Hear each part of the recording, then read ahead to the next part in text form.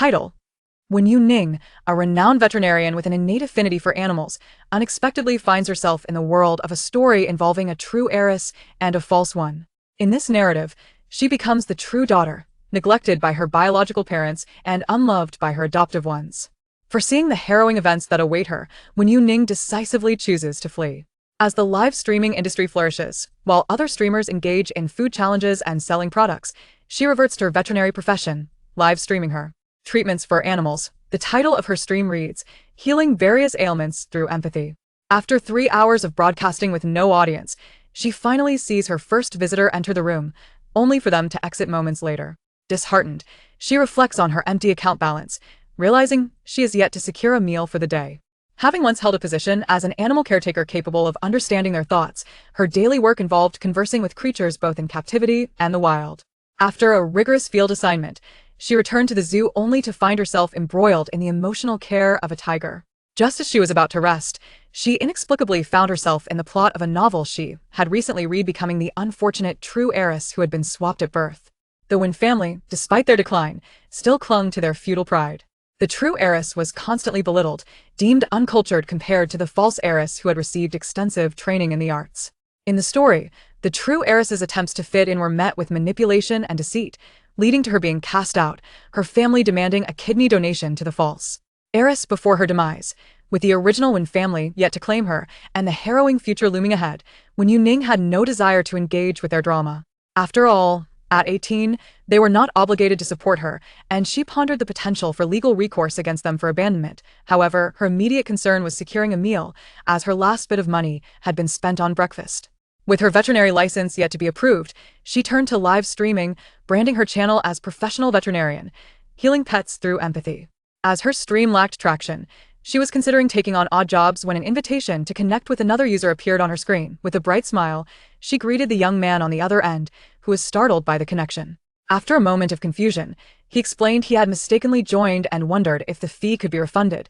When Youning explained the platform's rules, and the young man, dismissing the cost, expressed interest in her unique profession. Indeed, she affirmed, I specialize in difficult cases that traditional veterinary practices cannot resolve. For common ailments like colds or fevers, a visit to the clinic is still advisable. Her earnestness prompted a flurry of bewildered comments in the chat, reflecting the growing diversity of streaming professions. The male streamer harbors skepticism towards the notion of a cyber veterinarian. However, he seizes the opportunity to generate content and attract followers. By the way, my cat has been acting strangely lately. Every time it finishes its meal, it vomits. Sometimes, it barely consumes a few bites before turning away to expel a few morsels, only to resume eating again. The streamer, live streaming on his phone, steps out of his room and squats beside the sofa in the living room. Look, I searched online and found suggestions of malnutrition or gastrointestinal spasms. I purchased some nutritional paste from the pet store, but it hasn't made a difference. It's not the food either. I've tried 2 different brands and even offered fresh meat, yet it still vomits. As the camera pans, a solid-colored Maine Coon with pale golden eyes lies languidly on the soft sofa. Upon noticing its owner, it slowly raises its tail, appearing rather listless and exuding an aura of weakness. The male streamer gently strokes the cat's head and inquires, could it be a psychological issue? Is it depressed or engaging in emotional eating? It didn't behave this way before. How can we remedy this? When Youning observes the feline, how old is this cat? The streamer replies, 2 years. I've raised it from a kitten. The Maine Coon shifts slightly, lifting its head to sniff the phone. So hungry, I want to eat. The cat's belly appears sunken, and its inner thoughts flow as a stream of murmurs. Seeing this, Wen Youning suggests, bring over the cat food. Let's try feeding it live on stream. The male streamer hesitates. Huh? If it keeps vomiting, the internet suggests fasting and withholding water for observation before feeding. Isn't it true that the streamer should have heard what Luca said? Given the situation, fasting and observation is the way to go. Using small animals for entertainment purposes is unacceptable. Report for animal cruelty. Is this a Maine Coon? It looks so thin, and its fur is matted. When Youning pours a glass of water, feed it as I suggest. I'll take responsibility if it vomits. Just give a small amount of cat food, perhaps a few dozen pieces. Skeptical, the male streamer sets the bowl down, 10 pieces. Right upon seeing the bowl, the Maine Coon's eyes light up. As soon as the bowl is placed down, it eagerly buries its head into the food. For a 2-year-old Maine Coon, 10 pieces are consumed in a single flick of the tongue, and the blink of an eye. The bowl is emptied. Looking at the Maine Coon now, it sits beside the male streamer, gazing up at him with its head nestled against his knee, showing no signs of nausea. Wow. It really didn't vomit, the male streamer exclaims in astonishment. Was it previously vomiting because it was eating too quickly? That could be part of it, a 50-50 situation. Wen Youning replies, lightly tapping the table to signal him to give another 10 pieces. The male streamer complies, and this time the Maine Coon continues to eat rapidly. After repeating this several times, Wen Youning feels it's about time and suggests, grab a handful for 8 handfuls, actually one might not suffice. No sooner had she spoken, the Maine Coon, engrossed in its meal, abruptly lifts its head, its pale golden eyes glistening with tears as it gazes at the phone. Meow. Really? Ah. The male streamer pauses his counting of the cat food. That seems excessive, it usually eats just a cup per meal. He shakes the measuring cup in his hand. Wen Youning assesses the size of the cup and estimates, for a cat of this size and age, according to the measuring cup you have, it should consume at least 5 to 6 cups per meal. Additionally, it should occasionally have some dried fish and dental treats mixed in. She sighs. The Maine Coon is almost on the brink of becoming a greyhound. The male streamer's hand, pouring the cat food, moves slowly and stiffly. That's impossible. When I bought the cat, the seller told me it only needed this much, and a bit of leftover food would suffice. They say those who eat little are consuming cat food, because cats generally eat very little. Wen Youning is momentarily silent. Can a cat's diet as a kitten be the same as when it matures? Moreover, you have a Maine Coon. The largest Maine Coon in the world measures 135 centimeters in length. Goodness, this little amount isn't even enough for my cat's training rewards. Maine Coon. Always hungry, yet never starved. Haha. Did you see the look on the streamer's face when he mentioned another cup? Maine Coon, really? Is there more to eat? The echoes in the live stream are filled with the sound of the Maine Coon crunching its cat food. Wen Youning advises, if you often feed it leftovers, remember to take the cat to the vet for a checkup on its liver, kidney function, and pancreas. A diet too rich in oil and salt can burden these organs. The male streamer casually waves his hand.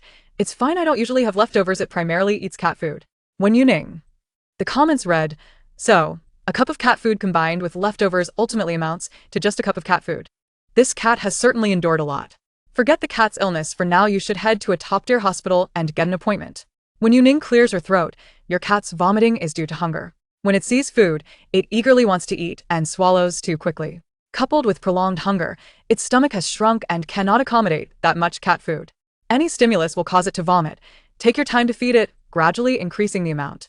Once it learns to control its hunger and slows down its eating speed, you can fill the bowl without worry. Cats know when they're full they will stop eating when satiated. Meow. The Maine Coon, now full, affectionately rubs against the phone, its head obstructing the camera several times. Its once dull eyes are now much clearer, as if yearning to connect with Wen Youning through the screen. Good kitty, eat well, don't rush, there will always be food available. This Maine Coon appears pitiful, and Wen Youning sighs. Thank goodness you joined me today, otherwise, this cat's future would be rather bleak with such feeding habits. Meow. Yes. Precisely, it simply cannot go on like this. The Maine Coon, having indulged in a hearty meal, exhibited a noticeable increase in vitality compared to its earlier lethargy. Previously, it had been too famished to engage with its surroundings, appearing rather listless. Wen Youning rested her elbow on the table, her fingertips lightly tapping her cheek, asserting that her Maine Coon would certainly refrain from scratching the sofa or gnawing on charging cables.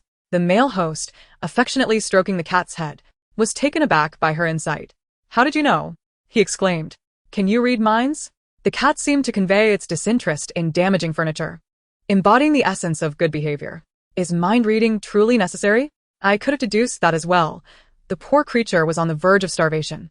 How could it muster the energy to play? You gentle giant, it appears that your Maine Coon has been reduced to mere gentleness, another commented.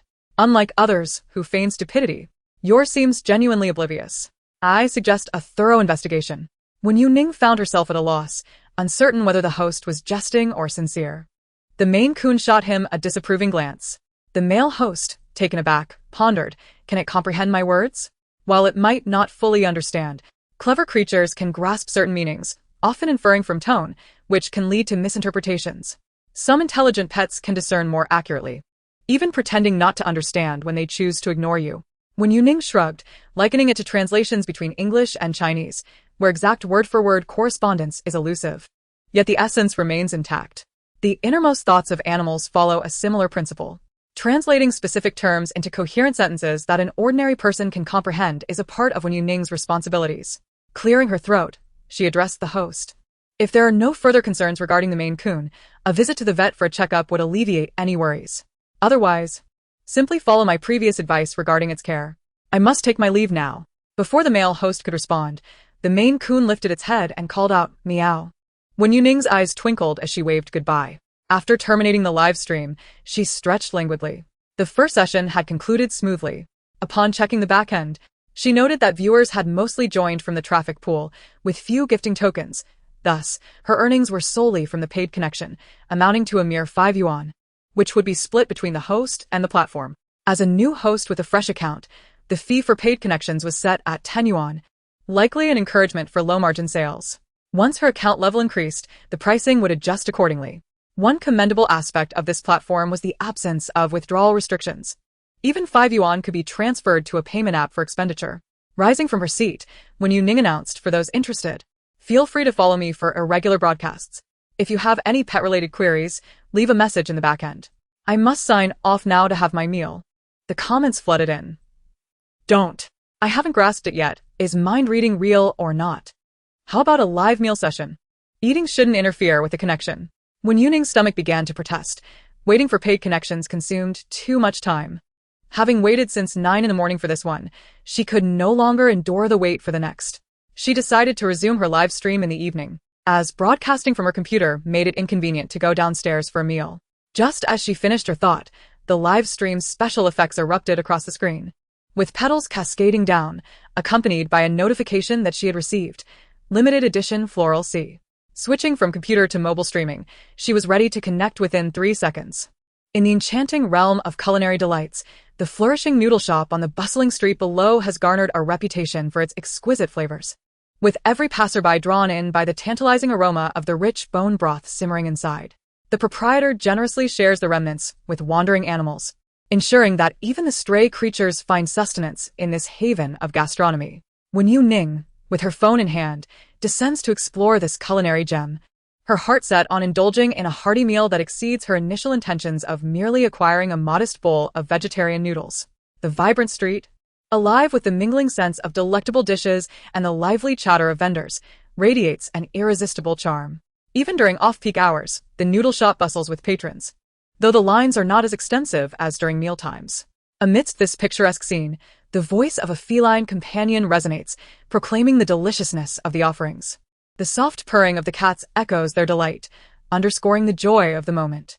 In a cozy corner, a row of small bowls filled with savory broth and tender morsels beckons the attention of a cluster of fluffy strays who eagerly scavenge for their share.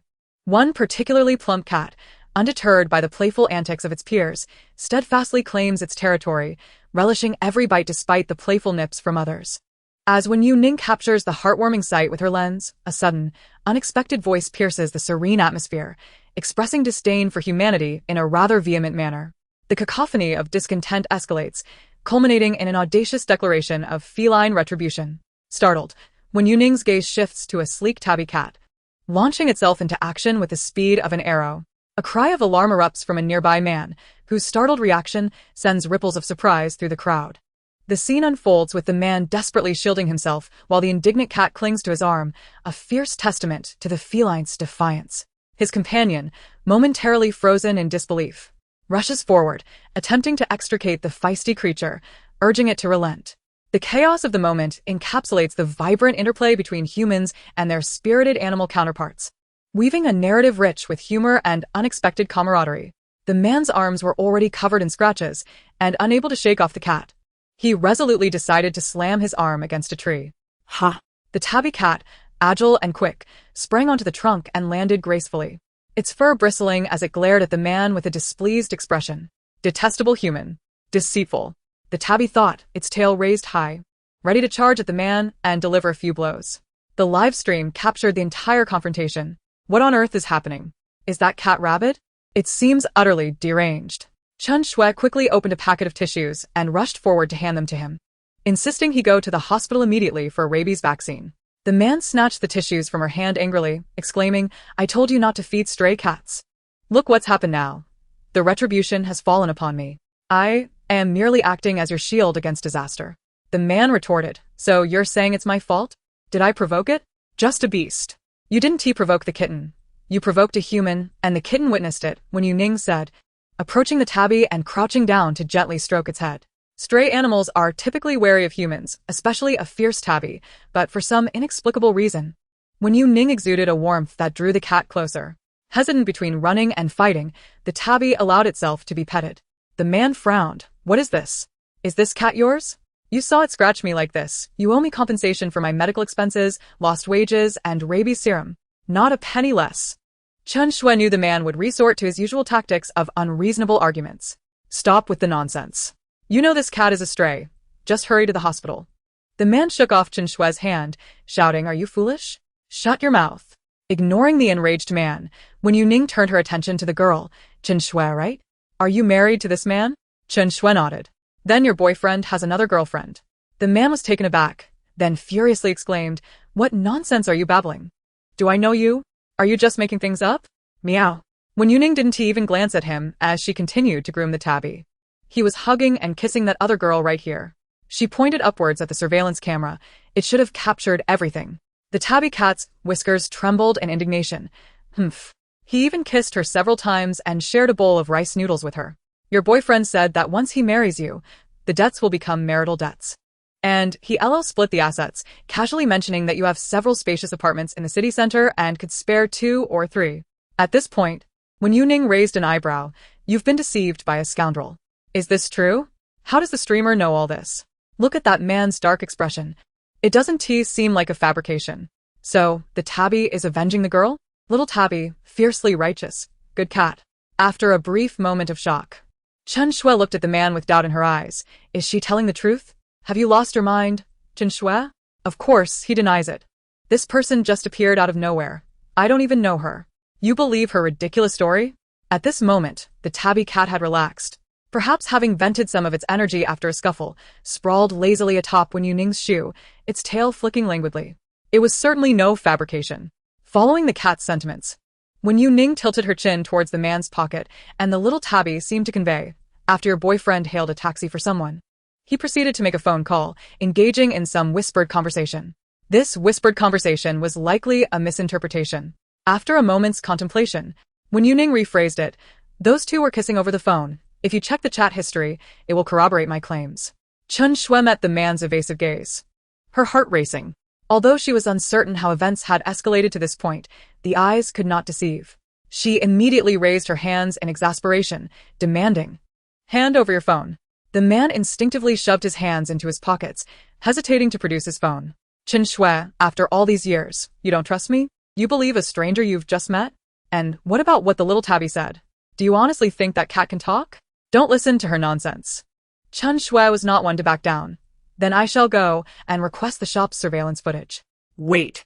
The man, clearly flustered, shouted in a voice that betrayed his anxiety. Do you think the shopkeeper will just hand over private information? Besides, we are about to get married. Do you not have even this much faith in me? I have given you more than enough trust, you scoundrel. Chen Shui, realizing the truth, felt her understanding deepen. Due to her commitment to mutual privacy, she had never once pried into his phone, nor did she even know the password. Now, it became evident that her trust had allowed this rogue to leave his chat records unguarded and unremoved. Otherwise, he would not be so flustered at her request to see his phone. It was clear he had deleted them in haste. Furthermore, claiming the small cat had rabies was absurd. It was he who seemed unhinged. Infuriated, Chen Shui raised her bag and struck it towards the man. No. Listen to my explanation. I was just having some fun with her. Get lost. Chen Shui retorted. With a click of her tongue, Wen Youning sat on the steps, gently stroking the tabby cat's belly, shaking her head. It serves him right. Meow. The tabby exclaimed, flipping over and trotting away with its tail held high. The cat will deliver a few more blows. Chen Shui was nearly striking the man, while the little tabby lurked nearby, ready to pounce. In the summer, clothing was light, and unlike domestic cats, wild cats did not have human assistance to trim their claws. The tabby's claws, sharp and pointed from surviving in the wild, could easily pierce through fabric.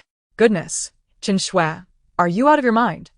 The man exclaimed, shielding himself with one hand while retreating, attempting to evade her. Yet, the agile tabby struck before he could react, leaving him stinging from a scratch on his leg. Infuriated, he grabbed a piece of gravel from the roadside to throw at the cat. Oh, this is exhilarating. Wait, am I misunderstanding something? So, everything the streamer said is true? Can the streamer really read the thoughts of small animals? Weren't there supposed to be surveillance cameras? If so, they could certainly capture this. After all, It's right outside the streamer's building. Perhaps the streamer witnessed this man's infidelity while going downstairs for a meal and fabricated the cat's perspective. Such a ludicrous tale. And yet, they believe it. I shall take note of this, and when I grow old, I will sell health products to you. The police car arrived swiftly.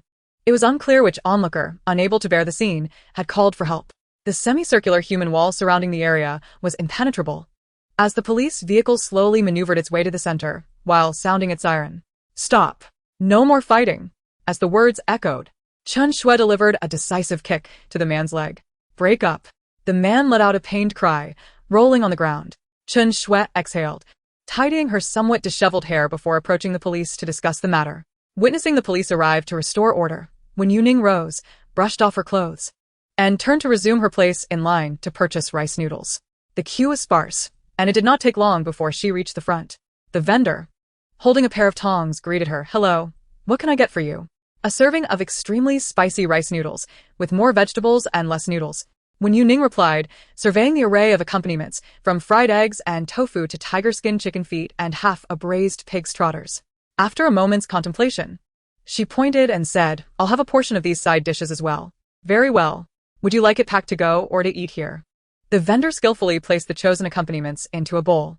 Wen Youning opted for takeout, assuring the vendor that there was no need to worry about the noodles clumping together on the short journey upstairs. The vendor handed her a small, round number tag, instructing her to scan it and wait for her number to be called at the left window. Bloodstains remained on the ground from where the man had fallen moments earlier. Though the cat's scratches were not severe, the wounds were numerous and bled considerably. Meow.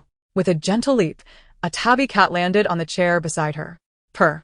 The tabby settled down, playfully nudging Wen Youning's wrist with its paws. Are you trying to solicit sympathy?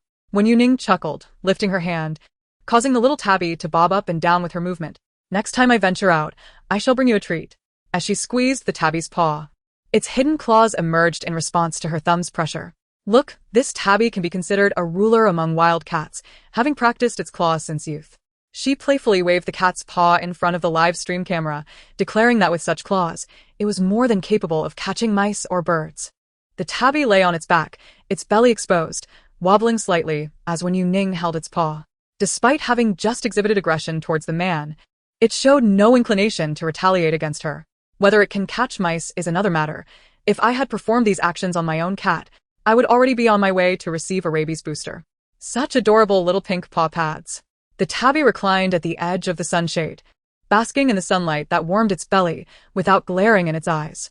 Its tail occasionally flicked up, enjoying the gentle strokes and narrowing its eyes in bliss. The soft purring never ceasing. Wen Youning placed her palm on the tabby's throat, feeling the vibrations distinctly. The deluxe spicy rice noodles, number 17, are ready. My noodles are ready.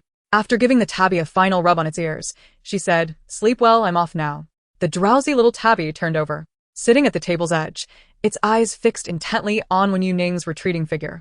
Wen Youning desired the ultimate configuration, with an abundance of accompaniments too numerous to fit within a single container, necessitating the use of an additional box. Within it, she added the soup base for the rice noodles, while the accompaniments, all fried, merely required a brief soak to absorb the flavors.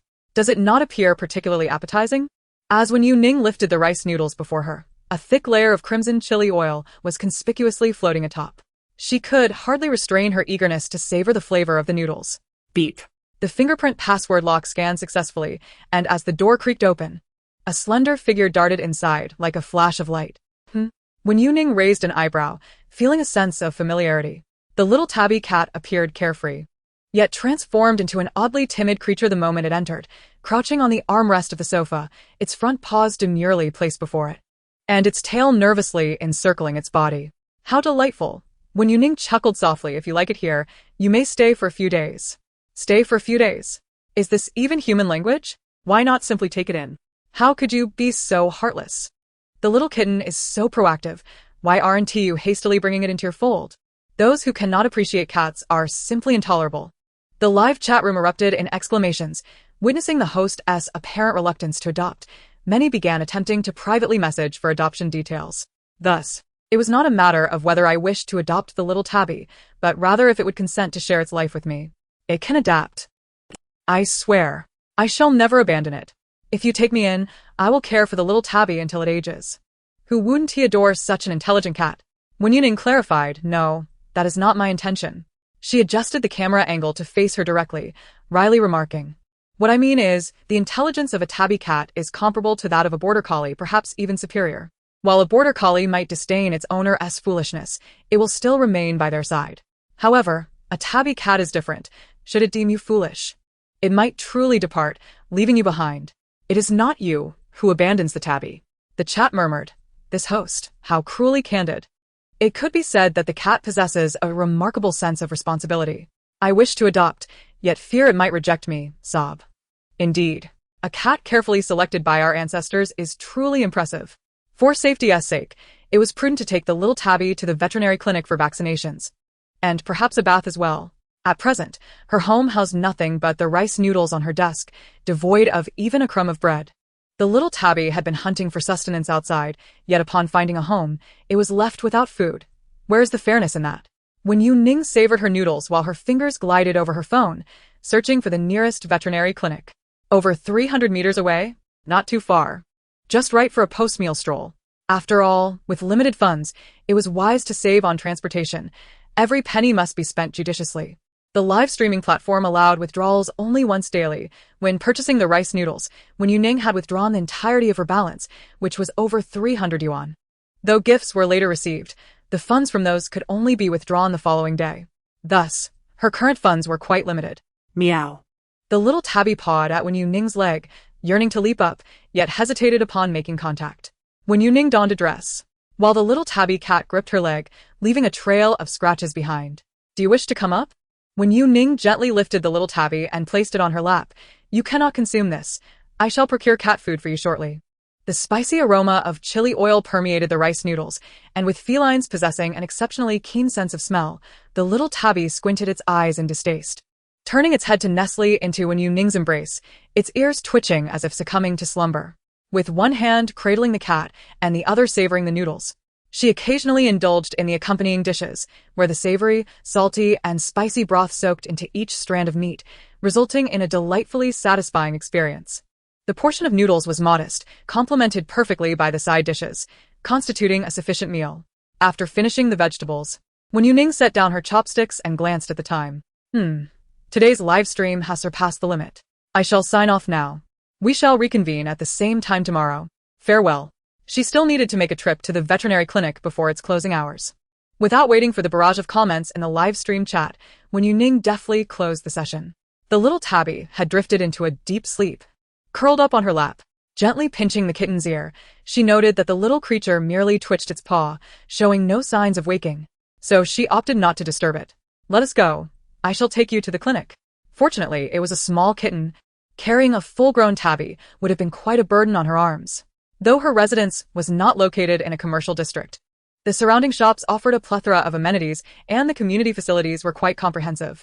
The pet store she searched for on her navigation was a modest establishment, yet it boasted a range of solutions for various pet-related issues. "Hello?"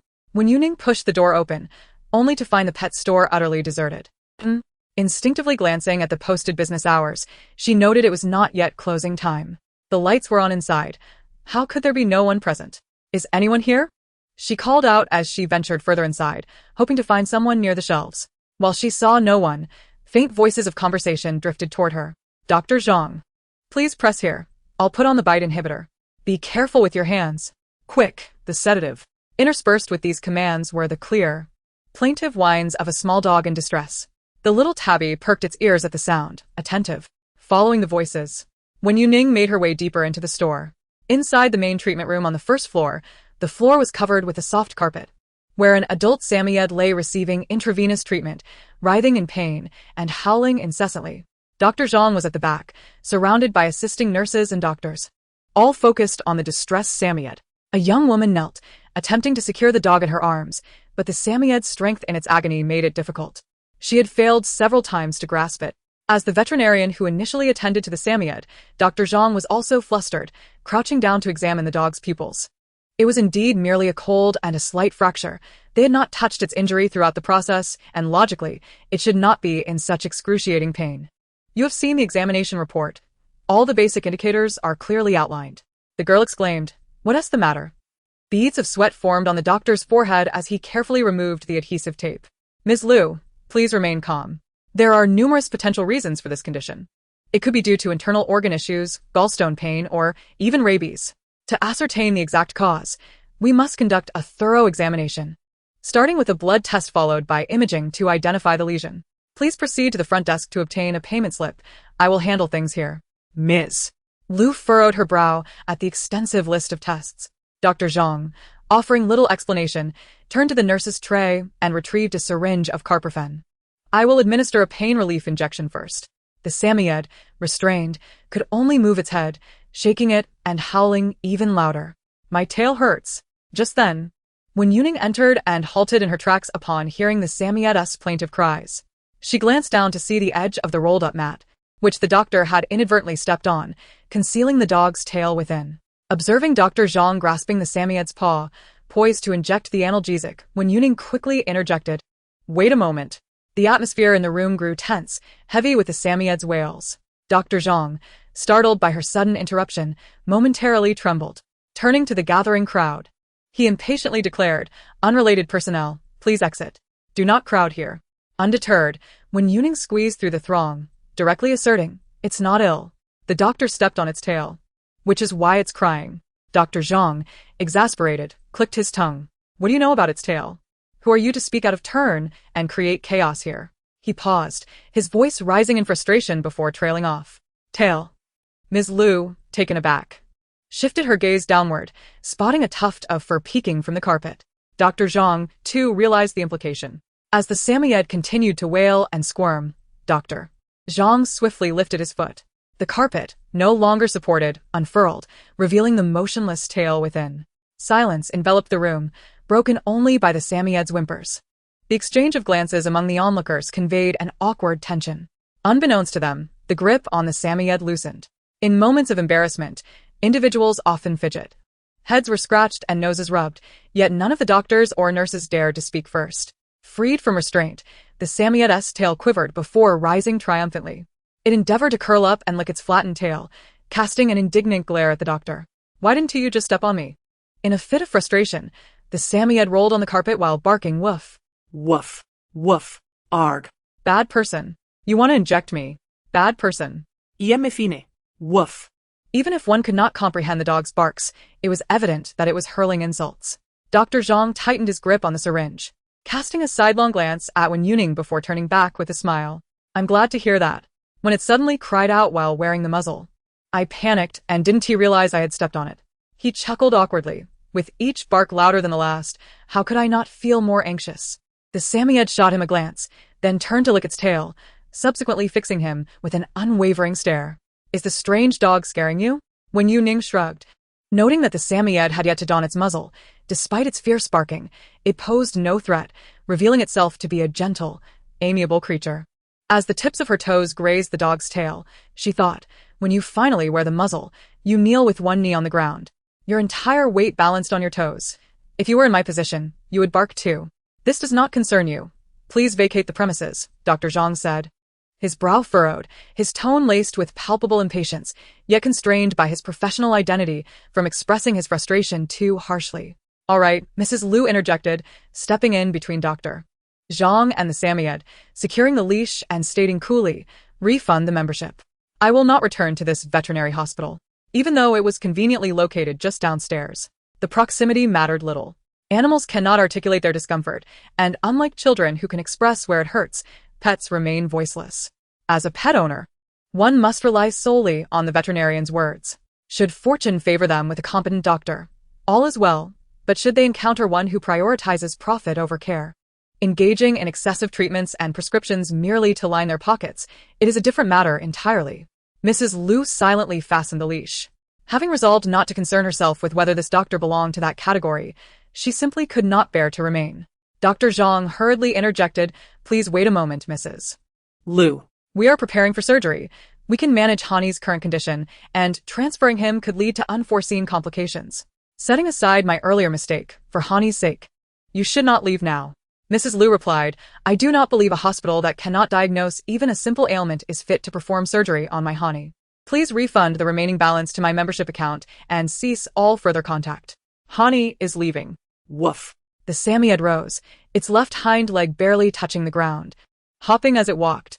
Miss Liu, Dr. Zhang called, following her outside, casting a pointed glare at Wen Youning as he passed. Wen Youning raised an eyebrow, sensing that this incident had cost the hospital a significant client. The Samoyed had barked so pitifully that it was clear everyone in the clinic, including the cashier, was present, indicating the dog had frequented there often. With no one left inside, Wen Youning followed suit, while Dr. Zhang continued his attempts to persuade Mrs. Liu. The Samoyed, still nursing its grievance from having its tail stepped on, bared its teeth at Dr. Zhang in a fierce manner. Do not waste your breath. My only demand is a refund. Do you understand? Mrs. Liu, exasperated, firmly rejected Dr. Zhang's overtures. That's all right. You're upset now. Once you've calmed down, I will provide a thorough explanation. Dr. Zhang maintained a smile throughout, appearing amiable and courteous. However, upon encountering Wen Youning as she emerged, his smile faltered slightly. Is there something you need? Dr. Zhang inquired. Certainly. Let us refine the text into a more elegant version. Very well. Let us dispense with formalities. Even you seems too much now. Wen Youning merely stepped out temporarily to administer a vaccine, as her household lacked certain essentials. Once finances permit, she plans to procure everything online, thereby negating the need for a visit to the veterinary clinic, minimizing her interactions with the doctor. She remains unperturbed by these considerations, solely eager to ensure her cat receives its vaccinations promptly. Vaccines are under strict regulatory oversight. Disregarding the veterinary expertise, the fabrication of vaccines is an egregious offense. Doctor. Zhang gestured toward the front desk, indicating for the vaccination form to be handed over. A piece of paper emerged from within. After signing it, Dr. Zhang directly presented it to Wen Youning, a disclaimer requiring her signature. While vaccines serve to prevent ailments, one cannot entirely dismiss the possibility of unforeseen complications. The risks, though minimal, are certainly not non-existent. Some clinics require guardians to sign waivers in advance. Wen Youning cast a glance at the document. Affixed to the disclaimer was a stapled list detailing the specific vaccines and their manufacturers. The final tally read 7,500. The price rendered her momentarily disoriented. This is outrageous. Many vaccines cost merely dozens or hundreds, yet this one demands an exorbitant sum. Dr. Zhang responded, Our vaccines are of the highest quality, imported from premier veterinary lines, unlike the substandard offerings from mere backyard operations. Wen Youning closed the document, asserting, We shall not administer the feline immunodeficiency virus, feline infectious peritonitis, or chlamydia vaccines. What is the cost for the feline triple and rabies vaccines? Moreover, to administer so many shots in a single day, one could hardly expect even a small kitten to endure such a barrage. Dr. Zhang, evidently accustomed to such requests, remained unflustered and replied calmly, The package cannot be disassembled. You may opt out of certain vaccines after purchase. However, the fees for those not administered are non-refundable. He continued, Do not be misled by the variety. While it may seem excessive, these diseases, once contracted, could prove fatal for your cat. They are of paramount importance. Wen Youning, initially disinclined to engage, found herself compelled by the doctor's promotional rhetoric. She remarked, Administering the feline immunodeficiency virus vaccine may lead to persistent positive test results, rendering it impossible to distinguish between actual infection and vaccine efficacy. As for feline infectious peritonitis, it is a mutated coronavirus. The mutation points are inherently untraceable. Where, may I ask, do you procure your vaccines? As she meticulously groomed the tabby, her voice was unwavering as she countered. If you truly possess the vaccine for feline infectious peritonitis, would you still be practicing here? Dr. Zhang's mouth opened, but upon realizing the depth of her knowledge, his expression darkened. Wen Youning nodded, affirming, Indeed. After a brief pause, she added, Let us say that is the case. After all, without concrete evidence, it is prudent to tread carefully. Having made an appointment yesterday, today was intended for the procedure. Had the earlier incident not occurred, Hani would likely have already been on the operating table. Dr. Zhang, eager to expedite the process, admonished, Is this truly the time for business discussions in my clinic, Ms. Liu? Ms. Liu retorted sharply, Shall I simply report you for overmedicalization? I've spent no less than 100,000 here, have I not? Each time you solicit donations for stray animal care, cat food, or canned dog food, I have contributed. Is it too much to engage in a brief conversation here? Dr. Zhang, aware of his shortcomings, attempted to clarify his intentions, but Ms. Liu chose to redirect her gaze towards Wen Youning. Is that acceptable? Wen Youning replied, I do not possess a veterinary practice license. I must inform you of this beforehand. She had taken the examination, but the results were yet to be revealed. Observing Wen Youning's youth, Ms. Liu surmised she might still be an undergraduate student. Despite her earlier display of professional knowledge regarding vaccines, Ms. Liu decided to trust her, reasoning that merely reviewing the X-ray should not pose significant issues. Of course, I appreciate your assistance. The bag in Ms. Liu's hand was filled with numerous items, all related to the examination reports. She produced an X-ray from within and handed it over. Is the fracture severe? Wen Youning fell silent as she examined the X-ray. Ms. Liu, noticing her stillness, felt a tightening in her chest, apprehensive that the doctor's silence indicated grave news. After all, the height of the stairs was considerable, equivalent to 2 stories. There is no fracture, Wen Youning declared, her fingertip gliding across the X-ray from top to bottom, revealing no issues whatsoever. Ms. Liu's reaction was one of disbelief. What? Dr. Zhang, panicked, interjected, do not speak recklessly.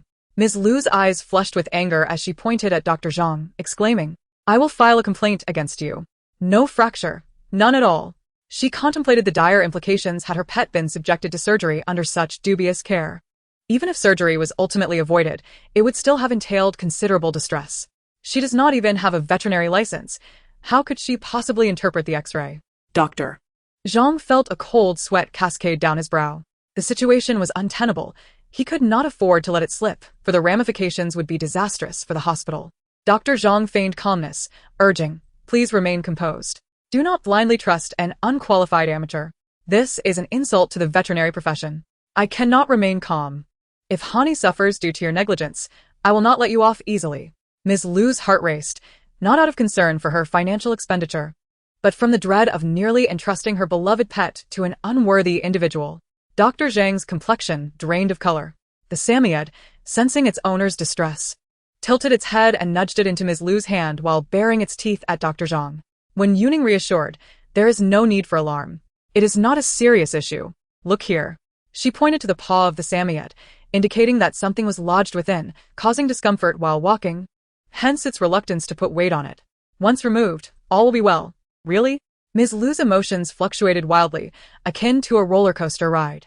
Dr. Zhang paused, clearing his throat, scratching his head while glancing towards the reception desk, where the cashier, meeting his gaze, lowered her head in silence. Do you have tweezers? Wen Youning inquired. Yes, Ms. Liu responded, rummaging through her bag and producing a pair after sanitizing them with an alcohol swab. Will these suffice? I use them for pinching small insects. They will do, Wen Youning confirmed. Do you need anything else? Ms. Liu's tools were limited, yet if she were to request assistance, it was likely that the nearby doctor would readily offer help. No need, Wen Youning replied, placing the little tabby cat on her shoulder, ensuring its safety. Meow. The tabby tilted its head and nuzzled against her. Wen Youning knelt before the Samoyed, affectionately stroking its head. The Samoyed, appearing blissfully content, let its tongue loll out, leaning to sniff the little cat. The little tabby narrowed her eyes and swatted playfully. The Samoyed, having been struck, licked his nose and resumed his foolish merriment. The little tabby frolicked alongside the Samoyed, her paws leaving no trace of harm.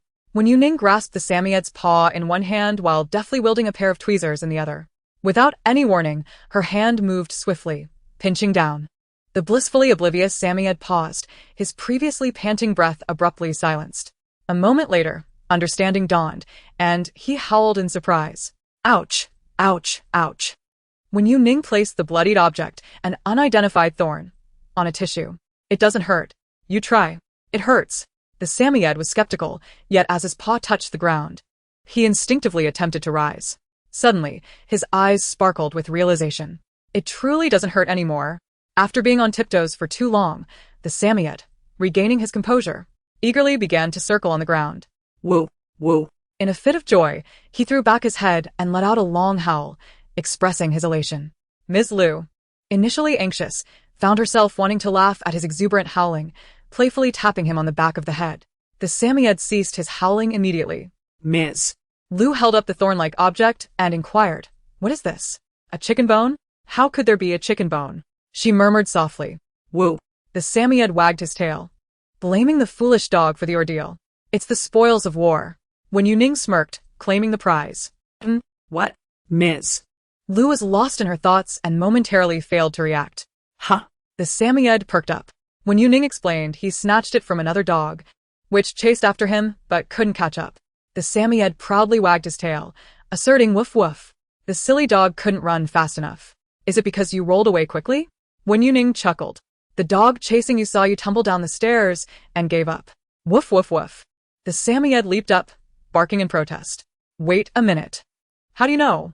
Ms. Lu looked bewildered, uncertain of the details herself. Thus it was improbable she had shared them with anyone.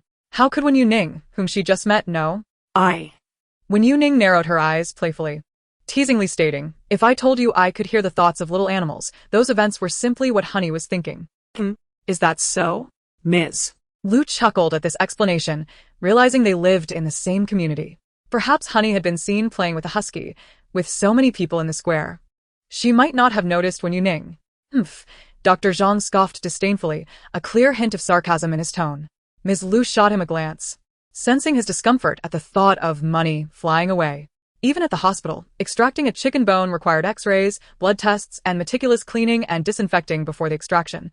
Not to mention the subsequent medication costs, which could amount to a significant expense. Yet Wen Youning resolved it in less than 3 seconds. This realization filled Ms. Lu with trepidation. She was immensely grateful for today's events. If it weren't for you, sigh. The words that followed were lost to her. Ms. Lu pondered for a moment, then retrieved her phone. Let's exchange contact information. I shall compensate you for the referral fee, and should Hani encounter any issues in the future, I can consult you. By the way, I still do not know your name. I am Lun Wan, she replied. Wen Youning came the response. As for the consultation fee, let's forego it. It was merely a matter of extracting a bone. The tweezers were Ms. Lu's own. I merely assisted in the extraction. Hence it seems inappropriate to discuss a fee. The Samoyed barked, woof woof. Wen Youning tucked her phone away, glancing around and catching sight of the cat food brand. None of these look familiar. Perhaps it's best to skip it. Noticing her gaze, Lun Wan asked, are you considering purchasing cat food? Only now did she notice the little kitten cradled in Wen Yuning's arms. I also have a cat at home and possess food suitable for kittens. How about I fetch a few packets for you? Before Wen Youning could decline, Lun Wan continued, aside from this store, there are no other pet supply shops in the vicinity. The quality of cat food here is scarcely superior to that found in supermarkets. And I hesitate to purchase it myself. Would you dare to feed it to your cat? Dr. Zhang, who had been mentioned, instinctively remained silent, fearing that Lun Wan might launch a complaint, as escalating matters would not serve him well. Thus, he silently bore the brunt of the situation. Wen Youning contemplated and replied, then I shall trouble you. It is no trouble at all. I should be the one expressing gratitude. Lun Wan said as she walked over to the door. Come along, my home is just nearby. She warmly invited Wen Youning to join her. Dr. Zhang followed them to the doorway. Ms. Lu, do come by again when you have the time. Today's incident was a misunderstanding. It would be best to clarify matters face to face. Lun Wan ignored him, engaging in conversation with Wen Youning. Did you find this cat? I once saw a kitten that resembled it outside, right by the rice noodle shop. As she spoke, she reached out to pet the kitten. The little tabby recoiled, slightly, while the Samoyed stealthily climbed from Wen Yuning's shoulder to the other side, refusing with a soft meow. Lun Wan's hand met empty air, leaving her both amused and exasperated. How curious, she remarked, gently tapping the tabby's tail. I have even fed you cat food before, you little rascal. Given that it was a feral kitten, Lun Wan, who owned cats at home, deemed it prudent to avoid direct contact. Well, she conceded, I intend to visit the pharmacy for some ointment. I shall wait for you in the small garden beneath Building 3. Wen Youning nodded in agreement. All right. As dusk approached, the summer nights lengthened, with remnants of daylight still gracing the sky after 7 o'clock. When Wen Youning emerged, she had changed her attire. Initially, she had planned to wear the same clothes after disinfecting them. However, after searching her home, she found only 84 disinfectant, which was inadequate for proper sanitation. To avoid carrying any pathogens, she decided to change her outfit entirely. At this hour, many nearby residents strolled out after dinner, and the most crowded spots were the community square, followed closely by the small garden. Leaning against a large tree, Lun Wan tossed a small treat to the Samoyed. Although the wound on its paw was still present, nothing was lodged within, and the dog did not seem to exert itself deliberately, thus the discomfort was not pronounced. The Samoyed evidently regained its appetite, joyfully bouncing as it devoured the food. Upon looking up and spotting Wen Youning, Lun Wan took hold of the dog leash. Come along, my home is in this building, very close. She took the initiative to lead the way, while the Samoyed dashed ahead into the familiar hallway. Lun Wan remarked, in my home, I possess several brands of cat food, encompassing all the renowned and popular ones available online, as well as some artisanal meat diets recommended by various bloggers. I have a particular fondness for stockpiling, especially when it comes to cat food, dog food, canned pet treats. These occupy an entire wall in my abode. With a soft click, she opened the door and gracefully gestured, "Please come in." Wen Youning was about to step forward but paused, taken aback upon observing the surroundings. "Your residence is a seaside property?" she questioned, perplexed, as there wasn't even a river nearby. How could there possibly be an ocean? As Lun Wan turned to her, she noticed a layer of water on the marble floor tiles, not enough to submerge her shoes, but certainly 3 to 5 centimeters deep. Lun Wan exclaimed, "I dare not open my eyes, hoping this is merely a figment of my imagination."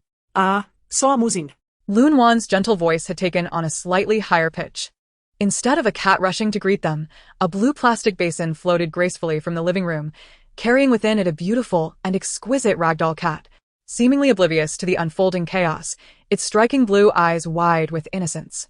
Wen Youning stifled a laugh while Lun Wan mused, "Meow?" as the ragdoll cat tilted its head quizzically. With no time to rescue the drifting kitten, Lun Wan dashed into the kitchen, treading through the water to turn off the gushing faucet. She then opened the floor drains in both the kitchen and bathroom, hoping to salvage what she could.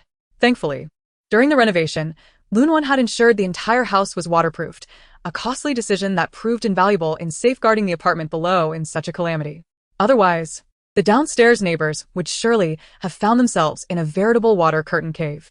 The Samoyed, perceiving it as a game, joyfully barked and splashed into the water, its paws creating a delightful sound against the surface. Whoa. With its fluffy fur obscuring its eyes, Wen Youning nearly strained her back when she scooped it up. "Just sit here and don't move, otherwise, your paws will start to hurt again," she instructed. Perhaps her words reminded Hani of a previous encounter with a chicken bone, for it surprisingly refrained from leaping back into the water. Wen Youning rolled up her sleeves and picked up the floating basin to assist in scooping out the water. "It must have been ha-ha-ha stewing," she exclaimed, as various water-absorbing tools lay scattered on the floor, visibly soaking up the water. She quipped, "Look at ha-ha-ha's expression. Every time it airs, it wears that same face. I'll dock your treats for a month. Let us see if you dare to misbehave again." Following Lun Wan's pointing finger, Wen Youning spotted a Maine Coon perched on the back of the sofa. This large feline, with drooping ears, appeared timid and submissive, embodying the essence of a miscreant fearing punishment. The word coward was practically inscribed upon its face. The true culprit confessed at the scene of the incident. "Is this Maine Coon ha-ha-ha?" "Indeed," Lun Wan confirmed, "while the ragdoll is happy." "Then let's dock Happy's treats instead." Wen Youning placed the basin down, listening to the ragdoll's soft murmurs, recognizing that the Maine Coon's fear of water stemmed from its inherent timidity rather than any wrongdoing. The faucet was turned on by the ragdoll cat, demanding her treats. "Meow." The ragdoll, originally playing in the water basin, raised her head and meowed loudly. It wasn't me. Yet, even the meowing cat refused to admit it. The thoughts of the little cat and her spoken words echoed simultaneously. Wen Youning raised an eyebrow, remarking, "Even if you deny it, you still did it." The ragdoll replied, "Meow." "So what? Humans wouldn't know it was me, right?" Meow. Suddenly, the ragdoll's eyes widened in disbelief, as if she had heard something incredulous. She gazed at the peculiar human. "You can hear me?" Meow. "This human is quite the rascal. No matter, this strange camera cannot capture me. I'll cover it up." Wen Youning couldn't help but laugh, pointing at the ragdoll. "She did it. Punish her." The ragdoll even obstructed the surveillance camera, giving all her treats to ha-ha. "Meow." The Maine Coon's voice rose in protest. "Oh, dear human. Boo-hoo. You truly are a good human." Clearly, the Maine Coon had been wrongly accused more than once. Lun Wan stood by, bewildered. It all seemed rather odd, yet they appeared to converse effortlessly. She moved her lips, unsure how to interject into this lively exchange. At that moment, she recalled Wen Youning's earlier claim about understanding the thoughts of animals. "You truly can comprehend their thoughts?" Lun Wan asked, astonished. If previously there was a coincidence that could explain this, now the matter of who turned on the faucet and the surveillance was perplexing. Wen Youning had been standing at the door since she arrived, never entering the kitchen. It was unlikely she had guessed that a camera was hidden in there. Surprised, Lun Wan cautiously entered the kitchen. Indeed, she looked up to find a towel hanging from a camera that she had overlooked. Lun Wan. Wen Youning was right. When all impossibilities transform into possibilities, the most unlikely conjecture becomes the most accurate answer. Loon1's mouth opened and closed, feeling as if her worldview had been profoundly shaken. The ability to hear animal thoughts. It was astonishingly real. Loon1 exclaimed, "I must follow you immediately." Indeed. There were countless mysteries in the world that they remained unaware of, much like ghosts, metaphysics, Taoism, and Buddhism. Many phenomena defy conventional logic. Loon1 was filled with admiration for Wen Youning's remarkable abilities and felt fortunate to have met her. "One moment, I'll fetch you some cat food." As Loon1 dashed into her room, her lips stretched into a wide grin. A wall full of shelves revealed that only the bottom bag of cat food had been splashed with water, while the others remained dry. Although the cat food bags were waterproof and undamaged by a few droplets, Loon1 still chose the upper, unaffected packages along with various treats and canned food. Hearing the commotion, Wen Youning entered to find Loon1 had filled a large bag. "No need to take too much. A transitional meal for today. And tomorrow I shall buy fresh ingredients to prepare cat food." "You're cooking for them?" Yes. Wen Youning is currently preoccupied with her affairs, prioritizing her finances. Moreover, when compared to commercial cat food, homemade cat meals present considerable advantages. Preparing them oneself is far more convenient, and a single batch can be frozen for prolonged use. Loon1, upon hearing this, became intrigued. Though she had previously encountered online tutorials, she never considered trying it herself and opted for ready-made options instead. However, the mere mention of it by Wen Youning sparked an inexplicable urge within her to attempt it. "Are there any tutorials available? Could you teach me?" she inquired. Wen Youning replied, "I don't have a tutorial at the moment, but I plan to do a live stream tomorrow." She then took out her phone, asking, "How much is it? I'll transfer the funds to you." Yet the bag was too large, and Wen Youning had to tilt her head to reveal her face from the side. Loon1 exclaimed, pressing down on the cat food to prevent her from declining. "There are no buts. If it weren't for you, I would have spent a fortune on treatment at that pet hospital today, and Honey would have suffered as well. I feel this mere cat treat is insufficient. If you refuse again, I truly won't know what to do." The thought of her previous expenses at that pet hospital made Loon1's head ache. She feared she had been treated like a cash cow. The fees there were notoriously high. She suspected she was not the only one being milked. Wen Youning contemplated for a moment and acquiesced, "Fine. Consider it as a deposit for your pet's medical fees. Feel free to reach out if you have any questions regarding your pet in the future." I'll be on my way now. Loon1's face radiated with a smile. "Okay. Please drive safely." Meow. The Maine Coon, long bearing the brunt of misfortune, meowed in an adorable tone. "I like it. I'll come again, next time." The Samoyed wagged its tail joyfully. Both fluffy companions were fond of Wen Youning, except for the ragdoll cat, who stubbornly turned its back, meowing. "Humph. I detest humans with no sense of boundaries." Disgusting. Meow. The little tabby cat perched on the shoe rack, tilting its head and pawing at the doorknob. Before leaving, Wen Youning had filled a deep bowl with water, which had noticeably decreased in level. She poured some cat food into a dish, saying, "Let us eat first." The little tabby, having adhered to Wen Youning from the beginning, had only drunk a bit of water and was now hungry. The quality of the cat food was excellent. Even upon opening the bag, a strong meaty aroma wafted out. The little creature circled the food dish twice, scratched the ground a few times with its front paws, and finally lowered its head to munch on the food with a satisfying crunch. After several tribulations, the little tabby finally got its meal. Wen Youning stretched lazily, realizing she still needed a cat litter box. Such items could indeed be purchased at the pet hospital, and while the quality might not be subpar, the prices were exorbitant. According to the pet hospital's price list, a cat litter box costing around 30 to 40 online would certainly cost several hundred at their establishment, not including the litter. Conveniently, she planned to visit the market tomorrow, which was a considerable distance away.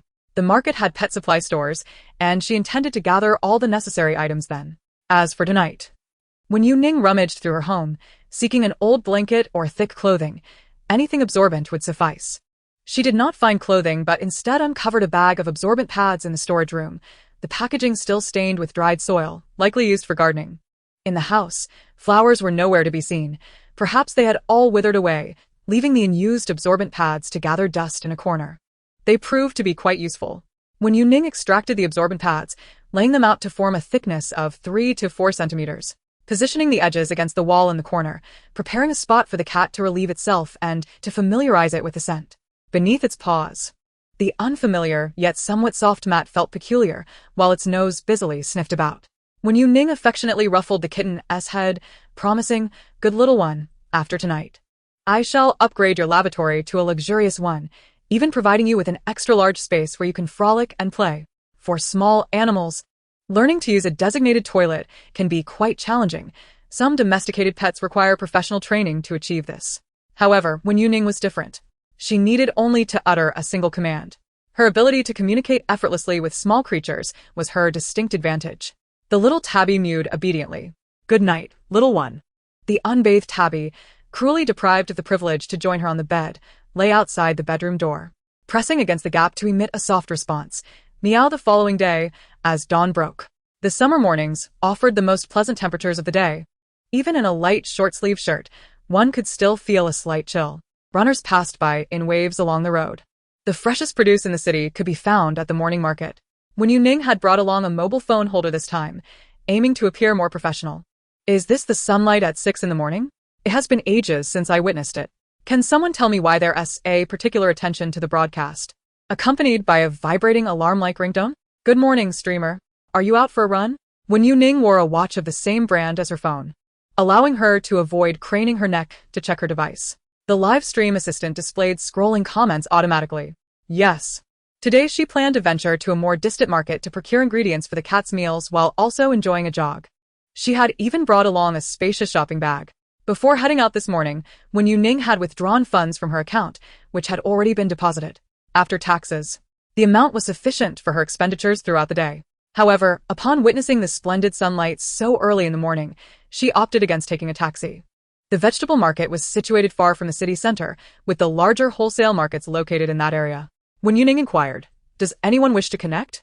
Fans who had sent gifts of equivalent or higher value to the paid connection could apply to join her. Although no one requested a paid connection, many had gifted her the previous day. Perhaps it was still too early. Students were going to school, workers were heading to their jobs, and night owls were only just settling in for sleep.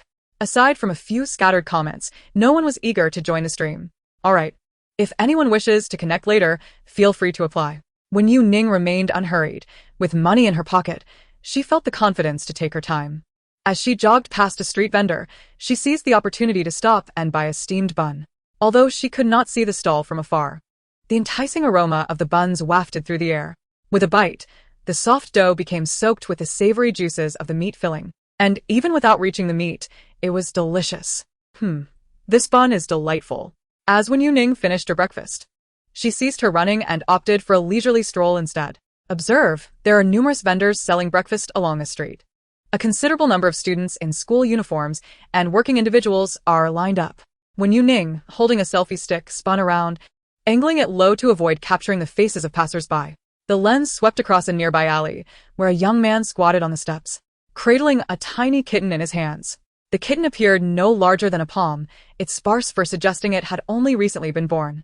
The young man, still clad in his school uniform, seemed quite youthful. As Wen Youning approached, she heard him say, "Here, this little one must be hungry for milk. It has been mewing incessantly. Why aren't you attending to it?" The kitten, with its eyes still closed, mewed persistently, its feeble voice surprisingly robust, not reflecting any signs of hunger. Meanwhile, the young man was straining to extend the kitten forward. On the steps, an orange cat sat vacantly, observing the kitten below, lowering and raising its head repeatedly. The young man locked eyes with the orange cat, urging, "Don't just stare. Feed it. It's hungry. Look how pitiful it is. It seems on the verge of collapse." The orange cat blinked, mewing softly. "Me? I can't feed it." Wen Youning walked over and cradled the kitten in her hands, inquiring, "Where did you find this little creature?" The young man replied, "Right here." "Isn't this orange cat its mother? Why can't it feed it? Such a small kitten should still be nursing." Wen Youning chuckled, exasperated yet amused. "Of course not. This orange cat is merely 2 or 3 months old itself. It's still just a kitten." The young man exclaimed, "Ha!" finding a baby on the roadside and handing it to a passing young student with yellow hair. "Orange cat. I'm not even weaned yet, and a child expects me to nurse it. Little one, this orange cat was just a few weeks ago in the same predicament as this kitten. The intention is good, but perhaps we should hold off for now."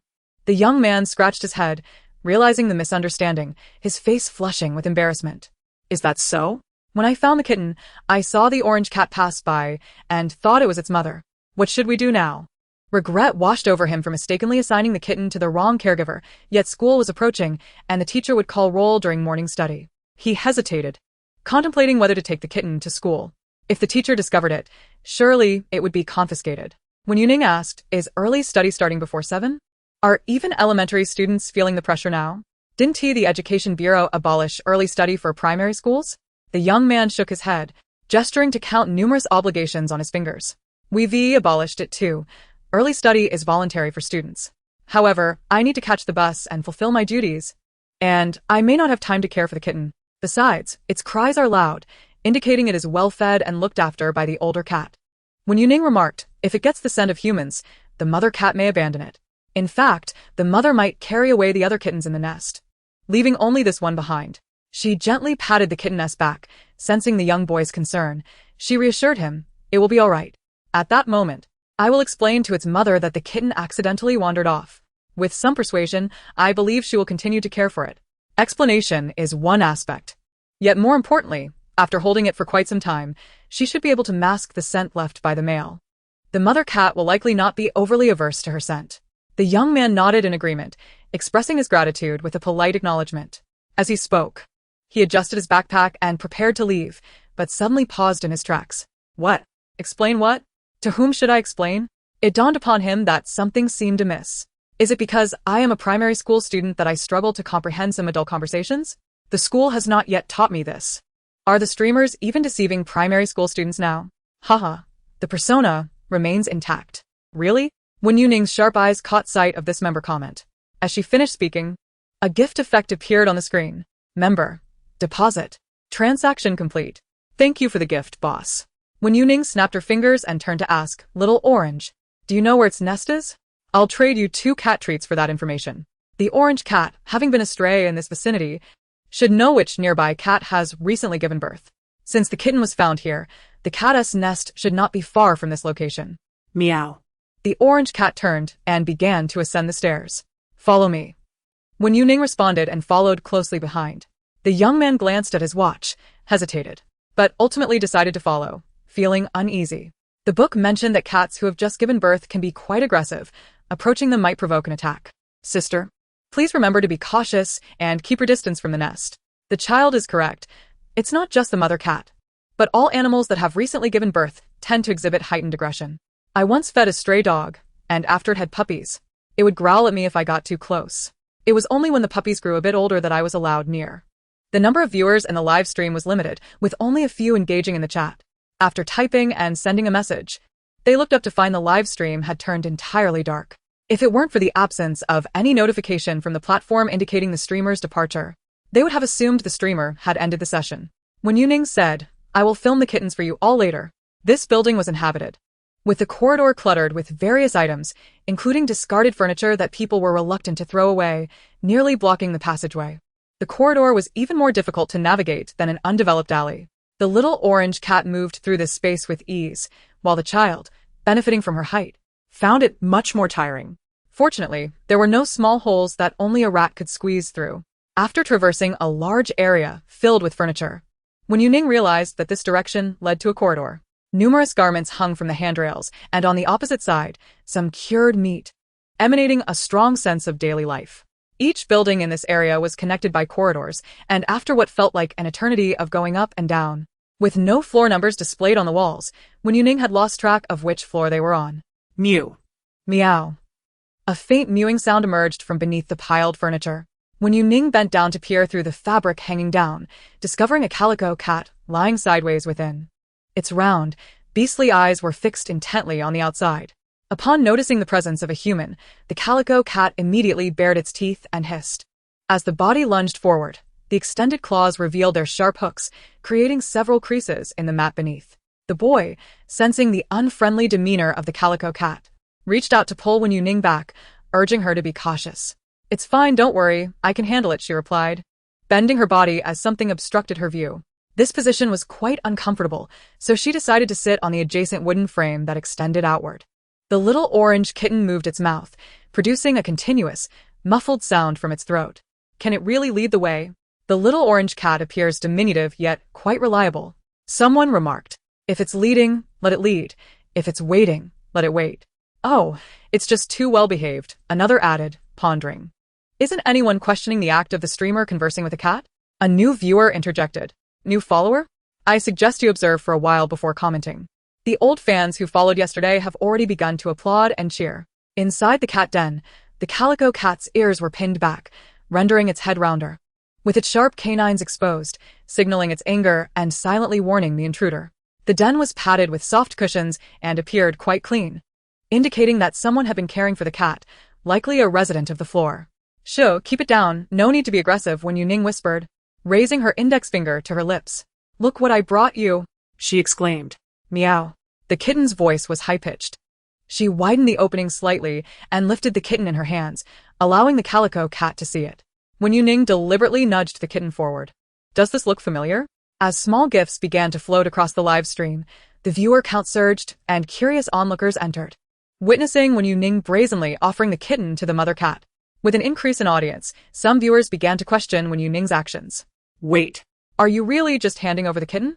Especially with the mother cat present? One viewer exclaimed. Watch your hands. The mother cat might scratch your skin off. Such perilous actions naturally drew attention. Noticing the barrage of comments, Wen Youning did not relent but earnestly addressed the camera, saying, dangerous actions. Please do not attempt to replicate. The calico cat paused, tilting its head in confusion as it scrutinized Wen Youning, glancing down at the kittens in its embrace. 1, 7, 5. All were there. Not mine, but yours. If you don't believe me, come closer and sniff, she teased. Aren't they all here, baby? Can't you count? Wen Youning, attuned to the calico cat's unrefined thoughts, noted the awkward Arabic numerals. There was one, yet there should be two behind it. The exact number of kittens was uncertain to her, but she knew that the one in her hand must be included. The calico cat stiffened, its mouth widening gradually, pupils narrowing into slits, and its ears perked up. Meow. Who said I can't count? It protested. No questioning the cat. Can humans hear me counting? Meow. It wasn't he that humans could, it was that only I can. Wen Youning smiled, saying, come on, it must be starving, it's been crying. The calico cat hesitated, but then stood up, its eyes fixed intently on Wen Youning as it cautiously approached. Please inspect the nest for any potential damage or openings. It is likely that the kitten inadvertently fell through one of them. Wen Youning gently reminded, it may carry unfamiliar scents, but fret not, for there is no danger. It is merely the fragrance left by a child who found it, this very child beside me. Come, say hello. The calico cat immediately bared its teeth at him, hissing. The boy instinctively recoiled, stepping back a few paces. Wen Youning held the little kitten for a while, allowing it to absorb her scent. Yet it was impossible to completely mask the child's aroma. She felt it prudent to forewarn the calico, preparing it for the moment of sniffing. As the calico cautiously poked its head through the gap, it approached Wen Youning's hand, carefully discerning if this was indeed its offspring. The boy opened his mouth, intending to caution Wen Youning to be careful, as at such proximity, a sudden bite from the calico would be unavoidable. However, he hesitated, fearing that his voice might shatter the silence and startle the large cat, leading to dire consequences. The elementary school student squatting nearby clenched his fists anxiously, recalling his mother's warning that being bitten by a stray cat necessitated a trip for a shot. In that moment, even the audience in the live stream held their breath, collectively anticipating the calico as potential frenzy, fearing the worst. Yet as the moment drew near, the seemingly fierce calico did not bite. The anticipated scenario of cat teeth piercing through fingertips failed to materialize. Instead, while all were on edge, the calico merely gave a gentle lick to the kitten in Wen Youning's hand, paused for a moment, and then licked Wen Youning's fingertips as well. Meow, the boy was taken aback, visibly confused. The comments flooded in. Wait, what? I can't believe I was so tense. Weren't we told that a mother cat just gave birth is fierce? I expected a battle to ensue. Was it my imagination? Or did the previously aggressive mother cat suddenly become docile? The host must have poisoned it, certainly. The calico grasped the kitten by the scruff of its neck, while Wen Youning cradled the kitten with her palm facing upwards. She instinctively lowered her wrist, allowing the young creature to dangle freely. The kitten, now held by its mother, quieted significantly, its cries no longer as sharp as before. Be careful near the edge of that platform. It seems precarious. The fabric in the back has been torn, and some of it appears quite old and brittle. Wen Youning sensed the risk of the squirming kittens tumbling down and rose to search among the discarded furniture for something useful. These items seemed to have been left here for quite some time. Evidently, there had been no fire inspection, or else they would have been cleared away. Wen Youning extracted a wooden board, coughing as the dust stirred around her. This will do, she said, her voice rasping, it's sturdy. Now, dear kitty, please remain still. She carefully leaned forward, positioning the board at the back of the nest, understanding that the kittens were not in the best condition to be active yet. If they were to reach a more rambunctious age, it would surely rain kittens downstairs. The calico, cradling her pair of kittens, gazed up at Wen Youning with innocence, entirely shedding the fierce demeanor she had exhibited upon their first encounter. She placed a wooden board to completely block the area near the windowsill, and a sense of security enveloped her. Wen Youning tapped the board with her hand to ensure it was firmly in place before releasing her grip. The friendly calico cat nuzzled against her hand. "Thank you," she smiled, graciously accepting the gesture. How did you do that? "Were you just speaking to the kitten? It seems you can converse with them." The boy, who had a fondness for animals, was captivated. His mother, concerned about his safety, had provided him with extensive information about the dangers of wild cats, equating the risks posed by a feral mother cat to those of a rabid dog. Thus, the boy had always found them frightening. Earlier, when he had lifted the blanket, the mother cat had hissed menacingly. Yet the sister before him had merely uttered a few words, and the calico had instantly transformed into a docile creature. The rapidity of this change was truly astonishing. "Amazing! You are incredible." The boy's eyes sparkled with admiration. Children at this tender age do not delve deeply into the veracity of matters. They trust solely what their eyes perceive. It would only be later that they begin to contemplate beyond the surface. Therefore, no extensive explanation was required from Wen Youning. The young boy believed wholeheartedly in what he had witnessed. Wen Youning crouched down to meet his gaze. "It's not necessary, little one. Protecting and assisting small animals is part of my responsibility." She possessed an extraordinary ability that placed the well-being of these creatures above all else. The boy, however, was resolute. "No, my mother said there should be a reward, but I didn't bring any snacks today." "It's truly unnecessary," she began, but he rummaged through his belongings and presented her with something that resembled a book. "Here, this is for you." Wen Youning paused, bewildered. "What is this?" "It's the latest upgraded version of mathematics for 100 people. My mother bought it as extracurricular material, not part of the school curriculum. And I can give it to you as a reward." The boy beamed with joy. Wen Youning was suddenly reminded of the dread associated with the relentless pressure of exams. She quickly declined. "No, no, no. I can't accept this. It's too generous." Ha ha ha. Look at the boy's sincere expression. "How can you bear to refuse him, host?" "Don't tear it, it's for the child." "I'll take one. Charge it to the hostess account. 100 math problems. This boy is so remarkable that I believe he deserves an official reward." Just then, a head peeked around the corner of the staircase. Before the person had fully arrived, they called out, "Mom." The boy waved enthusiastically at the individual descending. Simultaneously, he turned his gaze to Wen Youning, saying, "You are?" "Yes, Mom. This sister is incredibly talented." Xiao Haoyu enthusiastically recounted the events to his mother, who listened intently. Upon hearing that this sister possessed the ability to read minds, she smiled gently, offering no contradiction. Wen Youning glanced out the window and then back at the staircase. "Do you live in this building?" "Yes, we reside on the first floor," the woman replied. No wonder Xiao Haoyu had found the kitten. Wen Youning speculated that the kitten might have squeezed through the fabric barrier and accidentally fallen onto the adjacent table, subsequently tumbling down to the ground, where a pile of discarded cardboard lay near the window. The low ceiling in this area contributed to the incident, and it was fortuitously discovered by Xiao Haoyu, who was on his way to school. However, the spot where she encountered Xiao Haoyu was somewhat distant from this location. Wen Youning inquired, "Why didn't you bring the kitten upstairs to search for it?" She mused, regardless of whether one liked it or not. The little orange cat would surely have run away, so that couldn't be the reason. The little orange kitten sat quietly on the table, licking its paws, its fluffy face bearing the weight of experience. "I just stepped out to find something to eat," he exclaimed while chasing after me, urging me to stop and not to run. I was terrified at that moment. Meow. Wen Youning needed to hurry to the market as well. After the morning market hours, fresh vegetables would wilt. I had matters to attend to, so I had to leave early. "You all keep busy," she said. Upon hearing this, Xiao Haoyu exclaimed, "I'm going to be late." While speaking, he hastily slung his backpack over his shoulder, calling out, "Goodbye, sister." The woman nodded at Wen Youning and turned to follow Xiao Haoyu, saying, "Xiaoyu, wait a moment. Mommy will drive you." As Wen Youning exited the corridor, she exhaled deeply, while the live stream room simultaneously erupted with gift effects. It was from the member who had previously made a deposit. The time she had originally allocated for her early market visit was ample enough. Even if she grew fatigued and needed to rest briefly, she would still have time to secure fresh produce. However, due to a minor interruption, it had now become crucial to rush to the market in the shortest time possible. Although the camera hanging around her neck was convenient, it could only capture her surroundings from a first-person perspective, making it impractical for regular live streaming. A phone stand was far more reliable. And so, off she went.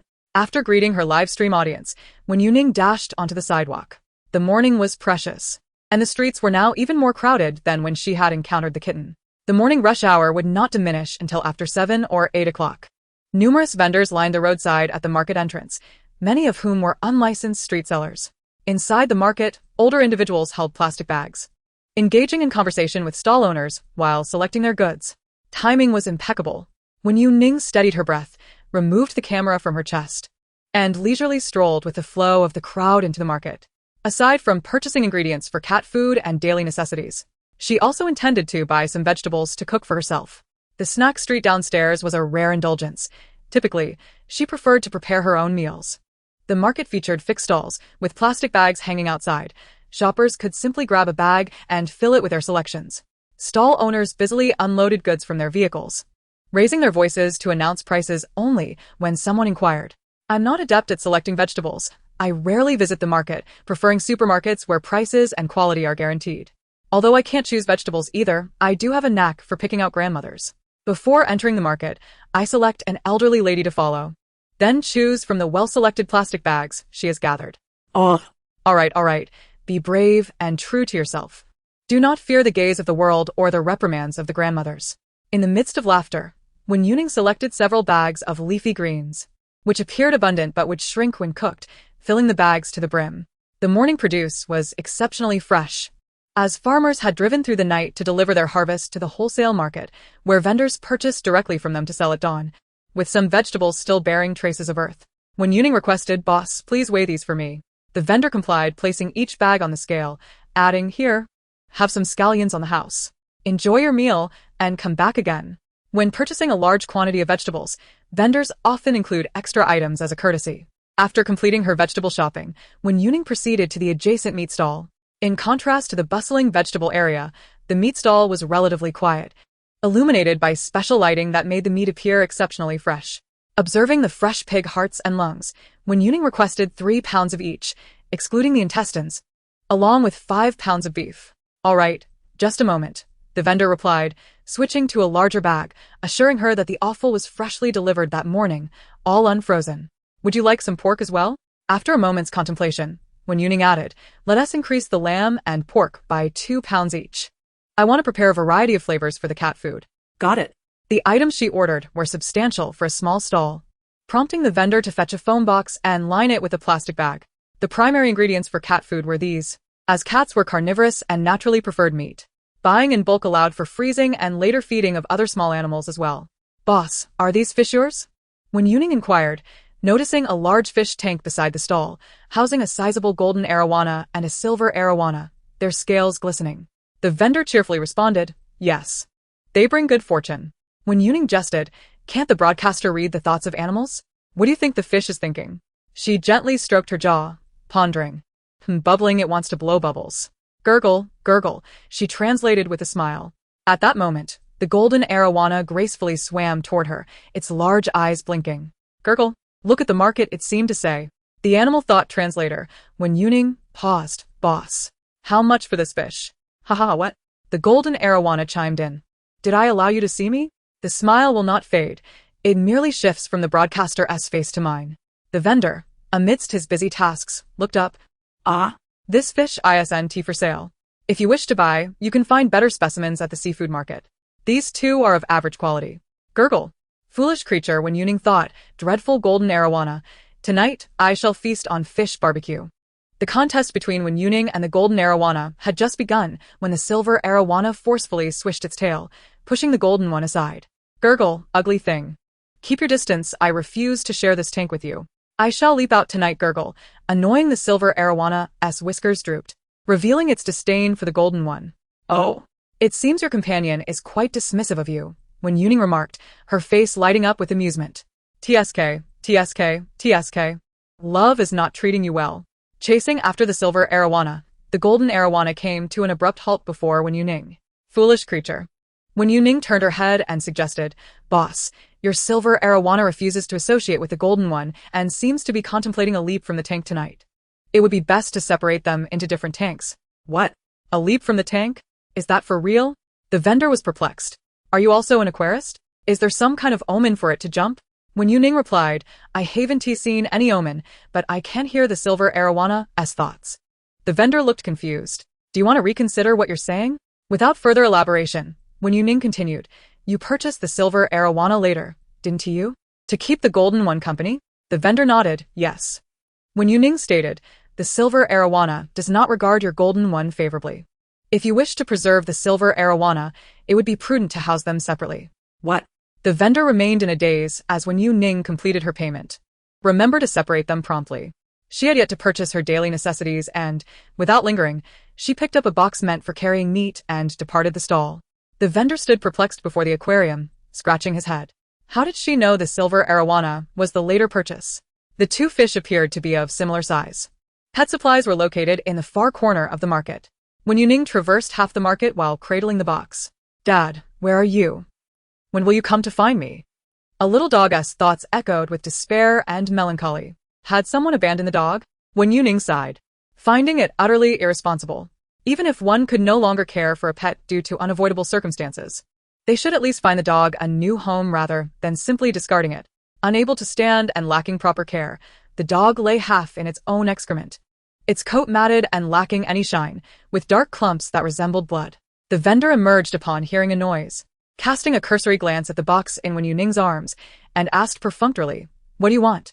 Wen Youning disregarded the dried-out meats on the stall's edge and inquired, is this dog for sale too? The vendor replied, yes, 500 yuan, including slaughter and disposal. What? You're selling a dog you've raised? That collar on its neck suggests it belongs to someone. Who knows where this vendor acquired it? It's certainly ISNT's dog. It seems severely injured. This person must have stolen it. To brazenly sell a stolen dog. How shameless. Oh no. It seems the streamer is being cornered by the vendor. Recognizing the streamer's intent to rescue the dog, the vendor will likely inflate the price. Such people are often the most heartless.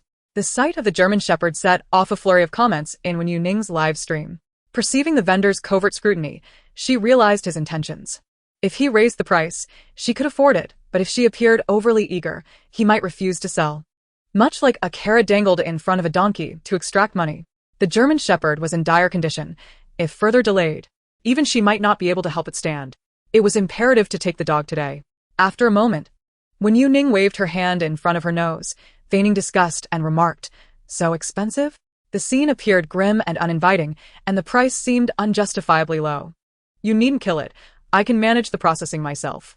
If it weren't for the fact that this was the only vendor in the market, I would have turned my nose up at such an offering. Selling at such an exorbitant price. Have you lost your senses? The vendor hesitated, aware that the dog had been languishing there for several days, half dead and reeking.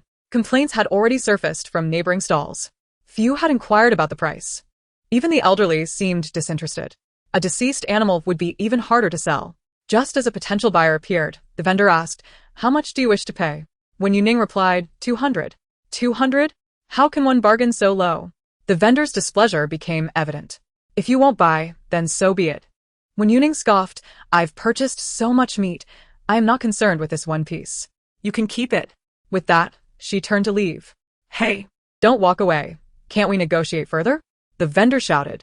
500, and I assure you, I am not making any profit. That is still far too much. I have expenses to consider. Please, can you not lower the price?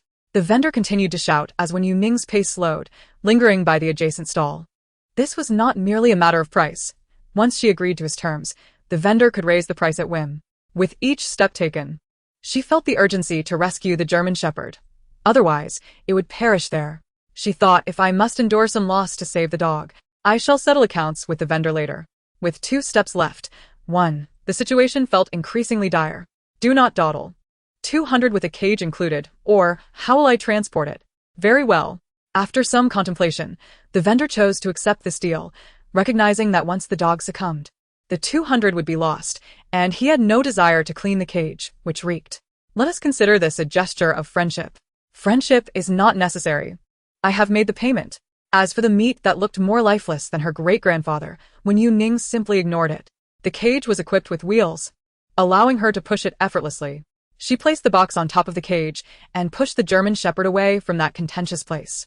The dog pawed at the cage, struggling to rise, but its hindquarters remained motionless, leaving it to repeatedly raise its head. Once Wen Youning had moved beyond the vendor's line of sight, she crouched down to soothe the German Shepherd. "Do not be afraid. Everything is all right." The vendor had been watching intently, and Wen Youning harbored no doubt that he might pursue her for more money upon witnessing her actions. It was evident that the vendor differentiated sharply between prices for pets and those for food. The German Shepherd rested its head in Wen Youning's palm, its eyes glistening with moisture, its nose twitching, and soft whimpers escaping its throat. Wen Youning opened the box containing the meat, revealing neatly cut pieces of beef. And she selected two, saying, "Here, have a little something." The dog, seemingly starved for ages, was given just enough to quell its hunger, 2 pieces to start. Wen Youning swatted away the flies that lingered on the dog and draped her coat over it. Fortunately, she had anticipated the cold that morning and had donned a thin jacket, which proved useful now.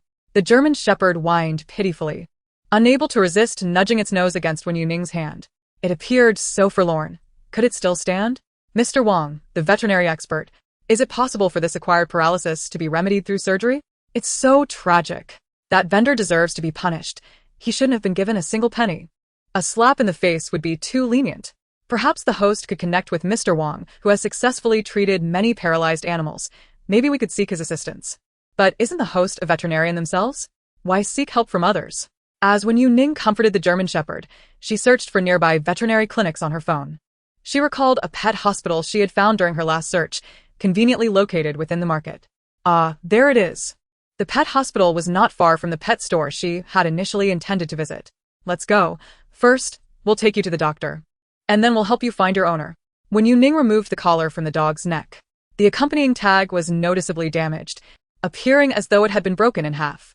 The remaining piece was smooth and devoid of contact information, with a line affixed to it, likely for tracking purposes. Perhaps the damage had rendered the tracking device inoperative, which was why no one had come to find it. The deeper she ventured, the quieter it became. Aside from an occasional sweep of the broom by a staff member cleaning the area, there was not a soul in sight. Wen Youning pushed open the door to the pet hospital, the wind chime above emitting a delicate sound. She maneuvered the door curtain with her back, awkwardly dragging the dog crate inside. "Hello," said the receptionist, rising to assist upon seeing the situation. "What happened?" Wen Youning removed the meat from the crate, fully exposing the German Shepherd to the receptionist's gaze. A preliminary assessment suggested severe trauma, possibly from a car accident or being thrown from a height. "I would like to have it examined." Seeing the dog's condition, a hint of compassion flickered in the receptionist's eyes. "Please follow me. Do you know what caused this?" Wen Youning replied, "I'm not sure. I just purchased it from a vendor." Understanding dawned on the receptionist. "I see. Let's get some help to lift it onto the examination table." The receptionist's outstretched hand caused the German Shepherd to instinctively retreat. "Let me handle it." Wen Youning gently adjusted the dog's clothing, carefully cradling it as she lifted it from the crate. The dog's hind legs were limp, and when lifted, it only moved its ears slightly, refraining from struggling, gazing at her with an expression of utter helplessness. Once in her arms, it buried its head into her embrace, as if seeking solace from the world. Though others might not notice, Wen Youning could distinctly feel the trembling of the dog in her arms. She gently patted its back, soothingly murmuring, "Don't be afraid. We're just going to take some pictures. You'll be standing again soon, I promise. Everything will be all right." The doctor paused, her experience as a veterinarian leading her to conclude that the likelihood of this German Shepherd regaining the ability to stand was exceedingly slim. She sighed softly. "Oh, it's gone." "What's gone?" "The tail. The tail is still there. You just cannot feel it for the time being." The puppy was at a loss for words to describe the sensation of paralysis. All it knew was that it could no longer move. Wen Youning gently reassured the puppy as she placed it on the examination table. The doctor calibrated the machine, which emitted radiation, suggesting, "Would you prefer to wait outside?" Lowering her gaze, Wen Youning met the unwavering eyes of the German Shepherd and replied, "Let us proceed with the imaging." The radiation from the PET imaging machine is significantly lower than that of human machines, and the body naturally metabolizes and expels it, posing no serious issue. Having been confined in that wretched cage for an indeterminate time, the German Shepherd emerged still fraught with anxiety. Wen Youning supported its head with her arm, occasionally raising her hand to gently stroke its ears and pat its head. "Let us begin." "All right." The German Shepherd remained remarkably quiet throughout, scarcely blinking. As if fearing that the moment it closed its eyes, the person before it would vanish. Wen Youning placed her right hand over its eyes, asking, "Is it tiring to stare like this?" The softness of her palm was comforting. She gently nudged its nose with her fingertip, caressing its brow. "All done." The doctor entered, saying, "Please wait a moment. The results will be ready in 10 minutes. Okay.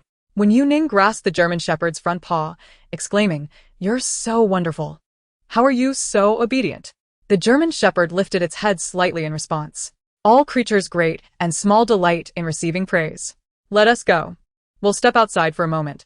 She lifted the German Shepherd along with the absorbent pad beneath it, carrying it into the examination room.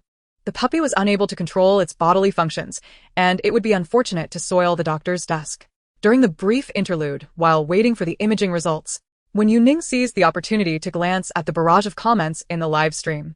To her surprise, she discovered that the viewership had exceeded 3,000 at some point. She blinked and welcomed everyone into the broadcast. The host finally noticed the comments. "The host is so gentle and patient. Poor puppy, I hope it can stand again." Veterinary expert Mr. Wang commented, "The likelihood of standing again is slim. We'll know more after the imaging." No. "If this obedient puppy cannot stand, I will surely cry." The comments from the live stream platform featured a distinct color for the broadcaster, differing from regular viewers. Wen Youning quickly spotted this particular comment amidst the myriad of responses. Scrolling back through the comments, she noted that many were directed at this broadcaster, who seemed to specialize in pet-related issues and was a reputable physician from a top-tier veterinary hospital, lending authority to their insights. "Hello." The doctor entered, holding the processed images and setting them upon the viewing light. The mobile phone holder for the live stream was conveniently affixed to the cage, capturing the perfect angle. Wen Youning glanced at the images and felt a wave of relief wash over her. There were no fractures, merely a neurological issue. What wonderful news. Simultaneously, Mr. Wang in the live stream remarked, "No fractures, merely a neurological issue. This is truly disastrous." Comments flooded in. "Wait, who should I believe?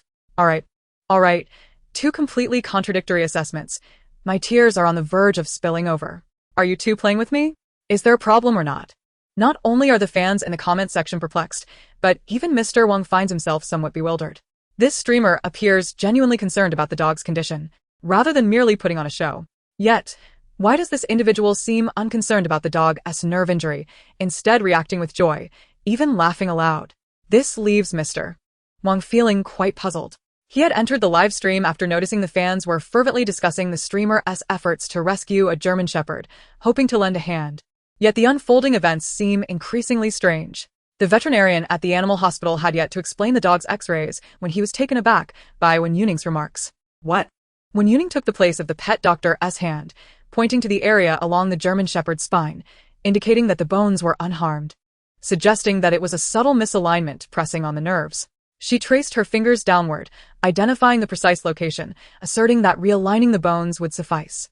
How could one possibly locate such a specific point?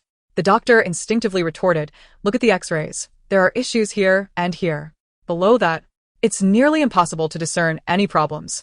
Many pets may suffer from congenital disabilities, and there are numerous reasons for hind leg paralysis. You are correct that bone pressure on nerves is a possibility." However, the doctor sighed, noting that current imaging technology cannot capture such fine details, whether through MRI or enhanced scans. Many pets that suffer from later-stage paralysis require gradual rehabilitation, often supplemented with acupuncture, before they might stand again. Then it relies on intuition. Wen Youning said, her hand gently resting on the German Shepherd's back, meticulously exploring. The specific condition of the dog could only be ascertained through imaging, and she had refrained from acting hastily earlier, fearful of potential spinal injuries. Now that the x-rays confirmed there were no such issues, she felt liberated to proceed. As the doctor observed her fingers dancing across the dog's body like a pianist, his brow began to furrow with concern. "You have no comprehension of how intricate canine neurology is." Suddenly, a faint cracking sound resonated, and the dog's sprawled hind legs began to draw inward, while its tail, previously drooping over the table, lifted slightly. The doctor's eyes widened in astonishment. How is this possible? What the heck? Am I seeing things? The German Shepherd moved its hind legs. "The streamer is incredible. I always thought the streamer was just a comedian. Turns out you truly possess skill?" "The fool was I." Mr. Wang, the veterinary expert, interjected, "Do you understand traditional Chinese medicine?" Mr. Wang continued, "You're being modest. How long until the German Shepherd recovers like this?" To achieve such results, it is implausible that one's knowledge is merely superficial. While traditional Chinese medicine is common, specialized practitioners for pets are quite rare. This streamer undoubtedly possesses genuine expertise. All right, the doctor said, retrieving tools to draw blood. It's fine, I can manage. Wen Youning confidently lifted the German Shepherd. It appeared large, yet lacked substantial weight, making it easy to carry. At the pet supply store, a stylist at the entrance was grooming a teddy when he noticed someone entering and smiled. Welcome. Wen Youning replied, hello, can I wash my dog here? Coming right up, said Xiao Lu, fastening her uniform belt as she approached. This German Shepherd needs a bath, right? Just bring it to me. Woof. The German Shepherd exhibited a profound aversion to the approach of strangers. In this unfamiliar environment, the only individual it could trust was Wen Youning. The clever pup realized that the other person intended to carry it away, prompting it to burrow its head even deeper into Wen Youning's embrace. However, despite its earnest efforts, the size of its sturdy frame made it impossible to conceal itself like a small breed. Allow me to bathe it, Wen Youning suggested. I will, as always, cover the expenses for the use of the space and bathing supplies.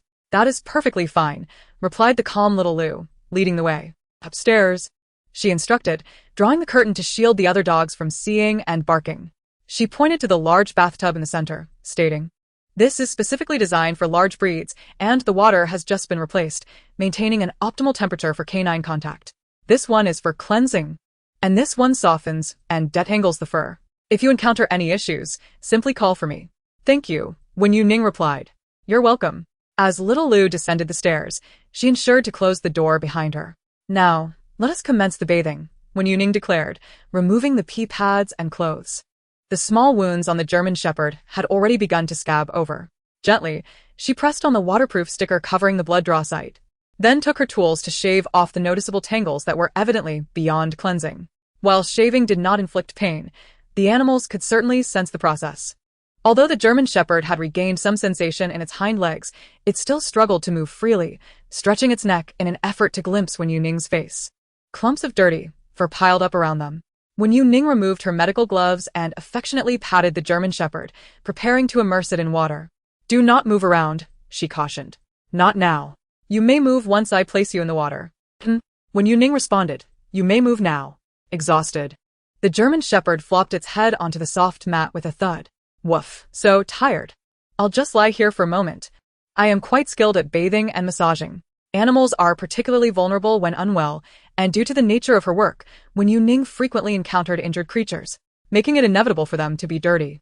In such situations, she personally undertook their cleansing, having no formal training but gaining proficiency through experience. Wen Youning lathered her hands to create a rich foam, initially piling it atop the German Shepherd's head, fashioning it a makeshift shower cap. The German Shepherd tilted its head to reach for Wen Youning's hand, its nose brushing against the rising bubbles, which burst with a pop. It closed its eyes momentarily, pawing at its nose in confusion. The bathing products used in pet salons contained safe ingredients, primarily derived from natural extracts, and the fragrance was subtle, remaining within acceptable limits. Haha, what a lofty bubble crown. Both the German Shepherd and the streamer are so adorable. Who understands this feeling? Watching a live stream inexplicably lifts the corners of my mouth. Wen Youning transferred the remaining foam onto the German Shepherd's neck. The bathtub was slanted, with a protrusion on the far left, just right for the German Shepherd to use as a pillow. Care was necessary during the bathing process to avoid overly vigorous scrubbing, lest the German Shepherd inadvertently slide down the slope. The once unkempt fur of the German Shepherd has been significantly trimmed, considerably lightening the task of washing. Otherwise, given the large stature of the breed, soaking the outer layer of fur for half an hour might not even suffice to penetrate to the skin beneath. Some pet grooming establishments refuse to cater to large dogs, as the fee for washing one often barely covers the water expenses. The dog still bears some wounds. With a gentle flick of her fingers, Wen Youning reveals a section of fur that has already healed. It seems that the German Shepherd has been lost for quite some time, at least a fortnight. The wounds have begun to sprout fresh pink tissue, testament to the breed's remarkable self-healing abilities. Otherwise, in such an environment, it would have perished long ago. The vendor, one can surmise, likely provided no care whatsoever. Perhaps not even a drop of water, as their sole focus is on quick profits, with little regard for the well-being of the animal. Come, let us turn you over, Wen Youning said, adjusting her short sleeves and dipping her hands into the water to assist the German Shepherd. Thanks to the buoyancy of the water, Flipping the dog in the bathtub was effortless. The German Shepherd obediently allowed Wen Youning to maneuver its body, albeit its eyes constantly searched for her presence, straining its neck in the process. As she lifted her hand to support its head, the bathing cap slipped into the water. The dog pawed at it, resembling a child attempting to clutch its head, both paws working diligently. However, the soapy cap dissolved upon contact with water, leaving only a trace of bubbles on its paws. "Fear not, I shall craft you a new one," Wen Youning reassured, gathering the remaining foam. With a playful twist of the camera, she faced the audience, declaring, "Behold, a double-layered bathing cap, handcrafted, neither water-absorbent nor waterproof, purely for aesthetic delight." A laugh escaped her lips as she splashed water onto the German Shepherd, beginning to scrub the other side. During the bath, she also took the opportunity to massage. Both massage and acupuncture can aid in the dog's recovery, which the German Shepherd seemed to thoroughly enjoy. Once the fur was soaked, the dog appeared emaciated, its skin tightly hugging its bones. After draining the water, Wen Youning used a towel to remove the dirt and clumps of fur from the bottom of the tub before refilling it. The remaining patches of fur on the German Shepherd seemed a bit patchy, with darker areas on one side and bald spots on the other. One might mistakenly think the German Shepherd had stumbled upon a landmine, looking as though it had been blasted apart, she mused. Nevertheless, it remains undeniably handsome, even in this state. As she rinsed the residual foam from the dog's coat, she remarked, "It will grow back swiftly. Once we finish washing and drying, it won't be as noticeable." The German Shepherd tilted its head and rested it on Wen Youning's hand. The grooming technique discussed in the live chat seemed to have little impact on the dog's demeanor, which remained remarkably docile. After soaking and rinsing the dog twice, it was finally free of any soap. Even its ears had been thoroughly cleaned. Only then did Wen Youning lift the German Shepherd out of the tub. The pet shop possessed a drying machine, albeit a rather cramped one, so she opted instead to manually dry the dog with a hairdryer. As she initially set the hairdryer to its lowest setting, a gentle buzzing sound emerged. Simultaneously, she tenderly massaged the ears of the German Shepherd, and upon observing that the dog remained unperturbed by the noise, she proceeded to turn it off. All the hairdryers on the table were hung on their stands, each adjusted to the appropriate angle and temperature. Wen Youning held one in her hand, moving it to different positions. Otherwise, using a single hairdryer would take an eternity to dry the dog. The warm breeze caused the German Shepherd to squint its eyes, and in a state where it could only lie on its side, its abdomen gradually settled into a rhythmic rise and fall. Wen Youning's fingers spread apart like a comb, gently blowing the fur while grooming it. Eventually, the German Shepherd drifted off into a deep slumber. Perhaps the proximity to Wen Youning made it feel secure, having previously been confined in a dirty and cramped cage. It must have been unable to enjoy a sound sleep. Once the fur was sufficiently dried, Wen Youning turned off the hairdryer, removed her apron that shielded her from water, and carefully lifted the sleeping German Shepherd. In its dreams, the dog let out soft whimpers as Wen Youning continued to stroke its fur. The freshly bathed German Shepherd, now fluffy and imbued with a faint fragrance, appeared particularly docile in its slumber. As Wen Youning descended the stairs with the dog in her arms, Xiao Lu, who was organizing the shelves, approached her. Pausing momentarily, she lowered her voice. "Is it asleep?" Wen Youning nodded and accessed her notes from the previous night, intending to purchase some items at the pet store. "Could you assist me in gathering these along with 2 packs of pee pads and a leash?" Xiao Lu jotted down the items and turned to prepare them. "There seems to be quite a lot. Can you manage all of this?" she inquired. "We offer home delivery for orders over 300, and your total is sufficient." With the added weight of the German Shepherd in her arms, Wen Youning realized she could not carry any additional items. Xiao Lu continued, "All right. Let us add each other as friends. Please send me your address, and we can arrange for delivery between 3 and 5 this afternoon. Does that work for you?" "Yes," Wen Youning replied, scanning the friend code. As soon as Xiao Lu added her as a friend, the transfer was promptly completed. She then inquired, "I noticed you collected quite a few items. Would you like me to help deliver those to the neighboring store? It seems cumbersome for you to carry. Would that be too much trouble for you?" "Not at all. I'd be happy to assist." Wen Youning sent her a red envelope, requesting, "Please pack a portion of cat treats, cat food, and chicken freeze-dried treats for me to take now." "Certainly," Xiao Lu replied. For convenience during feeding, Wen Youning also purchased 2 small bowls. The kitten was still too young to eat anything but milk, so she didn't bring any for them. The health examination report from the adjacent veterinary clinic was now available. Wen Youning flipped through it with one hand, her gaze scanning each line. Overall, it was acceptable, though there were indications of slight malnutrition. "Please fetch me a box of anti-inflammatory medication." Under normal circumstances, when a report is issued, the veterinarian is obligated to explain the findings to the pet owner. However, having witnessed Wen Youning's earlier display, the doctor opted for brevity, simply providing the printed report without further commentary or prescriptions. After hearing Wen Youning's request, the doctor finally retrieved the medication. Meanwhile, the German Shepherd had awakened, clearly having enjoyed its brief slumber as it rested its chin on Wen Youning's shoulder, nuzzling affectionately. From personal experience, hiding the medicine in meat doesn't work. My cat simply spits it out and eats the meat instead. There's no need to worry. The German Shepherd is paralyzed and cannot run.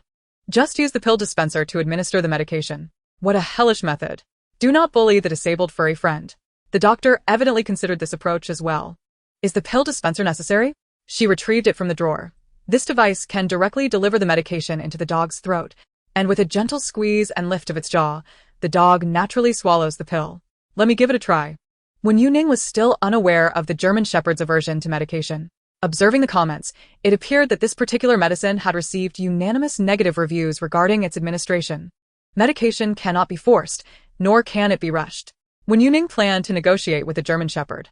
She had never heard of this brand of medication, but according to the instructions, it was suitable for the current condition of the dog. She sanitized her hands with an alcohol wipe, took a pill and held it in her palm, saying, "Look at this medicine." Before she could finish her sentence, the German Shepherd lowered its head, flicked its tongue, and the small white pill vanished from Wen Youning's hand. The doctor exclaimed, "This dog must be hungry. It is definitely hungry. My dog says it's acting. Told me not to watch. No way. Did it just eat that? What about the daily bouts of wrestling with my dog last month? You must be quite strong." Wen Youning was taken aback by how effortlessly the German Shepherd consumed the medication. She hadn't even finished speaking, and the pill was nearly in the dog's stomach. Meeting the German Shepherd's eager gaze, she smiled and gently rubbed its ear, saying, "Well done. You are truly the most impressive little dog I have ever seen." The German Shepherd stood tall and proud. The resilient jerky in the German Shepherd's mouth felt as light as cotton, easily bitten through. However, once it took a large bite, chewing became a bit of a challenge as it held the chunk of jerky with its front paws. Wen Youning gathered the examination results, combining the anti-inflammatory medication together. "How much is it? Come over here. I will prepare an invoice for you." The doctor tapped a few keys on the front desk computer. "Please show me your payment code. I will scan it." After a beep, the machine began to print the invoice gradually. The doctor tore off the receipt, signed her name, and asked while glancing at the phone box by the door, "Are these items difficult to carry?" Wen Youning responded, "It's all right. I bought a few things at the pet store next door, and their staff said they could help deliver them together." The doctor nodded, saying, "That's fine. You need not worry about the rest. I will coordinate with the store next door." Operating in the same area and lacking a competitive relationship, the doctor maintained a good rapport with the staff at the adjacent shop. During quiet times without customers, they often gathered at the entrance to chat and enjoy sunflower seeds together. Wen Youning lifted the German Shepherd for a moment, saying, "Thank you for your help. It's nothing, just a small matter." The doctor opened the door, adding, "My WeChat is on the receipt. Feel free to contact me if you need anything." Okay. Wen Youning stepped outside with the German Shepherd, greeted by a warm breeze carrying a faint scent of grilled meat. There were many entrances to the market, and Wen Youning deliberately chose the one in the far corner to avoid encountering the stall selling German Shepherds. Possibly having been confined at the stall for an extended duration, the German Shepherd nestled in her arms noticeably slowed its chewing motion as they passed by the vegetable stall, unable to resist casting furtive glances at Wen Youning. No. The German Shepherd's drooping ears perked up upon hearing her words, but as it opened its mouth to bark, the treat it was holding fell to the ground. Alarmed, the dog quickly shut its mouth, grasping the edge of the treat while using its paws to maneuver it back inside. Once they exited the market, Wen Youning boarded a ride she had prearranged on her phone, specifically one that permitted pets. Such vehicles primarily cater to pet owners. As there are individuals with allergies to cat and dog fur, mixing the two could lead to complications. The fare is typically higher than that of regular vehicles, and if a pet soils the interior, an additional cleaning fee is incurred. Seated in the vehicle, the German Shepherd peered out the window. Having successfully left the market, I breathed a sigh of relief, fearing that the vendor might suddenly emerge to snatch the dog away. Raising a German Shepherd to this size is no easy feat. The owner must be quite worried after the dog has been missing for so long. Do not fret. With the stream's popularity, numerous individuals are likely clipping videos, and once the views increase, the owner will surely see it. I have not noticed any lost dog notices in my area, nor along the way. Wen Youning pointed the camera towards the German Shepherd, encouraging viewers to take screenshots in case someone recognized it. It wore a familiar collar, and anyone with information could reach out to her. It's all right. Focus on your own matters. Soon I will take you to see some kittens. Wen Youning gently stroked the dog's fluffy fur, then recalled she had yet to inquire how it ended up at the market. Bark. I was chasing a bad person and pursued them for quite a distance, almost catching up. As she mentioned the past incident, the German Shepherd's tail drooped. Then the bad person fled. Bark, it hurts so much, I wanted to sleep, and when someone pulled me down from the car, I woke up in a cage. The dog whimpered, its voice fragmented and somewhat indistinct. Wen Youning gently patted the dog's back, deducing it might have been struck by a vehicle during the chase, losing consciousness before being captured. It seemed not to be a case of outright dog theft, but rather an unfortunate accident where it was taken away due to the severity of its injuries. Did someone tend to your wounds? Wen Youning held its paw, pressing her fingertip against the pad, as if applying ointment to the sore spots. The German Shepherd tilted its head. Bark. No, I just look at myself. And it doesn't hurt anymore. The tail's slightly elevated tone conveyed a sense of pride. Hello? Does the host remember they are live streaming? Are we seriously not getting any translation? Family, minors, let us get a refund. What are you two discussing? I'm scratching my head in confusion, wishing I had paid more attention in school. No, they don't teach this stuff in school. Engrossed in conversation with the German Shepherd, Wen Youning only noticed the chaotic barrage of comments when she got out of the car to adjust her selfie stick. She slapped her forehead, chuckling awkwardly. I'm sorry, I completely forgot about you all. Chasing a bad person? The little dog perceives the man as a villain, indicating that he must indeed be quite wicked. The German Shepherd demonstrates bravery. Indeed, it is a noble creature. The vendor, who collided with the dog and subjected it to mistreatment, is truly malevolent. The time in the vehicle was fleeting, leaving Wen Youning unable to inquire in detail. Let us depart. We shall first visit the kittens. Intentionally, she selected a disembarking point where she might encounter the little cats. After dimming the live stream, she ventured into the corridor. The scene remained unchanged from her morning visit, save for the solitary orange tabby perched on the windowsill, the calico absent from sight. As Wen Youning approached, the sensitive little orange cat immediately opened its eyes, hesitating mid-escape before returning to scrutinize her, emitting a soft meow. While bathing the German Shepherd, Wen Youning had inevitably absorbed the scent of the shampoo. For a moment, the orange cat failed to recognize the familiar aroma. Likewise, the German Shepherd, reeking of shampoo, posed no threat to the orange cat. Within the feline's assessment, the German Shepherd belonged to Wen Youning. It trusted her and felt no fear of the unfamiliar large dog. Wen Youning placed a dish on the windowsill, inquiring, "Where's the calico?" The orange cat brushed against her wrist, its voice sweetly mewing meow. Thirsty, it wandered off in search of water. With no intention of broadcasting the scene, Wen Youning casually set her phone stand on the table. I cannot linger for long, struggling to open a can while cradling the German Shepherd. She was fortunate that it was obedient, allowing her to manage without resistance. However, when it came to tearing open the cat treats, she found it quite the challenge.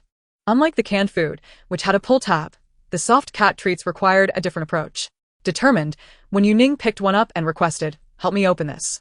The German Shepherd, with its large jaws, clamped down, making the treat appear as diminutive as a jelly bean in comparison. After a moment's pause, it adjusted its grip, managing to pierce the end of the treat. Yes, open it. It's opened. Well done. With the German Shepherd's assistance, Wen Youning could now open several treats at once. The little orange cat, intrigued by the large creature in her arms, was drawn to the aroma of the meat from the opened can. She set out a dish of meat, a plate of cat treats, and an additional bowl of water, enough sustenance for the orange tabby and the calico to enjoy several meals. Meow meow. The little orange cat mewed as it eagerly took a sizable bite of the canned meat, which consisted of whole chunks and some shredded meat, devoid of additives and of excellent quality.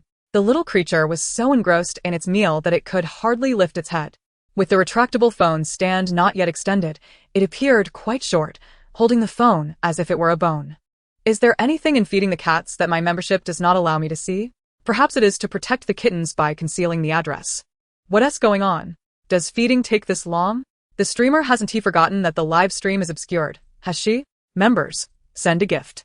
In addition to special effects, gifts from premium members also vibrated. A rainbow of colors appeared on Wen Youning's watch face, quickly followed by a buzzing sound. Oh no! My phone! Wen Youning found herself overwhelmed by the disarray of items she had collected, instinctively reaching for her phone stand only to grasp at empty air. Suddenly realizing what she had forgotten. She distinctly remembered the plastic wrap around the can, yet completely overlooked her phone and its stand. Here, the German Shepherd let out a couple of soft barks, tilting its head as the phone stand appeared askew before Wen Youning. She blinked in surprise, meeting the dog's sparkling eyes, and slowly allowed a smile to grace her features. "Thank you, what a clever dog you are." The German Shepherd, tongue lolling, wore a grin that seemed to radiate joy, its round eyes curving into crescents. After a brief exchange, the previously darkened live stream blossomed into an image. Wen Youning secured the phone stand in the crook of her arm, playfully presenting the German Shepherd towards the camera. "I forgot my phone and stand when I went downstairs. Thankfully, my little dog spotted them and brought them back, or I would have had to make another trip." The comments section erupted in spirited discourse regarding the ownership of the German Shepherd. Wen Youning gently tapped the dog's damp nose, chuckling as she remarked to the bewildered pup, "You are quite the popular one." The dog licked her fingertips, its tail wagging enthusiastically. Woof. In a short while, the atmosphere would become warm. Cradling such a large, fluffy creature, the sun felt akin to a heavy blanket enveloping her. As noon approached, Wen Youning sensed she would be quite overheated. The sound of the door opening coincided with the mewing of a kitten inside. At the threshold, Wen Youning pushed aside the phone box and cage filled with items she had purchased from the market, arriving home before her expected time. She had anticipated a later arrival, yet was pleasantly surprised by the early delivery. With the German Shepherd still in her arms, she was unable to use her hands to move the items. So she opened the door first. The little tabby had begun scratching at the door. Had it awakened? Wen Youning sidled through the door. When she had left, the tabby had still been sleeping. She had replenished its food with both kibble and canned treats, and now the bowl lay empty. The tabby stretched lazily, its tail raised high, initially intending to leap forward as the door opened, but froze in its tracks. Meow? Even with the online lost dog notices gaining traction, and the German Shepherd's owner expected to arrive the following day, Wen Youning could not allow them to take the dog away until the German Shepherd could stand fully. The acupuncture sessions and daily massages could not cease. The tabby's tail, which had been held high, drooped slightly, its tip flicking with mild impatience. Tabby cats possess a strong sense of territory, and some stray tabbies will even drive off intruding felines. However, the little tabby had only recently arrived at her home, having been there just a day or two less than the German Shepherd, and had not yet begun to establish its territory. So no major conflict was likely to arise for the time being, had the tabby been long established in her home. Bringing in a German Shepherd would have resulted in claws meeting the dog's face the moment the door swung open. For now, the curious little tabby merely observed. The phone stand rested on the table, the camera facing the two fluffy creatures on the sofa. Wen Youning meticulously arranged the cat litter box and the dog cage, the latter being the one crafted by a vendor at the local market, which had been kindly cleaned by the pet shop owner. She stuffed the cage with a soft cushion, layering it with a disposable pee pad.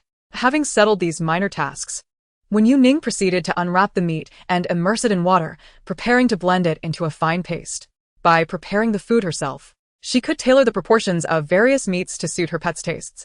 The internal organs would roughly match the quantity I require, as they serve as a natural paladant, although their effect on certain small animals might not be as pronounced.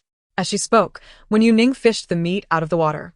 Ideally, the meat for her own consumption should soak longer to draw out the blood, but for the small animals, if the blood is too thoroughly washed away, it loses flavor, making it less appealing to them. Shouldn't we add some trace elements? I recall seeing tutorials that suggest incorporating powdered trace elements, she mused. Feeding them solely this way is feasible. I have plenty, and I can add a couple of tablets during feeding. Those vitamin tablets are quite expensive, especially the ones specifically for pets, which can cost several hundred per bottle, she remarked. Wen Youning chopped the meat into appropriately sized chunks for the meat grinder, which, being a home model, could not accommodate too much meat at once. She glanced up at the comments streaming in, saying, "Pet-specific? For ordinary vitamins, there's no need to splurge. The ones from the pharmacy that cost a couple of bucks per bottle will suffice. Whether for humans or pets, vitamins are vitamins. Pet-specific ones cannot alter the structure of the vitamins. So, what about the expensive professional pet vitamins I bought for several hundred?" Someone queried. "That just shows you have money," came the retort. The grinder roared to life, vibrating the dining table. The mixture of ground meat, organs, and vegetables filled a large bowl. At some point, a small tabby had leapt onto the table, stretching its neck to sniff the meat paste. Hungry? Meow. Wen Youning removed her gloves and gently patted its round belly, playfully chiding, if you eat more, your belly will burst. Go run around and I'll give you something delicious tonight, alright? Meow. The little tabby pawed at the edge of the metal bowl, its ears drooping, and even its whiskers conveyed a sense of disappointment. Just a little bit, but... It whimpered, its elongated tone reminiscent of a playful plea, as it nuzzled against Wen Youning's hand. Alright, just a smidge. She took a small plate, and set aside some for it, also preparing a plate for the German Shepherd. Seriously, you lack principles. Send the kitten over, and I'll teach you how to refuse, someone commented. I can hear your scheming from across the internet, another retorted. Those little eyes of hers are simply irresistible. Who could possibly resist? The tabby began eating from its plate on the table, while Wen Youning turned around, her gaze falling upon the empty sofa. Suddenly, a bark echoed nearby. Glancing down, she found the German Shepherd had arrived at her feet. Although its hindquarters remained immobile, it shuffled forward with surprising speed using only its front paws. Wen Youning's eyes sparkled with delight. This portion is yours. Woof. The animal seemed to express its approval. Even before the meal was fully prepared, its enticing aroma had already captivated her two furry companions. Wen Youning adjusted her apron and proceeded to divide the ingredients into appropriately sized portions for drying. For those without a dehydrator at home, a steamer, oven, or air fryer would suffice. Regardless of the method, once cooked, the food should be cut into preferred sizes and vacuum sealed for preservation. Each time it is consumed, it can be chopped into smaller pieces. If necessary, one may incorporate specific trace elements required by their pets. For detailed adjustments, consulting a local veterinarian is advisable. Wen Youning remarked that for larger breeds, such as German Shepherds, it is acceptable to provide an entire piece for them to chew on, which also aids in dental health. However, the shelf life of homemade food, which lacks preservatives and industrial techniques, is limited. Nevertheless, considering the substantial appetites of large dogs, alongside the presence of a small tabby, the homemade portions could easily be consumed within a fortnight. She mused about the costs involved in preparing such meals, noting that it could amount to several thousand yuan, while commercially available options could be found for 6 or 7 yuan per pound. The quality of meat used certainly differs, often relying on less desirable cuts. She pondered whether those cheaper pet foods would utilize byproducts, asserting that reputable brands would not resort to such measures, as even byproducts carry their own costs. Many affordable pet foods are not recommended for household pets, as they often contain extruded soybeans to enhance protein content, extruded corn for texture, and additives for flavor, making them enticing yet potentially harmful. Wen Youning, having witnessed various practices within the industry, noted that some inexpensive brands produce kibble that is excessively crunchy, devoid of nutritional value, leading to weight loss in pets. The materials used are generally inexpensive, with the costliest being a few yuan per pound, allowing sellers to profit significantly even while pricing it at 8 yuan. Moreover, ingredient lists can often be misleading, with some unscrupulous companies outright falsifying their components. Wen Youning felt compelled to discard the cheap food she had at home, fearing for her pet's well-being. She warned that the cheapest options might consist solely of fillers and artificial flavors, posing a serious risk to pet health. Instead, she advocated for purchasing reliable, reputable brand foods, as established manufacturers ensure quality and safety, unlike smaller, less scrupulous operations. As she began the steaming process on 2 gas stoves, utilizing 3 tiers of steaming racks, she managed to fit in all the meat mixture. Despite the inevitable spills during the grinding and mixing process, Wen Youning rolled up her sleeves, ready to enlist help. Her German Shepherd eagerly approached, and she lifted him onto a table corner, entrusting him with the meat. Prior to cutting the meat, she spread 2 layers of plastic wrap on the table, allowing for easy cleanup while minimizing waste. The thin layer of meat paste would cook thoroughly when steamed. As she laid it out on the table, the cool marble surface quickened the cooling process. Suddenly, her small tabby cat leapt forward, enthusiastically volunteering to assist. Wen Youning swiftly caught the little creature, playfully admonishing it not to eat any more. "You mustn't eat any more," she chided, to which the cat responded with a plaintive meow, expressing its hunger. The little kitten, mewing pitifully, had not eaten for a full half-hour and was on the verge of starvation. Wen Youning found the situation both amusing and heartbreaking. Logically, the tabby should have been aware of its hunger by now, yet it still yearned for food despite its distended belly. "Be patient, my dear. Wait until you've digested before your next meal. I shall prepare a late-night snack for you." The little tabby should now be on a regimen of smaller, more frequent meals. It struggled valiantly, pawing at the air, but could not escape Wen Youning's grasp. With a resigned droop, it rested its head against her fingertips, as if to express the despair of its feline existence. Observing its woeful demeanor, she might have been tempted to offer it a morsel, were it not for its conspicuously protruding belly. As twilight descended, the efficiency of the meat grinder waned, and the rice in the pot had yet to be served, while the household's timed chandelier flickered to life. Engrossed in her tasks, Wen Youning did not feel hunger herself. Thus, she settled at the dining table, one hand clutching the little tabby, while the other shielded the German shepherd to prevent it from tumbling off the table. "You heartless creature! What harm is there in letting the kitten have a taste? It appears the tabby could benefit from legal counsel." Host. The owner of the golden dragonfish at the morning market is also live streaming. The market? Wen Youning nodded, recalling the silver dragonfish that was planned to jump tanks tonight. Following the stream, she entered the vendor's live broadcast. The account boasted several thousand followers, and the host had been online for over 10 hours, likely since morning when the day's produce was brought in.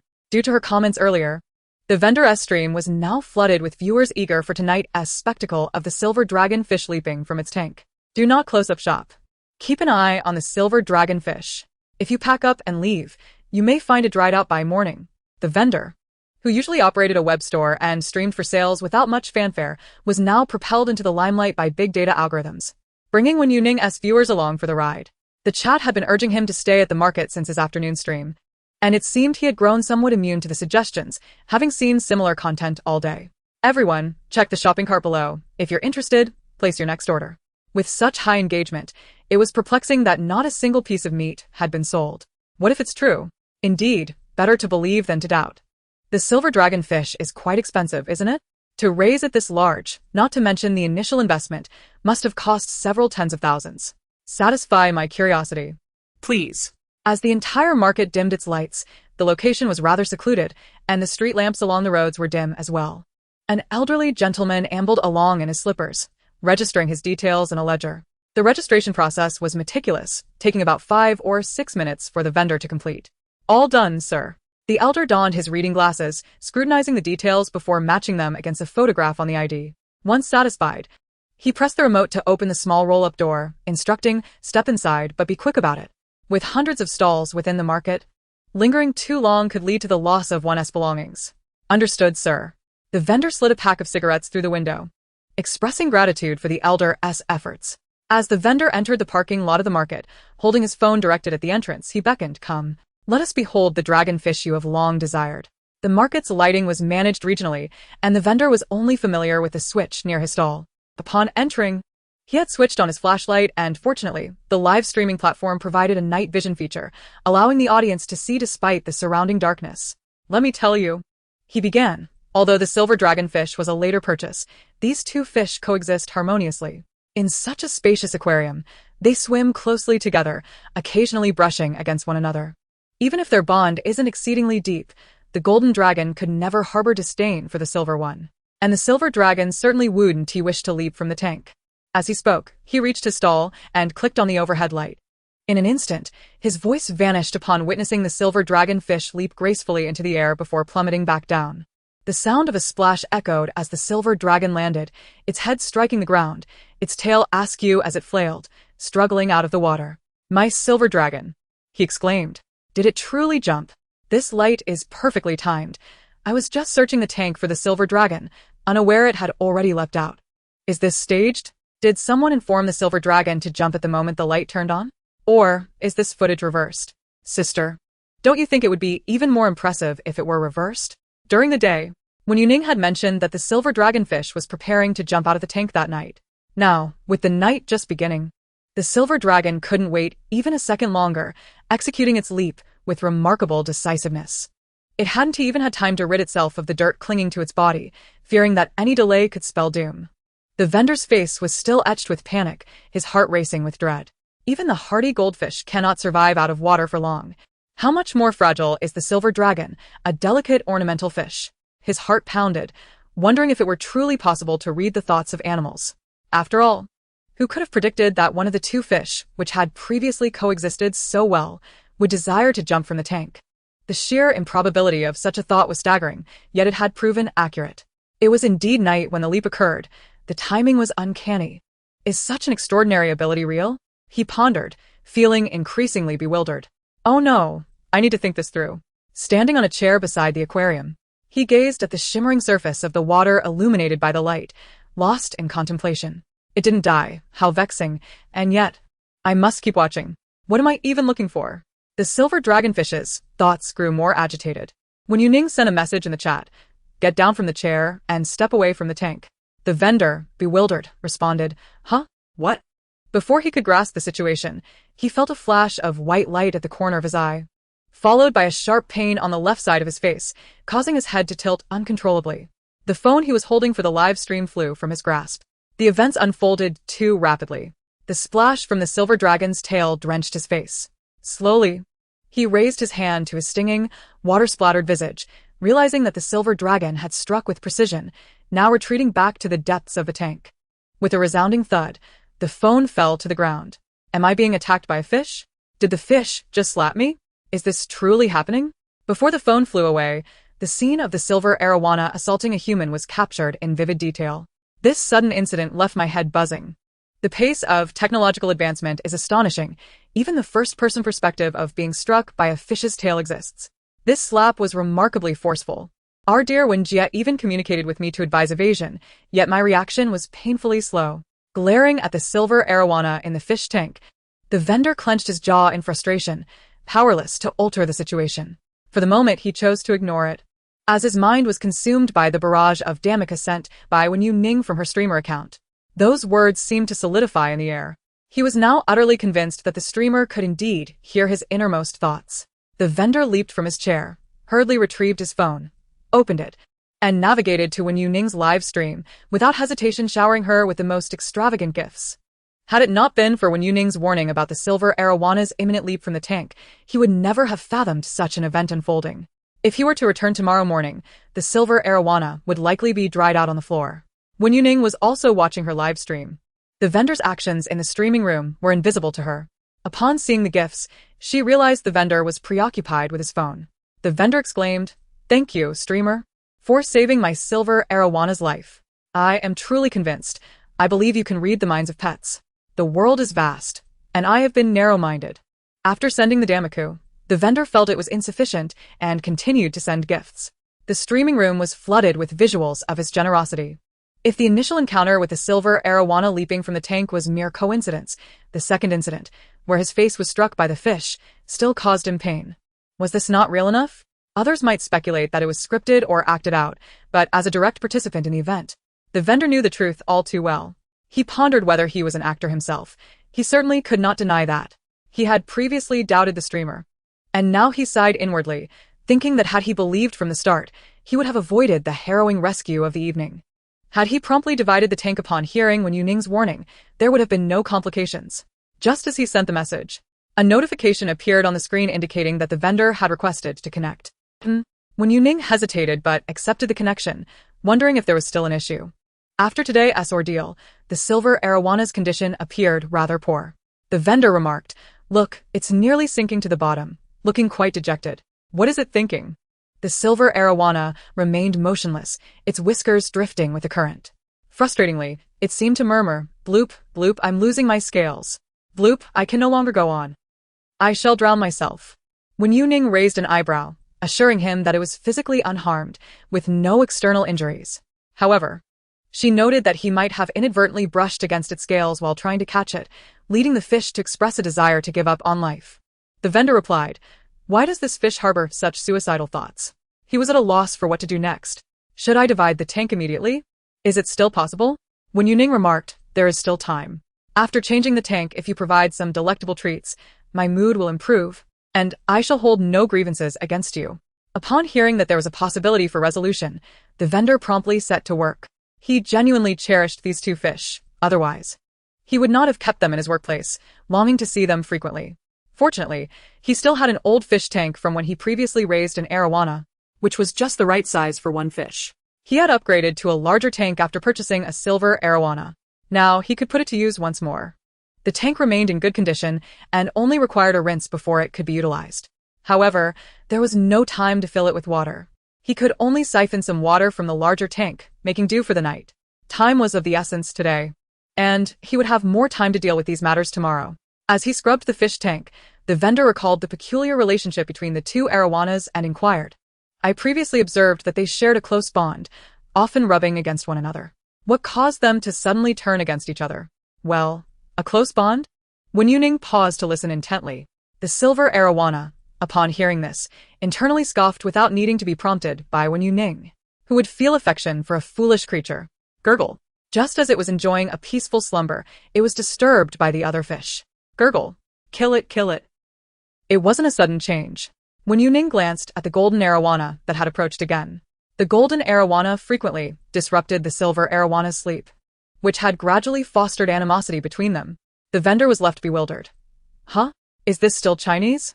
Wen Youning offered a different explanation. If someone were to slap you awake while you were enjoying a deep sleep, you would be upset too. Moreover, it appeared that the silver arowana was likely unable to best the golden arowana, considering the latter's advantage in size. After hearing Wen Youning's words, the submerged silver arowana resurfaced, its mouth moving to release a stream of bubbles. Gurgle, gurgle. Precisely. A troublesome fish. The silver arowana was in the midst of venting its frustrations when suddenly, a tabby cat appeared in the frame. The little tabby's face nearly blocked the entire view. This stray tabby was adept at catching fish and birds for sustenance, and it naturally recognized fish. However, it had little concept of size, whether big or small. Every fish was a potential meal for the cat. As the little tabby locked eyes with the silver arowana, the latter remained unresponsive, having been kept in a tank for so long that it had never encountered a cat. Yet, the little tabby had already opened its mouth, its pupils dilated in anticipation, clearly fixated on the large fish before it. Meow. The little tabby licked the phone screen, its tail swaying and brushing against Wen Youning's wrist, the tip curling playfully. I'll catch the fish for you. Fish is delicious. Upon spotting such a sizable fish, the tabby's eyes sparkled with excitement, and it eagerly poised its paws on the phone screen. Just before the imminent showdown between the little tabby and Wen Youning's phone, she swiftly lifted the cat from the device. You wish to eat fish, don't you? The little tabby, suspended in midair, blinked innocently, meowing softly. A little. I want to eat this first. Wen Youning offered it a small piece of dried fish. The morsel was small and hard, enough to sharpen its teeth, but not so much that it would overindulge. Perhaps due to its previous life as a stray, the little tabby cat retains the feeding habits it acquired while wandering. It devours food whenever it is available, eating until it can no longer manage another bite, uncertain of when the next meal will come. This habit must be gradually corrected, regulated by feeding at specific times and offering occasional treats. The little tabby, clutching a fish strip, nibbles contentedly, while the German shepherd lying quietly nearby receives a small handful of fish treats. These morsels are so minuscule that they barely suffice to fill the gaps in the shepherd's teeth. Consuming just one might render the tiny fish strip lost to its mouth altogether. Meanwhile, during a live broadcast, the vendor successfully transfers the silver arowana into a new aquarium. The water remains from the original tank, sparing the hassle of acclimatization. The silver arowana flicks its tail and turns to observe the gold arowana in the adjacent tank. It feels a sense of injustice, lamenting its own existence, contemplating its demise. The vendor watches in dismay as the newly introduced silver arowana flips onto its back once more. What now? The vendor exclaims, casting a desperate glance toward the live stream, seeking assistance from Teacher Wen. With a resigned expression, Wen Youning supports her forehead with her hand, noting that the tank she occupies seems smaller compared to that of the gold arowana, which feels decidedly unfair, prompting thoughts of giving up. The vendor, exasperated, wonders if he can truly do nothing to salvage this obstinate creature. He cannot simply remove the gold arowana to exchange their tanks. The risk of the gold arowana also succumbing to despair is all too real. Although your space may be limited, the water level is high, Wen Youning reassures. The volume of water you possess is double that of the gold arowana. This is not merely an illusion. When the vendor pours more water, he indeed fills the silver arawana's side to a higher level. The silver arawana's tail momentarily stiffens before it swims upwards, realizing it can now gaze down upon the gold arowana, which brings it joy. Its whiskers ripple, and its tail sways leisurely, sending joyful ripples across the water's surface. There is plenty of water. Good. I shall not perish, it muses. Wen Youning can only smile wryly at the creature's hasty change of heart. However, it is a positive development that the silver arowana has abandoned its morose thoughts. The vendor exhales deeply, relieved to see the silver arowana returning to normal. What are you doing? Why haven't you emerged yet? A man at the market entrance waves his flashlight, having noticed that someone took the keys and has yet to come out, prompting him to search for them. Coming right up. The vendor replies, Wen Youning interjects, yes, you attend to your matters. Remember to purchase a larger aquarium for the silver arowana when you have the chance. Understood. Thank you immensely for today. The vendor expresses his gratitude profusely before disconnecting from the live feed. As Wen Youning navigates around a fluffy bundle, she suddenly halts and turns, catching sight of the German Shepherd attempting to sneakily deposit a fish strip into the little tabby's embrace. She catches him in the act. The German Shepherd blinks, caught between the options of dropping the fish strip or consuming it, pawing at the ground awkwardly and scratching its ears. It becomes clear that, during moments of awkwardness, puppies tend to exhibit many distracting antics. The little tabby, however, is straightforward. Upon being discovered mid-theft, it hesitates for a mere moment before decisively grasping the fish strip just out of reach and immediately begins to gnaw with fervor, the sound of crunching echoing through the air. The size of the dried fish is rather challenging for the little tabby cat. It struggles to swallow, causing crumbs to fall as it eats slowly, claws protectively guarding its food. Despite its efforts, progress is minimal. Come on, little tabby, chew faster. Someone chuckles. Oh, dear. It's just too adorable. Another exclaims. The German Shepherd is so considerate, even feeding the little tabby. Mature and composed. Isn't this the quintessential dream dog? Someone muses. Its paw pads are already shaped like a flower. How charming. If the fish were to be snatched away now, the little kitty would surely cry for a long while. Take your time eating. I'm not going to snatch it from you. Wen Youning gently patted the crumbs on the little tabby's belly, gesturing towards the busy German Shepherd beside her. Next time, you mustn't do that. Woof. The German Shepherd raised its head to nuzzle her fingertips, being quite obedient. Wen Youning, noticing the dog's ears, suddenly realized she didn't know its name. What do you go by? The German Shepherd proudly stood tall, barking, General. My dad calls me General. General? What a dashing name. Wen Youning responded with a smile. The German Shepherd let out a couple of playful barks, its tail wagging vigorously. Although its hind legs were still unable to support it, it had full control over its tail now. She introduced herself to the new arrivals, then propped her chin up with one hand, reopening the connection to ask, does anyone wish to join the call? No sooner had she spoken than a connection request popped up on the screen. The response time for joining is remarkably swift this time. Locking eyes with a stranger on the other end, Wen Youning politely greeted, hello. Oh my, it's Jing Ezhou. I thought it was a fake account until I verified it. What luck for the streamer to randomly connect with fans during a promotional event for the new drama. He just won Best Actor last month and has been trending on Weibo for half a month. It's impressive how quickly he's jumped into a new project. What a hard-working individual. From the sporadic barrage of comments, Wen Youning gathered the identity of the man. She did not pay much attention to the entertainment industry, but the soaring popularity in the live stream suggested he was quite well known. Hello. Jing Ezhou attempted to initiate a conversation based on the name displayed in the live stream. But upon reading it, he paused. Pet heart voice consultation? Yes, Wen Youning confirmed. It specifically addresses complex cases that some veterinary clinics cannot handle. Jing Ezhou nodded, finding it intriguing. What? This sounds utterly ridiculous. At first glance, it seems implausible, but upon closer inspection, it appears exceedingly dubious. The streaming industry is indeed full of surprises. Just the other day, I saw someone live streaming the process of fitting false teeth on a crocodile. Those who do not understand should refrain from commenting. Just because you can't, doesn't mean teacher one cannot. The comments were predominantly from Jing Ezhou's fans, who had seen Wen Youning's previous streams and were striving to defend her amidst the sea of comments. Wen Youning lightly tapped her fingers on the table. Does anyone at your home need a consultation for their pet? She always asked when it came to paid connections.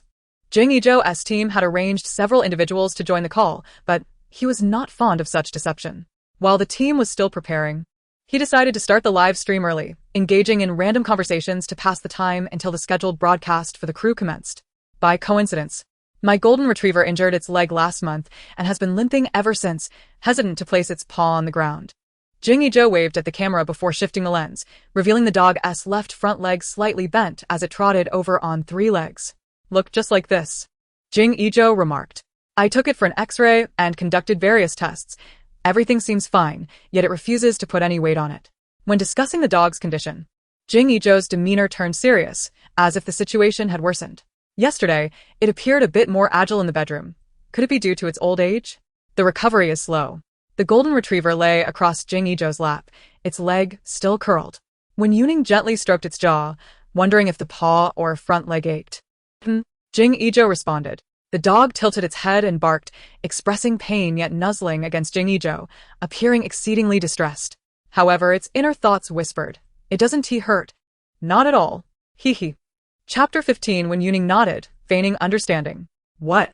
Jing Ezhou paused, realizing the host was conversing with his dog. Instinctively glancing at the golden retriever, the dog ceased its lament, placing its healthy front paw on his knee, ears turned away, eyes fixated on the computer. Woof. "You just mentioned that yesterday it was fine in the bedroom, so there must be something in the living room it wishes to avoid." Wen Youning observed the dog's reactions, recalling its frantic inner thoughts. "You mustn't speak." Woof. "I'll bite you." The golden retriever even attempted to stretch its neck toward the laptop screen for a playful nip. Jing Ezhou sensed something was amiss, wrapping his arm around the dog's neck and pulling it back into his embrace. "Are you implying that its leg is not injured?" "Indeed." Wen Youning affirmed confidently. The inner voice conveyed the message clearly, and coupled with Jing Ezhou's remark that the dog's condition had changed suddenly, she felt no need to examine the X-ray. Reflect for a moment. "Does its leg seem to improve when you leave the living room?" Slowly, Jing Ezhou nodded, his neck stiff. He had just wrapped up filming a drama and returned from an awards ceremony, spending ample time on vacation, which allowed him to take the golden retriever to the vet. At home, he also adhered to the doctor's advice and observed closely, yet he had not discerned the underlying cause. The change in environment was subtle for the dog's leg. For instance, when in the living room, it struggled to jump onto the sofa using 3 legs, tugging at his pant leg to lead him elsewhere. However, in the bedroom, it was much more relaxed and could even leap onto his bed. Jing Ezhou found the situation somewhat surreal. Following Wen Youning's reasoning, it seemed that while in the bedroom, the dog could easily jump onto his bed, lifting its injured front leg as if it forgot to pretend during a leap. Is this what veterinary care has come to? How absurd. I anticipated some impracticality, but this is beyond ridiculous. What sort of diagnosis is this? Just idle chatter, as no one truly knows what a dog thinks. So, whatever she says must be taken at face value. What about the agent? Why aren't you hurrying to end the live stream? If you delay any longer, you might find yourself entangled with scandals, and there will be no refuge for your tears. With a calm demeanor, Wen Youning inquired, "What misdeeds have you committed?" This question was evidently directed at the golden retriever. Jing Ezhou grasped the fur at the nape of the dog's neck, absent-mindedly tugging at it. Woof. "I did nothing," the dog protested. "I merely broke a new cup by accident." "Oh, you broke a cup," she replied. "Woof." Silence. Woof woof woof. The golden retriever's defenses crumbled. The claws of a canine are not as sharp as those of a feline, yet the dog's frantic movements nearly unraveled the seams of Jing Ezhou's trousers. Amidst the dog's desperate barks, Wen Youning turned her gaze back to Jing Ezhou. "Do you have a missing cup at home? A newly purchased one, perhaps?" "That I am not entirely certain of," Jing Ezhou responded. His villa, spanning 3 stories, was replete with cups, promotional items, gifts from friends and fans, tea sets, wine glasses, and so forth. If one were to conduct a thorough search, there would be certainly more than 100 cups. Who would remember if any were missing? Moreover, Wen Youning pressed on with another question, "Where did you hide the cup fragments?" Woof. "I did not hide them. I pushed them under the sofa. And you could never know." Under the sofa, the golden retriever was on the verge of a breakdown. It was a conflicted little dog, listening to its inner thoughts. Wen Youning deduced the sequence of events. When you pushed the broken cup under the sofa, you must have been seen and pricked by a shard, causing you to yelp in pain, which diverted attention away from the cup to your paw. Wen Youning continued, "This taught the golden retriever how to shift your focus. It feigns a leg injury, and the moment you sit on the sofa, it exaggerates its pain because you are now unknowingly perched atop the cup remnants. Please stop talking." Woof woof woof. "You're a bad person. I might just bite you." Logically, Jing Ezhou should not have believed such a narrative. However, the golden retriever, which had been barking and baring its teeth, abruptly ceased its commotion upon hearing her words. The once empty villa fell into a profound silence. So, he began, tapping open a search interface on his device. This award, according to the officials, is crafted from glass using cutting techniques. It will shatter upon impact. "You're speaking as if it were a truth. Have you installed surveillance on me?" The dog hid the trophy under the sofa, and you seem to know all about it. Don't feign expertise if you lack knowledge. You're merely a clown seeking attention. Jing Ezhou, I know of a highly reputable online veterinarian who could provide assistance. Let's connect and not delay treatment for your pet's condition. This individual doesn't even qualify as a quack. Is this what you call veterinary care? Nevertheless, Jing Yizhou disregarded their remarks, setting the golden retriever down and hastily ascending the stairs. The golden retriever watched its owner's hurried retreat upstairs, then glanced back at the computer screen. Woof. You're the worst human I've ever encountered. A small tabby cat leaped onto the table, fur bristling as it glared at the golden retriever. Ha. The golden retriever, caught off guard, instinctively recoiled. Meanwhile, a German shepherd heard the commotion and attempted to join in. But despite its efforts to stand, it struggled to reach the table's edge even with its front legs extended and head raised. Woof woof. Though the appearance was not witnessed, the golden retriever, upon hearing a sound, retreated. It was 2 against 1, and the golden retriever regretfully withdrew from the fray. My trophy is truly gone. Jing Yizhou was absent from the scene, his voice, tinged with a hint of despair, approaching from afar. The broom appeared before Jing Yizhou. Woof. The large golden retriever wagged its tail, grinning obsequiously. However, Jing Yizhou, undistracted by this, maneuvered the broom to slide beneath the sofa. When it encountered some resistance, the crisp sound of glass clinking reached his ears, causing Jing Yizhou to shut his eyes tightly, too fearful to open them. The golden retriever, trembling, silently retreated as Jing Yizhou bent down. As a multitude of shards was pushed out, darkness enveloped Jing Yizhou's vision. This was his first Best Actor award in his acting career, and any accolade holds significant collectible value, especially the first. Now, before the trophy could even warm up, it shattered into countless pieces. Jing Yizhou's heart ached. He hadn't even noticed when the trophy had vanished. He closed his eyes. Woof hee hee. Daddy, I'm tired. Let us run a couple of laps outside. Wen Youning coughed lightly. It wants to run. Woof. What? The golden retriever's ears perked up in agitation, its eyes wide with disbelief. Despicable human. Woof will not let you off. You are Woof's eternal enemy. Jing Yizhou. Jing Yifei. In a fit of anger, Jing Yizhou called out his full name. Seeing the golden retriever keeping its distance, he seized the broom and gave chase. You broke the trophy and pretended to be ill. Woof woof woof. The golden retriever barked as it ran. Although the villa's living room was spacious, the furniture impeded its strides, and with the broom's length as an advantage, the head start the golden retriever had was insufficient.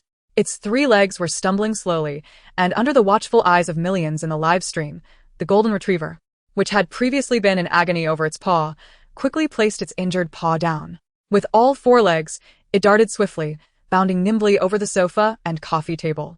Wen Youning clapped gently, healed. The comments read, "A miracle. A miraculous doctor. This troublesome golden retriever is the worst. Well done, you little rascal. No wonder you're the dog of the best actor. Such acting skills. No wonder the doctor was scratching his head after watching the footage. It turns out you were feigning illness." Isn't anyone curious why the host knows all this? Could it be that a stalker installed surveillance? Various household surveillance systems were hacked, and videos were uploaded. Considering the privacy of some surveillance, his home had none at all. Otherwise, it would be impossible for the golden retriever to pretend to be ill for so long without him uncovering the cause. With cameras, he would have investigated what had occurred before its limp. Thus setting aside all impossibilities, the last remaining answer, though absurd and difficult to believe, was indeed the only answer. That was the host across was able to read minds, capturing the golden retriever's innermost thoughts along with its reactions, completely revealing its little schemes. Jing Yizhou stood in this position. Having encountered numerous individuals and situations, his demeanor remained remarkably composed. He expressed his gratitude towards Wen Youning by gifting her 10 of the most expensive presents, a token of appreciation for the secrets of the enchanted forest. Wen Youning deftly soothed the agitated tabby cat, resolving the issue at hand, and decided to take her leave. Meanwhile, it was nearly time for Jing Yizhou to engage in activities with the film crew. He remarked, "Well, perhaps next time we can connect again." With that, he concluded the live stream connection. The barrage of comments in Wen Youning's live stream continued to flood in at a rapid pace. The swiftly passing messages were nearly indecipherable without pausing. However, the comments from premium members lingered momentarily on the screen. Most viewers displayed fan badges from Jing Yizhou's channel. The host is truly remarkable. I've been watching for days. This is the first time the live stream has exceeded 100,000 viewers. Sister 1 is the best. Wen Youning smiled at the comments, urging everyone to rest early as she too was ready for slumber. Oh. No, with your popularity. Just as the comments were halfway through, the screen of Wen Youning's live stream abruptly turned black. The fans, witnessing the abrupt end of the broadcast, were both amused and frustrated as the system automatically redirected them to the next stream. The higher the popularity, the more gifts one could receive, and at the very least, brands would approach for collaborations, an excellent opportunity to earn and establish one's reputation. Wen Youning was decisive in her streaming endeavors. The German Shepherd was rather large. Fitting both it and herself on a single bed felt somewhat cramped. There were no limits to earning, and with the gifts received over the past few days, she could comfortably afford to take a break for 2 years without any obligations. After a day of bustling activities, she was too exhausted to lift her arms, and once she had resolved her immediate tasks, all she desired was rest. Her days were now meticulously planned. When Youning lay on her bed, contemplating tomorrow, she anticipated the arrival of her ordered needles, in addition to the vaccinations required for the tabby cat. The convenience of online shopping allowed her to opt for expedited delivery, ensuring next-day arrival for an additional fee. The little tabby nestled in the crook of her arm, meowing softly. When Youning, drowsy and barely coherent, murmured, "Tomorrow, you will finally receive your shot." The sleepy tabby suddenly opened its eyes wide, exclaiming, "Meow. What are you saying?"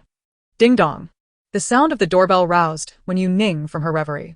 Light seeped through the gaps in the unclosed curtains as she squinted. The doorbell rang again, prompting her to sit up abruptly, hurriedly slipping on her slippers. Coming. The tabby and the German Shepherd were already stationed at the door. Wen Youning maneuvered between the two fluffy companions and opened the door to find the delivery person holding 2 large boxes, your packages. These were expedited deliveries, though the vaccines arrived a day later than the acupuncture needles. Had she not ordered the vaccines online, she would have had them administered at the pet hospital while bathing the general yesterday. Vaccines require storage in a low-temperature environment. Given the summer heat, any delays en route could render them ineffective. Thus, the merchants took great care in maintaining proper conditions during transit. Wen Youning lifted the lid of the foam box, greeted by a rush of cool air. After meticulously checking each vaccine, she placed them into a compact refrigerator, about the size of a rice cooker, specially purchased to accommodate a small quantity of vaccines. "Come, let us dine, shortly. I shall perform acupuncture for you during the live stream." Wen Youning mixed the pet food she prepared with the leftover cat food for the little tabby, while the general's bowl was adorned with jerky atop the pet food, accompanied by some meat-laden raw bones for dental care. Woof. The lighting in the bedroom was rather dim, prompting Wen Youning to relocate the computer for the live broadcast to the living room, bringing along a floor lamp for additional illumination. The quality was quite satisfactory. She held the acupuncture needles, testing their feel. The spiral texture on the needle handles was quite fitting, providing a smooth grip. Each needle was rinsed with purified water before being soaked in high-concentration alcohol. The acupuncture needles were designed for single use, and Wen Youning had customized 100 sets, sufficient for treating the German Shepherd through one course of therapy. However, the custom dimensions varied significantly from the standard sizes, and the newly crafted tools were scarce, as the vendors did not stock them. Once all preparations were made, Wen Youning initiated the live stream. Bathed in the morning sunlight streaming in from the balcony, she greeted her audience with a smile. "Good morning. Finally, the broadcast has begun. You heartless woman, do you know how long I've been waiting? I haven't slept all night. I finally caught this moment. Is this the live stream room where Jinga is collaborating?" As the broadcast commenced, a flood of viewers entered the room, and the number of online participants in the upper right corner surged rapidly. Compared to the sparse attendance during yesterday morning's stream, it was as if 2 entirely different live broadcasts were taking place. The gifts poured in abundantly, a continuous stream. The comments were filled with gratitude towards her. There was no need for her to dig deeper. The trending topics were glaringly evident. Jing Izhou chased after a dog late at night. Is pet telepathy truly a reality? Astonishing. The internet's miraculous doctor has arrived. Jing Izhou's dog has risen to its feet. Does the film emperor have backup trophies? During the time Jing Izhou was treating the dog, he had shared the golden retriever's condition online. Having traversed numerous pet hospitals, even some dubious clinics recommended online, he had resorted to desperate measures, taking Jing E to seek help. Unfortunately, the outcomes were unsatisfactory, leading him to solicit assistance on Weibo. This time, as the golden retriever stood during the live stream, curiosity piqued. Could it be that internet medical care holds truth? Upon further inspection, it was evident it was not the doctor's skills that were lacking, but rather the cunning nature of the golden retriever. Fans captured each of the dog's reactions to Wen Youning's every word during the stream. Haha, the little golden retriever cannot hide its emotions. It's all written on its face. Help, this comparison truly gives me the impression that the little golden retriever has been seen through. The host is quite entertaining. When the golden retriever tried to run, Jingo was oblivious, only for her to expose it. The ensuing chase was met with laughter, especially as the golden retriever landed on all fours, its tail spinning in acceleration, culminating in Wen Youning's calm declaration, which had fans doubled over in mirth. To be honest, based on this chase, Jingo is the one who needs to see a doctor for his legs. So mischievous, so mischievous. The first victim of the Golden Retriever Victims Alliance has emerged. The chatter on Weibo was lively and engaging. The popularity of Wen Youning's live stream continues to soar. After enjoying their evening snacks, viewers find themselves unable to sleep, eagerly awaiting the start of the broadcast the following morning. Once she finishes browsing Weibo, Wen Youning sets her phone aside, pats her legs, and calls for her German Shepherd, Jun. As the dog approaches and settles down, Wen Youning announces, "We won't be taking live call-ins this morning. It's a session dedicated to acupuncture training." She gently lifts Jun onto a prepared table, saying, "Let me show you the needles I've customized for this purpose." With a child's enthusiasm for sharing something delightful, Wen Youning carefully extracts the needles with tweezers, showcasing them before the camera. The acupuncture needles include various types: in chan needles, round needles, in D needles, foam needles, in pi needles, roundly needles, fine needles, long needles, and large needles, totaling 9 distinct varieties. Each needle varies in length, but as they are intended for animal use, she has made adjustments based on her tactile experience and certain acupuncture conventions. These needles differ somewhat from traditional acupuncture needles, and to ensure clarity for her audience, Wen Youning aligns the needles directly with the camera. "Thank you, but we don't wish to know. Please keep the needle tip away from me," one viewer exclaims. "Who asked you?" "Who asked?" Another retorts. "Just looking at that needle makes me feel a draft in my bones," comments a third. "I wish my ears would go deaf." Someone else adds, "I've been experiencing persistent headaches, and despite regular checkups, nothing shows up. Should I consult a traditional Chinese medicine practitioner?" Another viewer wonders. "I too felt a lingering numbness in my leg after a fracture," shares another. Wen Youning reassures Jun, "Are you scared, my dear?" No? Good boy. She affectionately rubs the dog's belly and says, "Now let us begin. You must stay still." With a gentle woof, Jun lies down obediently, resting his head on a soft pillow. Wen Youning slowly inserts the needle, its length gradually disappearing into the dog's back. Although partially obscured by the dog's long fur, the sight of such a long needle being inserted sends shivers down the spines of the online audience, who gasp in astonishment. Particularly striking is the moment when the needle is left in place, prompting Wen Youning to select an even longer one. The viewers, experiencing an uncanny sense of empathy, cannot help but feel a vivid sensation, as if a needle were piercing their own crown. Jun remains remarkably still, suggesting that he's not in pain. However, the varying thicknesses and lengths of the needles being inserted cause the audience to grimace in discomfort. Once all the needles are positioned, Wen Youning deftly twists the needle handles, and with a swift motion, she suddenly withdraws one from Jun's back. As she does so, a stream of blood erupts, startling the viewers. "Is this normal? Why is there blood in acupuncture?" One cries out. Ah. "It hurts. It feels like ants are crawling all over me," another exclaims, though a small amount of blood splatters onto the ground, creating a somewhat alarming sight. Wen Youning reassures her audience, "It's all right. It doesn't hurt." Wen Youning used a tissue to clean the blood from the floor, taking note of the ailments mentioned in the barrage of comments. She repeatedly manipulated the thickest needle, already inserted, adjusting its angle, contemplating a visit to a reputable traditional Chinese medicine clinic, where a physician might arrange acupuncture therapy if deemed appropriate. "Wait, aren't acupuncture needles supposed to be fine? How is this one nearly as thick as a small straw? Is that suitable? No, that's unnecessary. I'm willing to tell a little white lie. My head doesn't hurt at all." Feeling healthy, I suddenly sense a refreshing ease in both body and mind, my legs nimble enough to leap joyfully. I'm drenched in sweat. This must have frightened the child. It's too afraid to even feel pain. It appeared somewhat alarming. Yet the German Shepherd was so comfortable that it was on the verge of drifting into slumber.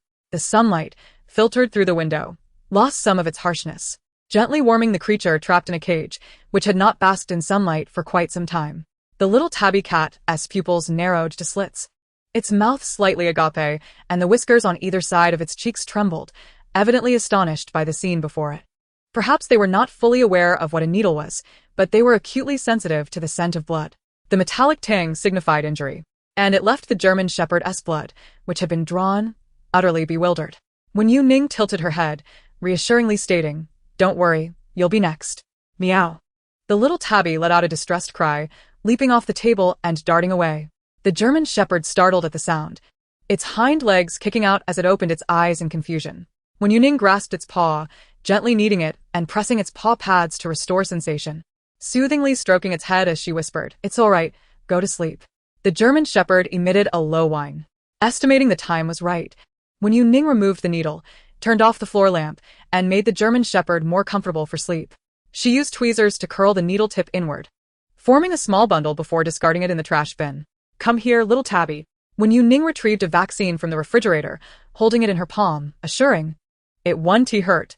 Meow. "I don't believe it." The little tabby sprang onto the bed, bounding across the soft mattress and leaping toward the top of the wardrobe. Yet, midway through its flight, Wen Youning reached out and caught it.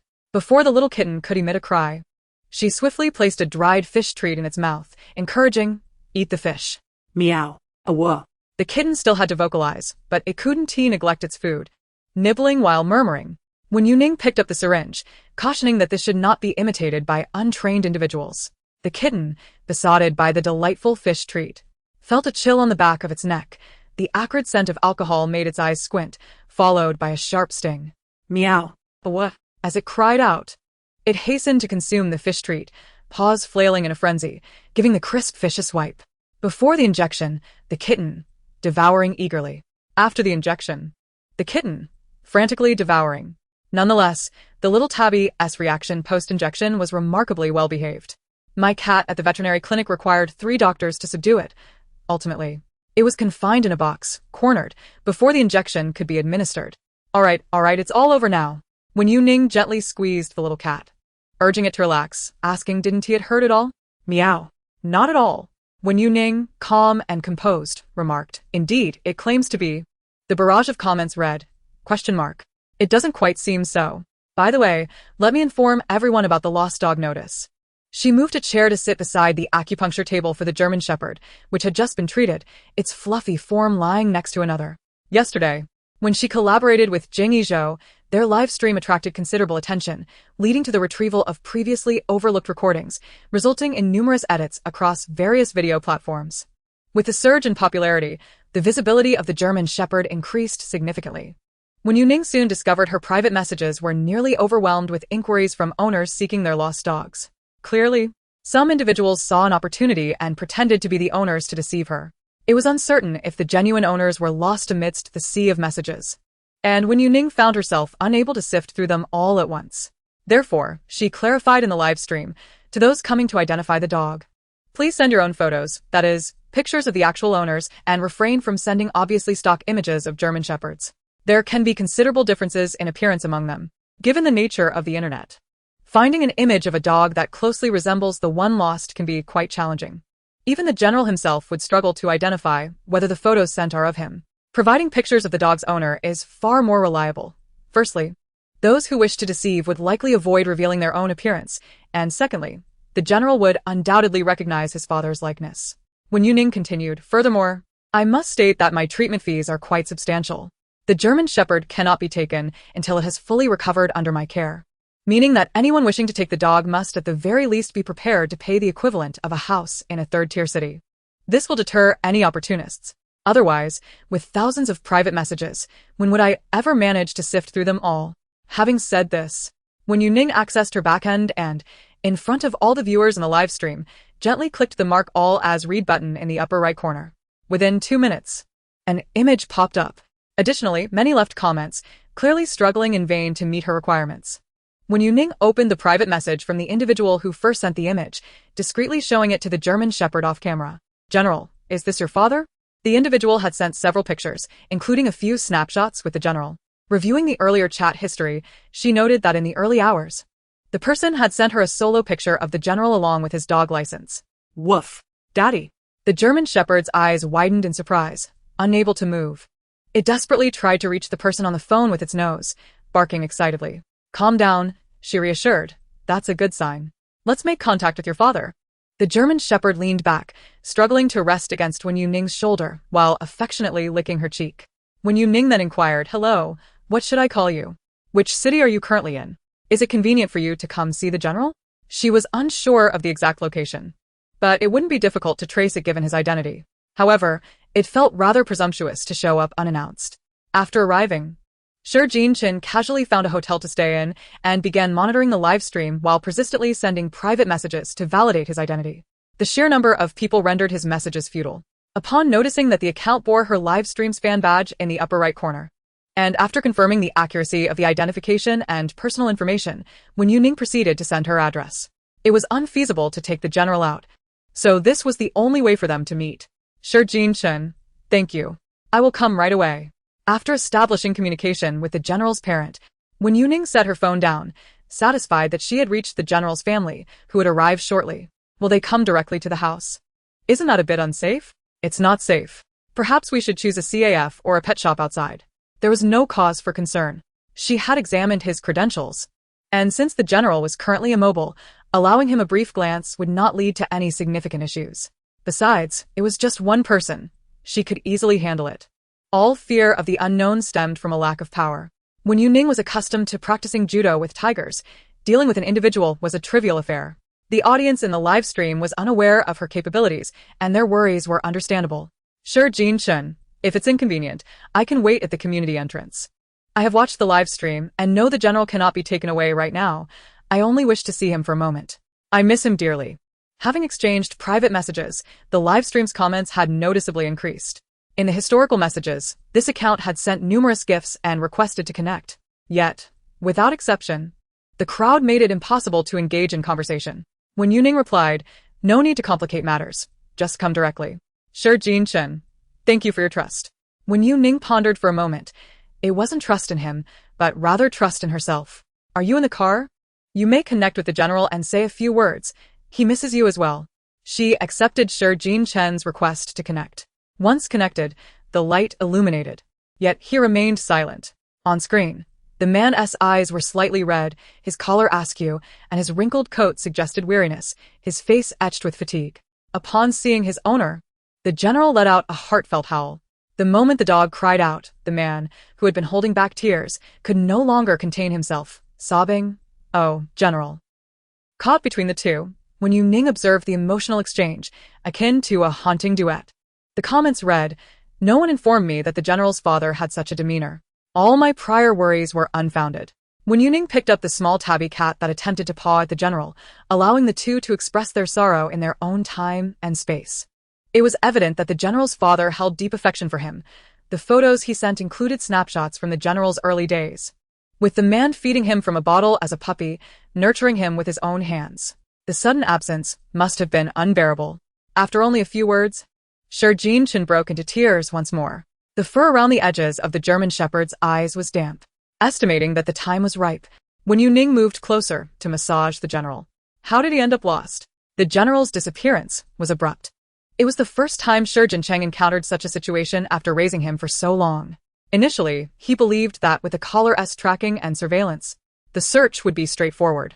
However, both the tracking and monitoring ceased within a similar vicinity. Shi Jinchen only found the broken half of the collar.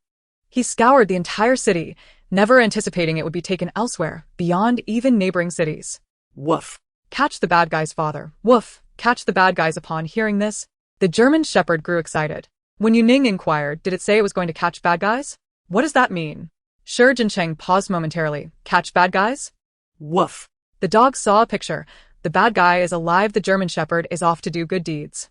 Wen Youning remarked, did you show it a picture of the bad guy? It seems like it is chasing the person in the image. His expression turned somber. Are you implying that the general saw this person at home and thus chased after him? Wen Youning sighed as she observed the German shepherd, who was trying to stand tall. That sounds about right. I thought it was an act of heroism, but it turns out to be a police dog on the prowl. The general is truly remarkable. Has the suspect been apprehended? I'm so infuriated. If that vendor hadn't collided with the general, perhaps the dog would have truly caught the suspect. Shi Jinchen asked, is it still possible for it to recover? Of course, Wen Youning assured, shaking the German shepherd's tail. The animals I take in are always healthy when they go out. Woof. Exactly. Do you understand what I'm saying? Wen Youning teased, gently tapping the dog's chin. The general whimpered softly, resting his head on her wrist. Shi Jinchen, still connected to the microphone, hurriedly exited the taxi after settling the fare. Father is here, General. I'll be looking for you right away. He carried his phone in one hand and a gift box in the other, all prepared in advance for this moment. The consultation fee is one thing, But he must also provide a token of gratitude for helping to save the dog.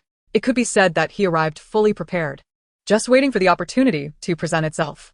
Shi Jincheng could hardly contain his joy, his heart and eyes brimming with the anticipation of reuniting with his beloved dog. Suddenly, something flashed before him. Instinctively, he halted, squinting to see an unfamiliar elderly woman sprawled on the ground not far ahead. What the? Is she trying to scam? I can attest that throughout the encounter, General S. father did not come into contact with this elderly woman. While I can understand scams involving vehicles, how is it that walking has become a target? Walking while distracted by a phone presents a low risk, thus increasing the chances of successfully executing a scam. All one needs to do is cling to the unsuspecting victim to prevent their escape.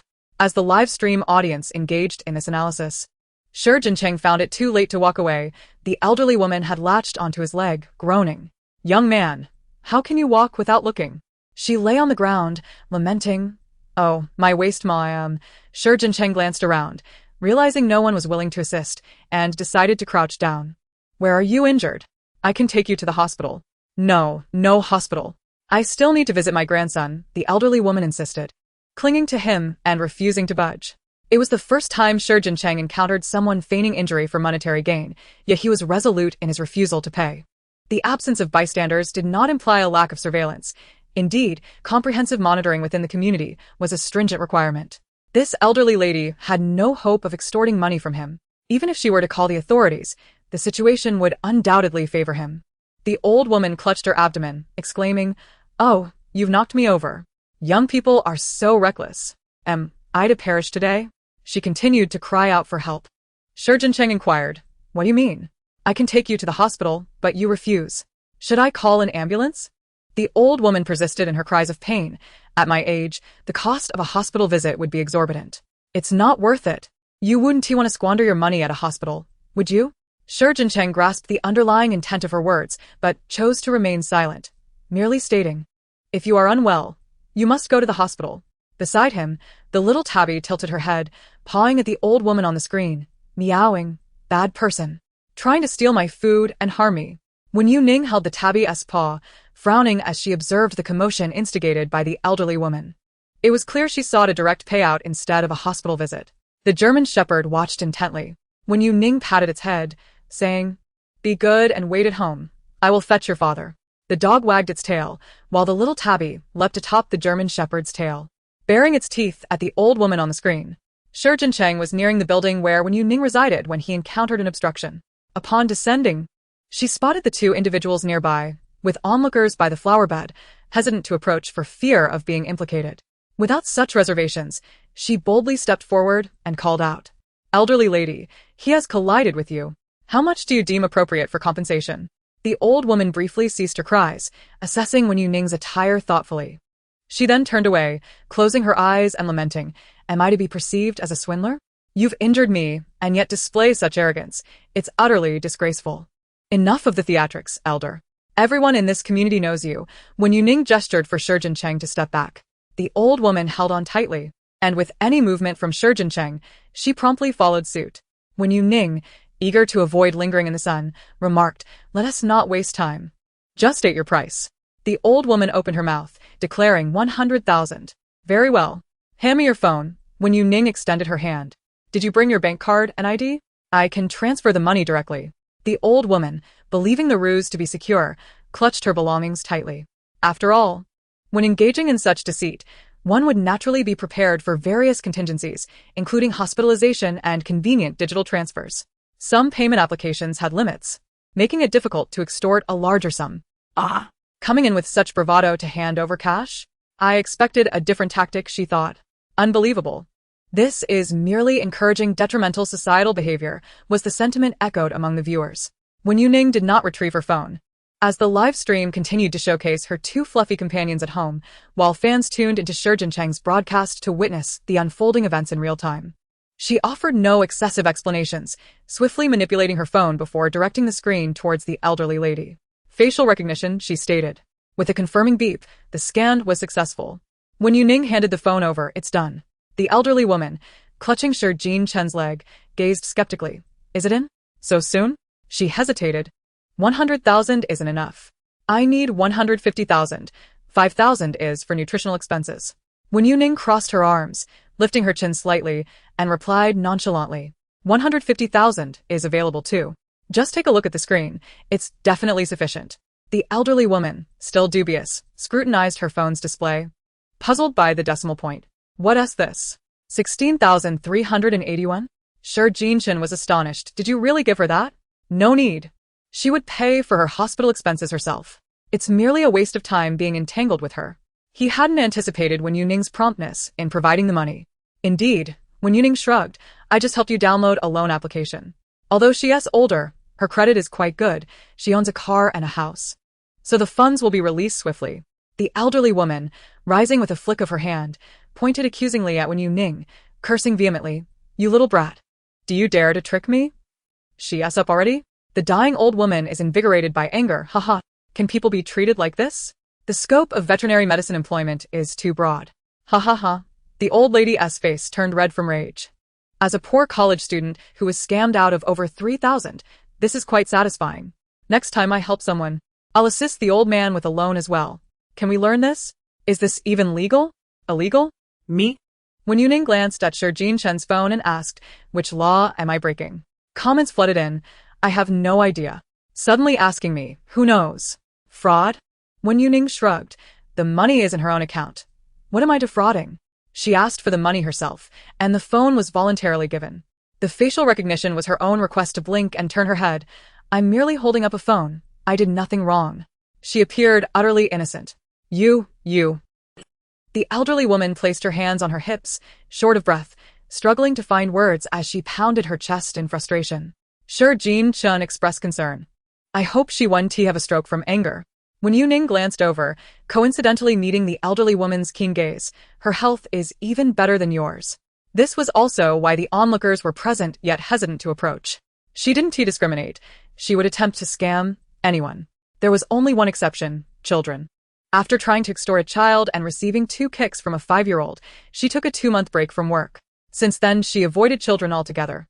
The same scenario could be easily resolved with a child, but with adults, it became a convoluted issue. Reporting to the police was futile. Civil lawsuits were the alternative. But navigating through that process was costly, laborious, and time-consuming. Proving extortion was also challenging, even after a strenuous legal battle. If victorious, the elderly woman would remain unscathed and continue her schemes. Sure, Jean-Chin was taken aback by the detailed knowledge she possessed. You know all this? Little Tabby mentioned it. She replied. Wen Youning gently raised her chin and pointed towards the elderly lady over there, a figure emblematic of the community. With her singular influence, she had the power to sway the property prices of the entire neighborhood. Even now, she could hear the grumbling of the little tabby cat in the live stream. The cat's bowl, the cat's house. The cat barely lived there before it was trampled. The cat nearly met its demise. Filthy humans. Disgusting dogs. She had chased all the cats out of the community. HMPF. What a wicked person. The inner monologue, accompanied by sporadic meows, clearly conveyed her indignation. Just the sight of this elderly woman was enough to incite such fury. The kitten in the frame had already fluffed up its fur in distress. For stray kittens, finding sustenance is inherently challenging, and with a designated feeding spot, even the cardboard boxes, food bowls, and cat food were devoured by the dogs kept by the elderly lady. To the stray kittens, she was indeed quite terrible. No matter how formidable a stray cat may be, encountering a stout and aggressive dog makes it nearly impossible to prevail. Merely escaping unscathed is already a stroke of luck. Wen Youning, previously unaware, had now come to recognize this and decided it was time for the elderly lady to face some consequences. The lady, choked with anger, cursed in a dialect for quite some time while pointing at Wen Youning. You young brat, shameless. Bullying an old woman like me. You know nothing of respecting your elders and cherishing the young. Then go ahead and call the police, Wen Youning retorted, sidestepping the woman's outstretched hand, casually patting Shi Jincheng's shoulder and showing her police badge. At her words, Shi Jincheng obediently complied. Upon seeing the badge, the elderly lady halted her advance. Those in her line of work frequently interacted with the police and often relied on her age to evade repercussions. However, when the situation involved an actual officer, it was no longer a mere matter of mediation. While she might jest with the police, she dared not attempt to extort them. Even a seasoned manipulator like her knew the line not to cross. Yet, no matter how much she howled or shouted, she remained ignored. Upon returning upstairs, The little tabby cat in front of the live stream seemed to sense something amiss. It leaped off the table, its tail held high, scampering towards the door to greet her. Meow, meow, meow. The sound trembled with its motion. As Wen Youning opened the door, she was immediately embraced by the exuberant little tabby, which leapt up and clung to her shirt, climbing upward. Instinctively, Wen Youning raised her hand to gently support the kitten, preventing it from falling due to its precarious grip. How joyous it seemed! Meow! The little tabby tilted its head. So wonderful, meow. The little tabby was unaware of Wen Youning's actions, but it had witnessed the tormentor who had bullied it now reduced to tears. The elderly lady, once a formidable presence in the eyes of the stray kittens, had seemed insurmountable. Resting in a cardboard box had once been a comfort until her foot came crashing down, lifting both the box and the kitten in a jarring shake. That memory was nothing short of a nightmare. But now, Wen Youning had made that elderly lady cry. The little tabby meowed sweetly, nuzzling against her chin. Meow, meow. It was utterly impressed by its human companion. Truly, a remarkable human indeed. Having just left for a short while, one could still see the figure in the live stream. The little tabby was so attached to the host. How could the tabby cat be so endearing? I find it hard to believe. My own cat becomes anxious if I gaze at it for too long. Yet the streamer's feline companion is so gentle. It is nuzzling affectionately. Wen Youning cradles it in her palms, allowing it to rub against her. Earlier, that elderly lady had bullied the little tabby while it was wandering the streets, and I sought redemption for it, much to the little creature's delight. That explains why the streamer rushed down when she saw someone attempting to scam. She was defending her fluffy friend. What a splendid act. From this perspective, it seems that to the little tabby, the streamer must appear as a celestial being, bringing tears to those who once tormented it.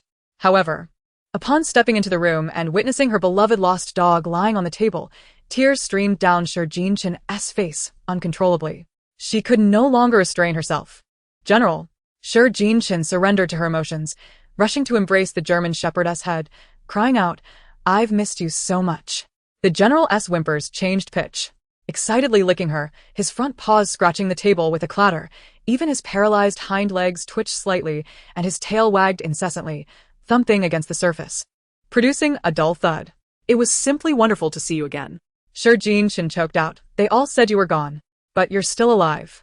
From the moment she learned about the surveillance and collar tracking, she was filled with confidence, yet after losing all trace of the general, she had felt utterly lost. The journey of searching had been sustained by sheer willpower, transitioning from hope to despair and finally to numbness. Her emotions erupted into joy upon discovering that the general was still alive. My goodness, is this not a comedic live stream? I am weeping uncontrollably. Whoa.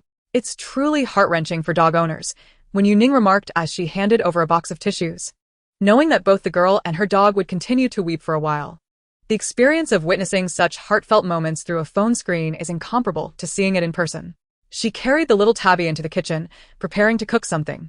There were still leftovers from yesterday's groceries, and Wen Youning quickly prepared the vegetables. As she cut the beef, the little tabby perched on her shoulder, its eyes fixated intently. Setting down the knife, Wen Youning took a piece of dried fish. Here you go. Meow. Whoop. The little tabby clamped down on a piece of dried fish, nearly the size of its paw, tilting its head in an effort to fit it into its mouth. During feeding time, Wen Youning always felt the little tabby's belly first, though she offered a normal portion. The irregularity lay in the fact that the general would share his food with the little tabby. Consequently, this meal would exceed the little kitten's typical appetite, and she needed to help regulate it. As she turned to retrieve vegetables from the refrigerator, she also took out some frozen pet food to place in the steamer.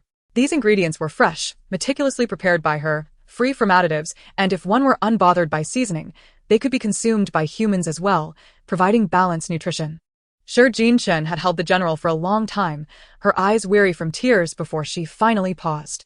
As she groomed the general, a thought struck her, and she hurriedly shoved her hands into her pockets as she entered the kitchen, saying, "Thank you, Teacher Wen, for saving the general.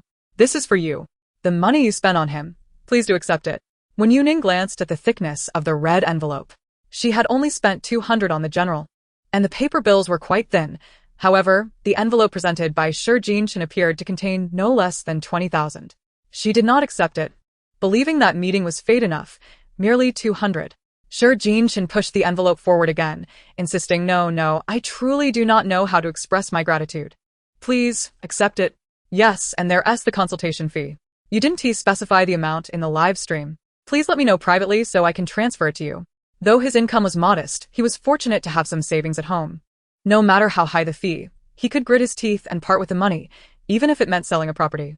Yet, as Shi Jinchen was about to say more, Wen Youning served the vegetables and placed them on the table. Oh, all right. Following her command, Shi Jinchen instinctively set the dishes down and even tidied up the folded placemat. He stole a glance at the busy figure in the kitchen and then at the envelope in his hand. After a moment's hesitation, he quietly slipped over to the sofa and sat down.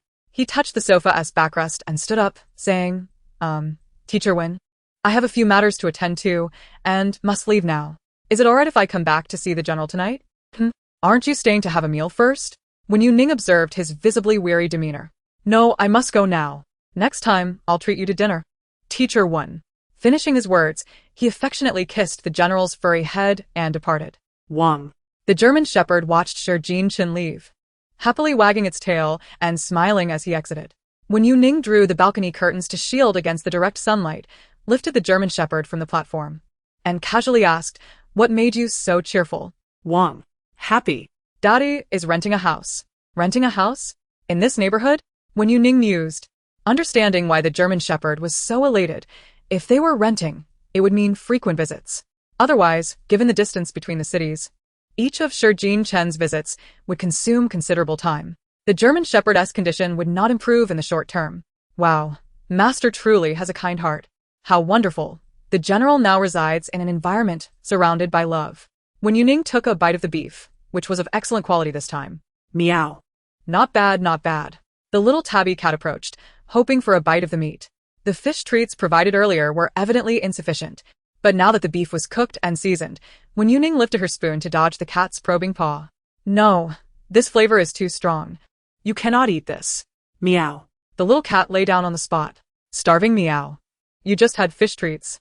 And you devoured a bowl of cat food this morning, not to mention a few bites of the general's food. How can you still be hungry? Wen Youning poked at its little belly, which was not as exaggeratedly large as the night before, but certainly not empty. The little tabby refused to budge. Wen Youning said, patting its fluffy belly, Your food is still cooling. You must wait until it's warm. The cat food had just been steamed, and in the summer, food cools slowly. Seeing the cat's anxiousness, Wen Youning lowered the air conditioning by another 2 degrees. It did not need to be ice cold. As long as it was warm enough not to scald the little creature's tongue, it could be served. The little tabby, having failed in its quest for food, stealthily inched forward, squinting its eyes in a feigned slumber, while its mischievous little paws crept ever closer to the steaming beef. In the next moment, its paw was captured by Wen Youning, who gently pressed down with her fingertips. All right. Let us start with a little fish treat. With no other option, Wen Youning resorted to soothing the kitten with a snack. The kitten, now pacified with the dried fish, relinquished its clever attempts to outsmart the dishes on the table and contentedly gnawed on the treat. Wen Youning separated a portion of the fish treat intended for the general, not placing it in a bowl but instead saying, Come, general, open wide, ah. Woof woof. The general obediently complied, and the fish treat was tossed directly into its mouth, effectively preventing the little tabby from begging for fish from the German shepherd. After finishing her meal, Wen Youning noticed that the cat food had cooled sufficiently. She took a spoon, breaking apart a bit to crush it. It still retained some warmth, but mingling with the cooler portions rendered it pleasantly edible. All right, your meals are ready. She set down 2 food bowls and refreshed the water bowl. Turning, she relocated her computer to the coffee table and opened the live streaming application. Let us begin today's work. Wen Youning brewed a cup of floral tea, adding ice, perfect for a post-meal refreshment in an air-conditioned room. This time, there was no need for promotion. The application revealed a string of requests. Jinghua. Wen Youning clicked on the first one in sequence. Hello. Hello, teacher. The face of a short-haired girl appeared on the live stream. Wen Youning inquired, What issues does your pet have? Jinghua nodded. It seems my ferret is depressed. Let me see. How do I switch the camera? She raised her phone higher, capturing a view of the ferret. It appeared lackluster, hanging limply at the edge of the shelf, its small eyes barely open, showing little reaction to the approach of humans. Jinghua was puzzled, unable to comprehend the sudden change in the ferret's demeanor. It not only acts this way towards me, but it even bit my mother, who it used to be quite affectionate with. Now it won't let anyone near. It tries to dash outside whenever the door opens. Jinghua continued. So I suspect it might be ill. Or perhaps, since I am currently abroad and it's still snowing here with low temperatures, it may have gotten too cold outside. The ferret lazily lifted its eyelid, as if to say, "You're the one who is sick. Did you buy this ferret?" As Jinghua connected to the live stream, she had naturally prepared anything she might need. Hearing the question, she promptly produced a card to show the camera, revealing a caramel-colored American ferret. I raised it since it was young, purchased from a specialized breeding shop. They even provided an identification card. Wen Youning scrutinized the details on the certificate and remarked, "The certificate states it is an American ferret, but yours is a sable ferret." Upon hearing the words sable ferret, the ferret on the shelf suddenly opened its eyes wide, reaching out towards the phone used for the live connection. Ah. Yes. Quickly inform her that I am not Rong. I merely stepped out to play in the snow. And I was apprehended. What madness. She claims I am unwell. She is the one in need of medical attention. Perhaps she should consult an ophthalmologist. As for Wen Youning, the audience in the live stream remains oblivious to the unfolding drama. Why does it feel like her emotions have suddenly escalated? Her eyes have widened comically, almost bulging like walnuts. Sister Wen, please translate, I beg you. My curiosity is insatiable. A marten? Isn't that a protected species? How dare the young lady keep one? Due to its low reproductive rate, coupled with habitat destruction and poaching, the marten has seen a dramatic decline in numbers and is now classified as a nationally protected wild animal, prohibited from being kept as a pet. Jinghua. The comments flood in. Pfft. Jinghua lifts the marten, comparing it to a picture of an American marten she holds. They look remarkably similar. Pausing, her confidence wanes. Are they truly identical? The marten, feeling uncomfortable being held, wriggles and gives her a light swat with its paw. Put the noble creature down. Jinghua glances at Wen Youning with suspicion. Does it want you to release it? I shall do so at once. Jinghua, concerned for her little marten, turns but is at a loss as to where to search. Wen Youning, noticing Jinghua's hesitation, inquires, "Did the American marten venture out on its own?" Jinghua shakes her head. "Not exactly. I have been unwell with a lingering cold, and despite taking medication, there was no improvement. In the past, my Rong would venture out to graze when it was unwell, so I jokingly suggested that Rong assist me in locating herbal remedies. To my surprise, it took my words to heart and went outside. The marten, goo. The marten asserts that it is not named Rong. Wen Youning sips her tea and remarks, "The marten must have protested at that time." Jinghua closes her eyes, nodding gravely. To be honest, this marten is indeed similar in size to my Rong. They are almost identical in length. Oh dear, if what Teacher Wen says is true, what folly have I committed? The marten stands defiantly, puffing up into a round shape. Puffed, hilarious. This is an abduction. Isn't it amusing that the marten seemed indifferent to the young lady, leading her to mistakenly believe it was unwell? Ha! Look at how vexed the marten is. It has never encountered such absurdity before. Jinghua clasps her hands together in a gesture of apology towards the marten. I am truly sorry. This was my oversight. Wen Youning, being in the country, clearly cannot dash overseas to provide assistance. With Jinghua at a loss, she ponders and then turns her attention to the marten, who stands with its paws on its hips. Little one, can you scent the presence of the American marten? The marten tilts its head, proudly lifting its chin. Of course, I am capable of anything. Then could you assist in locating the American marten that previously resided here? Wen Youning turns to Jinghua. She'll provide you with a reward, such as food and water. Upon hearing this, Jinghua vigorously nods. Absolutely. I have an abundance of canned and freeze-dried food, as well as fresh quail and meat. If you help me find Rong, I shall ensure you are well fed for life. During the coldest days, you may also come to my home for warmth. I will provide lodging. Is that agreeable? In the wilderness, where food is scarce, it is indeed a fortunate circumstance for the wild minx to have a reliable source of sustenance provided by humans. With a determined clap of its paws, the mink declared, "Deal." It swiftly descended from its perch and dashed towards the door, hoping to seize the moment when Jinghua opened it to make a hasty escape for freedom. However, upon bolting outside, the door obstructed its path. The mink stood up, its paws thumping heavily against the door, exclaiming, "Open the door for the mink."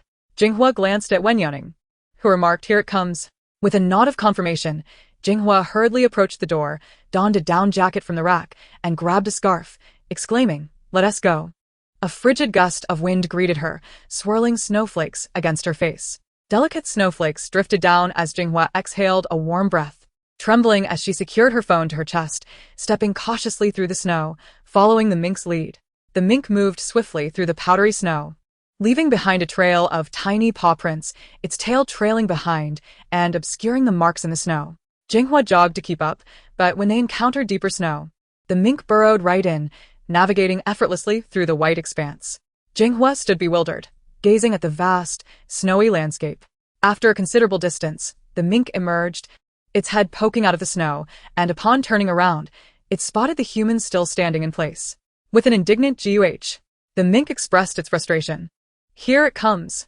This time, Jinghua could clearly perceive the mink's impatience and disdain without the need for Wen Youning's translation. She hurriedly wrapped her coat tighter and trudged through the snow. In the heavy snowfall, the live streaming quality of her phone deteriorated, appearing hazy. She had to frequently wipe the lens clean of accumulating snowflakes. Fortunately, they had not traveled far when the mink halted and began to circle in place. Is Rong here? Jinghua panted, having exerted herself in the snow, feeling both cold and drained, nearly losing her breath along the way. Upon arrival, her immediate concern was the whereabouts of her companion, Andrew the mink. The mink leapt onto a nearby tree, followed by a series of frantic squeaks. GUH, GUH.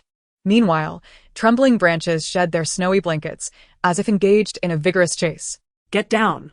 Help. Rong? Is that you, Rong? Jinghua called upward. Sister is here. No sooner had she spoken than Andrew the mink, completely covered in snow, jumped down from the tree. Jinghua dashed forward, catching it securely in her arms. Andrew the mink, its head spinning with indignation, squeaked, GUH. The mink is here to help you. Yet you still scold the mink. Jinghua retorted, dare you speak back? It understood her. Wen Youning observed the familiar greenery peeking through the white snow beneath the tree, indicating the presence of medicinal herbs. Indeed, you see, right next to the thicket. Andrew the mink turned its head sharply, eyes brimming with tears, gazing at Wen Youning. GUH. Benefactor. You did well, Wen Youning reassured Andrew through the screen, then turned to Jinghua. It cannot pick them without hands, and you won't eat what it bites off, so it waits here for you to come and gather them. Only those who unjustly blame the minks truly understand their plight, and Teacher Wen knows this as well. Haha, Andrew the Martin, speak for me. Ah? Have they truly found it? Jinghua initially merely intended to amuse herself with her plush toy, yet the subsequent developments have indeed surpassed her expectations. The martin peered from the tree. Goo, silly creature. When Youning opened the encyclopedia she found, presenting both the information and images to the viewers in the live broadcast, the grass nearby, along with its roots and leaves, possesses medicinal properties that can treat colds, influenza, and other inflammations. When brewed in alcohol, it can also remedy injuries from falls. Finally, when Youning cleared the name of Andrew the Martin was indeed not mistaken. Jinghua exclaimed, hurriedly embracing Andrew the Martin and cooing, Rong, you're so good. The best. I misjudged you. Andrew the Martin huffed in indignation. With the matter resolved, when Youning, curious about Andrew the Martin's true feelings, inquired, did your mother not notice the mix-up? Jinghua brushed the snow from her gloves, admitting that she had noticed something amiss, but had dismissed it with an excuse. Furthermore, her mother had gone abroad, thus failing to identify the issue. How fortunate, the young master nearly ended up wandering while out for medicine. Is that herbal remedy truly not a hoax? If it is genuine, then Andrew the Martin is quite remarkable. Go. The martin turned and vanished amidst the layered branches and snow. When Youning's voice resonated from the live broadcast, the martin says it wants to eat before seeking you. I see. Jinghua waved her hand in the direction the martin departed, saying, I'll be waiting for you at home anytime. Thank you for today. The one truly deserving of gratitude is Wen Youning. Jinghua sighed, if not for your help, I would still be oblivious to the fact that I had captured the wrong martin. It was also fortunate that the veterinary hospital was located in the city center. The heavy snow had made walking difficult, let alone driving. Thus, encountering such a popular live broadcast for pet care prompted her to hastily connect, adopting a grasping at straws mentality, only to be met with an unexpected delight. Jinghua raised her hand again, sending 2 grand gifts. Come on, Rong, say thank you to sister. Chirp. Goo. Andrew the Martin was exhilarated. Benefactor sister. Mine. I like it. The little tabby cat peeked curiously from beside the computer screen. Meow? Andrew the Martin was not part of the feline diet. The little tabby had likely never seen Andrew the Martin. Yet that did not hinder it from extending its paw upon hearing Andrew's words. Who dares to compete with me for my human? Ha! Here's a paw for you. With a swift motion, it inadvertently disconnected the call. Out of battery. When Youning chuckled softly, capturing the mischievous little creature and playfully tapping its forehead. You even know about low battery. With a click of her mouse, the computer screen resumed its broadcast appearance, yet the microphone continued to indicate a connection failure. Ding dong. The doorbell rang. Wen Youning, puzzled, rose to her feet, wondering who could be ringing the bell at this hour. She hadn't ordered anything, had she? Upon opening the door, she was greeted by 2 large bags of gifts. Hi. We meet again. As the gift bags parted, the face of Shi Jincheng was revealed. The German shepherd behind him barked excitedly at the familiar voice. It's Dad. Why is he delivering gifts again, after the previous ones? Upon his arrival, Shi Jincheng presented gifts at the doorstep, and even now, the 2 boxes of bird's nest and ginseng remain in the kitchen. Shi Jincheng remarked, it's different. That was a token of gratitude, while this is a gesture from a neighbor. Wen Youning responded with a puzzled expression. Shi Jincheng excitedly announced, I have rented a room in the building next door. Initially, I intended to find a unit within the same building, but alas, the entire structure was leased out. Thus, I settled for a separate one. He reflected on his decisiveness at that moment.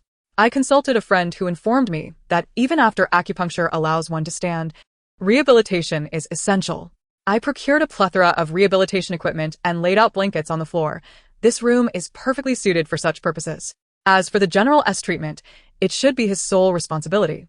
Now that Wen Youning has adeptly managed the majority of the affairs, he naturally must attend to the smaller details, ensuring that the burden does not rest solely upon her shoulders. Wen Youning raised an eyebrow, questioning, will this not interfere with your work? Shi Jincheng shook his head, assuring her it would not, for he suspected that the suspect had concealed himself within the delivery vehicle and fled to another city. The market supplies surrounding cities. And during the time of the general's disappearance, all delivery vehicles were directed towards the city. I have already requested assistance from the local police to investigate. As this case is under my jurisdiction, I can remain here to apprehend the suspect. Shi Jincheng's decisions were made after careful consideration, having conferred with his mentor prior to staying. There are surveillance cameras along the route, and the criminal would not dare to exit the vehicle indiscriminately. They would only venture into the city alongside the delivery trucks. Wen Youning, not privy to the intricacies of the case, but aware that many matters in their profession must remain confidential, did not inquire further and simply asked, did you discuss with the landlord about keeping pets when you rented the place?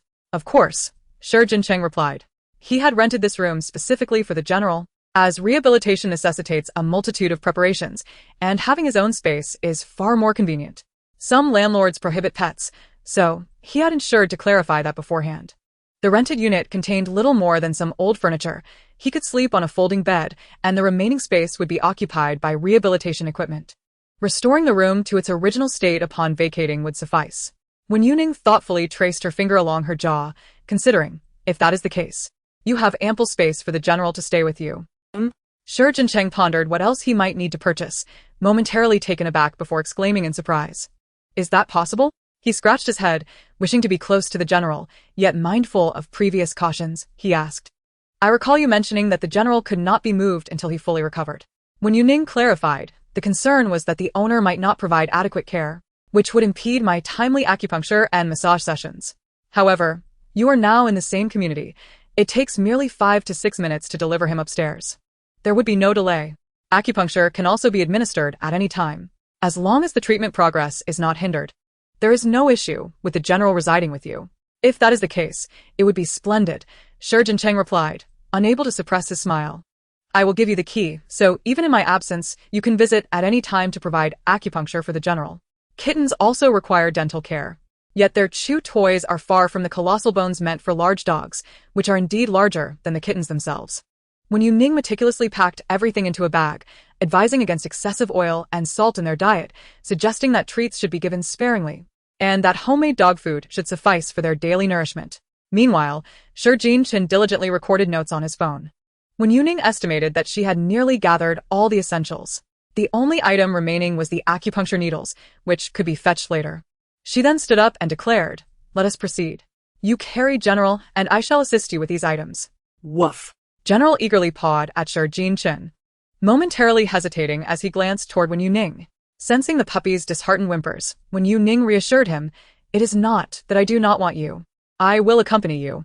With her words, the small dog perked up, its ears rising once more. Haha, General cannot bear to part with Teacher Wen. It is merely a change of location.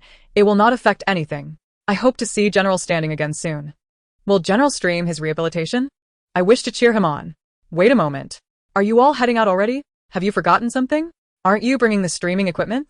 Hey. The little tabby remained at home to guard the premises.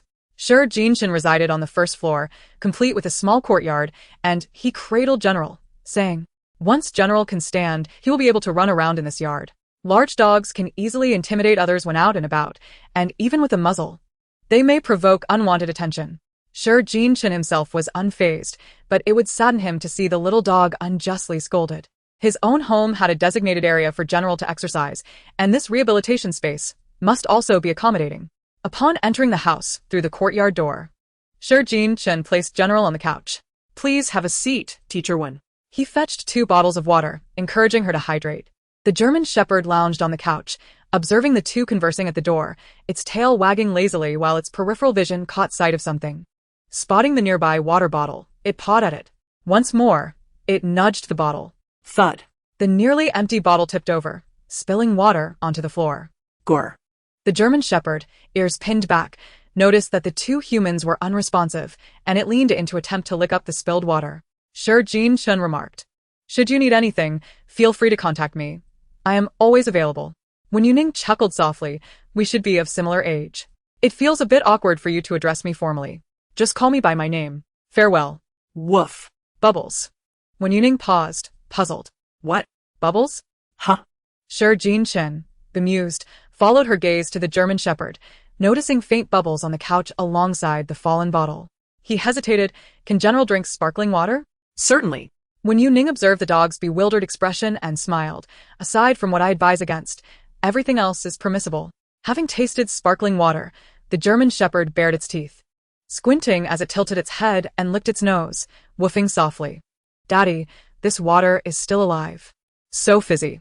The bubbles in the sparkling water would not last long, each one popping in succession. The German Shepherd, caught unawares, instinctively recoiled as it noticed the largest bubble above, glimmering with iridescence under the sun's rays. The puppy blinked its eyes, cautiously inching its nose closer. Before it could even sniff, the bubble popped with a delightful sound. Instantly, the German Shepherd stood at attention. Woof. "I've been hit," it yelped, followed by a soft whimper. Pressing down with its forelegs, it swiped at the air. "Ha ha." Wen Youning chuckled, stroking its head, bemused at how it had engaged in battle with the bubble. The German Shepherd tilted its head back, nudging her palm with its nose. "You're quite impressive. Keep it up. Surely you can conquer that bubble." Wen Youning righted the fallen bottle. "I must take my leave now. Until tomorrow." Woof. The live stream at home remained active, showcasing a little tabby cat playfully prancing in front of the camera. There were no signs of negativity in the stream. It appeared the feline host was well received. The screen was filled with messages from the playful tabby. "What is happening?" Wen Youning mused, picking up the cat host and taking her place. To her surprise, what had once been a solo stream transformed into a collaborative session, with someone from the same city joining in. Hello. She had invested a considerable sum in diamonds to enhance her position in the queue for collaborations, initially thinking she would have to wait until her return to connect. However, in an unexpected turn, a little kitten had jumped onto the table and somehow approved the collaboration request. Hearing Wen Youning's voice, the girl hurriedly activated the live feed. "Hello, Teacher Wen. I am a zookeeper." The girl introduced herself, adorned in the uniform of the zoo staff. The camera panned around, revealing the sign for the aviary, where colorful birds resided behind glass enclosures. A cockatiel, its feathers fluffed, hopped closer. "What are you looking at?" it squawked, feigning a paw lift as if to scratch at the glass. The pale yellow and white cockatiel displayed a rather feisty temperament. Wen Youning, suppressing the urge to interact with the cockatiel, complimented, "You are quite stunning." The cockatiel, well cared for, showcased symmetrical cheek blushes and immaculate feathers, devoid of any stray hairs. Upon receiving the compliment, the cockatiel bashfully lowered its paw, chirping softly. Simultaneously, curiosity sparked in its eyes as it blinked at Wen Youning, intrigued. "Ah. A discerning eye you possess." After lingering for a while, it suddenly took flight. Ah." The girl exclaimed, perplexed. "Where are you going? Did it say anything?" The cockatiel scratched at the thick glass, seemingly annoyed by the barrier. "Little Yellow wants to send you flowers." The girl interpreted the cockatiel's gestures and lamented.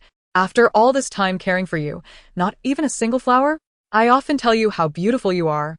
The cockatiel, clutching a flower, paused momentarily, and replied, "Did I speak to you? How absurd. Move aside." It shifted slightly, as if fearing the girl might snatch the flower away. The girl responded, "All right. All right. So, our bond is faded, has it? Haha, it is the first time I've perceived such overt disdain on a bird's face." The unfortunate young lady should quickly retreat behind Teacher Wen. The little bird is about to offer flowers, so do not obstruct. You upstairs, dear sister. Did not spare her either. Is your mic on because of this cockatiel? Wen Youning could not discern any issues with the parrot. It appeared perfectly healthy. No, it is not about it. The girl hastened her pace, running forward. It is the swan with a warty nose. We have 2 of them in our park. They are usually free roaming in the small garden area, where visitors can purchase food to interact with them. However, recently, these swans have inexplicably displayed heightened aggression. Not only do they chase away anyone approaching the garden, but they also pursue passers-by in other areas, attacking them without hesitation. Moreover, they have been losing weight for no apparent reason. Their food consumption is substantial, yet they continue to grow thinner, their feathers losing their luster. As the caretaker managing the entire aviary, the girl was well acquainted with feeding the warty-nosed swans, yet she too faced their aggressive behavior. The once docile swans have inexplicably begun to attack indiscriminately, leaving her perplexed. As she ran, the caretaker recounted how they navigated around the greenery and onto the gravel path leading into the small garden. They had even consulted experts, yet all results indicated no issues. Animal psychology specialists had also visited, observing for a while before suggesting that the recent rise in temperature may have led to their discontent, recommending that the outdoor air conditioning in the small garden be set lower. Ultimately, a significant amount of money was spent on assessments, yet no diagnosis emerged. Nor were there any solutions to improve the situation. Adjusting the temperature proved utterly ineffective. When she stumbled upon a live stream, her curiosity piqued. Feeling that a certified actor was hosting the broadcast, she decided to contribute her own funds to connect, eager to uncover the mystery surrounding the warty-nosed swans. Hesitant to approach them directly, she hid within the foliage to capture footage, observing, indeed, these 2. The 2 completely white warty-nosed swans gently rubbed their necks together in the garden's pond, floating serenely on the water surface, evoking a sense of melancholic ambience. As she entered the small garden, the girl instinctively lowered her voice. They were nearing the end of the breeding season, and experts speculated that their failure to produce eggs might be the cause of their distress. With their heightened aggression, any inadvertent disturbance could provoke them to flap their wings and peck at her. A peck could indeed be quite painful. Once, visitors flocked here in droves, but now, alas, the park's foot traffic is tied to its resources, and the caretaker feared that a decline in profitability might lead to a reduction in their provisions. These 2 warty-nosed swans were a couple, symbolizing pure and unblemished love, attracting many young couples for photo opportunities. However, as word spread about their aggressive behavior, gradually, fewer people came to visit. The caretaker quietly inquired, "Can we hear the thoughts of the warty-nosed swans?" Indeed. Wen Youning activated the noise cancellation feature of the live stream, the larger of the 2 swans unfurled its wings and shook them. Despicable creatures. Thieves. A pack of thieves. Dare to approach, and I shall peck them to death. Someone had stolen their possessions. As Wen Youning lightly tapped the table with her fingertips, she inquired, "Have you ever noticed anything missing while tidying up this area?" The caretaker, taken aback, replied, "No, not at all. Aside from the artificial scenery, all that exists here are the fish in the water. How could anything be lost? The fish catch their own food. Not only is there no theft, but they even add more fish to the habitat.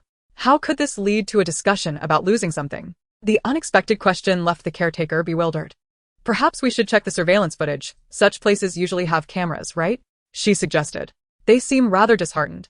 The caretaker, faced with a dilemma, also thought of checking the cameras, yet sighed. The little garden lacks surveillance. They value their privacy. We once installed cameras in their frequently visited spots, but the moment the technician left, they swooped in and pecked at the devices. With their ability to fly and swim, any cameras placed high above or underwater would be dismantled. Eventually, we decided against installing any more. Wen Youning pondered for a moment, and then said, "Please turn on the speaker on your phone. What are their names?" "Oh, right," the caretaker responded, realizing Wen Youning intended to communicate with the swans. She raised her hand high to ensure her voice could carry. The male swan was named Dian, and the female swan was called Nian. Wen Youning gently tapped the screen, producing sounds to attract the 2 swans' attention. Sure enough, upon hearing the noise, both swans simultaneously lifted their heads, glaring fiercely in the direction of the sound. Wen Youning softly inquired, Nian Nian, Dian Dian, can we have a chat? If you've lost something, please tell me, and I will help you find it. The swans were momentarily stunned, exchanging glances. After a brief moment of astonishment, Nian Nian suddenly spread her wings and took flight, with Dian Dian following closely behind. The caretaker, hidden behind the foliage, felt beads of sweat trickle down her back despite the air conditioning, too afraid to peek outside, uncertain of the situation unfolding beyond. Hearing the sound of flapping wings and the rush of air slicing through the water, she cautiously parted the branches, revealing a sight of pure white. After a moment of bewilderment, she locked eyes with the swans. In that instant, she felt an urge to shield her head with her hands. Having endured pecks during feeding sessions before, she had learned to wear long sleeves to protect herself. A peck on bare skin could be perilous, leaving bruises and, in severe cases, causing bleeding. However, this time, she had held her protective stance for quite some time, yet the anticipated pain did not come. Whoa. Nian Nian and Dian Dian squeezed in front of her raised phone, emitting urgent and truncated sounds. A human stole our eggs. They took our fish. We cannot fight back. All are bad people. Humans are all bad. The heartfelt grievances of the two swans overlapped, revealing their profound sense of injustice, with no one to understand their plight. They were left to process their emotions alone, yet the pain was unmistakable. Wen Youning gently reassured them, do not fear. I am here with you. How many eggs have you lost? Whoa. All of them. The zookeeper gazed up in bewilderment. What eggs? What had been lost? The barrage of comments was filled with question marks. Didn't they say the breeding was unsuccessful? How could they lose eggs? So, they are breeding normally. It's just that the eggs were stolen, which is why they are so upset. I see. No wonder they bared their teeth at humans. Little animals cannot distinguish between individuals. They only know that their eggs were taken by humans. What is the zoo doing? Are they unaware that someone is stealing swan eggs? The knob-nosed swan, though common abroad, is rare in this country and has been listed as a second-class protected species under the National Key Protected Wildlife Directory. The egg thief has already committed a crime. At this moment, the zookeeper began to clarify her thoughts. So you mean, but that doesn't make sense. I come to the little garden every day. If they had laid eggs, I would have noticed immediately. Wen Youning also sensed something amiss. A reputable, publicly accessible zoo should not make such a juvenile mistake. When did the eggs go missing? Oh.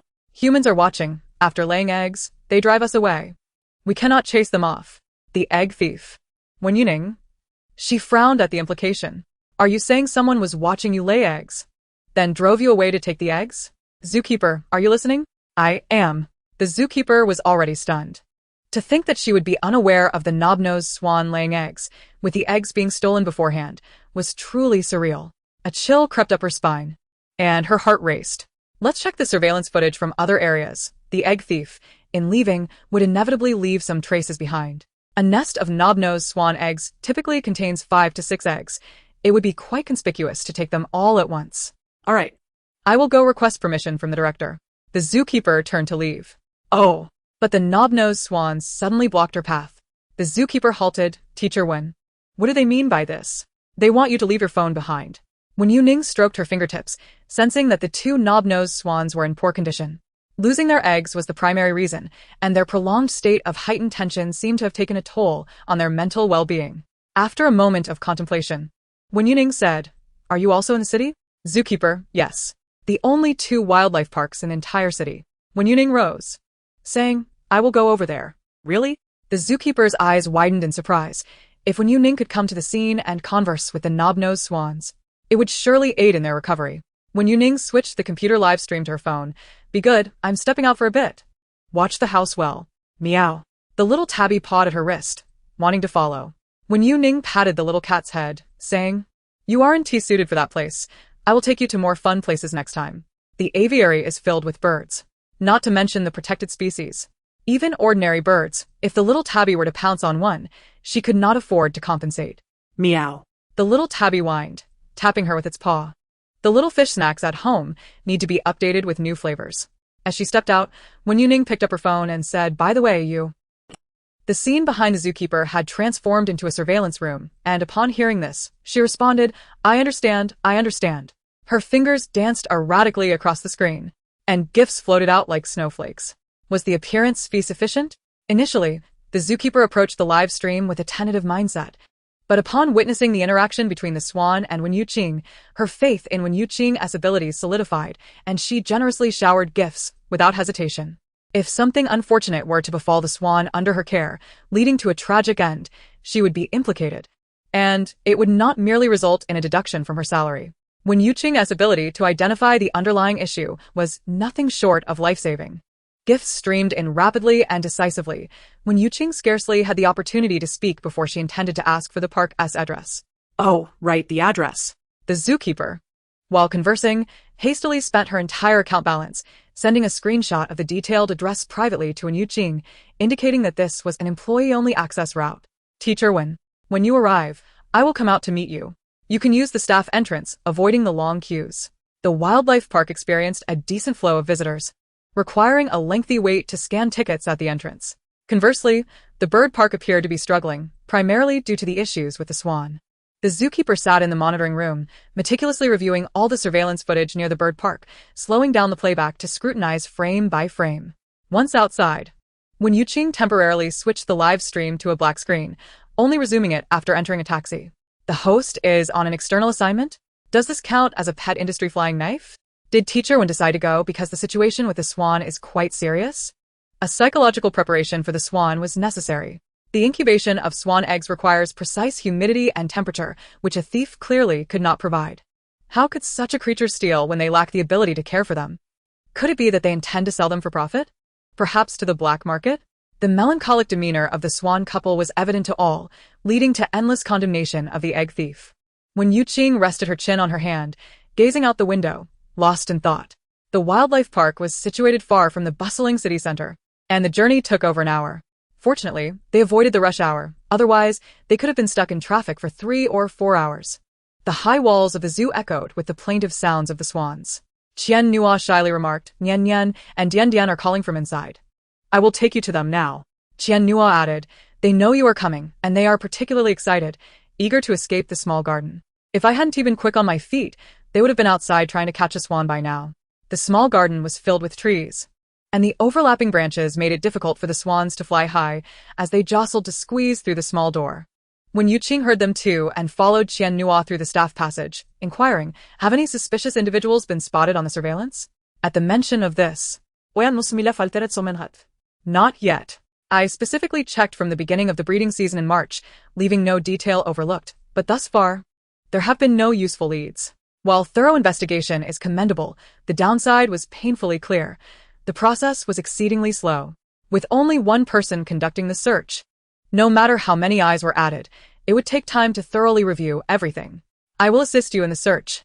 As soon as Wen Youning finished speaking, Qian Nua opened the door that contained the swan. 2 swans with knobby noses flapped their wings, attempting to escape through the gaps in the overhead netting.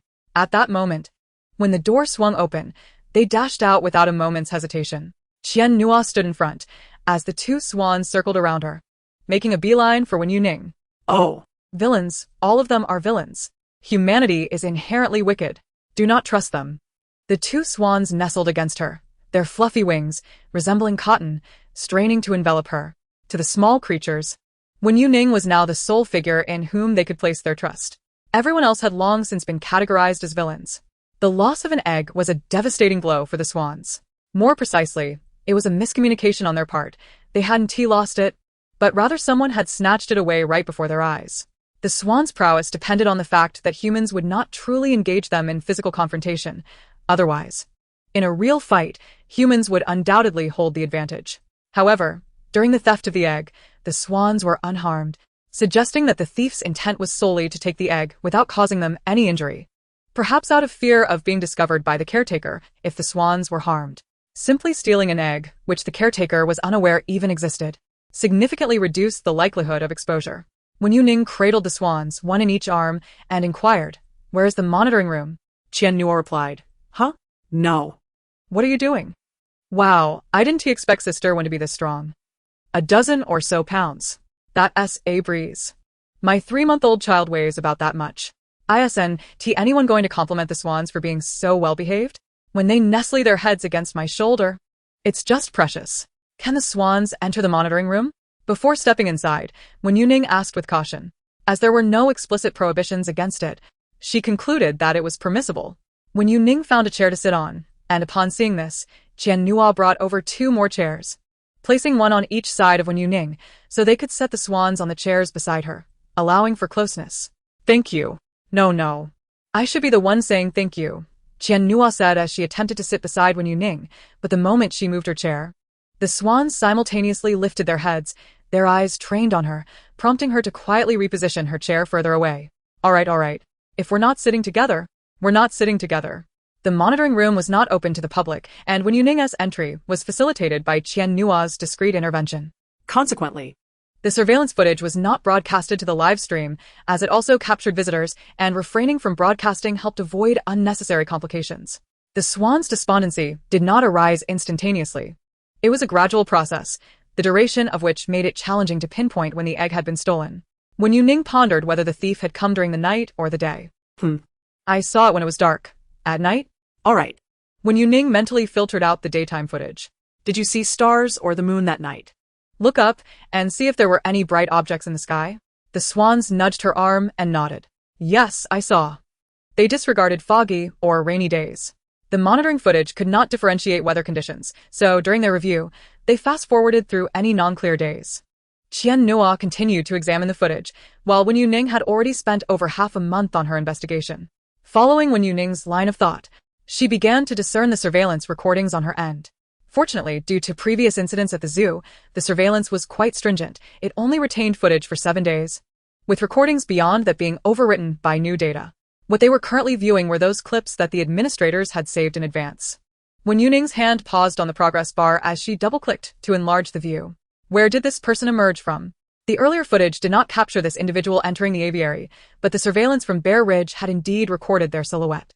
The nighttime footage featured night vision capabilities, though the equipment was not the most advanced, rendering the images as clear as day.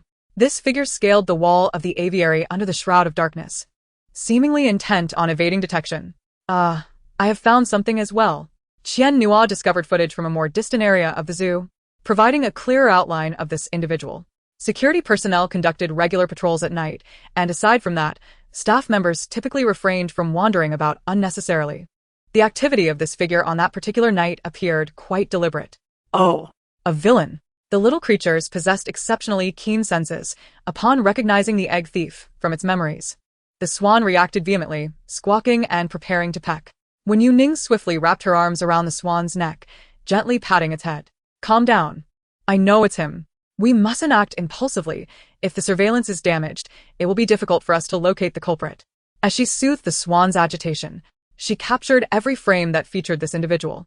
Even if it was merely a blurred figure, unclear whether it was due to a dirty lens or someone passing through. She saved it all. First, she preserved everything, and then she would gradually sift through for clarity, ensuring that no vital footage was overlooked. It wasn't until her phone alerted her that the memory was full that Wen Youning finally paused. The remaining images would require careful selection. Let us go to Bear Ridge and inquire if they have any recollection, she suggested. Huh. Is that even possible? Qian Nua had never contemplated such an approach. Bear Ridge was somewhat distant, separated from the aviary by the golden snub-nosed Monkey Mountain. She hadn't anticipated that the thief would take this route. The intelligence of black bears is remarkably high. While they might not recall specific dates, asking if they had any impressions should still yield results. Wen Youning set the swan down and brushed off the fluff that clung to her clothes. The thief, carrying a swan egg, would likely bear the scent of the swan, allowing the black bear to distinguish it. However, considering the potential danger posed by the black bear, it was improbable that the thief lingered there for long. Yet, clues are often gathered from diverse sources. If the black bear could recall any distinctive features of the thief's clothing, then their journey would not be in vain. The swan could not leave the aviary, nor could it venture to the black bear's territory. After uttering the statement, Qian Nua was met with 2 unfriendly glares. Qian Nua responded, "Even if you glare at me, I cannot take you out. It is absolutely out of the question. If anything were to happen along the way, it would be disastrous." How gentle. I too can't help but soften my voice when conversing with the little creatures. Who could bear to speak harshly to such pitiable, fluffy beings? The warty-necked swan appeared lackluster, allowing Wen Youning to cradle it in her arms. They meandered to the small garden, where Wen Youning gently comforted the swan along the way before setting it down. It seemed they had reached an unspoken agreement, as the swan showed no inclination to pursue them upon being released. Oh. Nian Nian raised her head in awe. Qian Nua watched with envy as Wen Youning interacted with the swan. Despite caring for two warty-necked swans for an extended period, she had never held them so intimately. Some individuals possess an innate affinity for animals, an undeniable stroke of luck. As she closed the small garden gate, Qian Nua sighed, feeling as though Wen Youning had appeared out of thin air.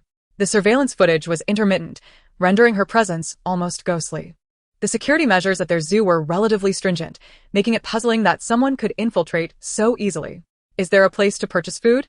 Wen Youning pondered, contemplating seeking assistance from the black bear. It wouldn't be due to arrive empty-handed. She ought to bring some sustenance. Unfortunately, feeding the black bear was strictly prohibited.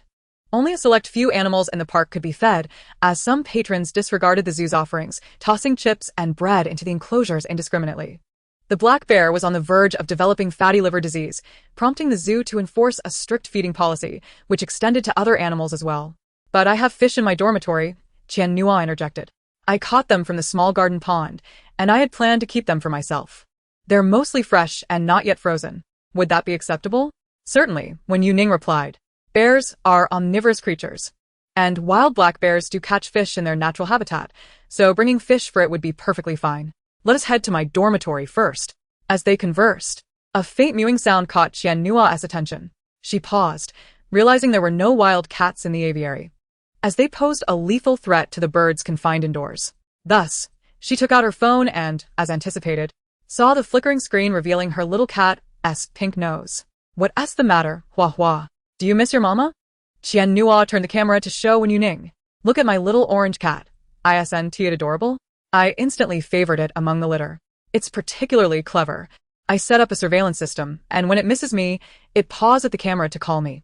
Mew, the little orange cat appeared before the surveillance camera, its mouth slightly ajar with drool at the corners, emitting a muffled sound. It seemed distressed. My throat hurts. I feel unwell, Mama. I don't feel well. The cat pawed at its face, breathing heavily. It expressed its discomfort regarding its throat. Wen Youning furrowed her brow, bringing the phone closer to observe the cat's condition, which seemed as though something was lodged in its throat.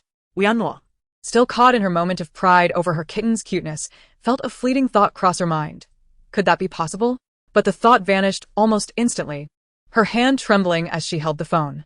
Lead the way, Wen Youning instructed.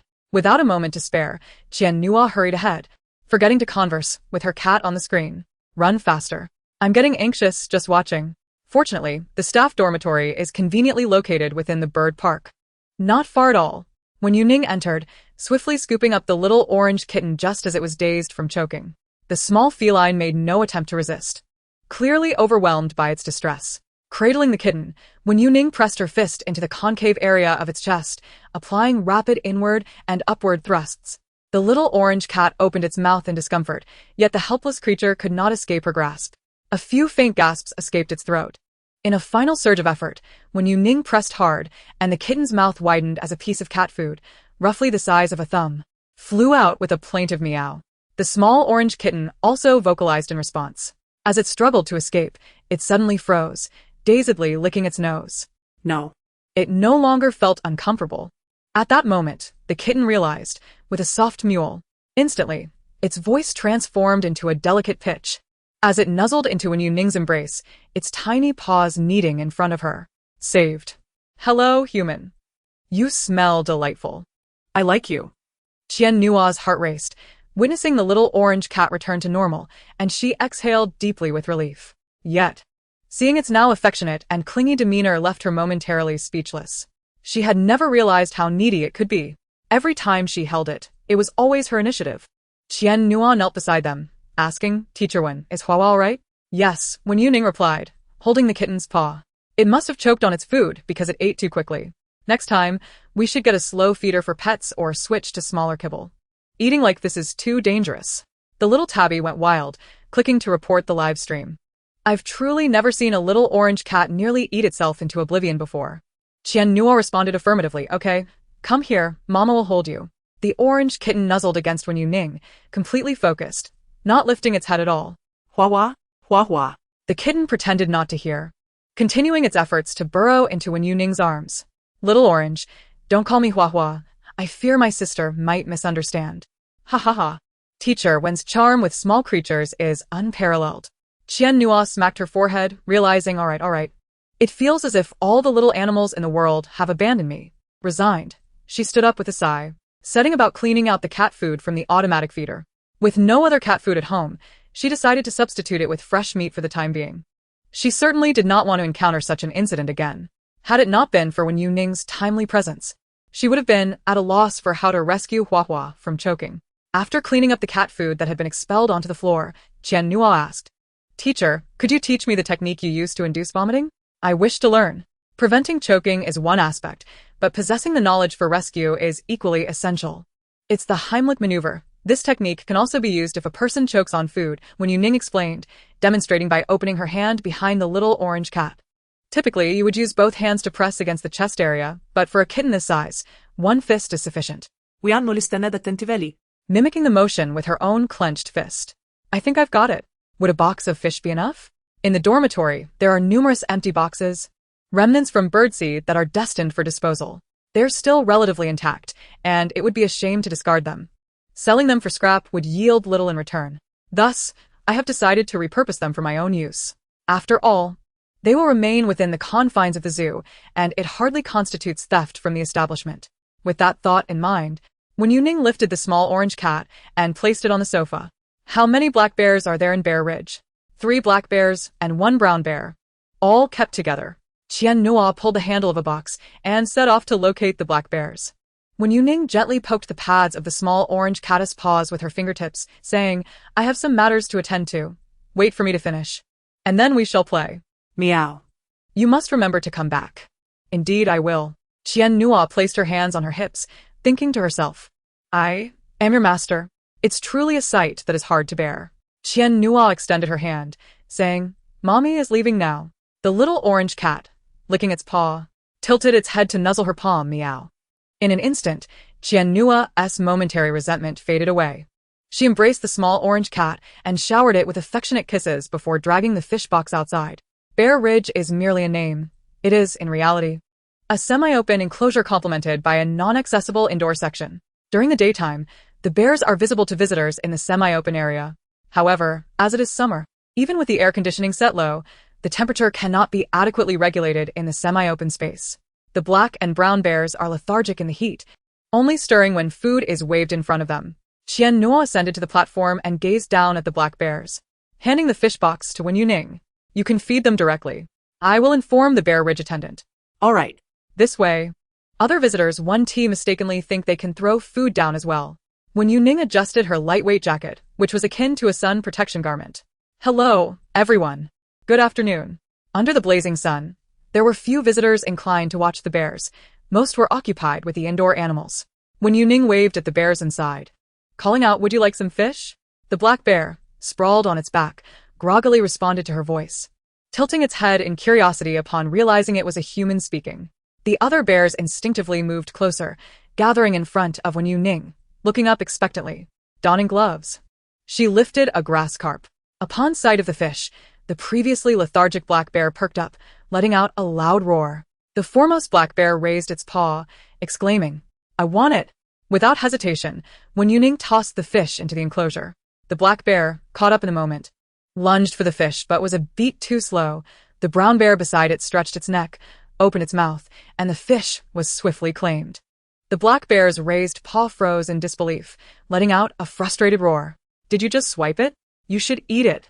The chastised brown bear clutched its head, still sending pieces of the fish into its mouth. The black bear, fur bristling with indignation, swatted at it, roaring in exasperation. "Ha ha ha. The black bear is quite flustered." "Black bear, today you shall feast on both fish and bear paws. Is one paw enough, little one? If not, I shall fetch you another." The black bear, in a fit, retorted, "Is it not for you that you are consuming it?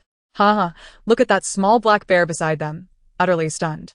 In the zoo, the bears appear to have a clear hierarchy, likely established through dominance. They stand in a row, with the black bear at the front, significantly larger than the others, waving its paws. "No fighting, everyone will get a share," Wen Youning said as she tossed fish down. The zoo provides a commendable diet, as evidenced by the bear's sleek and shiny coats. Who could possibly refuse a delectable serving of fresh fish? The black bear, shoving aside a brown bear, seized a sizable fish and began to eat. The bear consumed the fish as though it were cotton candy, the raw fish bones not nearly as tough as when cooked. With each generous bite, its mouth was filled with both fish and flesh. The fish had only recently been retrieved from the small garden pond and placed in a box lined with ice to keep it cool. On a scorching day, a bite of icy fresh fish is as delightful as enjoying an ice pop under the blazing sun. The black bear clutched the large fish with both front paws, devouring it with fervor. Everyone had their share of fish, and disputes ceased as they quietly enjoyed their meal. The earlier low growls were replaced by the sounds of chewing. Wen Youning removed her gloves, leaned against the railing, and gazed below, captivated by their appetites. "Hello," she greeted. "This is Chen Feng, the caretaker and keeper of the bear enclosure." Qian Nua smiled, saying, "I've informed him about our interest in the black bear, and he was quite intrigued." So he joined me. She then leaned closer to Wen Youning and whispered, "He is mainly concerned that we might harm these bears." She rolled her eyes, implying that his worries about interpreting the animal's thoughts were somewhat exaggerated. After all, they are domesticated bears, not as formidable as their wild counterparts. However, I believe he is mistaken in his concerns. The likelihood of bears harming us is far greater. Just the sight of a black bear leaping towards you, even through glass, could stop your heart. Chen Feng glanced at the box of fish before approaching the railing as well. "Have we started asking questions? Would you like to go inside?" The bear's resting area is relatively quiet. The indoor and outdoor sections are designated for visitors to view the bears, while the resting area is a private domain, off limits to the public. When Youning replied, "No need for trouble. A simple chat will suffice." "Aroo." The brown bear chewed on fish, glancing upwards. Sha. Chat. The black bear nimbly approached and gently pushed. "Move aside. Let the bears talk." The brown bear was nudged into the cooling pool, standing up and shaking its head. Realizing that the fish it had been eating was gone, Fish. it immediately dove into the pool, searching for the half-eaten fish that remained. The mischievous black bear patted its belly and called out amiably to Wen Youning, "Aroo." "All right, I'm talking to you." Wen Youning inquired, "Have you encountered any strangers in the bear enclosure recently?" "At night, excluding visitors, of course. The visitor areas are monitored, so the egg thief would clearly avoid those cameras." Chen Feng interjected, "Excuse me for the interruption." Chen Feng smiled politely, saying, "This is Bear Ridge. Even in a zoo, where animals are artificially raised, their primal instincts remain intact. Occasionally, we introduce live prey to hone their hunting skills. Therefore, even if thieves or robbers were to enter the zoo, they would not be foolish enough to head towards Bear Ridge. Bears may appear cute and clumsy, but a single swipe of their paw could easily crush a human skull. Even if the bears here were as gentle as kittens, being surrounded by so many black bears, each taking a bite, could easily lead to someone's demise. Who would dare to venture into Bear Ridge willingly?" As Chen Feng continued to converse with Wen Youning, he suddenly caught a glimpse of something dark in his peripheral vision. Before he could focus, a cold object smacked against his face. Looking down, he found himself staring into the fierce eyes of a black bear.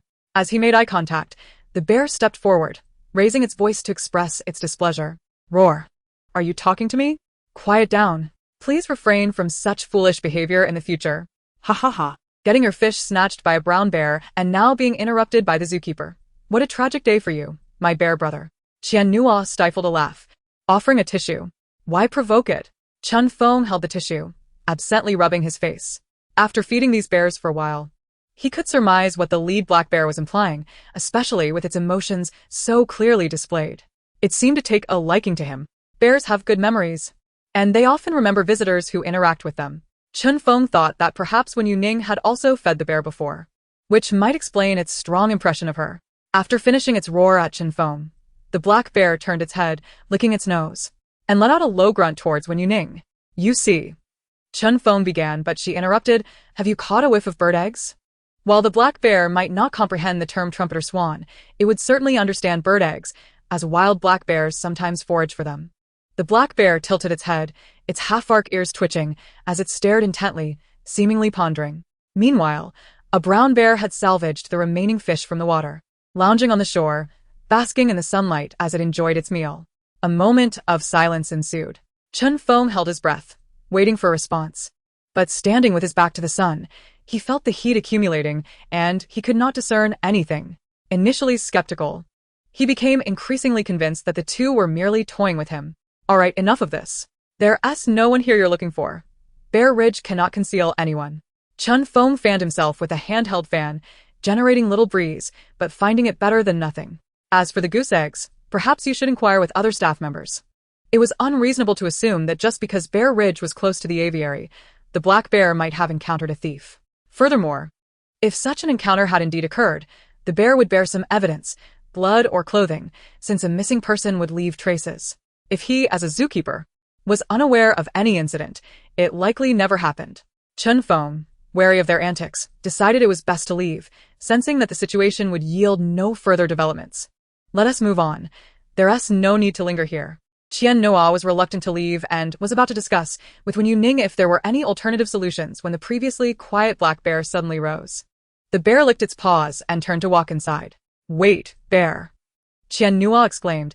"Why is the black bear leaving?" Wen Youning, equally puzzled, decided to follow the bear's lead. The fish in the box had already been thrown into the Bear Ridge, leaving the uneaten leftovers on the stones. While waiting for the bear, Wen Youning noticed a tuft of yellow fur emerging from behind the rockery. As the fur rose, 2 fluffy ears appeared, followed by a pair of bright, piercing eyes. Upon spotting the food, the brown bear's gaze was more resolute than ever. It leaned forward, its paws and mouth working in unison to grasp the tail of a fish, which swiftly vanished behind the stone. Even from a distance, the sounds of chewing could still be heard, an indulgent feast. With a resounding roar, the black bear interrupted the chewing noise momentarily. However, the rushing black bear did not approach the fish. Instead, it awkwardly sprinted outside on 3 legs. After a while, it seemed uncomfortable and stood up to run, moving unsteadily, with one front paw tucked inward. As it dashed towards the wall, it raised something up, exclaiming, "Look, a bird's egg! Could it be? Oh my goodness! It truly seems to be a swan's egg. We found it. Why is there only one? Wasn't it said there should be at least 3? What if the bear ate the others?" When Youning was taken aback, she had initially only wanted to ask about some news, but unexpectedly stumbled upon this treasure. Qian Nua's mind buzzed, accompanied by a heavy ringing in her ears. For a moment, she could scarcely hear anything. "Is that really a swan's egg?" Chun Feng appeared bewildered, his expression reflecting confusion as he pondered what the bear had retrieved. The bear's diet might include scrambled eggs soaked in liquid, but it could not have simply tossed an egg to the bear for its consumption. The size of the egg was also inconsistent. In comparison to the bear's paw, it was evidently not a common chicken egg. At the very least, it resembled a goose egg. Goose eggs, however, would never be found in Bear Ridge. In the stillness of the environment, Chun Feng could hear the rapid pounding of his own heart. This was simply astonishing. Regardless of whether the egg was truly a swan's egg, its pristine presence in Bear Ridge was astounding. "Thank you," Wen Youning called out. But the height of her position made it impossible to reach the egg even when she crouched down and extended her hand over the railing. The black bear, perched at the edge of the wall, strained to lift its paw to pass the egg up and even attempted to stand on its toes. However, its hind legs were not particularly agile, and despite the wall's support, it wobbled unsteadily, unable to deliver the gift to the humans. The black bear grew anxious. "Wait, I'll go down and get it."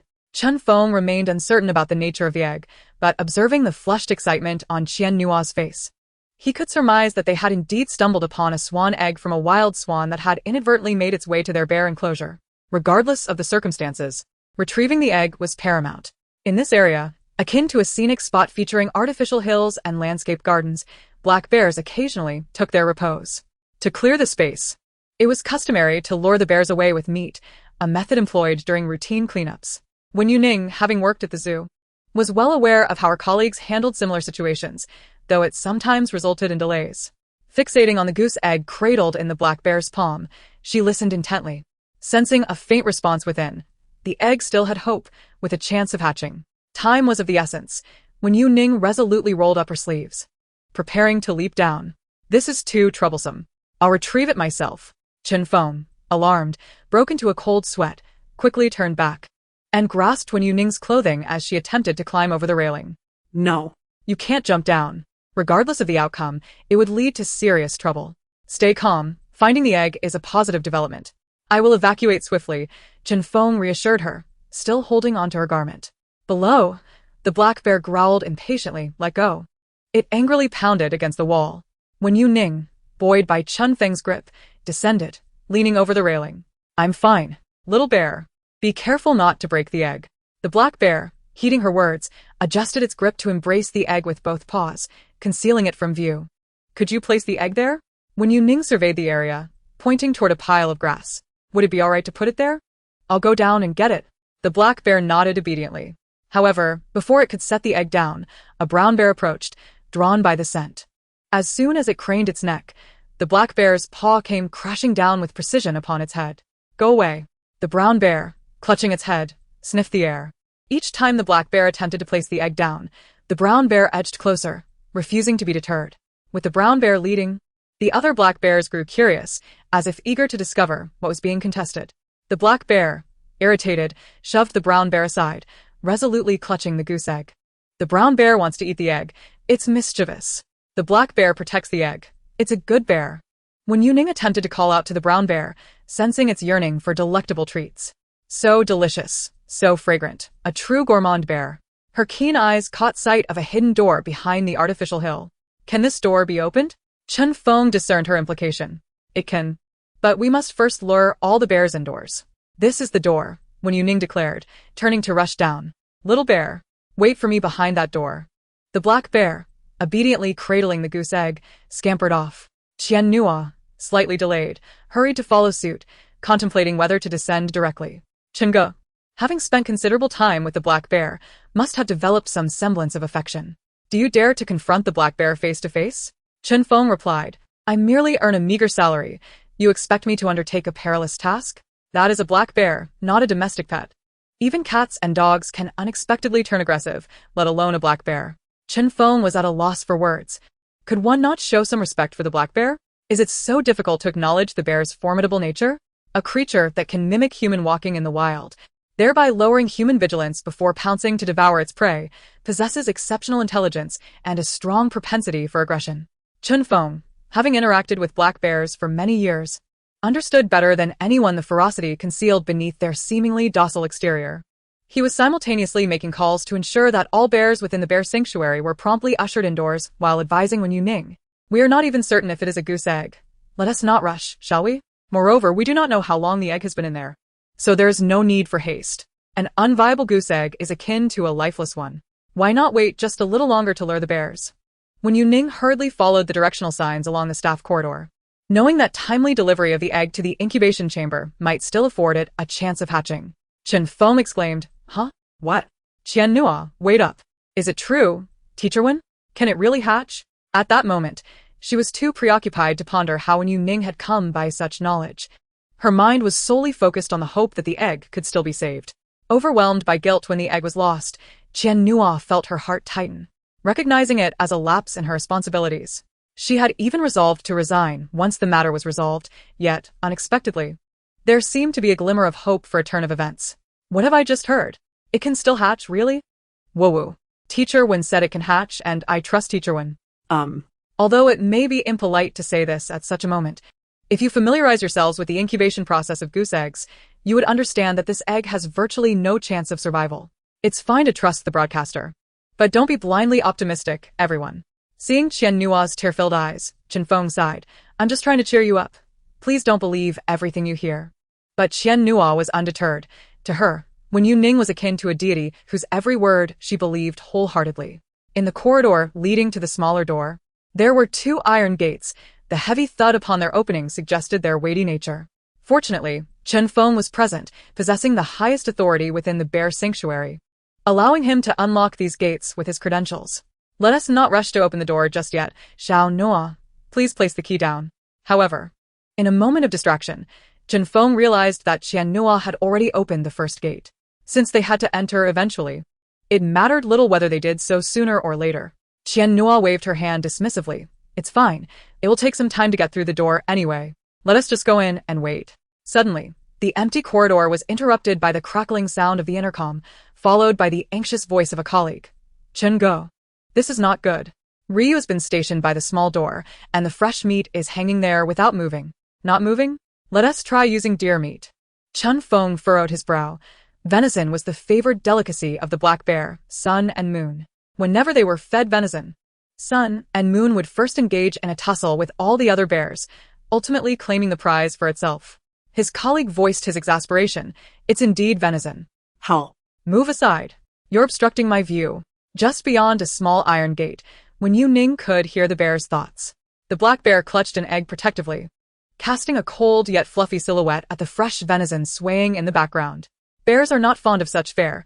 They desire to observe humans. Chen Feng, equipped with a key, stood resolutely before the final door, declaring to Wen Youning, if you truly wish to communicate with Sun and Moon, have it place the egg at the doorway and then depart. Otherwise, I will not open the door for you.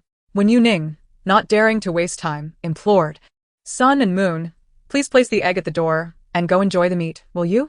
Hell, no. It will be taken away. The black bear remained ever vigilant against the stealthy brown bear. Humph, that rascal.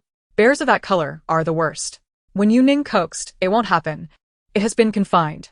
The two bears unexpectedly locked eyes. The black bear growled, howl. Go. The black bear had yet to enter, and the door remained ajar for the moment. However, should the black bear set down the egg and enter, the brown bear could take advantage of the opening to snatch the egg. Sensing the egg's response weakening, Wen Youning spoke with resolve. There's no need for such complications. I can retrieve it myself once the door is opened. I will bear all consequences myself. What nonsense are you spouting? Chen Feng's expression conveyed disbelief, amused by her audacity, and he replied decisively, absolutely not. Don't even entertain the thought. If we delay any longer, the egg will truly be lost. Qian Nua also harbored concerns for the egg, yet faced with the dilemma of opening the door under such circumstances, she hesitated. While protecting the egg was paramount, one could not disregard Wen Youning's safety.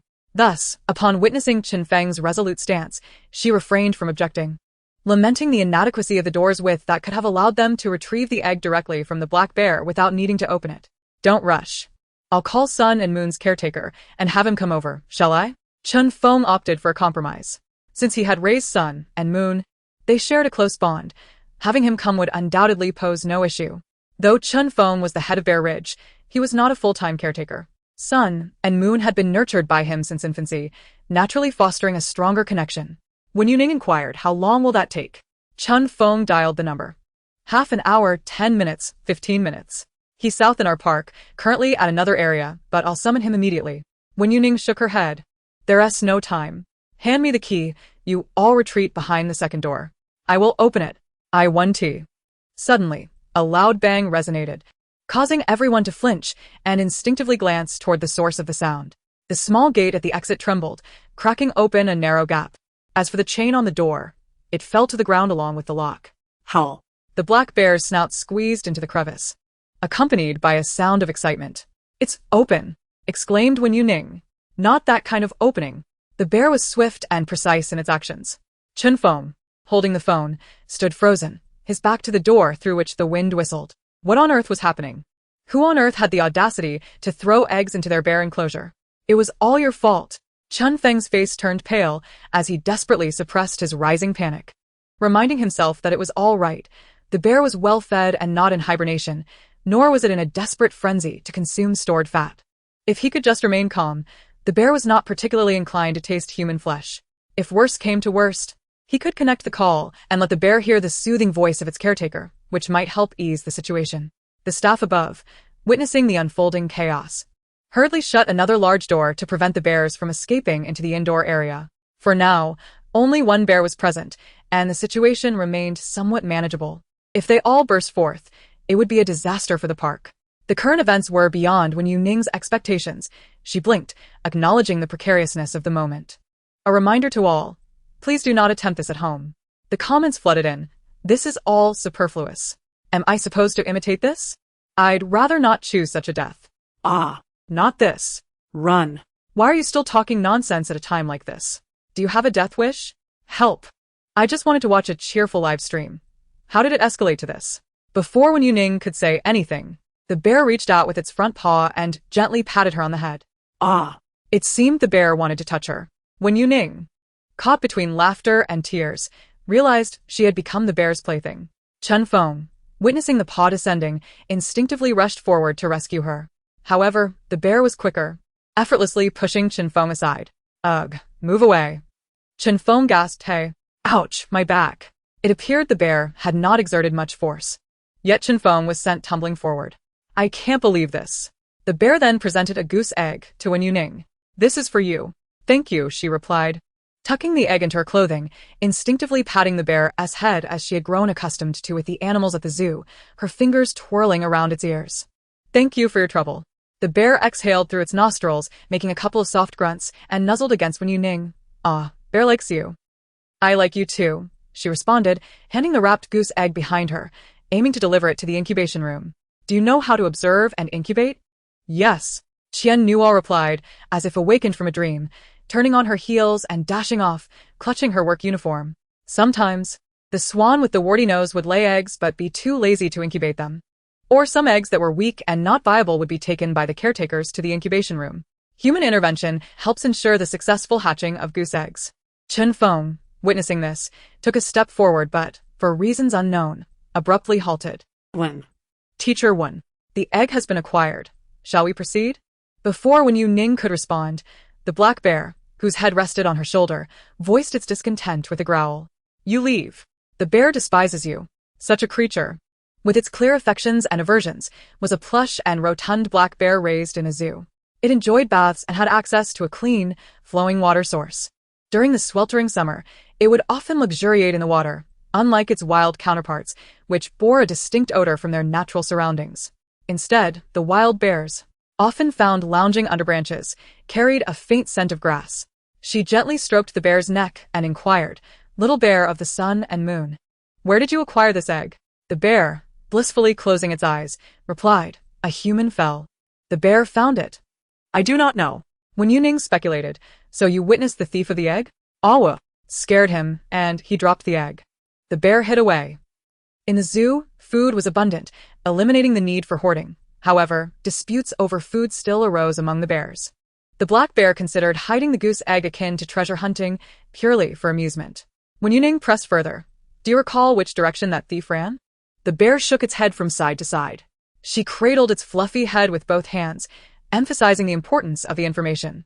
"You must remember, right?" "Oh, I remember." It seems to be that way." Lacking a sense of direction, the bear raised its paw to point leftward. "I heard the monkeys. They attacked him. Is there a monkey mountain nearby?" Wen Youning turned her head toward Chen Feng. "Ah." "I didn't realize there were matters pertaining to this place." Chen Feng, quietly observing, nodded. "Yes, the Monkey Mountain is adjacent to our Bear Ridge." "That egg thief ran toward the Monkey Mountain?" Wen Youning replied, "That's about the route." The current situation remained unclear.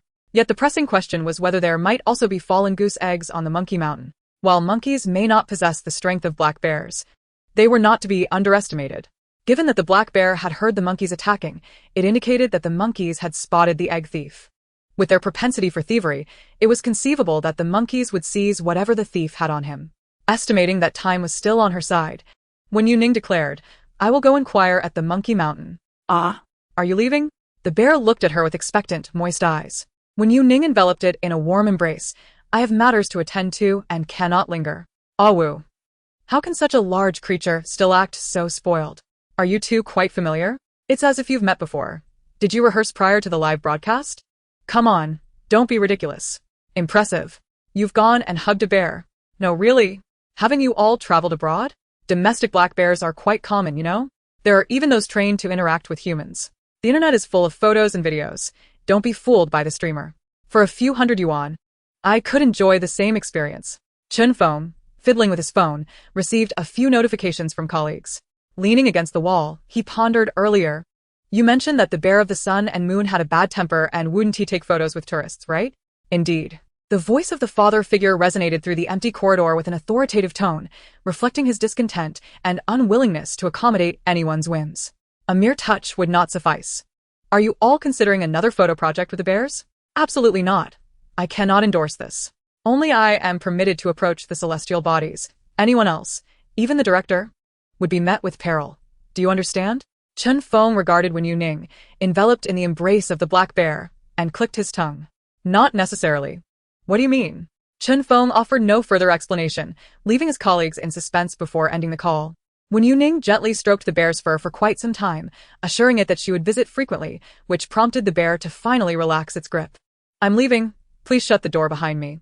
Observing the dilapidated door, she mused, how much would it cost to replace this door? Should I compensate directly? Or hire someone to install a new one? Chen Feng quickly replied, "No need, no need. Damage caused by the animals falls under our park's responsibility. You are not liable. After all, It was the bear that had caused the damage, not Wen Youning herself, so the expense could be reimbursed. Wen Youning waved goodbye to the black bear. "I'm off, see you next time." What? The bear resumed its antics, awkwardly wedging the damaged door back into the frame. Roar. "Where's the fish? Is there a thief? Are you leaving already? I wanted to watch the bears a little longer. Didn't he, the keeper, just mention a photo opportunity with the bears? Can we pet them during the session?" No. Everyone is watching the live stream. Who has such quick hands? Tickets for the event in 7 days are already sold out. What? I purchased my ticket while the streamer was en route to the park, and there were plenty available then. Wen Youning secured her phone against her chest. Should I end the stream early? If I focus on the monkeys, they might snatch my phone. Monkeys are notoriously challenging to communicate with. One cannot say they are entirely uncommunicative, but they often disregard instructions. In her previous job, Wen Youning would bring along a tiger or a lion to ensure the monkeys would heed her words. However, it was evident that such conditions were unattainable now. The black bear could indeed intimidate the monkeys, but Wen Youning glanced at Chen Feng, who still appeared pale. Sigh, the black bear cannot be taken out. No, the Monkey Mountain houses golden monkeys, not the well-known species online. Chen Feng possessed a keen understanding of the animals within the park. Golden monkeys are generally amiable. The wild monkeys they previously housed from May Mountain had become problematic, often harassing visitors, so they were relocated to another zoo, and now they cared for the golden monkeys. The distinction between your affection for the golden monkeys and the other species is quite apparent. Those who have been attacked by monkeys can only exclaim, "It was worth the trouble." Upon hearing this, Wen Youning decided against ending her stream, positioning her phone securely. "Why are you here? Shouldn't you be attending to the bears?" The staff must oversee daily observations and prevent visitors from littering or feeding the animals. It is a rather tedious responsibility. I can manage it myself. Wen Youning thrived in the zoo environment, and even though it was not her designated workplace, her skills allowed her to forge bonds with the animals effortlessly. Even if she encounters any trouble, a mere cry for help or a leap into the beast enclosure would render her safer than anyone else. It is evident that, despite Chen Feng's steadfast materialism, he cannot help but acknowledge that Wen Youning possesses an undeniably extraordinary ability. It is this realization that impels Chen Feng to willingly undertake this task. The management on Monkey Mountain is rather haughty, making certain matters difficult to articulate. By accompanying her, he can navigate the situation and prevent any awkwardness from escalating. Noticing the troubled expression on his face, Wen Youning surmises the underlying connection, someone with influential ties. Chen Feng nods, affirming that it is not merely a connection but a significant one. Even the director cannot exert full control. Not wishing to delve deeper into this topic, Chen Feng strides a few steps ahead to walk alongside Wen Youning, inquiring, "It seems you have a fondness for animals?" "Indeed. Animals are the most innocent creatures in the world. They are all so adorable," Wen Youning replies. She enjoys a work environment filled with small animals, devoid of deceit and intrigue, where the focus is solely on bonding with these delightful beings. Just the thought of working with fluffy creatures elevates her spirits. "Our park's veterinary team is outsourced, collaborating closely with a veterinary clinic," Chen Feng casually mentions, before adding, "Xiao Nuo mentioned that you treat animals." Wen Yuning's eyes light up, her tone cheerful. "Yes, are you considering hiring me as the zoo's veterinarian?" Chen Feng smiles, acknowledging the thought, but explains that the qualifications are quite stringent, especially since many protected species reside here. Applicants must possess a professional veterinary license. "I have one." Wen Youning replies after a brief pause, "An electronic version.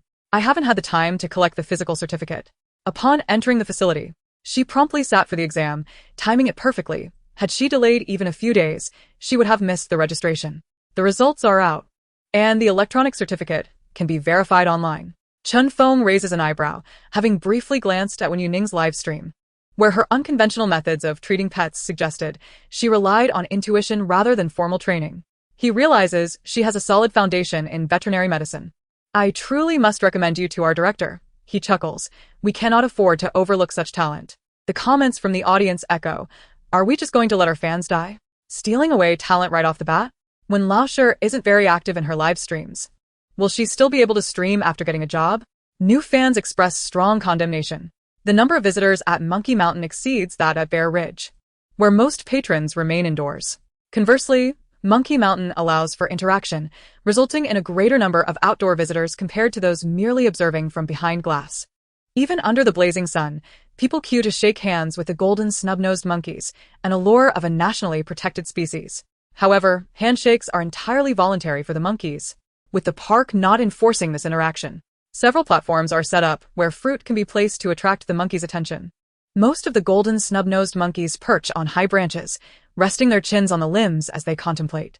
With a fruit vendor nearby, Wen Youning stands at the stall, eyeing the finest apples, saying, "Please give me 4 bags of apples." The apples are all roughly the same size, with 10 in a bag. Wen Youning glanced into the monkey enclosure and then said, "Let us take 5 bags." Buying so many? Chunfeng was taken aback. A bag containing 10 apples was intended as a safeguard, ensuring that even if the golden monkeys snatched an apple and ran, there would still be a chance to acquire one. However, Chunfeng believed that Wen Youning's purchase was quite unnecessary. He felt that she would undoubtedly attract the golden monkeys, as evidenced by the earlier interaction with the black bear. While the viewers in the live stream might not perceive it, Chunfeng, who was familiar with the bear's character, could distinctly observe the difference in the bear's demeanor towards Wen Youning compared to its indifference towards him. It was exceedingly apparent. Such behavior would be even more pronounced in the gentle-natured golden monkeys. Therefore, acquiring so many apples to lure them was indeed superfluous. The fruit vendor's earnings were tied to sales, so he would be pleased with such a purchase. After all, these were premium fruits. And if the golden monkeys did not want them, he could enjoy them himself. There was no waste in this. Realizing he might have obstructed the vendor's profits, Chunfeng awkwardly rubbed his nose. 5 bags of apples were placed into a larger bag. Wen Youning took it and, cradling the hefty bag of apples, approached the feeding platform for the golden monkeys, saying, "It's not too much. Everyone should definitely get an apple." Buying more rather than less ensures that all the monkeys receive some. If some golden monkeys miss out while others have, it would be quite disheartening for them. This was the first time Chunfeng had heard such words. Wen Youning set the entire bag of apples beside her and cheerfully beckoned to the nearby golden monkeys. "Hey, little ones, would you like an apple?" As soon as the words left her lips, the monkeys in the entire enclosure widened their eyes and turned their attention towards her. This sensation was akin to being amidst a cacophony of chaotic sounds, with one clear, distinct voice cutting through the noise. Naturally, the golden monkeys were filled with curiosity, drawn in by her call. Nearby, some golden monkeys were munching on slices of watermelon. Upon hearing her voice, they paused momentarily, their large eyes blinking as they processed Wen Youning's words. "Is she calling me?" Wen Youning extended her hand, offering an apple, remarking, "It's very sweet." The golden monkey took a few steps forward, hesitating slightly, its bright eyes observing Wen Youning. Shyly, it lowered its gaze, taking small, tentative steps closer to grasp the apple from her hand. "Thank you." "Wow, how adorable. It seems so polite." Shake its hand. Shake its hand. I would call the golden monkey the aristocrat among monkeys. There were many staff members nearby, and it was common to see one every few steps. Although golden monkeys could become aggressive if bullied, they generally possessed a gentle disposition, necessitating comprehensive protection from the staff. Wen Youning picked up another apple, and many golden monkeys approached her slowly, their curiosity piqued. Some little monkeys, still chewing on unswallowed fruit, were so engrossed in watching Wen Youning that they forgot to chew. While humans might be oblivious to such details, small animals are quite sensitive to them. Under the oppressive weight of the atmosphere, Wen Youning resembled a fierce beast, yet upon closer inspection, there was an undeniable softness about her that compelled the golden snub-nosed monkeys to draw near. It was perplexing. Come closer. With her palm raised, Wen Youning held an apple, weighing it lightly. "Do not hesitate. I have plenty for everyone." As her words faded, her hand was suddenly empty. The apple claimed by a monkey whose claw landed squarely in her palm. The monkey emitted a low, throaty sound. Wen Youning curled her fingers around its paw, gently tapping the soft fur on its back, before offering it another apple. "Did you see any unusual individuals around here last night? Did anyone find an egg? It might have fallen from that person. It's the kind that has one pointed end and one round end." To ensure the monkeys understood what she meant, Wen Youning elaborated with gestures, attempting to clarify the concept of an egg. The monkeys exchanged glances, then shook their heads in unison. No, there were strange individuals, but they were driven away. Nothing fell. At least they confirmed the intruders had been in the Monkey Mountain, which was a small victory. While conversing, Wen Youning continued to distribute apples. These apples were large and crimson, reminiscent of the juicy, thin-skinned fruits typically sold to tourists for feeding the monkeys, and thus were of a finer quality. The monkeys grasped the apples with both paws, and those who received them did not retreat. Instead, more curious monkeys approached, eager for a share. Chun Feng observed, astonished, as the gathering of monkeys around Wen Youning multiplied, spreading outward. It was no wonder she had purchased so many apples. The sight of the monkeys waiting in line only to leave empty-handed filled his heart with guilt. Those who refused to feed the monkeys were truly culpable. It was unforgivable for any monkey to be without an apple while others feasted. The commotion attracted the attention of nearby tourists, many of whom turned their gaze toward the unfolding scene. Food was offered forward, yet their eyes remained fixated on Wen Youning. Aren't these the same apples? One tourist, clutching the same variety, scrutinized his fruit with suspicion. It appeared to be identical, yet why was Wen Youning surrounded by monkeys while he was met with solitude? The only monkey that had wandered to his platform was merely in search of space due to the crowd. The tourist scratched his head, feeling defiant, and stealthily poked the monkey, eager for reaction. Hey, eat. Before he could finish, the monkey blinked at him, then scampered away, seeking a more promising location. The tourist was left bewildered. Is my apple poisonous? Why did it flee at a glance? The monkey that had darted away now perched on the platform, adjusting its position, but it lost its balance and stumbled. The golden monkey lost its balance and toppled to the side, letting out a startled cry as it reached out with its paw to grasp the platform, twisting its body in the process. Wen Youning bent down to intercept the nearly fallen golden monkey, standing up while cradling it in one hand and carefully assessing its weight. Although the platform was not particularly high, a fall would still be quite painful. Among the golden monkeys, there were not just adults. Several appeared to be noticeably smaller in size. However, no infant golden monkeys were in sight, suggesting there was likely a separate area for their care.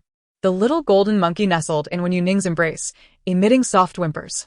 Its call was tender, yet not shrill, tinged with a slight nasal quality, as if it were expressing a lingering fear of its near tumble, continuously acting spoiled and aggrieved. The little golden monkey let out a soft sound, its tone elongated and soft, burying its head in Wen Youning's arms, refusing to lift it.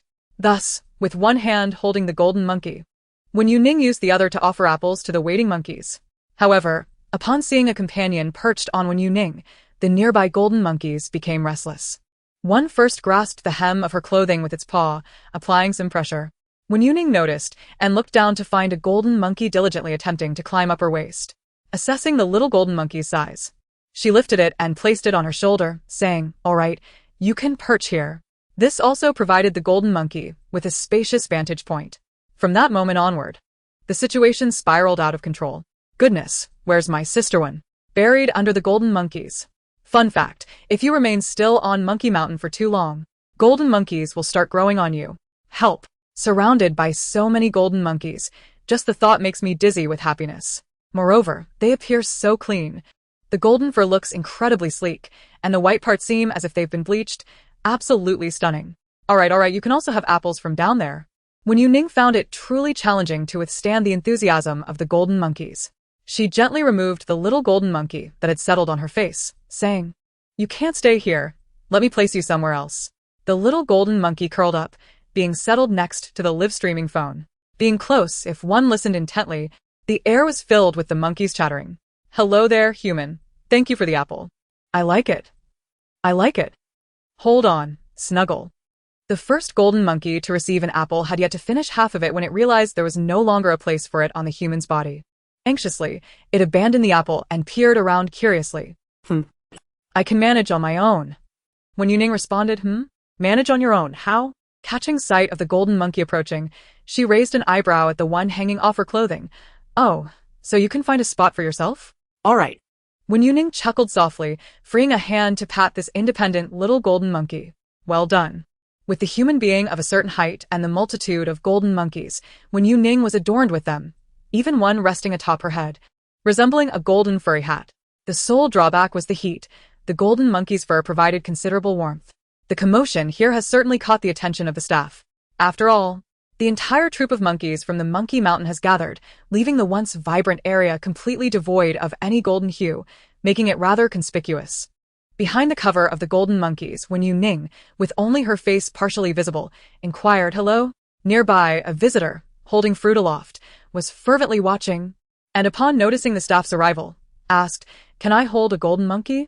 "Yes," the staff replied, "as long as the golden monkey consents." The visitor pondered. This rule seemed absent from the signage. How does one ascertain the monkey's consent?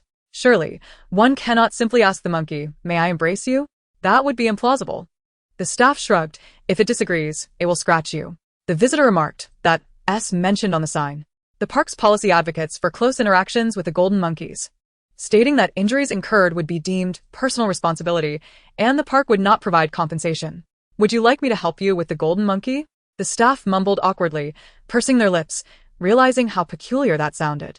Wen Youning contemplated, I'll manage it myself shortly, before I succumb to heatstroke.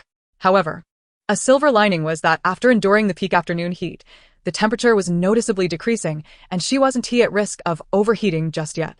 In theory, the staff would not interfere with the visitors' choices as long as they adhered to park regulations. Chun Feng interjected, Yes, I will assist her in a moment.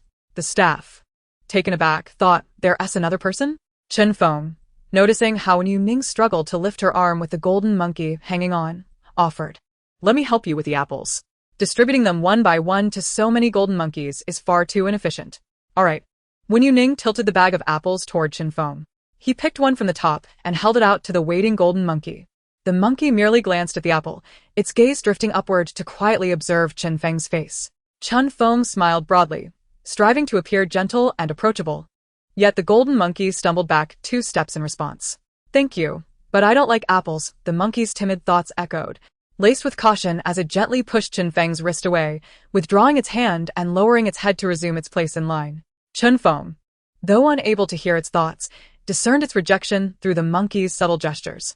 Teacher Wen, what is this golden monkey thinking? He asked, curious. Wen Youning turned her head, stroking the bashful little golden monkey. You don't like apples? This apple is delicious and fresh. As the little monkey's turn arrived, she offered it the apple, adding, If you don't like it, you can simply play with it. Everyone else is one, and you should too. The little golden monkey obediently held the apple and took a bite, its big, watery eyes sparkling as it looked at Wen Youning. It's tasty. As Wen Youning gazed at the adorable little monkey, a smile involuntarily crept across her face. Delicious, isn't it? Quite sweet, I presume? The small golden monkey nodded vigorously. It's fluffy soft for quivering in unison. Very sweet. Engrossed in feeding, Wen Youning suddenly felt an intense gaze from behind, one that was impossible to disregard. Turning her head, she met Chun Feng's expressionless face. Noticing his apparent discontent, likely stemming from her earlier translation task, she continued, It says the apple is very sweet. I know, Chun Feng replied, raising a hand to cover his face, feeling a sharp pang in his heart, as if he were about to collapse on the spot. I no longer wish to translate. I am no longer curious. Wen Youning was taken aback. The small golden monkey, when presented with an apple from Chun Feng, politely declined, while it eagerly accepted the apple from Wen Youning, exclaiming, Delicious. Very sweet. The absence of comparison renders one unscathed, but once juxtaposed, the wounds become grievous.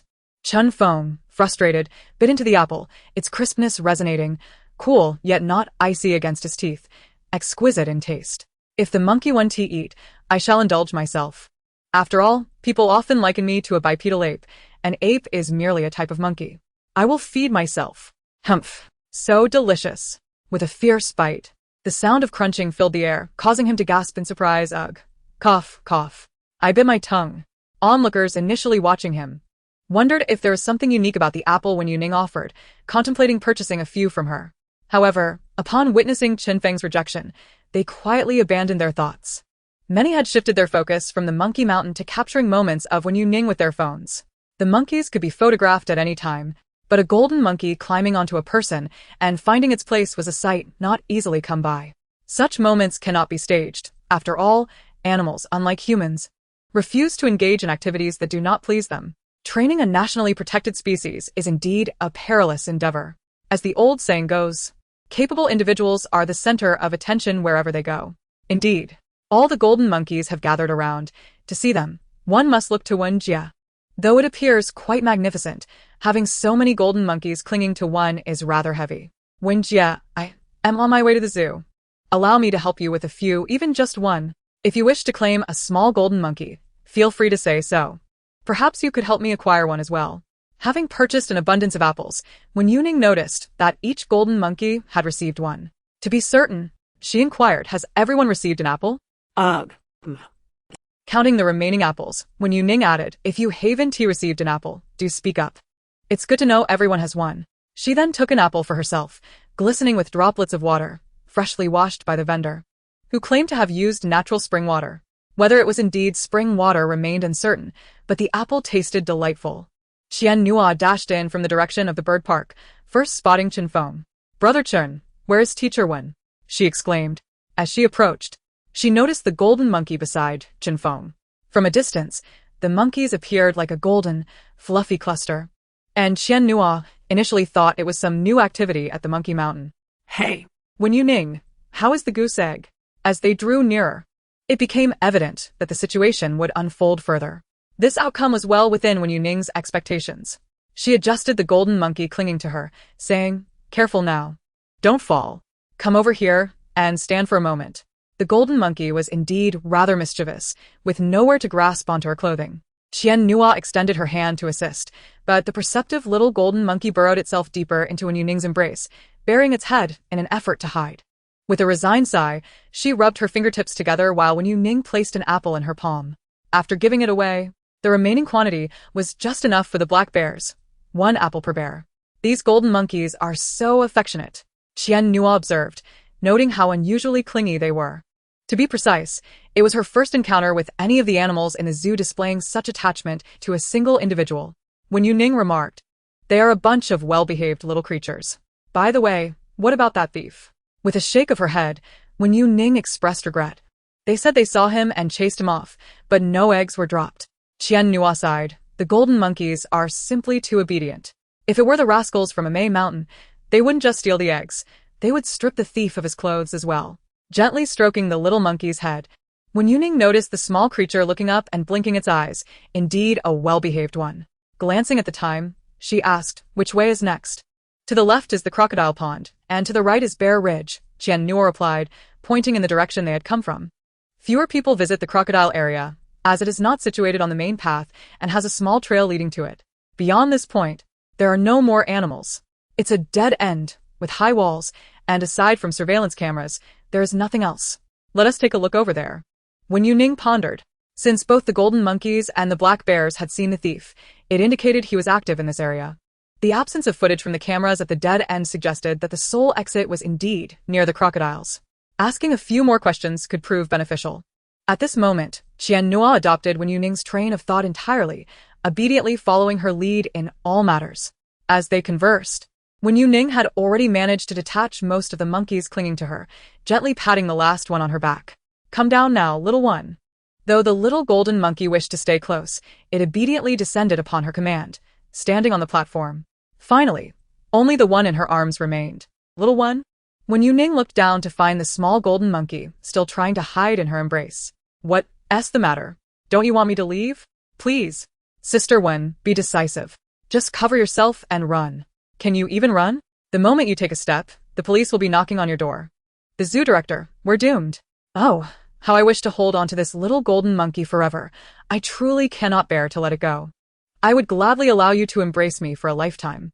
With a hint of resignation, Wen Youning gently stroked its fur while soothingly saying, "Next time, when you have a chance," she paused, feeling as though she had uttered this phrase countless times before. How disappointing. How many plush creatures have you spoken such words to? It's always next time. If you don't come next time, I'll hold it against you. Wen Youning cleared her throat softly, assuring, "I will surely come. Who knows? Perhaps next time, I shall be the one performing your routine checkup." Chen Feng chimed in, affirming her words.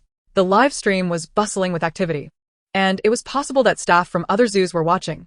In the realm of recruitment, it is often said that the early bird catches the worm. we hanno posted.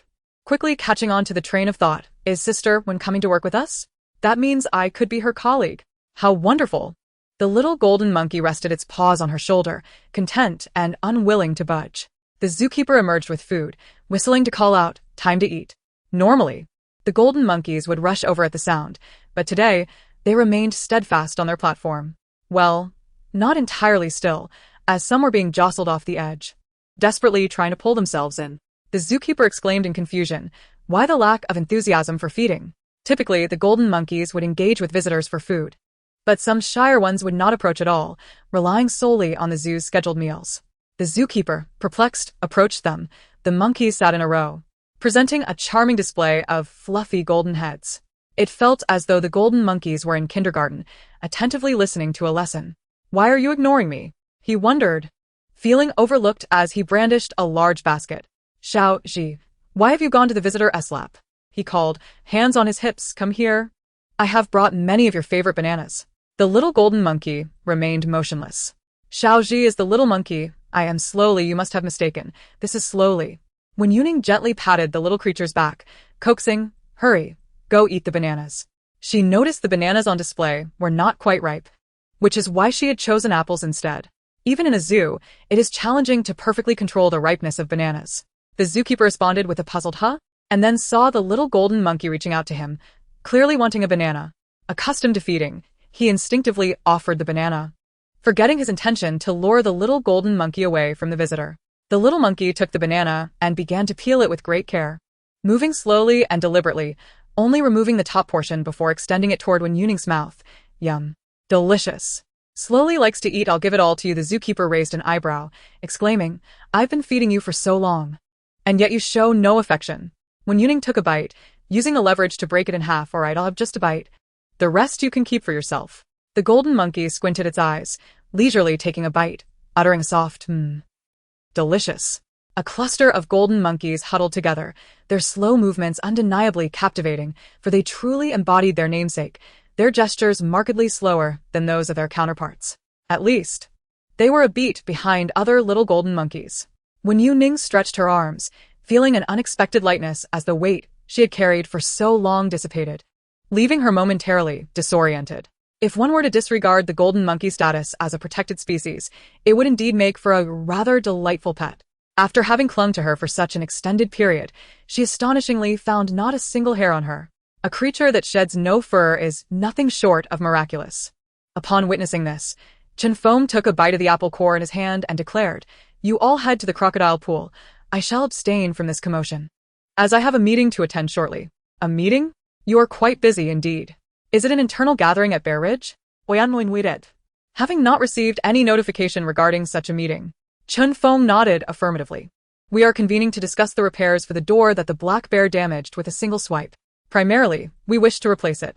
Before this incident, everyone believed the door to be quite secure. It was common for us to chat casually through it in the corridor. Yet, it turns out that the door was not the issue. The bears within Bear Ridge had no intentions of attacking us. Otherwise, we would have been obliterated long ago. Very well. Let us proceed. I will guide you to the crocodile pool, as the winding path can be rather elusive. Recalling how children's fright during the crocodile performance had led to numerous complaints. The complaints regarding the crocodile pool rivaled those prior to the renovation of Monkey Mountain, both vying for the top spot on the zoo's complaint leaderboard.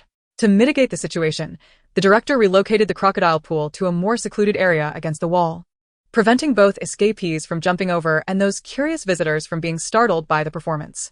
After all, anyone willing to traverse such a path to see the crocodiles was either a fan or well prepared for the spectacle. As anticipated by the director, the relocation significantly reduced the number of complaints. As Chen Feng entered the Bear Ridge area, he casually wiped the entrance sign with his sleeve. Unlike Wen Youning, he dared not approach the black bear up close, opting instead to feed from a distance. Hey, Ryu! Chen Feng shook the apple in his hand, calling out catch. When the black bear lifted its head, Chen Feng tossed the apple towards it. However, Ryu merely glanced over, uninterested in a midday snack after being roused from slumber, and turned its back to the zookeeper, resuming its dreams. Not interested. The bear won't eat. Chen Feng remarked. You certainly didn't exhibit this demeanor when Wen Youning threw fish at you. She didn't even give you time to prepare. Am I to take this as a cue to turn my back to you? Chen Feng then glanced at the other bears, finding them all in various sleep postures, without exception, their heads remaining down. Is this a personal affront? This is a treat from Wen Youning for you. Are you truly not going to eat it? Chen Feng called out one last time. If you won't, I shall. The black bear's nose twitched, belatedly catching a whiff of a familiar scent. He abruptly sat up, leaning closer to the apples that had fallen onto the haystack. Alas! The black bear seized an apple and took a bite, gazing up at the humans hovering above, roaring. Put it down for the bear. It's all for the bear. Bears have an insatiable fondness for apples. Haha, have you come to your senses? Chen Feng had other matters to attend to. Otherwise, he would have lingered to entertain it for a while, pouring all the apples down. With the haystack cushioning the fall, they could eat to their heart's content. Apples are a regular feature in a bear's diet, not a rare delicacy. Leaving the apples for a few bears to share, Chen Feng made a phone call and hurried towards the lounge. All right, I understand. Yes, I'm preparing. As he walked along the path leading to the crocodile pool, the surroundings grew considerably quieter. The crocodile pool, situated by the water, offered ample space and shade from the trees lining the path, creating a significantly cooler environment than outside. Typically, this area would be more crowded only before the crocodile show commenced. Qian Nua glanced at the time, contemplating the show schedule, realizing that it was nearing its conclusion. Each day's crocodile performance adhered to a publicly available timetable, allowing visitors to plan their visits accordingly, deciding which exhibit to see first and where to rest in the air-conditioned venue for a comfortable viewing experience. If that thief had truly passed by the crocodile pool, how fortunate he must have been. Why hadn't the crocodiles devoured him?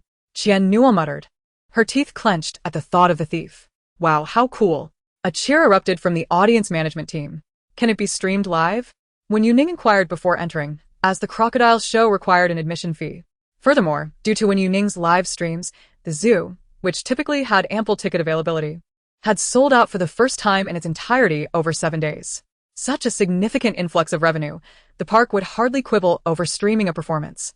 The vision of their director was indeed grand. By the way, has the egg theft been reported? Wen Youning, engrossed in conversing with the small animals to gather clues, had completely forgotten the most critical matter. She should have reported the egg missing as soon as she heard the news. However, at that moment, an expert had claimed that breeding had failed and there were no eggs. She had neither surveillance footage nor any substantial evidence to prove that the swan had laid eggs, only to have them stolen. Relying solely on those indistinct silhouettes captured on video to assert that someone had pilfered the goose egg seemed utterly absurd. The police required concrete evidence to proceed with the case. A report needed justification. Without any proof, merely opening her mouth to summon the police would be like chasing after dreams. Later, upon finding the goose egg in Bear Ridge, it could substantiate the fact that the swan had indeed laid an egg, which had subsequently been taken away by an unidentified individual and left behind in Bear Ridge. This provided a valid reason for filing a report. Protecting the egg, Qian Nua eagerly dialed the police. Everyone was taking the matter of the missing eggs seriously. The police should be arriving soon. My colleague is waiting over there. Qian Nua waved her walkie-talkie, indicating that if anyone had inquiries, they would contact her later. Since her colleagues were also well informed about many matters, basic questions could be addressed by them. Qian Nua still preferred to search alongside Wen Youning. With the internet so advanced now, there's no escaping. One cannot help but feel a growing concern for the few eggs that have yet to reveal their whereabouts. Let us proceed inside, shall we? Qian Nua lowered her voice to avoid disturbing other visitors, guiding Wen Youning towards the second floor. We must wait for the zookeeper on stage to finish her performance before she can escort us to the back pool. It is not that the view is poor. Rather, the perspective from the second floor is far superior to that of the first, yet one must remain wary of those who might foolishly leap in to confront the crocodiles. There have been instances in the past where similar incidents occurred at the zoo, resulting in its temporary closure for rectification. Once a human is within the jaws of a crocodile, the outcome is invariably tragic, and all that remains is silence. Moreover, should someone truly wish to jump in, not even a reinforced barrier or concrete wall would suffice to deter them. To prevent such occurrences, the area has been closed off entirely. The performance is about to begin, and the second floor is devoid of any spectators. Qian Nua lifted the curtain, pondering whether to casually inquire about a crocodile. Most of the crocodiles are in the pool. I fear that if you approach, your thoughts may become too chaotic, making it difficult to hear clearly. Wen Youning concurred, realizing that since the crocodiles congregate in the same pool at night, it stands to reason that any sightings would be shared among them. As she stepped inside, her gaze was immediately drawn to a massive aquarium dominating the center of the room. The water level barely reached the midway point of the crocodiles. Upon hearing the commotion, the crocodiles shifted their eyes but remained motionless. Hello? Wen Youning did not venture too close, instead standing her ground. Is there no food available for feeding in the crocodile exhibit? She seemed to have missed the stalls similar to those near the golden-haired monkeys on her way up. There is. I'll go down to buy some. You two can chat in the meantime. Qian Nua had forgotten this detail. She must not approach the crocodiles empty-handed if she seeks information. As she spoke, she hurried down the stairs. Wen Youning dimmed the lights of the aquarium, contemplating before ultimately turning them off. Once the overhead lights were extinguished, the crocodile briefly closed its eyes, seemingly pausing before reopening them. Hello. As for the goose eggs, with so many crocodiles in the pool, if any had indeed fallen, they would have been devoured long before they could be retrieved. Furthermore, on Monkey Mountain, With so many golden-haired monkeys present, the absence of goose eggs suggests that the egg thief, having lost one to the black bear, had grown cautious and hidden the remaining eggs well. Thus, Wen Youning refrained from asking further questions. However, after a prolonged silence, she received no feedback from the crocodile. Are you listening? Or are you contemplating? Yes, Wen Youning. It seems I have discerned the peculiarity of the crocodile's thoughts. Your responses come at a rather languid pace. The crocodile lifted its head, resting its snout against the glass of the aquarium, its small forelimbs slightly propped up, maintaining this posture until the ripples it created subsided into tranquility. The crocodile's thoughts echoed once more, not at all. Wen Youning pinched the bridge of her nose, both amused and exasperated. Well, perhaps now it is slightly faster than before. The crocodile. Wen Youning, hiss. At this rate, if I were to ask all my questions, I would likely receive all the answers by tomorrow morning. Is that the one you mentioned? Wen Youning pulled up a screenshot on her phone, showcasing a relatively clear image of the face in question. The crocodile tilted its head and suddenly collided with the glass, its eyes fixated on the phone. The barrage of comments erupted. Is this even appropriate? Wow. The crocodile looks so adorable. Keep your distance. Is this the first-person perspective of a prey being hunted by the crocodile? I can't shake the feeling that it might snap its jaws and devour me. Only when Wen Youning saw the chaotic stream of comments did she realize that the camera was a tad too close to the crocodile. She adjusted her phone and inquired, "How are you feeling? Do you remember anything?" The crocodile lazily blinked, responding with a drawn-out, "I have a bit of pain. Where does it hurt?" Wen Youning paused, exasperated, and moved to the side of the aquarium, reaching her hand between the crocodile and the glass. "Did you bump into this?" She guided her hand along the crocodile's snout towards its mouth. "What about here? It seems like there's a bump too." The crocodile's tail gently splashed the water's surface, its mouth slightly ajar, appearing to be in good spirits. Not too bad. The crocodile felt cool to the touch. A stark contrast to the softness of a plush creature. Wen Youning rubbed her thumb against its cheek. "So, do you have any recollection of that individual?" "Scared. You. A trembling voice emerged from behind. The caretaker entered to find Wen Youning with her hand inside the crocodile's enclosure, still caressing its snout, oblivious to the potential danger of having her hand bitten off in an instant. "What are you doing?" The sudden shout startled Wen Youning. In contrast, the crocodile remained remarkably composed, maintaining its slightly open mouth without even blinking. "No biting. Release. Let go. How have I instructed you?" The staff member, flustered, hurriedly closed the door and advanced while warning the crocodile. That shout nearly gave me a heart attack. "Crocodile. Are you blind? Did I bite?" It was her hand that came to my mouth. Thank goodness Sister Wen was merely petting the crocodile's face. Or else if the crocodile were startled and instinctively closed its mouth, it would have bitten her hand. The crocodile's demeanor is far more stable than that of the caretaker. Reliable. I would love to keep one. Wen Youning withdrew her hand and wiped it dry with a tissue. "I came from the aviary with Qiannua to see the crocodile. She went to buy some meat and will be back shortly. To prevent any misunderstandings with the staff." Wen Youning briefly explained her presence without mentioning her intention of conversing with the crocodile to inquire about its condition. "It doesn't matter who brought you. Even if it's the director, you're too close. The crocodile will bite regardless." The caretaker placed their hands on their hips. "The crocodile doesn't care about your identity. If food is delivered to its mouth, it will eat." Wen Youning nodded slightly. The caretaker's hair seemed to bristle. And upon entering, they had seen someone feeding the crocodile directly, which left them flustered and at a loss for words in front of Wen Youning, who was attentively listening. Now the zookeeper cleared his throat and, striking the fish tank, remarked, "It's merely this crocodile's dull-wittedness. When faced with those quick on their feet, you wouldn't have time to cry for help." The crocodile narrowed its eyes, casting a sidelong glance. Scram. Wen Youning turned her head, surprised by its swift reaction. Qiannua wheeled in a cart. "Teacher Wen, do you think there's enough meat here?" Upon entering and glancing up, he noticed an unfamiliar face in the room. Zhao. "What brings you here? Aren't you scheduled to perform next?" "I just came to take a look at song by," Zhao Zhe replied, glancing at Wen Youning. "And this is your future colleague, Wen Youning." "Teacher Wen," Qiannua interjected with a playful smile. "I told Sun Go I was coming to see the crocodile, and he agreed." Zhao Zhe, realizing his misunderstanding, felt a twinge of embarrassment. "My apologies. I mistook you for a lost visitor. But next time, please refrain from getting so close to the crocodile."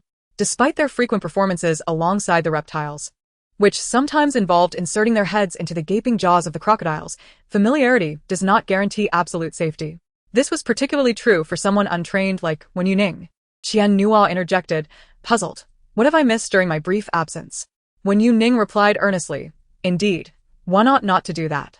Her words seemed directed more towards the audience in the livestream, who in their right mind would casually touch a crocodile. She mused, is this crocodile under your care? Yes. Zhao Shi acknowledged. The previous caretaker resigned, and now it falls under my responsibility. He gestured towards the meat Qian Nuo had brought in. Is this for Song Bai? Allow me to feed it. The crocodile enclosure permits feeding from a distance. As it is elevated, the likelihood of a crocodile snapping at a visitor's hand is non-existent. However, this scenario was not appropriate. Consider yourself fortunate. Even in confinement, someone is bringing you meat, Zhao Zhe remarked. Do you actually confine crocodiles? The management is quite stringent. This was the first time Wen Youning had heard of such confinement, and she found herself curious about the crocodile's alleged misdeeds that warranted its placement on the second floor. Zhao Zhe's expression turned grim as he recounted an incident involving a severely damaged wall in the yard where free-range crocodiles were kept. That creature dashed over and nearly startled the golden monkeys. The shock Zhao Zhe felt upon hearing this was no less intense than when Wen Youning had reached towards the crocodile's jaws. You're not even a protected species. Yet you attempted to devour a national first-class protected animal. Isn't that a death wish? Qian Nuo interjected. Huh? Wen Youning's eyes widened in confusion. Devour a golden monkey? Nonsense. The crocodile's inner voice erupted. Is there a misunderstanding here? The gap in the wall aligned precisely with its teeth. It was indeed the culprit. The crocodile had attempted to breach the boundary to sample the golden monkeys, and the evidence was irrefutable, leading to its immediate capture. Though the crocodile's thoughts were sluggish, its appetite was anything but restrained. One must eat slowly to avoid becoming excessively rotund, and it was quite rare to see a crocodile of such size. Grasping a piece of meat, the crocodile repeatedly tilted its head back to swallow it whole. Who eats Broken things? Someone said to fish to eat. The crocodile, after much effort, finally swallowed the meat with a gurgle as it reached its throat. After a brief pause, the heart's voice resumed. Be careful. Wen Youning's eyes widened suddenly. Are you suggesting that someone went to the Monkey Mountain to advise the monkeys on safety? Qian Nuo instantly grasped the underlying meaning. So, it turns out to be a case of being helpful, doing good deeds among the monkeys. Zhao Zhe observed their exchange, finding their conversation rather perplexing. Yet they seemed to be in sync, even if the connection was elusive. Qian Nuo waved her hand dismissively. The situation had reached a critical juncture. She felt she was on the verge of uncovering the final answer. The thief must have first gone to the bird park to steal eggs, then encountered the crocodile and fled to the Monkey Mountain, subsequently making their way to Bear Ridge. The sequence seemed a bit strange, however. The correct order should be Bird Park, Bear Ridge, Monkey Mountain, and then the crocodile pool. The thief had completely traversed the route in reverse. How did the thief manage to exit the park? Once the egg theft was confirmed, all staff members at the bird park, along with surveillance, diligently scoured the footage. Yet there was no sight of the thief leaving. Qian Nuo pursed her lips. Surely, they can't have sprouted wings to fly away. Was it possible that the egg thief had not yet departed? Wen Youning frowned. If we didn't capture it on camera, then it simply didn't happen. Qian Nuo responded with disbelief. What? The comments on the screen read, what is happening? Oh my gosh, you're giving me goosebumps. Wen Youning then turned to Zhao Zhe, inquiring, when was Song Bai caught heading to the Monkey Mountain? Wen Youning pulled up a screenshot from her phone. The last recorded image was from 3 o'clock last Wednesday morning. Thus, it became evident that the thief was still at the Monkey Mountain, merely hiding and undetected. After all, she had previously asked the golden monkeys, and if they had seen anything, they would surely inform her about someone lurking suspiciously. Wen Youning gently lifted Qian Nuo's chin, urging her to inform the police that the individual was at the Monkey Mountain and to act swiftly in apprehending them, paying particular attention to areas the golden monkeys would avoid. Oh, all right, Qian Nuo exclaimed, turning to rush outside.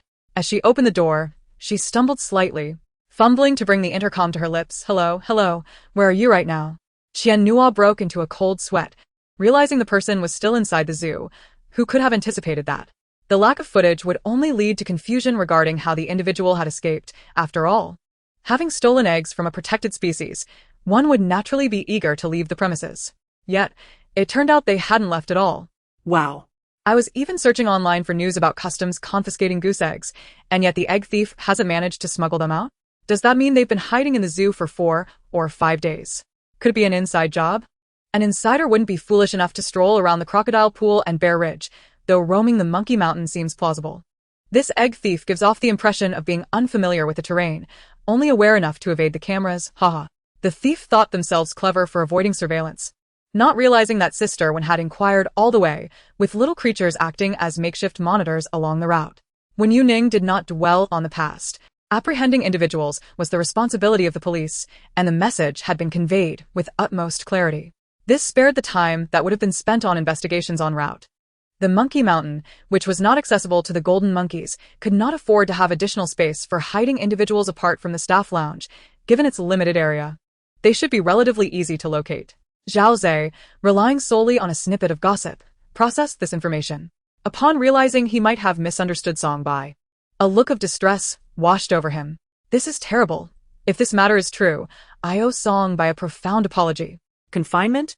No. When I captured it, I provided it with a shovel. Zhao Zhe covered half of his face, feeling utterly embarrassed to face the crocodile. The crux of the matter was that if the crocodile ventured to Monkey Mountain, who would believe it was there to relay information? Who would take such a statement seriously? Thus, upon witnessing the crocodile, one would naturally presume it was there to capture the golden monkeys for a meal, especially since it had broken a hole in the wall and expanded it further. The intention to consume the golden monkeys was all too apparent. Now. Hearing Wen Youning speak so confidently, Qian Nua wasted no time seeking the police, and Zhao Zhe felt as though the sky had fallen upon him. If all else fails, I might as well thrust my hand into the crocodile's jaws and let it devour me. Wen Youning, how excessive. An apology to Songbai is imperative once the truth is unveiled.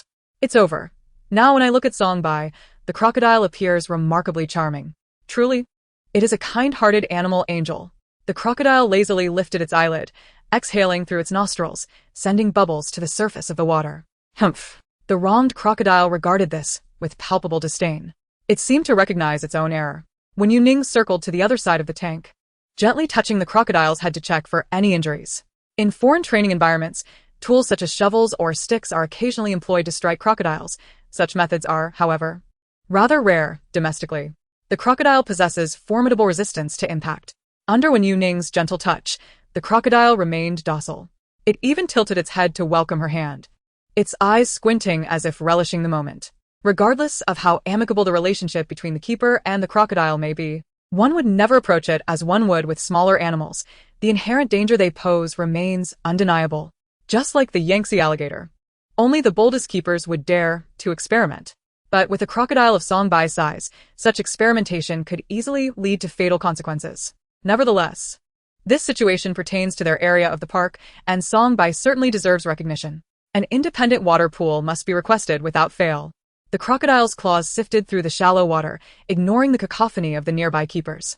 Enough with the noise. The crocodile abruptly turned its head. Attempting to stand up, its front claws, wet from the water, struggled to maintain balance against the glass. Just as it rose, its claws slipped.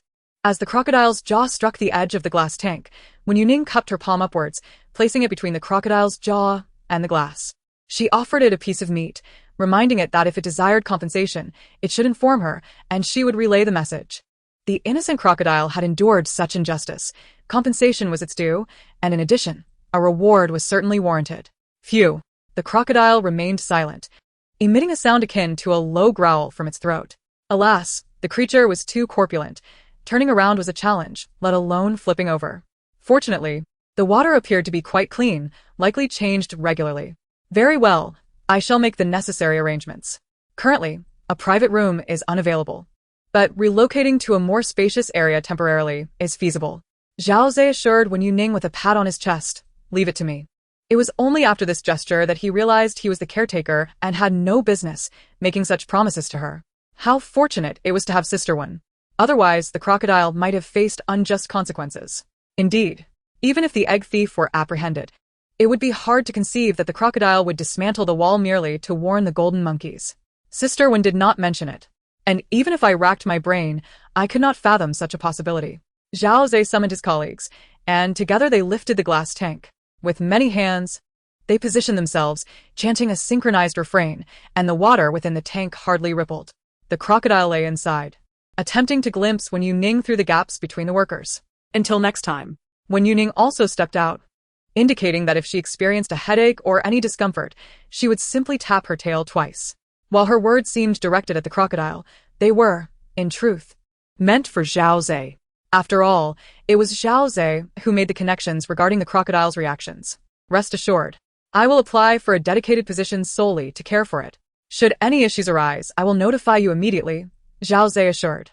As Wen Youning watched them elevate the glass tank into the freight elevator, she waved goodbye to the crocodile as the doors closed, then turned to descend the stairs. On the first floor, a performance had just concluded, and it was now a time for clearing and rest. The venue was occupied solely by cleaning staff collecting litter in rows. Wen Youning purchased a bottle of water from the vending machine, contemplating, I should first check on the swans with warts. These two swans exhibited severe signs of depression. Wen Youning intended to update them on their current situation, so they might feel somewhat reassured. The journey back to the aviary would take her past Monkey Mountain. At present, the monkey enclosure was deserted, with the golden monkeys presumably relocated indoors.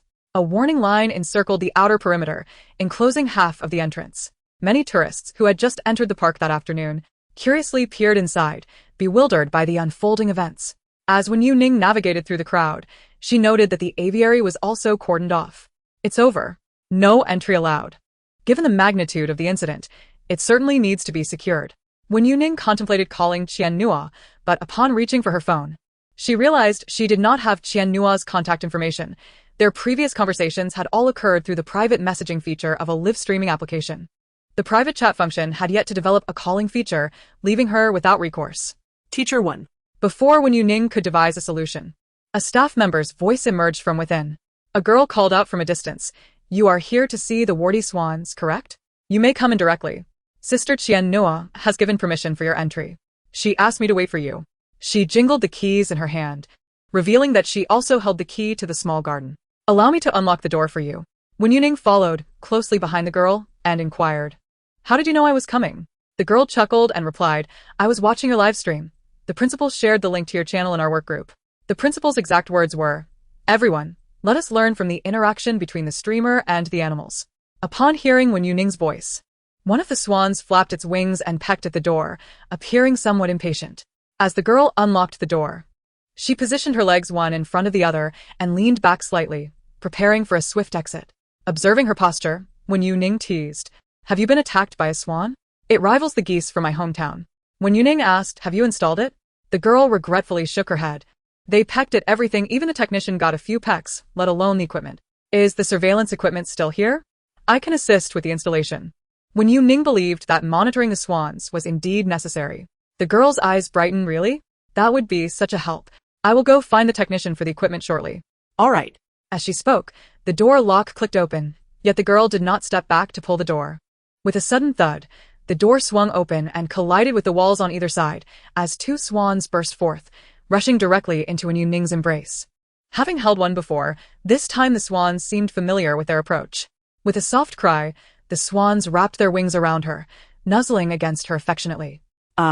Teacher Wen, the girl hesitated to speak, and as predicted, the two swans turned their gaze sharply towards her. The girl swallowed hard, suppressing her fear of the large birds. If there's anything else, just call me. I'll take my leave now. Okay, Wen Youning replied, cradling the swans as she ventured into the small garden.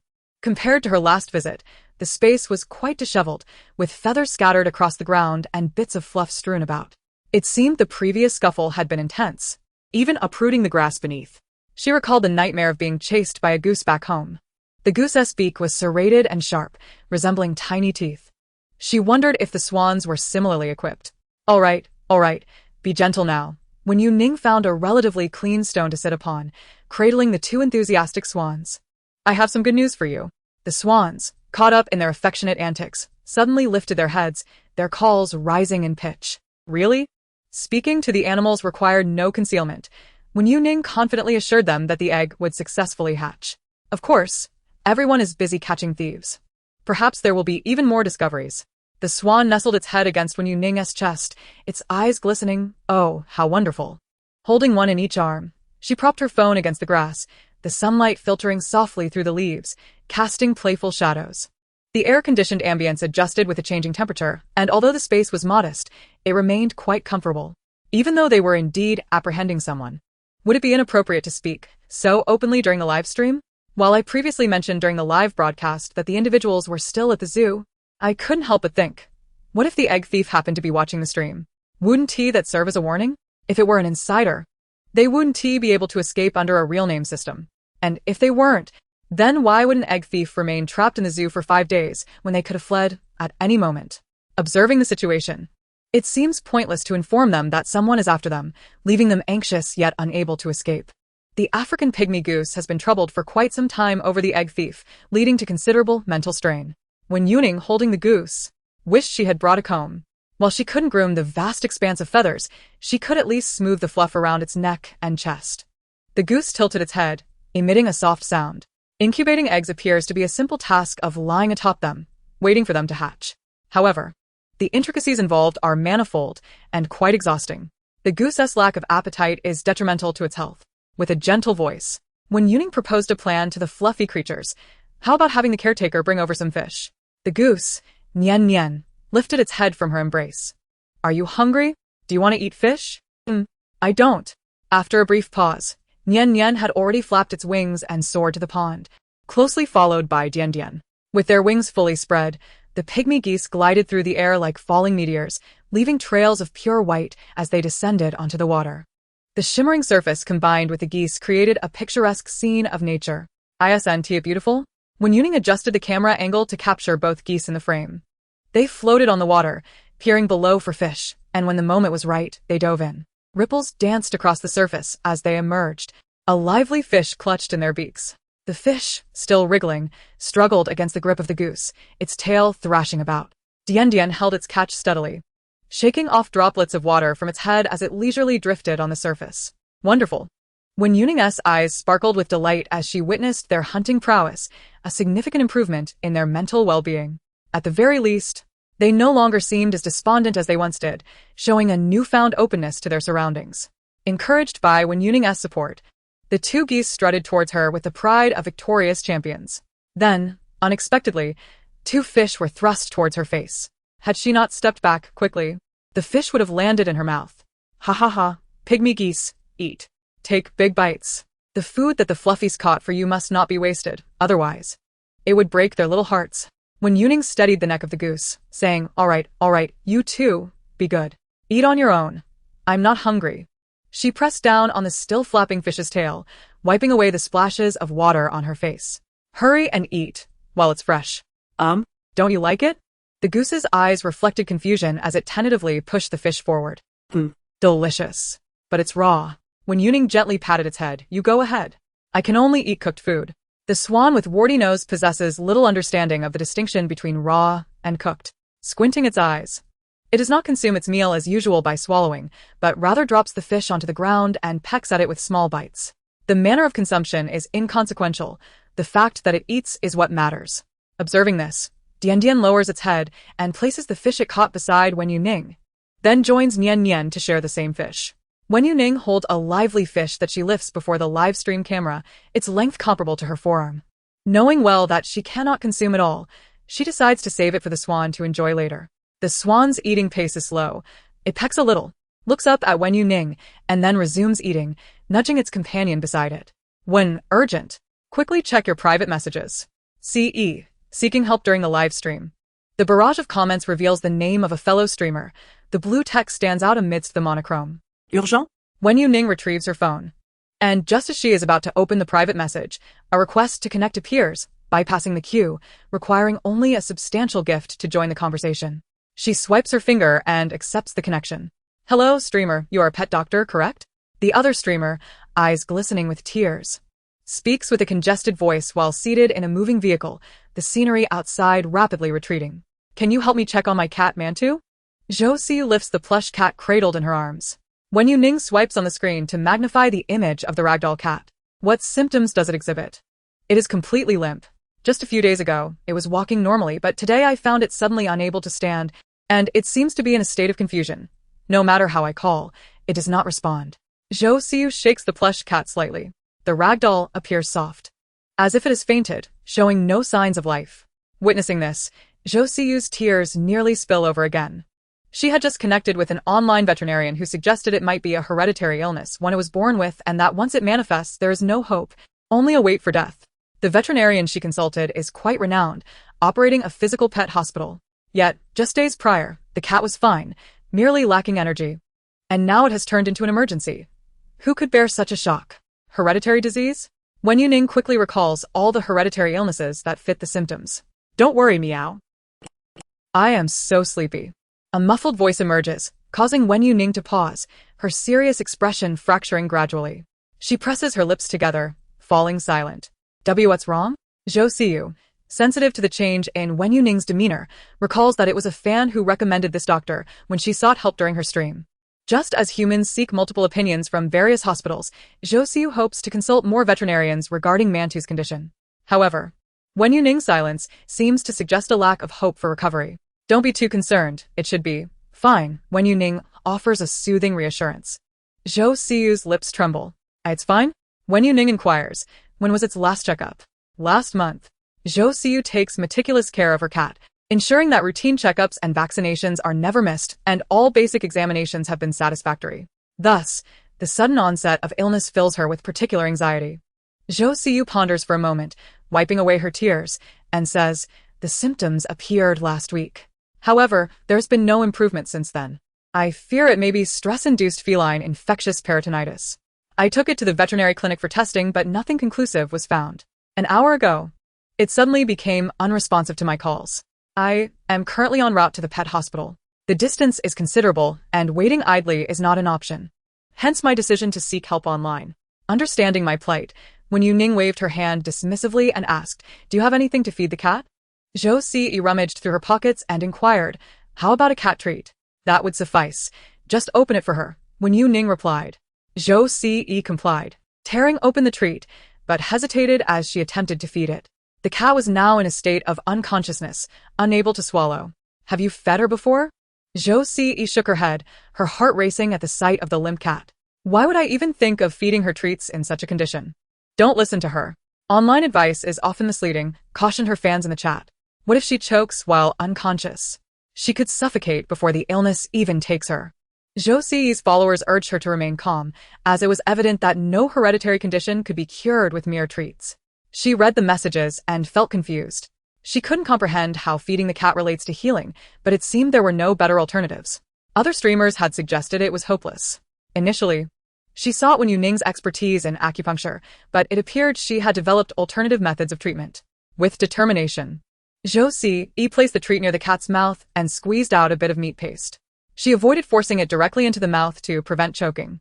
Just then, she noticed the unconscious ragdoll cat's nose twitching, a sign of response, nearly bringing her to tears. Yet, the cat remained weak, licking the treat slowly with its tongue, eyes still shut. So fragrant, so delicious. Meow, eat, eat. What? What kind of hereditary illness is this? It actually has a reaction. I don't understand.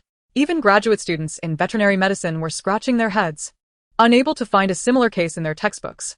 Cradling the ragdoll cat in her arms, Zhou Siyu squeezed out more meat paste. What is wrong with you, Mantu? If there is a response, could it not be a hereditary illness? Whereas Wen Youning had been skeptical earlier, it now seemed clear that the cat was not ill. It was merely asleep. What? Zhou Siyu's voice suddenly rose in astonishment.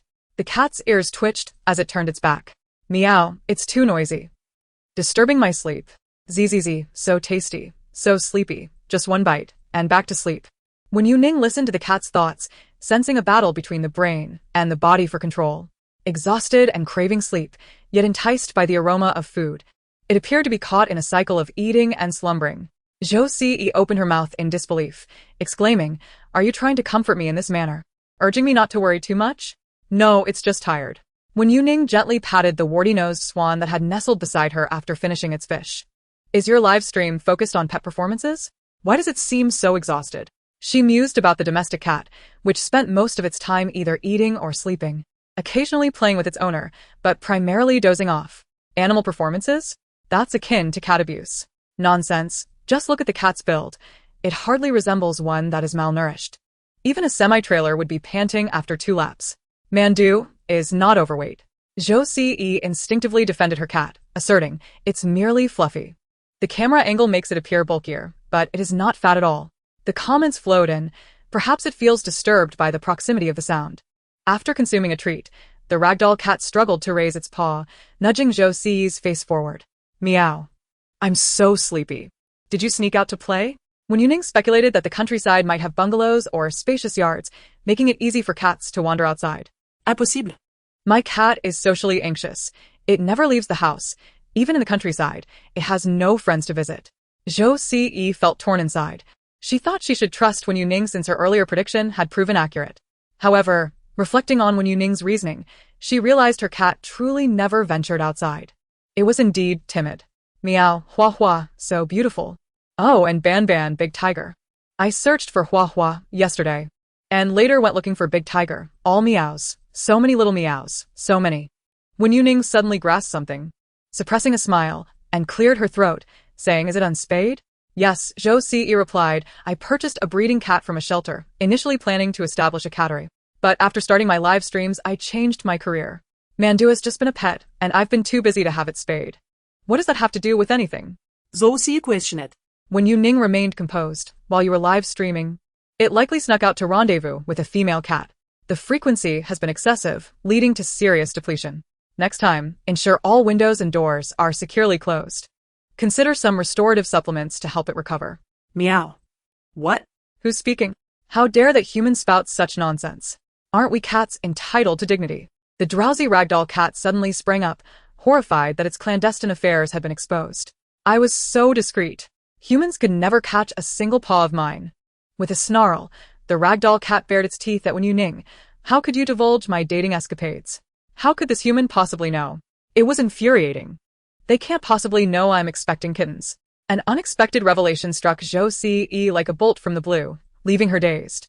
She rubbed her forehead, observing Mandu's furious, fluffed-up demeanor, feeling a headache coming on. Moments later, Wen Youning remarked, "And the female cat is pregnant." Meow. The ragdoll cat let out an indignant cry, launching itself at Wen Youning in an attempt to settle the score. Ouch, meow. It landed awkwardly on Zhou Ce's lap, collapsing into a disgruntled heap. Zhou Ce found herself in a state of confusion. Her mind momentarily short-circuited by a series of unexpected blows. After a prolonged pause, she finally extracted the essence from Wen Youning's sparse words. Pregnant? An unforeseen outcome from a mere medical visit? No. Impossible. The ragdoll cat vehemently denied the notion, yet her inner thoughts inevitably pondered the implications of such a question.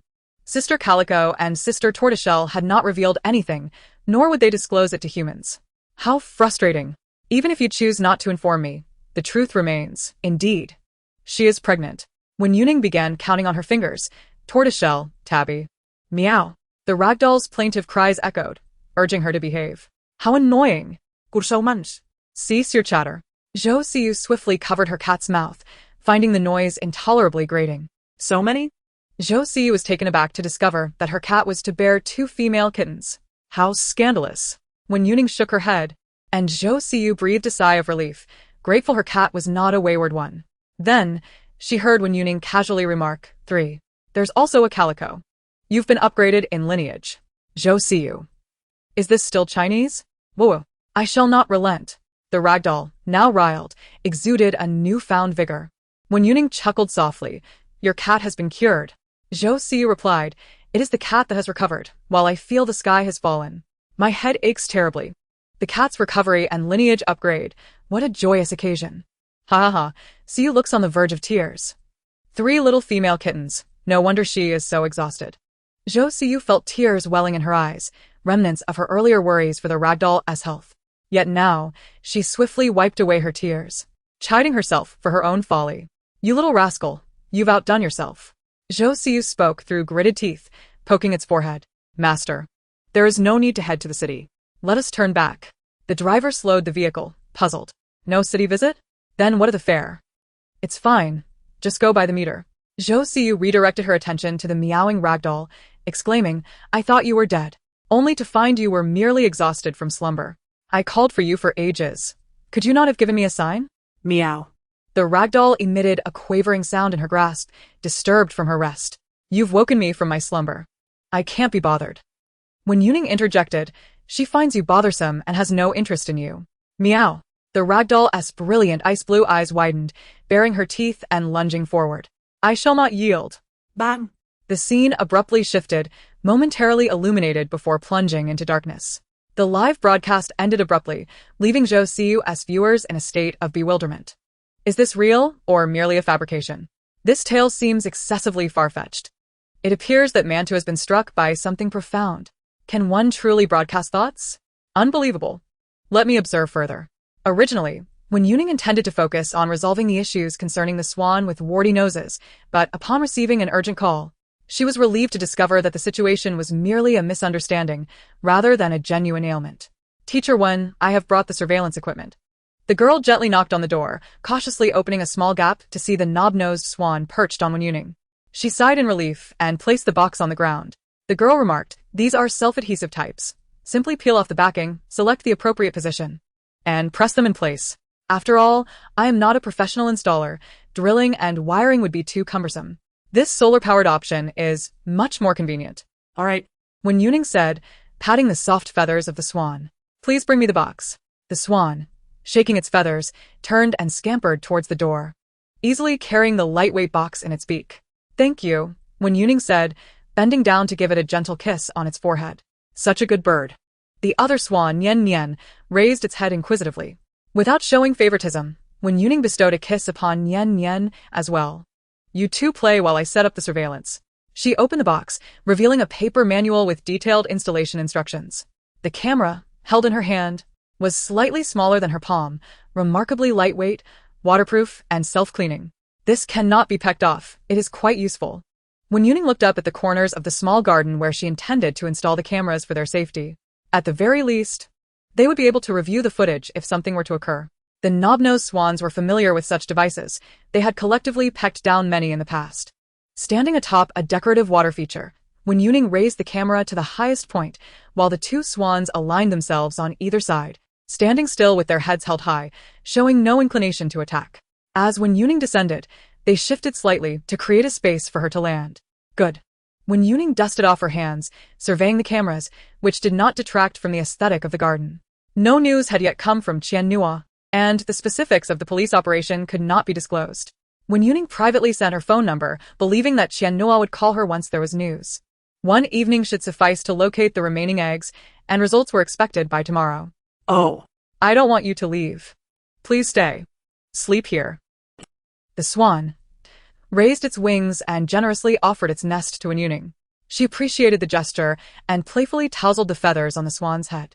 I'll come back tomorrow. You two rest well tonight and prepare to incubate the eggs. Ah. Yes, you must come tomorrow. The sun had not yet set, casting a warm golden light. As Wen Youning stepped out, it was the hottest part of the day. A breeze began to stir, alleviating the midday heat. Just as she settled into her car, Josie sent a request to connect. Teacher Wen, I didn't finish my thought earlier. The live stream unexpectedly disconnected, and now the scene has shifted outdoors. I have found the 3 little female cats. The camera shifted to reveal the tortoiseshell, calico, and tabby cats huddled together, while a ragdoll cat nuzzled one and licked another. Josie swatted her hand dismissively. Go away, don't obstruct my shot. Meow? The ragdoll cat, recognizing a familiar voice, seemed to harbor lingering resentment about the earlier incident. How dare the villain return? The calico paused in her grooming. Meow? The tabby and tortoiseshell also lifted their heads in curiosity. A human? They understand our speech. Meow, indeed. How peculiar. Wen Youning offered. If you are willing, you may enter the cat bag, the cage right before you. Really? The calico tilted her head. Humans wouldn't deceive us. I assure you, if she were to trick you, I would come and take you to my home.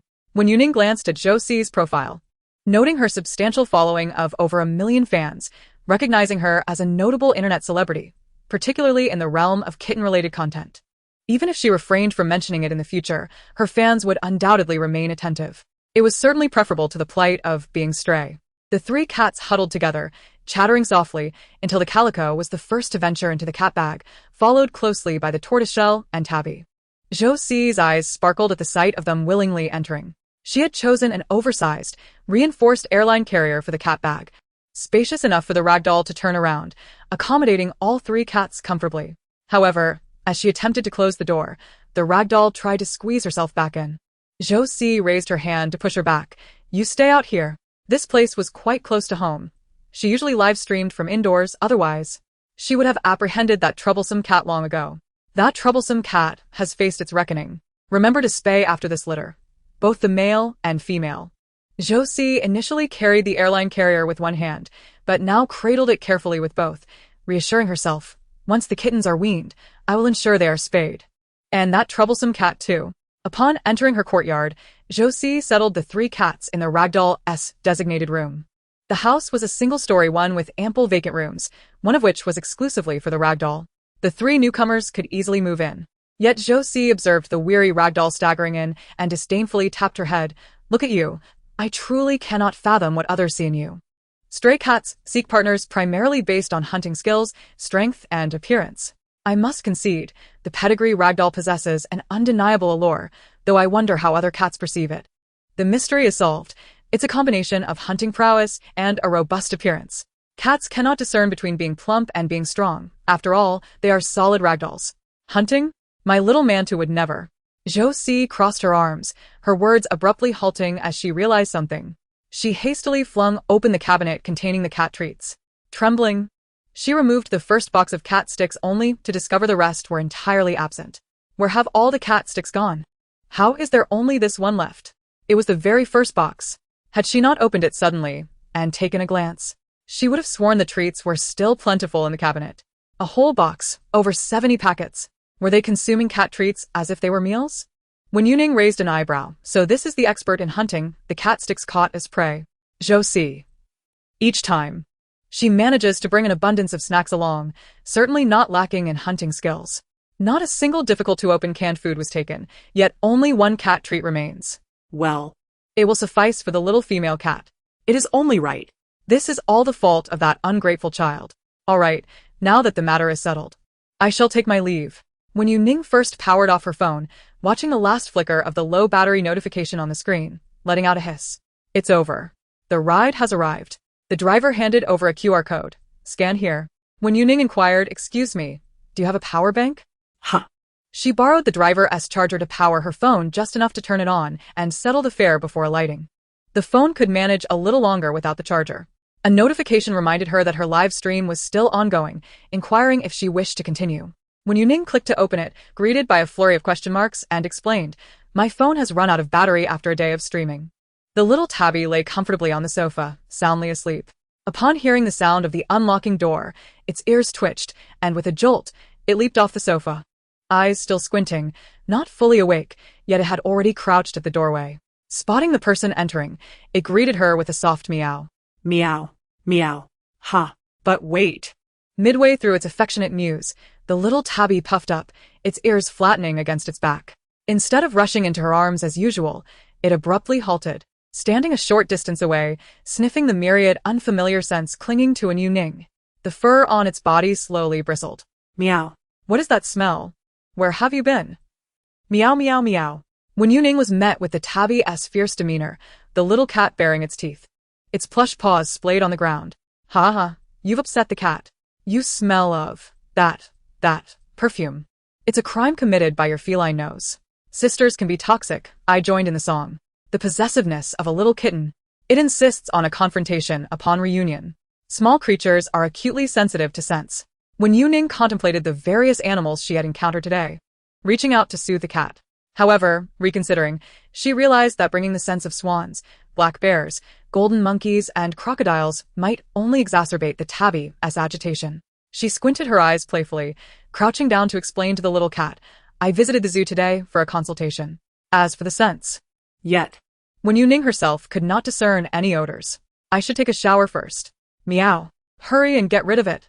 All right, don't be upset. Come and have some fish jerky. Wen Youning glanced at the water and food, both still ample.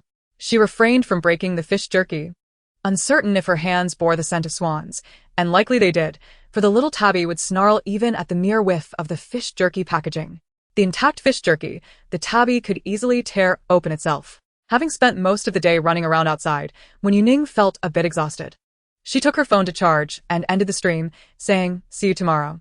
After charging her phone, she stepped into the bathroom, opened the bathtub drain, and tossed in a bath bomb, rinsing off briefly under the shower.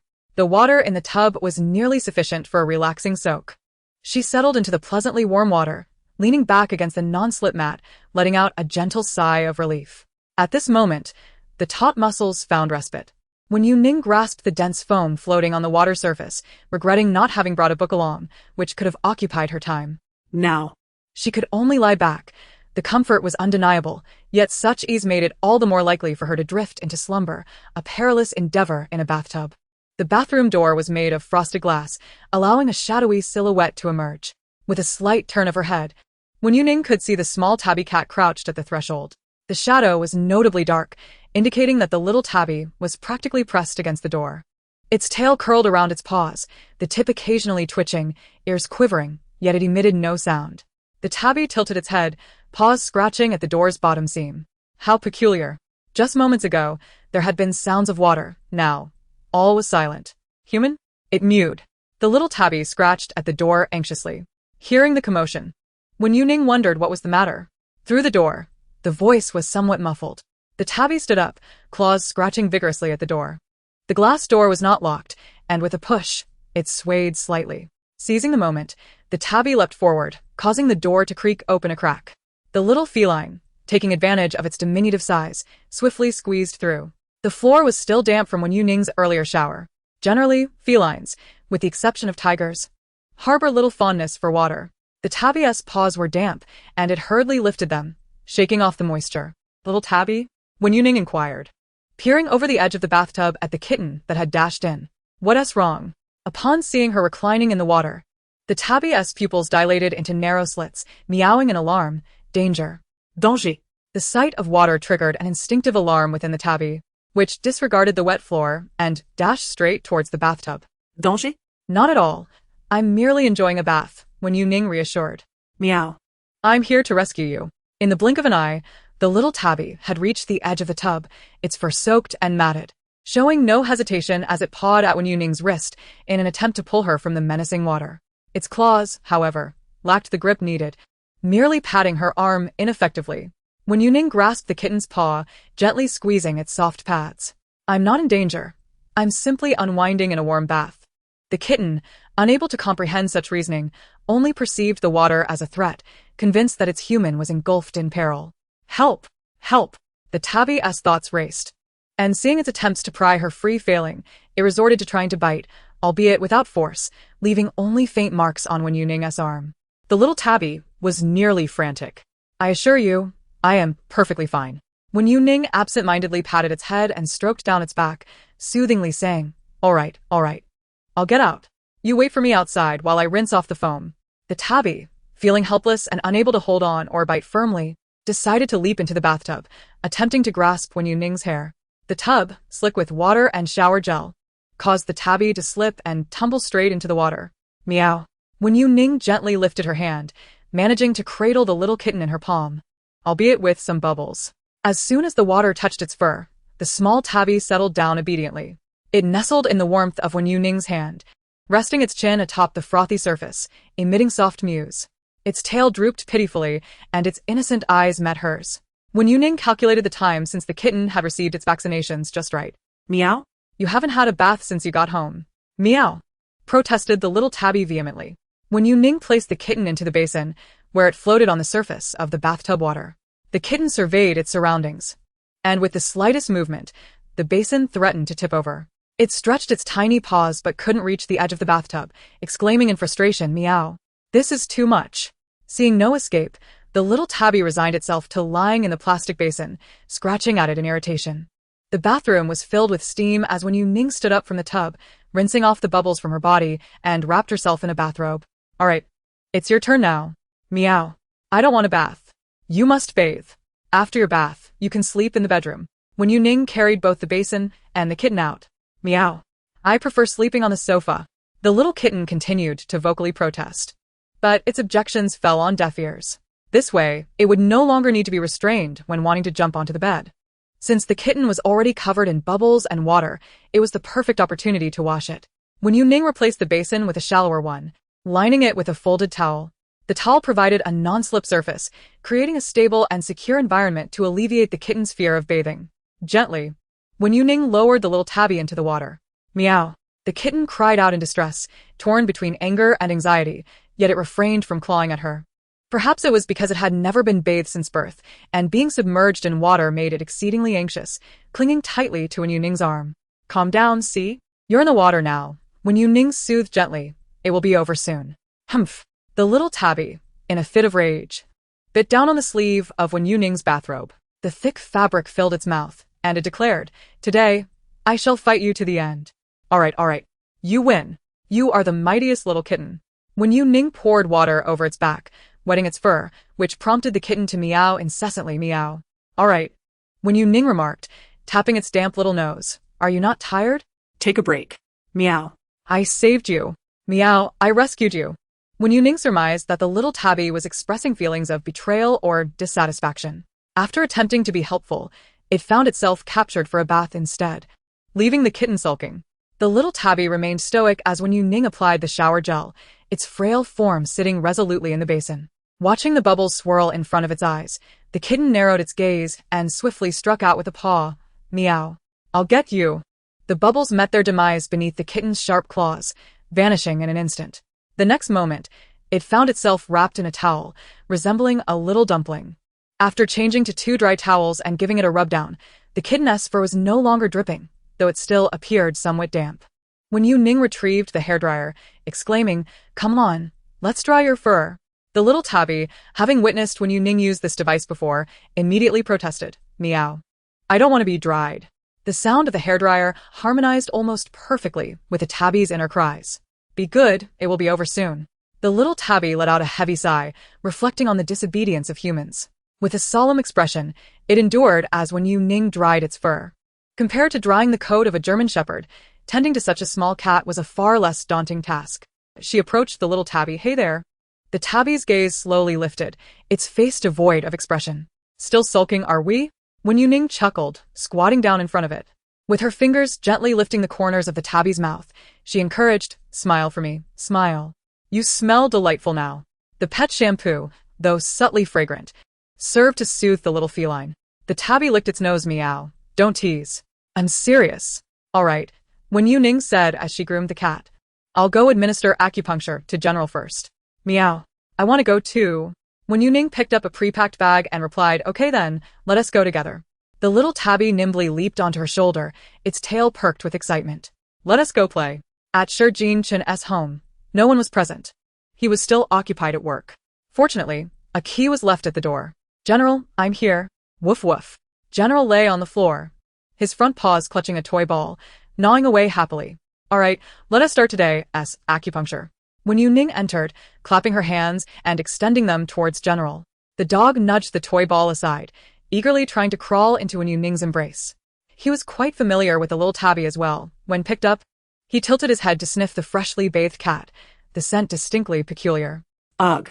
The little tabby remained motionless, swatting a paw in annoyance. Silly dog. Despite being swatted, General seemed amused, leaning in to give the tabby a lick. Meow. Silly dog. Wen Youning turned on the lights and placed the German shepherd onto the table. The little tabby jumped down from her shoulder, settling at the edge of the table. Observing General with keen interest, taking out the prepared needles, Wen Youning softly announced, "Let us begin." Woof. General responded with a low sound, his wagging tail coming to a halt. The little tabby's pupils contracted at the sight of the needles, perhaps recalling its own experiences with them. And it froze in silence.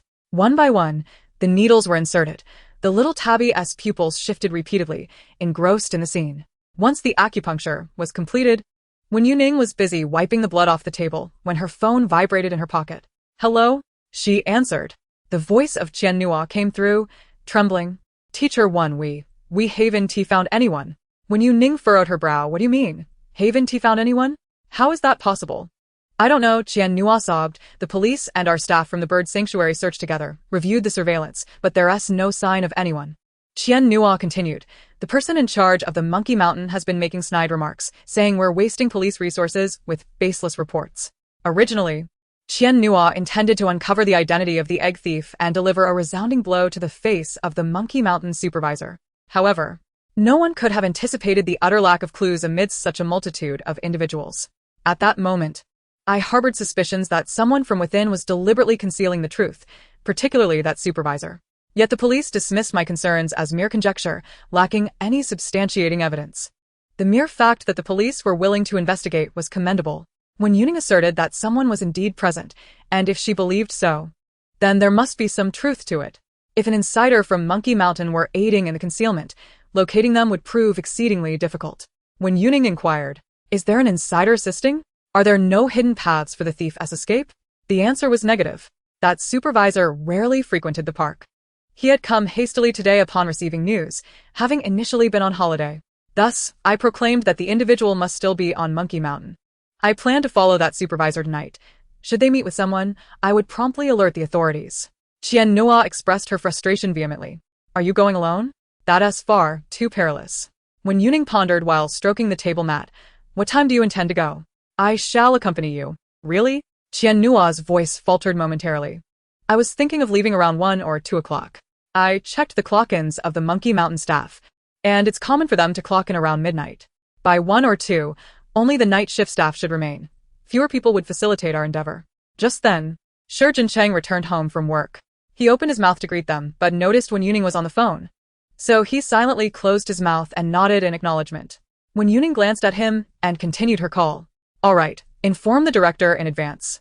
So they are aware of your intentions. We wouldn't want to be accused of illegal entry, even if it's not a charge of unlawful entry into a residence. The defense could be quite troublesome." Qian Nua replied, "Yes." "The zoo is under the director's authority. With their consent, she can go anywhere." Wen Youning ended the call. Shi Jincheng had just opened a bottle of water and, having gulped down half of it, asked, "What is going on? Why is there talk of illegal entry?" Wen Youning succinctly explained, "The zoo lost an egg. The thief is hiding in Monkey Mountain, and the keepers wish to search for the thief tonight." "Is it just the two of you? That sounds extremely dangerous." Shi Jincheng voiced his concerns. Wen Youning reassured, "We'll report to the police once we find the thief. We want to confront them directly." After a moment's contemplation, Shi Jincheng offered, "What time?" "I'm free now, I'll join you." Wen Youning hesitated. "Around 1 or 2, but aren't you?" Shi Jincheng gave her a knowing look. "Rest assured, I know my limits." He added, "Just let me know when you're heading out. Otherwise, I wouldn't feel at ease and would accompany you regardless. It's better to go together from the beginning." Capturing the thief would indeed be a commendable feat. Agreed. "We'll connect tonight." Shi Jincheng gestured affirmatively. As night fell, the zoo's streetlights dimmed to their lowest setting, casting a deep, eerie ambience over the landscaped areas. A gentle breeze swept through, bringing a chill to the air. With the director's approval, they need not avoid the surveillance cameras but only had to be cautious of the personnel within Monkey Mountain. Qian Nua observed the arrival of the person accompanying Wen Youning. "Shi Jincheng, here to assist," Wen Youning whispered. "This is the individual I mentioned over the phone." Wen Youning introduced herself. "Hello, I'm Wen." Shi Jincheng, he replied. Time was of the essence, and the task at hand was formidable. Wen Youning patted him on the shoulder and urged, "Let us go find someone." "Wait a moment, I shall provide you with something." Qian Nua clutched the key given by the director. The police had withdrawn, and the cordon outside had been dismantled. She produced the renovation blueprints she had prepared in advance. "This is the layout for the Monkey Mountain dormitory and storage. We can navigate around populated areas using this." Qian Nua had specifically requested these from the director. The original blueprints had become fragile with age, so she had made 3 photocopies. "Here are 2 for you. 1 for each. We will split up. I will head towards the dormitories. All the staff accommodations are quite similar, and I remember the route." Wen Youning merely took a glance, folded the blueprint, and tucked it into her pocket, deeming it cumbersome to hold. "I will go to the storage area ahead, which is relatively close to the indoor viewing section of the golden monkeys." She was unconcerned about startling the golden monkeys into making a noise. "Jin Chen," she declared, pointing to the last path, "I will take this one." With their positions established, the trio dispersed at the entrance. Wen Youning adjusted her coat and proceeded from the Monkey Mountain, as this route was the nearest to the storage. The golden monkeys were resting indoors, rendering the Monkey Mountain tranquil and serene. Click, click, click. Yum, yum, this is sweet. Bananas, oh no, they're spoiled. What a pity. Was this the inner musings of the golden monkeys? No, something felt amiss. At this hour, the golden monkeys should be in their indoor enclosure. A glance at the sign confirmed she was indeed at the storage. Wen Youning opened the door, and the beam from her phone's flashlight illuminated several golden monkeys. Just as she was about to take in the scene, a little golden monkey collided with her. Slow down. Are you here to find me? The tiny creature had remnants of apple fragments at the corners of its mouth. Wen Youning picked up the little golden monkey and wiped away the traces from its lips. How did you all end up here? It's chilly. Aren't you cold? The storage maintained a low temperature for preservation, which was evidently not suitable for housing golden monkeys. The little golden monkey tilted its head. Someone opened the door and we ran out.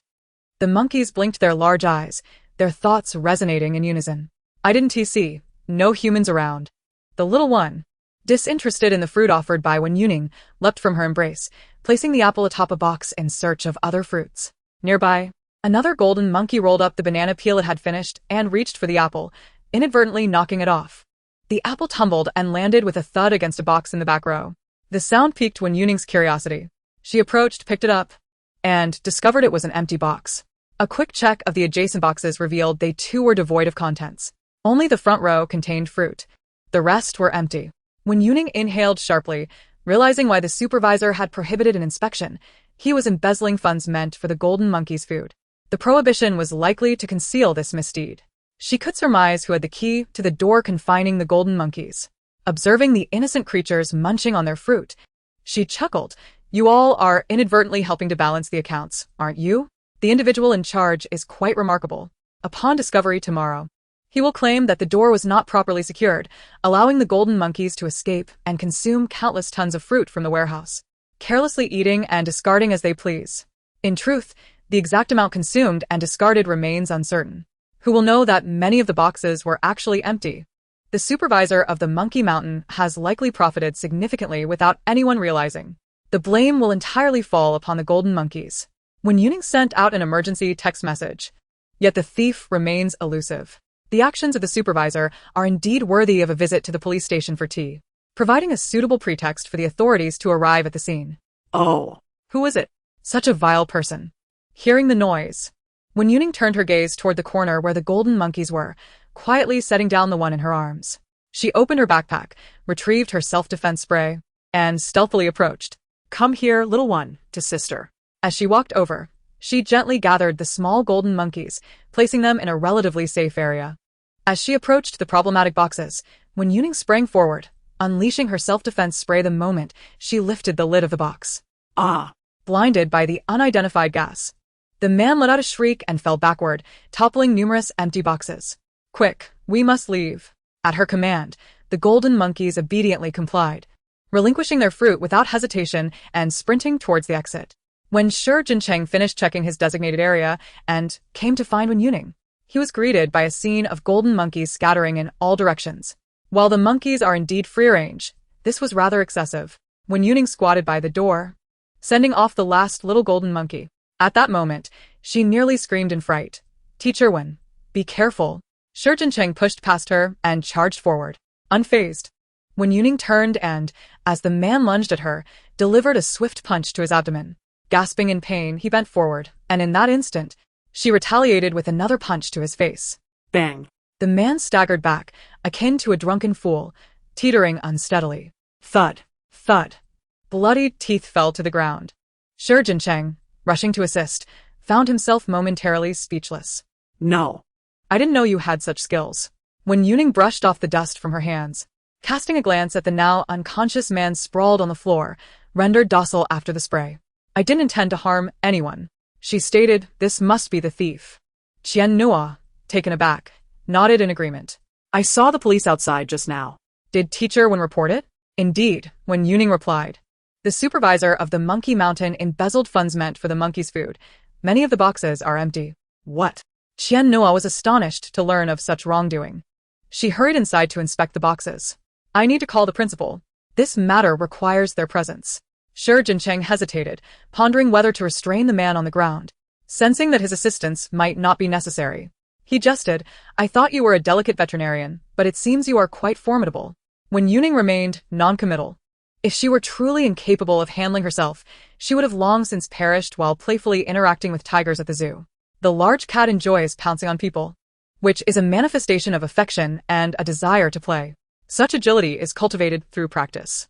In the current scenario, it resembles training with Tyson in boxing, only to participate in a kindergarten boxing competition. When Youning removed the needle embedded in the thief's body, it truly seems implausible to lose this encounter. However, having knocked out 2 teeth, it qualifies as a light injury of the 2nd degree. Shi Jincheng observed that there appeared to be additional broken teeth. It was unclear how many had actually been lost. When Youning maintained her composure, stating, "It's fine. There are no surveillance cameras." Shi Jincheng queried, "How do you know?" When Youning shrugged, explaining that the person in charge had likely preemptively disabled the cameras to avert incrimination for the numerous empty boxes the golden monkeys had pulled out. Shi Jincheng gazed at the warehouse's corner, where surveillance cameras were typically installed, now reduced to mere wires. Is this permissible? Shortly thereafter, the police arrived at the scene. However, upon surveying the area, the officer saw only a swarm of golden monkeys and halted his steps, inquiring, "Is anyone here?" "Who called the police?" "I did." When Youning raised her hand from beneath the cover of the monkeys. "This individual has stolen signets from the swan. I implore a thorough investigation." This afternoon. Was it indeed this park that reported the incident? The officer whispered to his colleague. The accompanying officer nodded affirmatively. The policeman asked, "Do you have any evidence proving he is the thief?" "Without evidence, we cannot apprehend anyone." When Youning replied, "I heard it from the golden monkeys. Will they believe that?" Shi Jincheng dragged the man out to prevent him from freezing in the cold, but upon revealing his face, exclaimed, "What?" The sudden noise in the quiet corridor startled everyone. When Youning asked what happened, "This is the man I apprehended in connection with the jewelry store robbery," Shi Jincheng declared, pulling up a wanted poster on his phone, which he had saved as a screensaver after it was officially released. "Look, it's an exact match. It must be him. Even the clothes he wears are the same. He had no time to change while fleeing. He appears quite disheveled." When Youning pursed her lips. "Does this provide grounds for arrest?" "Allow me." Shi Jincheng stepped forward, saluting, and presented his credentials to the police. When Youning approached to examine the man's face, asking, "Qian Nua, where does your zoo procure the food for the animals?" Ah? Qian Nua leaned against the wall. "From the city. There's a large agricultural market there with cooperative farmers. We require a substantial amount, so we source from there." Wen Youning nodded. "No wonder." "What do you mean?" When Youning explained, this man robbed the jewelry store in the city and likely escaped hidden within a vegetable delivery truck.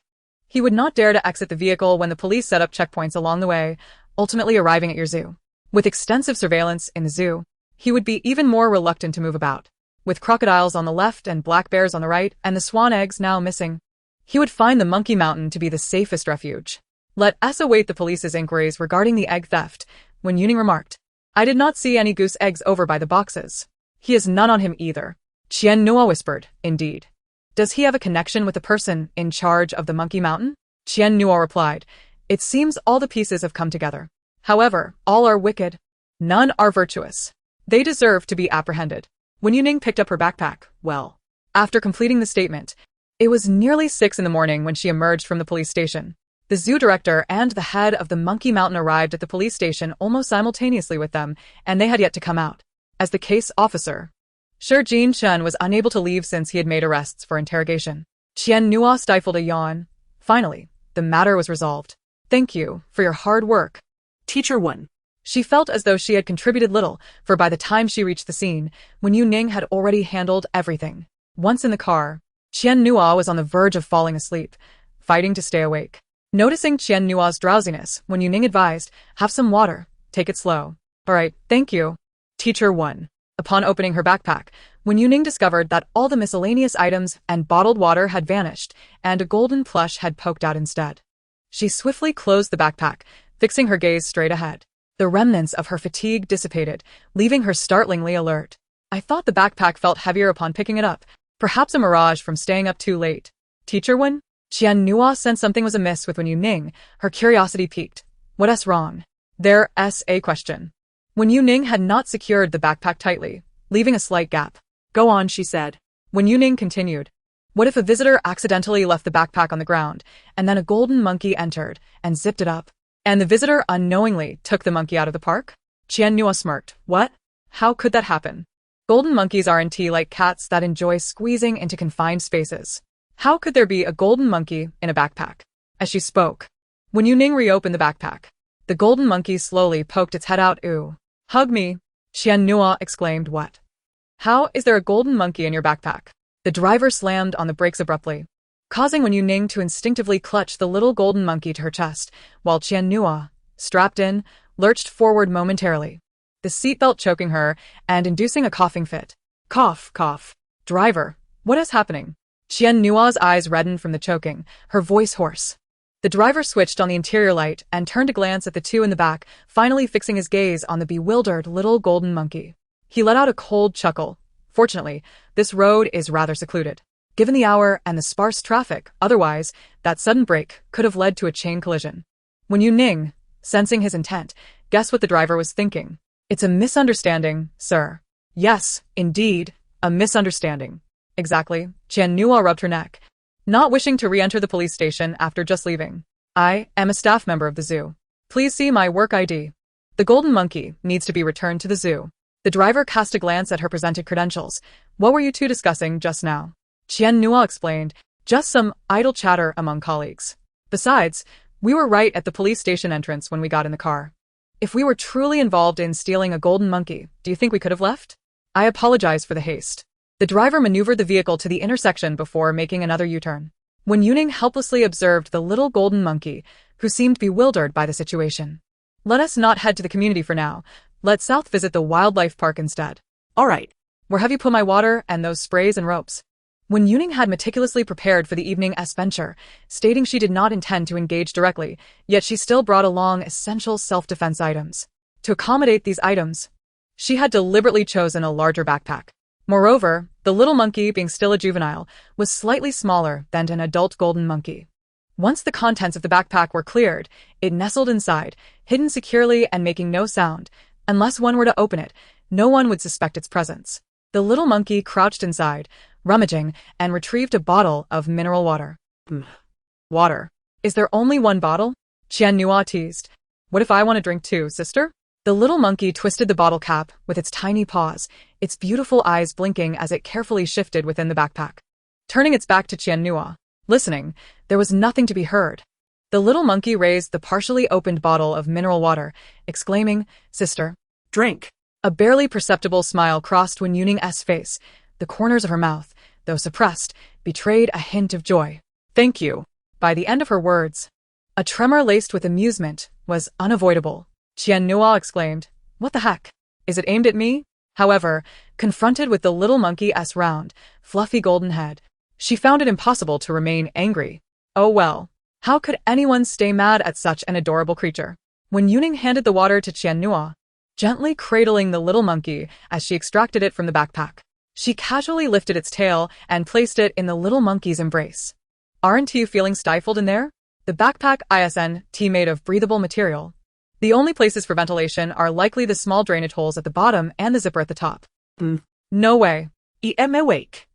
The little monkey's eyes sparkled like dark gemstones, reflecting the fleeting images outside the car window.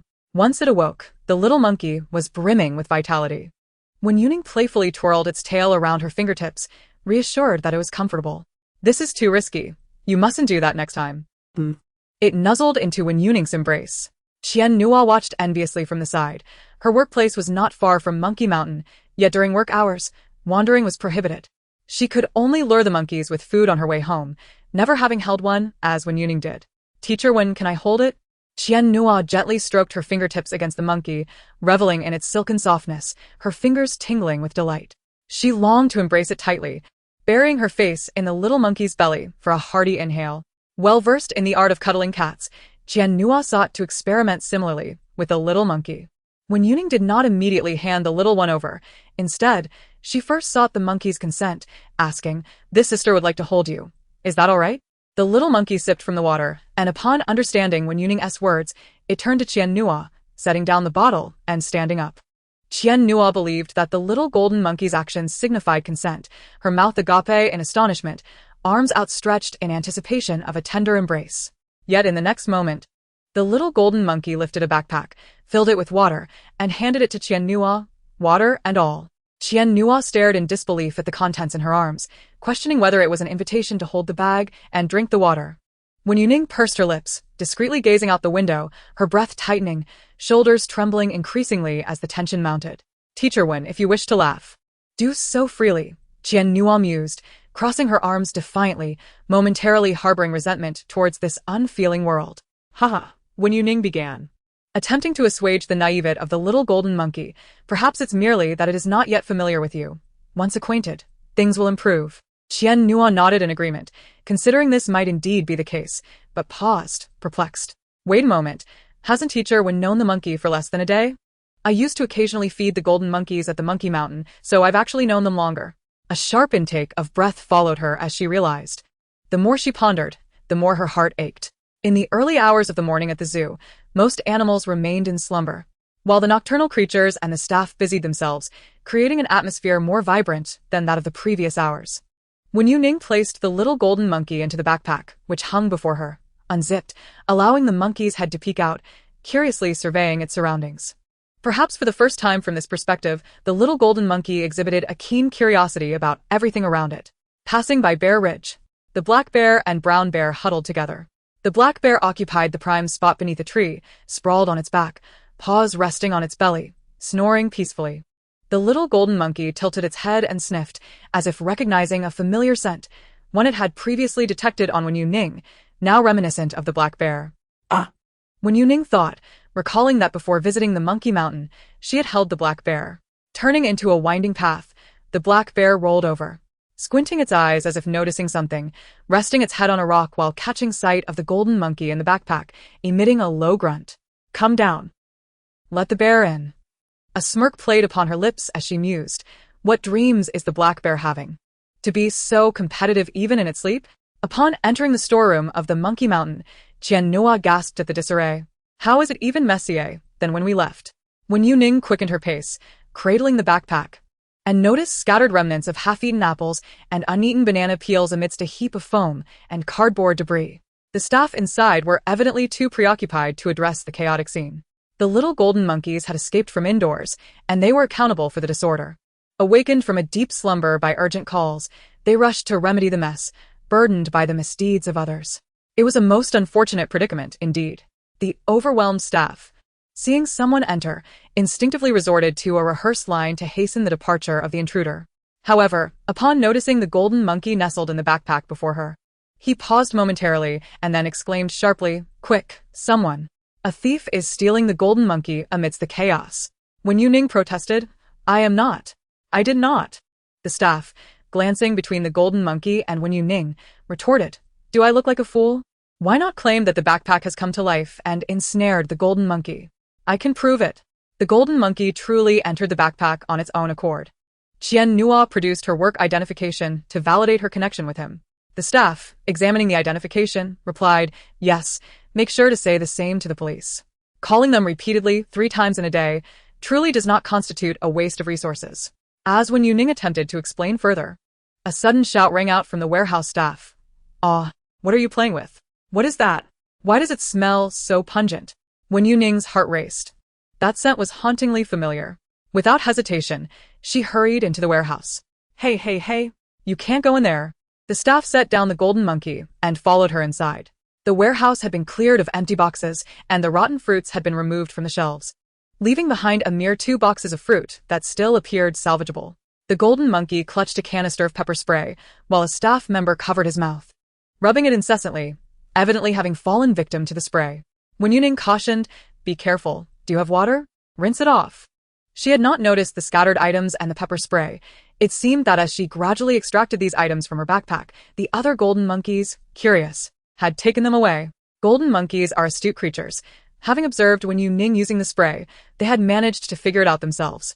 Perhaps due to their height, they had only managed to spray their mouths, fortunately avoiding their eyes. Wen Youning approached, saying, "Little one, could you please hand me the spray? This isn't amusing at all." The golden monkey reluctantly shook the canister in its grip before giving it to her. "Good boy," Wen Youning praised, turning to seek other golden monkeys for their belongings. Thankfully, they were quite cooperative, and after methodically counting, she successfully exited the warehouse.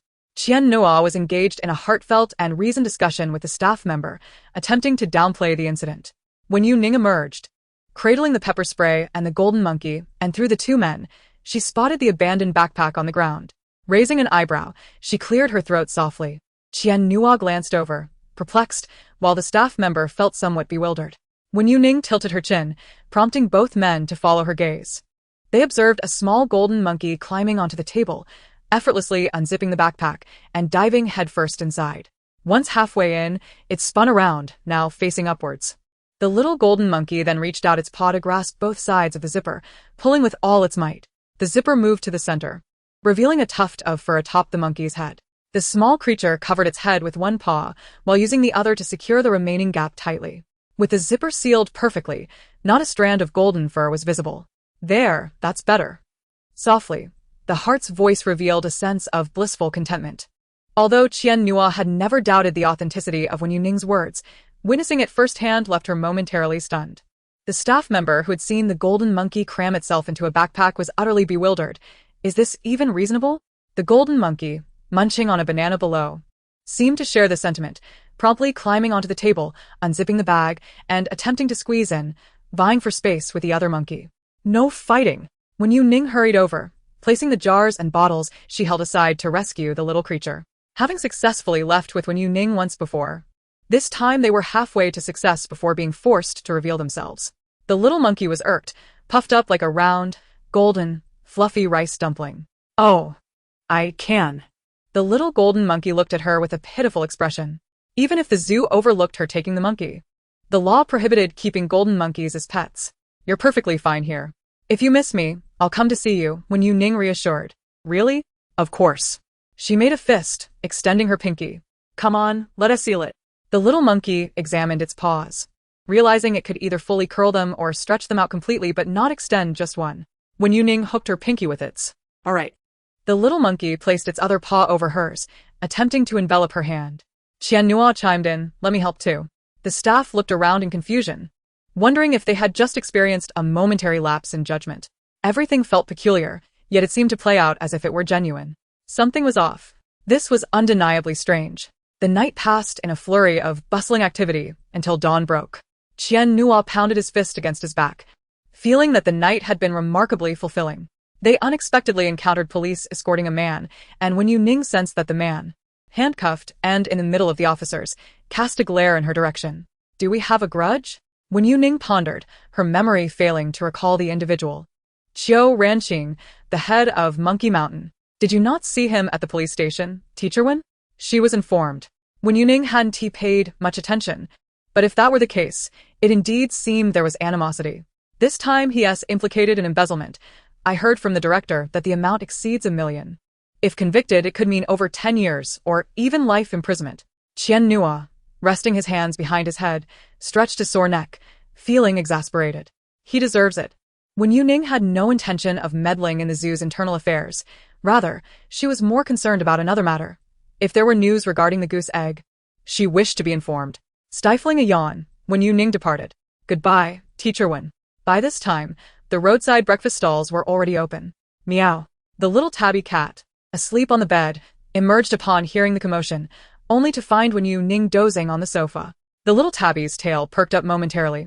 Then the flicking slowed as it leaped onto the sofa, catching the scent of other animals, still that familiar aroma. Meow? The little tabby fluffed up its fur. Meow. There's that strange smell again. I don't like it. The little tabby cat sat on the sofa, with its back turned to Wen Youning, seething with anger, yet its eyes could not resist glancing back. Once, twice, thrice, but Wen Youning was utterly exhausted, deeply asleep, offering no reaction whatsoever. The moment the little cat realized that the human had not come to soothe it, its frustration intensified.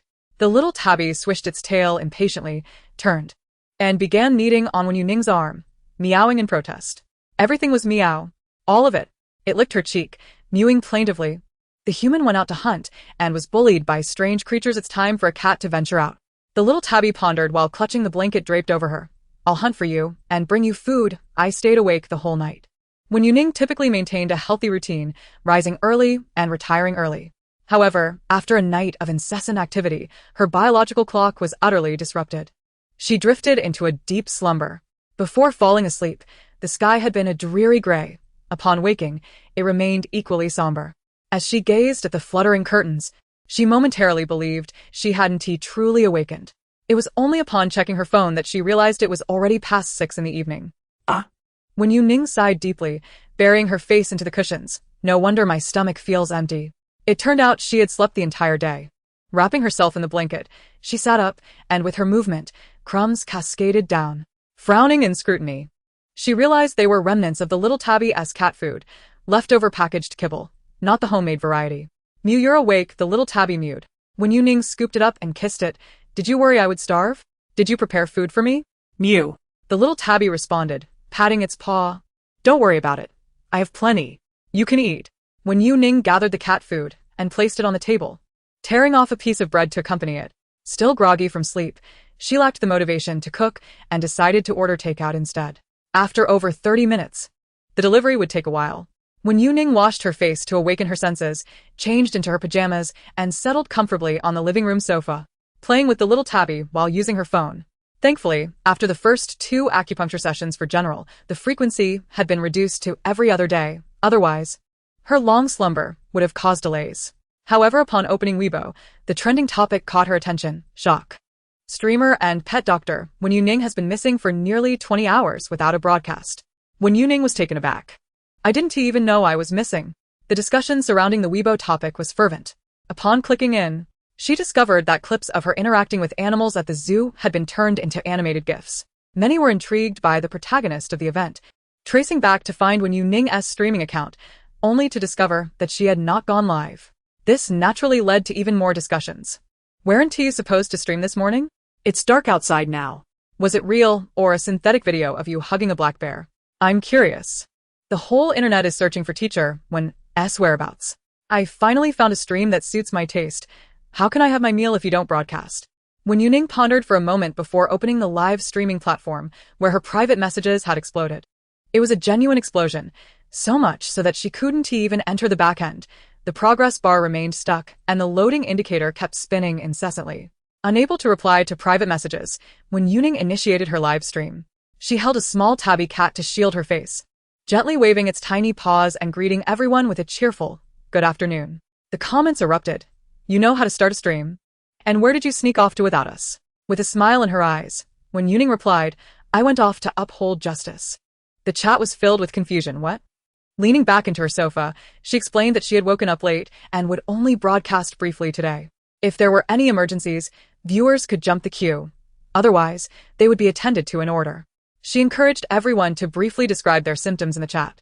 The small tabby licked its paws, its pupils dilating as if it spotted something intriguing. Suddenly, it leaped from her lap, landing silently on the ground. Its tail lowered and its body crouched, fixated on the window, before darting towards it. Delicious. Wen Youning admonished, don't play by the window. It's dangerous. Just as she was about to connect with a viewer, she noticed the tabby launching toward the window. Though the windows were secured, the impact could still be quite painful. A sharp gasp escaped her lips as she heard the frantic flapping of wings against the glass, a sound that grew increasingly muffled. Accompanying that was the rustling of leaves outside, shadows of trees dancing. The tabby perched on the windowsill, where an outer security grate was adorned with flower pots. With a swift movement, it managed to snag a bird's wing through the protective mesh. Tabby? Wen Youning exclaimed, startled. In the city, the common birds were few, primarily sparrows. You didn't catch a sparrow, did you? That cannot be eaten. The comments flooded in. Wow, that's a nationally protected species. While it may not fall under the first or second category of protection, capturing or selling it is illegal. Someone pondered, how does cat scratching fit into this? Another quipped, Tabby, human. I found you a lifelong meal ticket. Laughter ensued. Haha, so it's lost its freedom, huh? Quite the predicament. Wen Youning attempted to rescue the bird from the cat's grasp. The tabby, brimming with energy, exclaimed, what a big one. Yes, you're the best.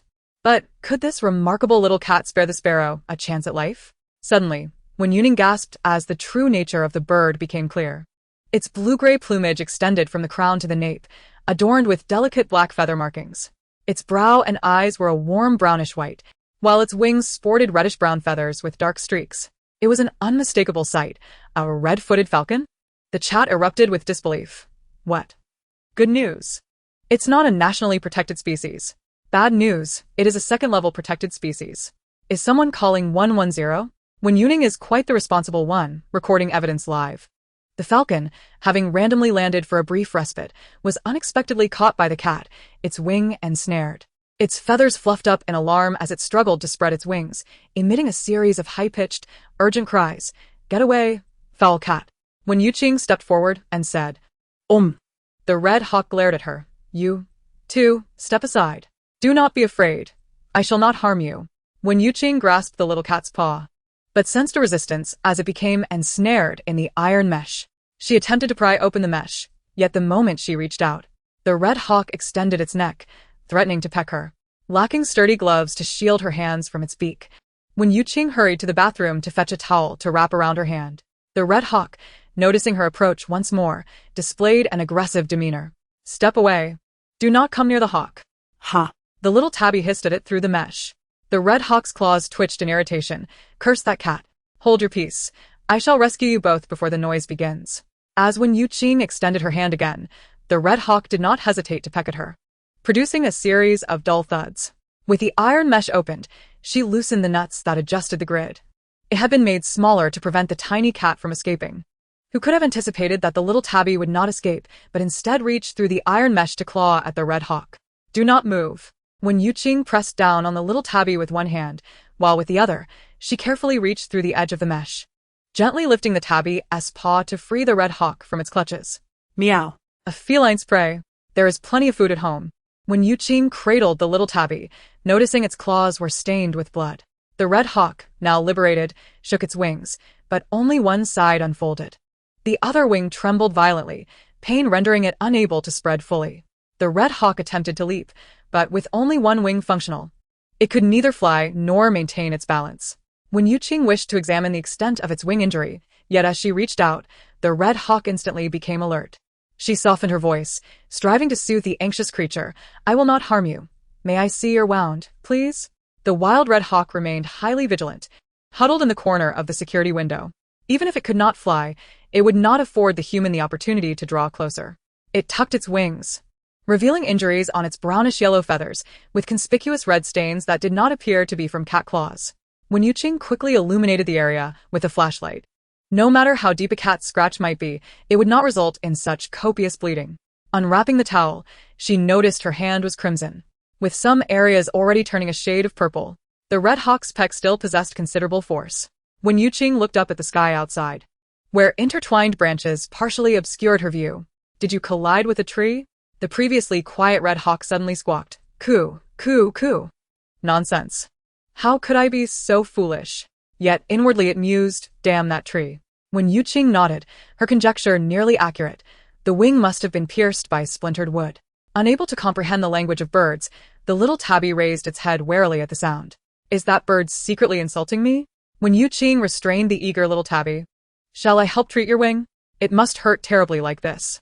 I shall assist you merely in cleansing your wound and applying a bit of medicine. Beyond that, I shall refrain from any further actions. Wen Youning stated seriously to the red hawk, her demeanor so earnest that it seemed she might swear an oath. The presence of twigs within the wound hinders healing and could potentially prevent you from ever soaring again. Do you wish to be sent to a zoo? Or perhaps to the local Animal Protection Association? A red hawk incapable of flight possesses no means to survive or hunt in the wild, and thus would require the intervention of a specialized organization. Wen Youning also took a moment to remind the viewers that if they encounter injured small animals, they should ideally call the emergency services or contact the local Animal Protection Association, rather than following her example. As for why she did not call the Animal Protection Association herself, by the time they would have arrived, she had already administered first aid to the red hawk. Upon hearing this, the red hawk fell silent, seemingly contemplating the feasibility of human speech. I do not trust you, human, it declared. Then you may choose not to regard me as one of your kind, Wen Youning replied, hands raised in a gesture of surrender. I can understand your speech. We are of the same essence. The red hawk responded with a perplexed expression. The comments section erupted. Reasonable? No. Does that even make sense? Haraha? Look at the red hawk's expression. It's utterly flabbergasted. Why is this happening? It already hit a tree and is dazed. Now it's being presented with such a convoluted dilemma. How unfair to the bird. If Teacher Wen can understand the red hawk's speech, then I can understand Teacher Wen. I can comprehend the red hawk's words. We are of the same kind. At this point, let us not delve into mathematical problems. The red hawk, momentarily caught off guard, remained in a daze. Seizing the opportunity, Wen Youning swiftly wrapped the red hawk in a towel and brought it indoors. The red hawk, perhaps exhausted from its struggles, began to nod its head repeatedly, causing it to feel dizzy. Despicable humans. Taking advantage of a falcon in distress. I shall fight you. Ah, you even understand idioms? Wen Youning teased with a smile. Very clever indeed. Internally cursing, the red hawk found itself at a loss for words. Yes, I heard all of that, Wen Youning replied, as the red hawk lowered its head. How infuriating the little tabby cat, upon seeing the bird, always felt an urge to pounce. Cats do not concern themselves with the species of their prey. If they catch it, it becomes sustenance. Yet now, with the red hawk in Wen Youning's grasp, the little tabby tilted its head in contemplation, thinking that it was hunting for the benefit of humans. It is correct for humans to possess birds. The red hawk, swathed in the towel, perhaps also weary, ceased its struggles. Wen Youning gently peeled back the towel from the injured wing, turned on the light, and, with sanitized tweezers, meticulously extracted the twigs lodged within. They were merely small fragments that, if disturbed, would penetrate the flesh, causing the red hawk to refrain from extending its wings. It appeared the collision was rather severe. Thus, it seemed the little tabby's contribution was merely that of a paw caught in the iron net. The red hawk had fallen entirely on its own. Wen Youning attempted to extract the embedded debris. Does it hurt? The red hawk gazed at her, awkwardly turning its head to the other side. Why do you care if it hurts? Then I shall be gentler, Wen Youning replied softly, her eyes curling with kindness. If it does hurt, do remember to tell me. The red hawk emitted a low growl, how bothersome with the light illuminating the space. Wen Youning carefully parted the feathers, inspecting thoroughly to ensure that all fragments were completely cleared away. The small dish beside me was stacked with branches, stained with blood, evoking a sense of unease. All right. Just a moment, let me fetch some medicine. Wen Youning habitually kept a supply of medication at home. Many medicines that humans use could also be administered to small animals, provided that the dosage was carefully controlled. Some potent medications, if given in excess, could worsen a wounded animal's condition instead of improving it, potentially leading to fatal consequences. It was crucial to be meticulous with topical treatments, and even more so with oral medications, as certain ingredients could be lethal if ingested. Wen Youning took some time to prepare the medicine. At that moment, the red falcon had already freed itself from the confines of the towel. It lowered its head to grasp the towel, tossing it aside with a nonchalant elegance, standing tall. A falcon would never bow to humans. The red falcon aggressively spread its wings, though only the healthy side was functional. It leapt with vigor, its claws landing on the table just a step forward. The falcon would never. Its wings remained unresponsive. Absolutely not. The injury even throbbed with pain. No. The red falcon jumped repeatedly, reaching the edge of the table, yet it hesitated to take flight. Its claws barely lifted, and the final leap never occurred. The red falcon remained motionless at the table's edge. Hurry up with the medicine. Haha, I'm coming. As Wen Youning's laughter echoed, the red falcon shot her a piercing glance. From effort to surrender. The red falcon will never yield, unless it cannot fly. Haha. You've made me laugh. No one told me the red falcon was this amusing. Wow, I can hardly imagine how irritable such a peculiar red falcon would be if I kissed it. If you dare to kiss me, red falcon, I'll take your head. Wen Youning first rinsed the wound with saline solution, parting the damp feathers to reveal the injury beneath. Dipping a medical swab into the ointment, she said, "This will sting a bit, but it works wonders. Just bear with it." The red falcon seemed unfazed. Would a falcon fear such things? Wen Youning gently reassured, "You're the bravest."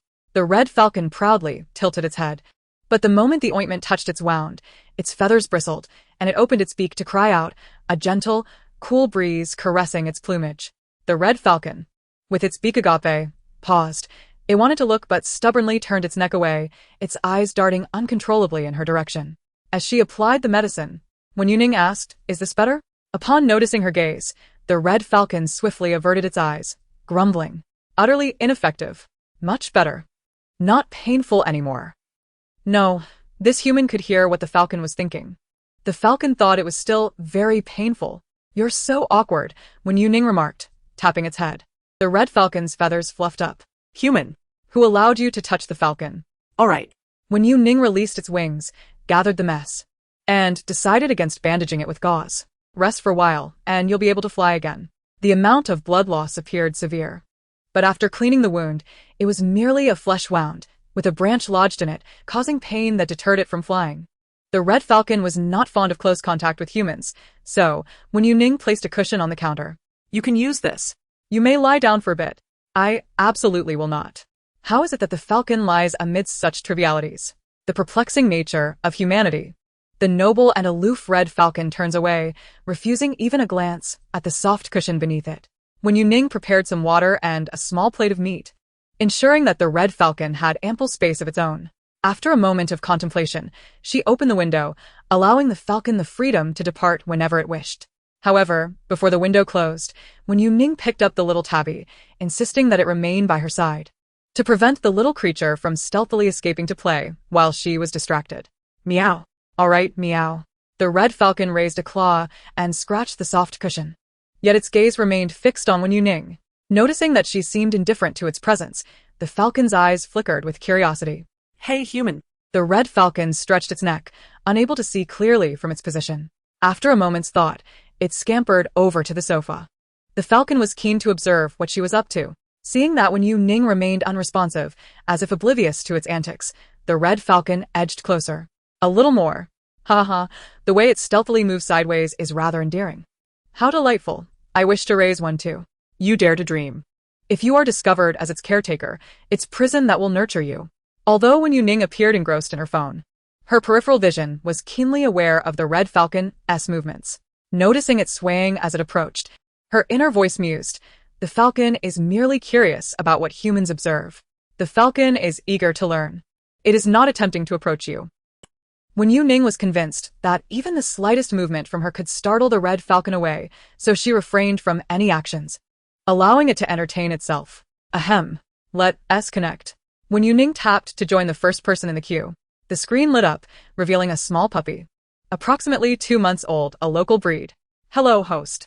A man's voice emanated from the device. My dog refuses to eat. What should I do? It was given to me by my neighbor yesterday, who claimed it was weaned and easy to care for, yet it won't eat and keeps whining. Wen Youning inquired, is it not eating? Is it vomiting? No vomiting. It seems all right. My neighbor didn't mention any issues. The man nudged the puppy. Nope. I picked the fattest one from the litter. Quite robust. Try soaking the kibble. It might be too hard, Wen Youning suggested. If it still refuses to eat, take it to a veterinary clinic for a basic checkup. It won't eat kibble. I don't feed kibble. The man turned the camera towards the dog's bowl. My sister Zhao, the one who gave me the puppy, said it should eat whatever I eat. I had some pickled vegetables and porridge today, and I filled half the bowl for it, but it won't touch it. Wen Youning gazed at the 2 bowls of insipid food in silence. This meal lacks the charm of the romantic words from the male model I ordered. How can it eat if you don't offer it chopsticks? Huh. Do I need to provide chopsticks? The man, noticing the floating comments on the screen, humorously complied, placing a pair of chopsticks beside the bowl. Is there some significance to this? Aren't we here for medical advice? Why turn this into mysticism? Wen Youning, in bemusement, replied, the comments are just a joke. The puppy is not unwell. Simply purchase some puppy food and soak it in goat's milk for it to consume. If goat's milk is unavailable, using goat milk powder mixed with water will suffice. Dogs do not relish pickled vegetables. Dog, do you truly expect me to gaze at you with utter disappointment? If all else fails, place 10 yuan in the dog bowl and let the child choose whatever treats they desire from the convenience store. The man pondered the inconveniences of caring for the puppy. Sister Xiao had mentioned that it was unnecessary to feed it dog food, claiming it was easy to rear. She had suggested he take it home to guard the premises. Contemplating the hassle of pet ownership, he declared, I will return her. Such a tiny creature to guard the house? Ha! A thief would hardly notice this little thing. Dog, I am not human. You truly are a dog. The man, grasping the puppy, stood up and adjusted his phone to face the camera. I even prepared a doghouse for her, he lamented, feeling his efforts had been in vain. As he spoke, a rooster behind him stretched its neck, peering curiously. Its beak bore remnants of unfinished feed, while its comb bobbed with each movement of its head. The rooster's claws crossed on the ground as it edged closer to the man. In the yard, the chickens and ducks roamed freely. The rooster pecked aimlessly a couple of times, its eyes darting about. Suddenly, without warning, the rooster leapt up, flapping its wings and striking the man's head. The bald crown of his head offered no protection, and he felt several sharp scratches, even sensing a peck. The rooster's strength was considerable, causing the man to grimace in pain. After delivering its strike, the rooster landed gracefully, clucking as it shook its wings and scampered away. Observing the man clutching his head, the rooster spread its wings, mimicking the act of shielding its own head. How despicable. Ha! It's hard to believe I could discern such a sense of triumph from a rooster's face. Rooster, the thought of flying up to kick him makes me want to laugh. The man evidently took notice. He set down the puppy and grabbed a stick, intending to treat himself to some rooster meat before departing. Rooster, this is terrible. The puppy wagged its tail, barking eagerly. Eat, eat, eat. The man, irate, ended the live stream and prepared to confront the rooster.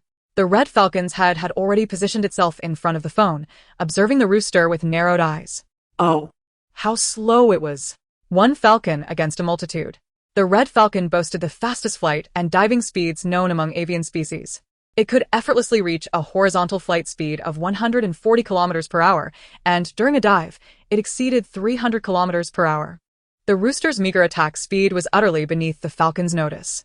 It could not comprehend why humans insisted on watching chickens within such a small frame. Why not admire the falcon instead? The falcon was far swifter. How peculiar these humans are. Are they perhaps whispering ill of me? Wen Youning gently tapped the back of the falcon's head. Do not touch the falcon. The red falcon turned and pecked at her. But Wen Youning did not flinch. The falcon's beak hovered before her fingertips, slightly ajar, its small eyes glancing upward. Noticing that the human remained still, the red falcon pecked at its wings, pretentiously preening itself. Silly humans don't know to dodge. The falcon hopped to a spot a little farther from Wen Youning. How foolish, how foolish. The silhouette of the red falcon exuded a sense of disdain. The image flickered in Wen Youning's mind, and she couldn't help but chuckle. Haha. The red falcon, sharp-eyed, halted its movements and cast a sidelong glance backward.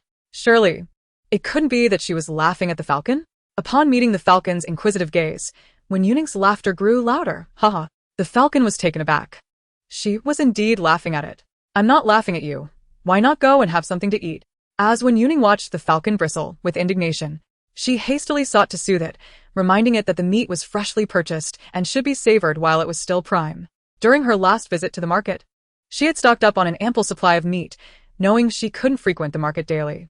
Thus, she had bought in bulk, confident that with proper preservation, it could last for several months. Aside from the portion set aside for pet food, there was still plenty left for home consumption. Unsure of the falcon's preferences, she prepared a platter featuring a selection of beef, lamb, and pork, allowing it the choice of what to indulge in. Hesitant yet intrigued by Wen Youning's words, the falcon cautiously approached the table, its steps tinged with doubt. It hopped onto the table, eyeing the assorted meats of varying hues, and tentatively pecked at a piece. The quality of the meat was apparent. The tender morsels glistened with a hint of sanguine freshness. The falcon thought to itself, gulp. It's rather ordinary. Yet its true sentiment was delicious. Wen Youning stifled a soft laugh behind her clenched fist. The seemingly serious falcon, while feigning focus on its meal, was keenly observing. Suddenly, it raised its gaze, shifted its posture, and turned its back to Wen Youning.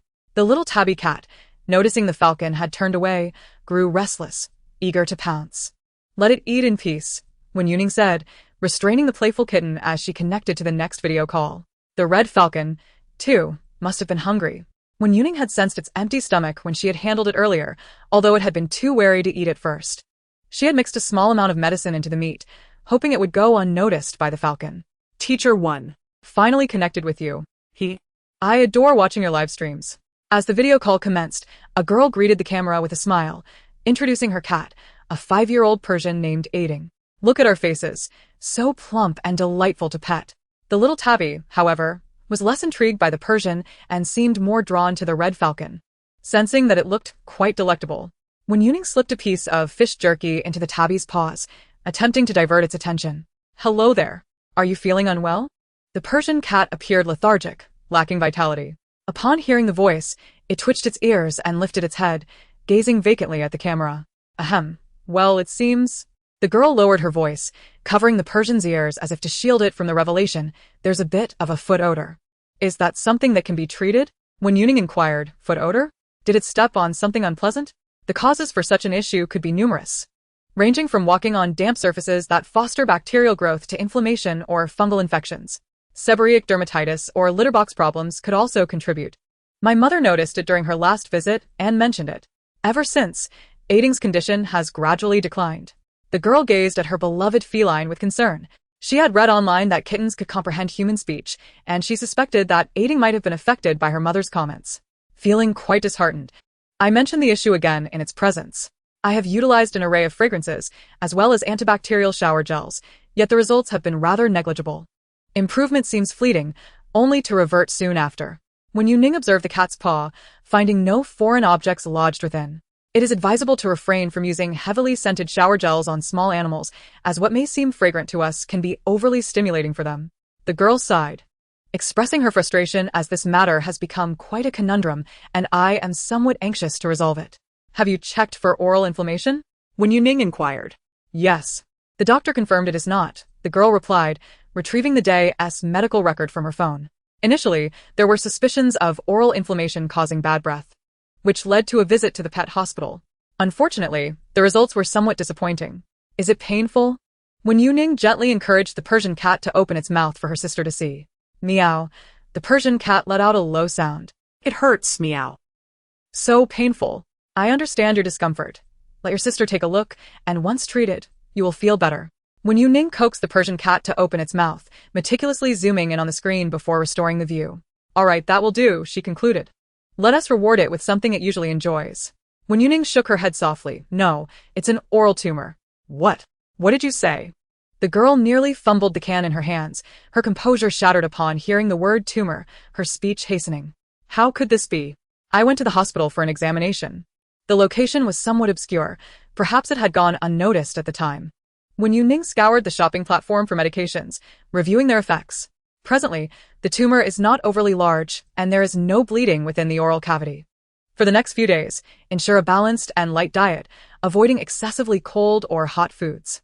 Maintain oral hygiene and rinse regularly. I will send you images of 2 boxes of medication via private message. Please refer to the text for usage instructions. Wen Youning meticulously documented the dosage and methods. One is for reducing swelling and inhibiting tumor growth, while the other enhances immunity and prevents recurrence. A week's course should suffice, and should there be lingering concerns, a follow-up scan can be arranged. After a brief pause, she suggested, opt for a larger pet hospital for the scan. Let us not return to the previous one. All right, understood. The girl eagerly captured screenshots on her phone, transitioning to the shopping application to search and place orders, messaging the vendor for the fastest delivery. Meow, meow. My throat. Meow. It hurts. It hurts. Just as Wen Youning was about to end the live stream, her hand hesitated midair. From the narrow camera angle, something appeared to be swaying near the curtains, a vague shadow that was difficult to discern. Is that a cat behind you? She asked, turning the camera towards the white cat in the background. This feline, named Wen, is a purebred lion cat, exceptionally beautiful. With its pure white long fur and icy blue eyes, the dark markings appear as if they are glacial cuts, and its enchanting eyes seem to possess a voice of their own. Noticing the lion cat's antics, the girl clicked her tongue in disapproval. You've turned my French curtains into frayed tassels. Despite her complaints, there was a fondness in her tone as she refrained from pulling Wen down. Watching the kitten cling to the curtains, swaying along with them, the girl smiled and said, isn't it adorable? It often scratches the curtains when it's bored, getting its paws stuck inside, and then it seeks my assistance. I can't be bothered with it. That little rascal can figure it out. So beautiful. This cat has completely captured my heart. Sweetheart, you are nothing but a fluffy cotton candy. It seems to be dancing ballet. How lovely. So elegant. Truly exquisite. Purebred lion cats are quite rare. Most are hybrids with other breeds, inevitably possessing some traits of those breeds. This one clearly has a distinctly traditional face shape. The girl proudly declared, there are very few purebred lion cats left in existence. Wen Youning responded with a hum. If you keep chatting with me, there will be one less purebred lion cat in the world. Huh. The curtain got caught around its neck. Oh my. The girl hurriedly got up and rushed over to free the lion cat from the curtain. Meow. The liberated lion cat finally let out a sound. I almost died, meow. Haha, I'm dying of laughter. Is this what it means to be oblivious? The lion cat was nearly choking, and the owner thought it was just swinging on a swing. The owner of the dragon cat and the phoenix chick. Having you is her blessing. Lion cat, I truly admire you. Saved 2 cats in one live stream, sister. You've hit the jackpot. Ding dong. Hello, the takeout is here. Wen Youning set down the little tabby and hurriedly said, I'll go get the takeout. Just after waking up, she felt her stomach was empty. Hungry enough to eat a whole cow. While browsing the takeout app, she naturally craved everything she saw. In the end, she opted for a convenience store with a wide variety, fried skewers, spicy hot pot, and even a box of fruit slices. Spread out on the table, it looked plentiful, though some boxes contained barely a single bite's worth. Wen Youning opened the container of fried skewers, poking a few holes in the lid. The delivery was prompt. So the skewers had not completely softened. While they weren't as crispy as fresh out of the fryer, they were still quite enjoyable. Dinner was set. Today would stop here. Wen Youning took a bite of the fried meatball, warm steam rising, and ended her stream. What? How long have you been streaming? I'm reporting you for negligence. I just tuned in. Meow? The little cat, whose name was called, licked the large piece of fish jerky with only superficial injuries. It's fine. You can eat, Wen Youning said, stroking the little cat's ear. It was time to name the little tabby. Calling it Little Tabby for too long might lead the kitten to believe that was its name. It loves fish jerky. So, let us call it fish jerky. Huh? The little tabby tilted its head. Fish jerky? Yes, from now on, your name will be fish jerky. Wen Youning set the fish jerky aside and lifted the little tabby onto her lap, opening her palm in front of it. Come, fish jerky, let us shake hands. Meow. Without hesitation, the little tabby placed its paw in her palm. Good. Well, it seems the little tabby quite likes this name. Wen Youning squeezed its paw gently, watching as the little tabby spread its claws. All right, go play. After finishing its meal, the red falcon meticulously tended to its feathers, its injured wing gradually unfolding. However, it did not hasten to depart. Instead, it gazed intently at Wen Youning from a distance. Such a childish name. Wen Youning remarked, if you're tired, you can rest on the mat for a while. It's normal to feel drowsy after taking medicine, but it won't last long. A brief nap of 10 to 20 minutes will suffice to restore your energy. If you fly out directly into the cold wind, you'll awaken instantly without needing any sleep. The red falcon paid her no heed, merely shaking its wings and letting out a call. What? Wen Youning could not decipher the sound, which lacked any discernible meaning. Perhaps it served merely as a reminder of its presence. The red falcon then turned and flew towards the window. Outside, the sky had turned completely dark. Almost instantaneously, as the red falcon took flight, it melded into the night. Where are you going? I thought the red falcon would stay. It's not a sister. Don't be foolish. If it stays, teach her when we'll have to go inside. Rescue and domestication are two entirely different concepts. The red falcon was gone. Wen Youning leaned out of the window to observe, confirming that it had taken off smoothly without being ensnared by the branches overhead, thus alleviating her concerns. The little tabby cat, eager to follow, leapt onto the window ledge, ready to jump down. With quick reflexes, Wen Youning caught it. Where do you think you're going? No kitten would slip away to play under her watchful gaze. Meow. The cat lamented the loss of its prey. How could this be allowed? Cats are not permitted to let their food escape. The little tabby clawed about in a frenzy, determined to catch that morsel, and with a decisive snap of its jaws, it caught and consumed it. Wen Youning was at a loss as to how to dissuade the little tabby from its obsession with hunting. There was plenty of food at home. We do not hunt. The meat we have at home will suffice, for quite some time. Moreover, the birds in the city are generally of a protected status, with the lower tier being at least classified as 3-star protected species, and those of higher tiers are even more so. Occasionally rescuing one is acceptable, but if she were to have one every day, Wen Youning feared her streaming room would inevitably be reported. She gently coaxed the little cat and secured the iron mesh before locking the window. Keeping cats indoors is paramount. Even if a cat does not harbor thoughts of venturing outside, a bird might occasionally flutter past the window, tempting the cat to pounce. If a cat from a lower floor were to leap through a screen and land on the grass, there would still be hope. However, if a cat from a higher floor were to chase a bird, the consequences would be dire. The tabby cat, known for its spirited and combative nature, finds its only rival in the black and white cow cat within the feline realm.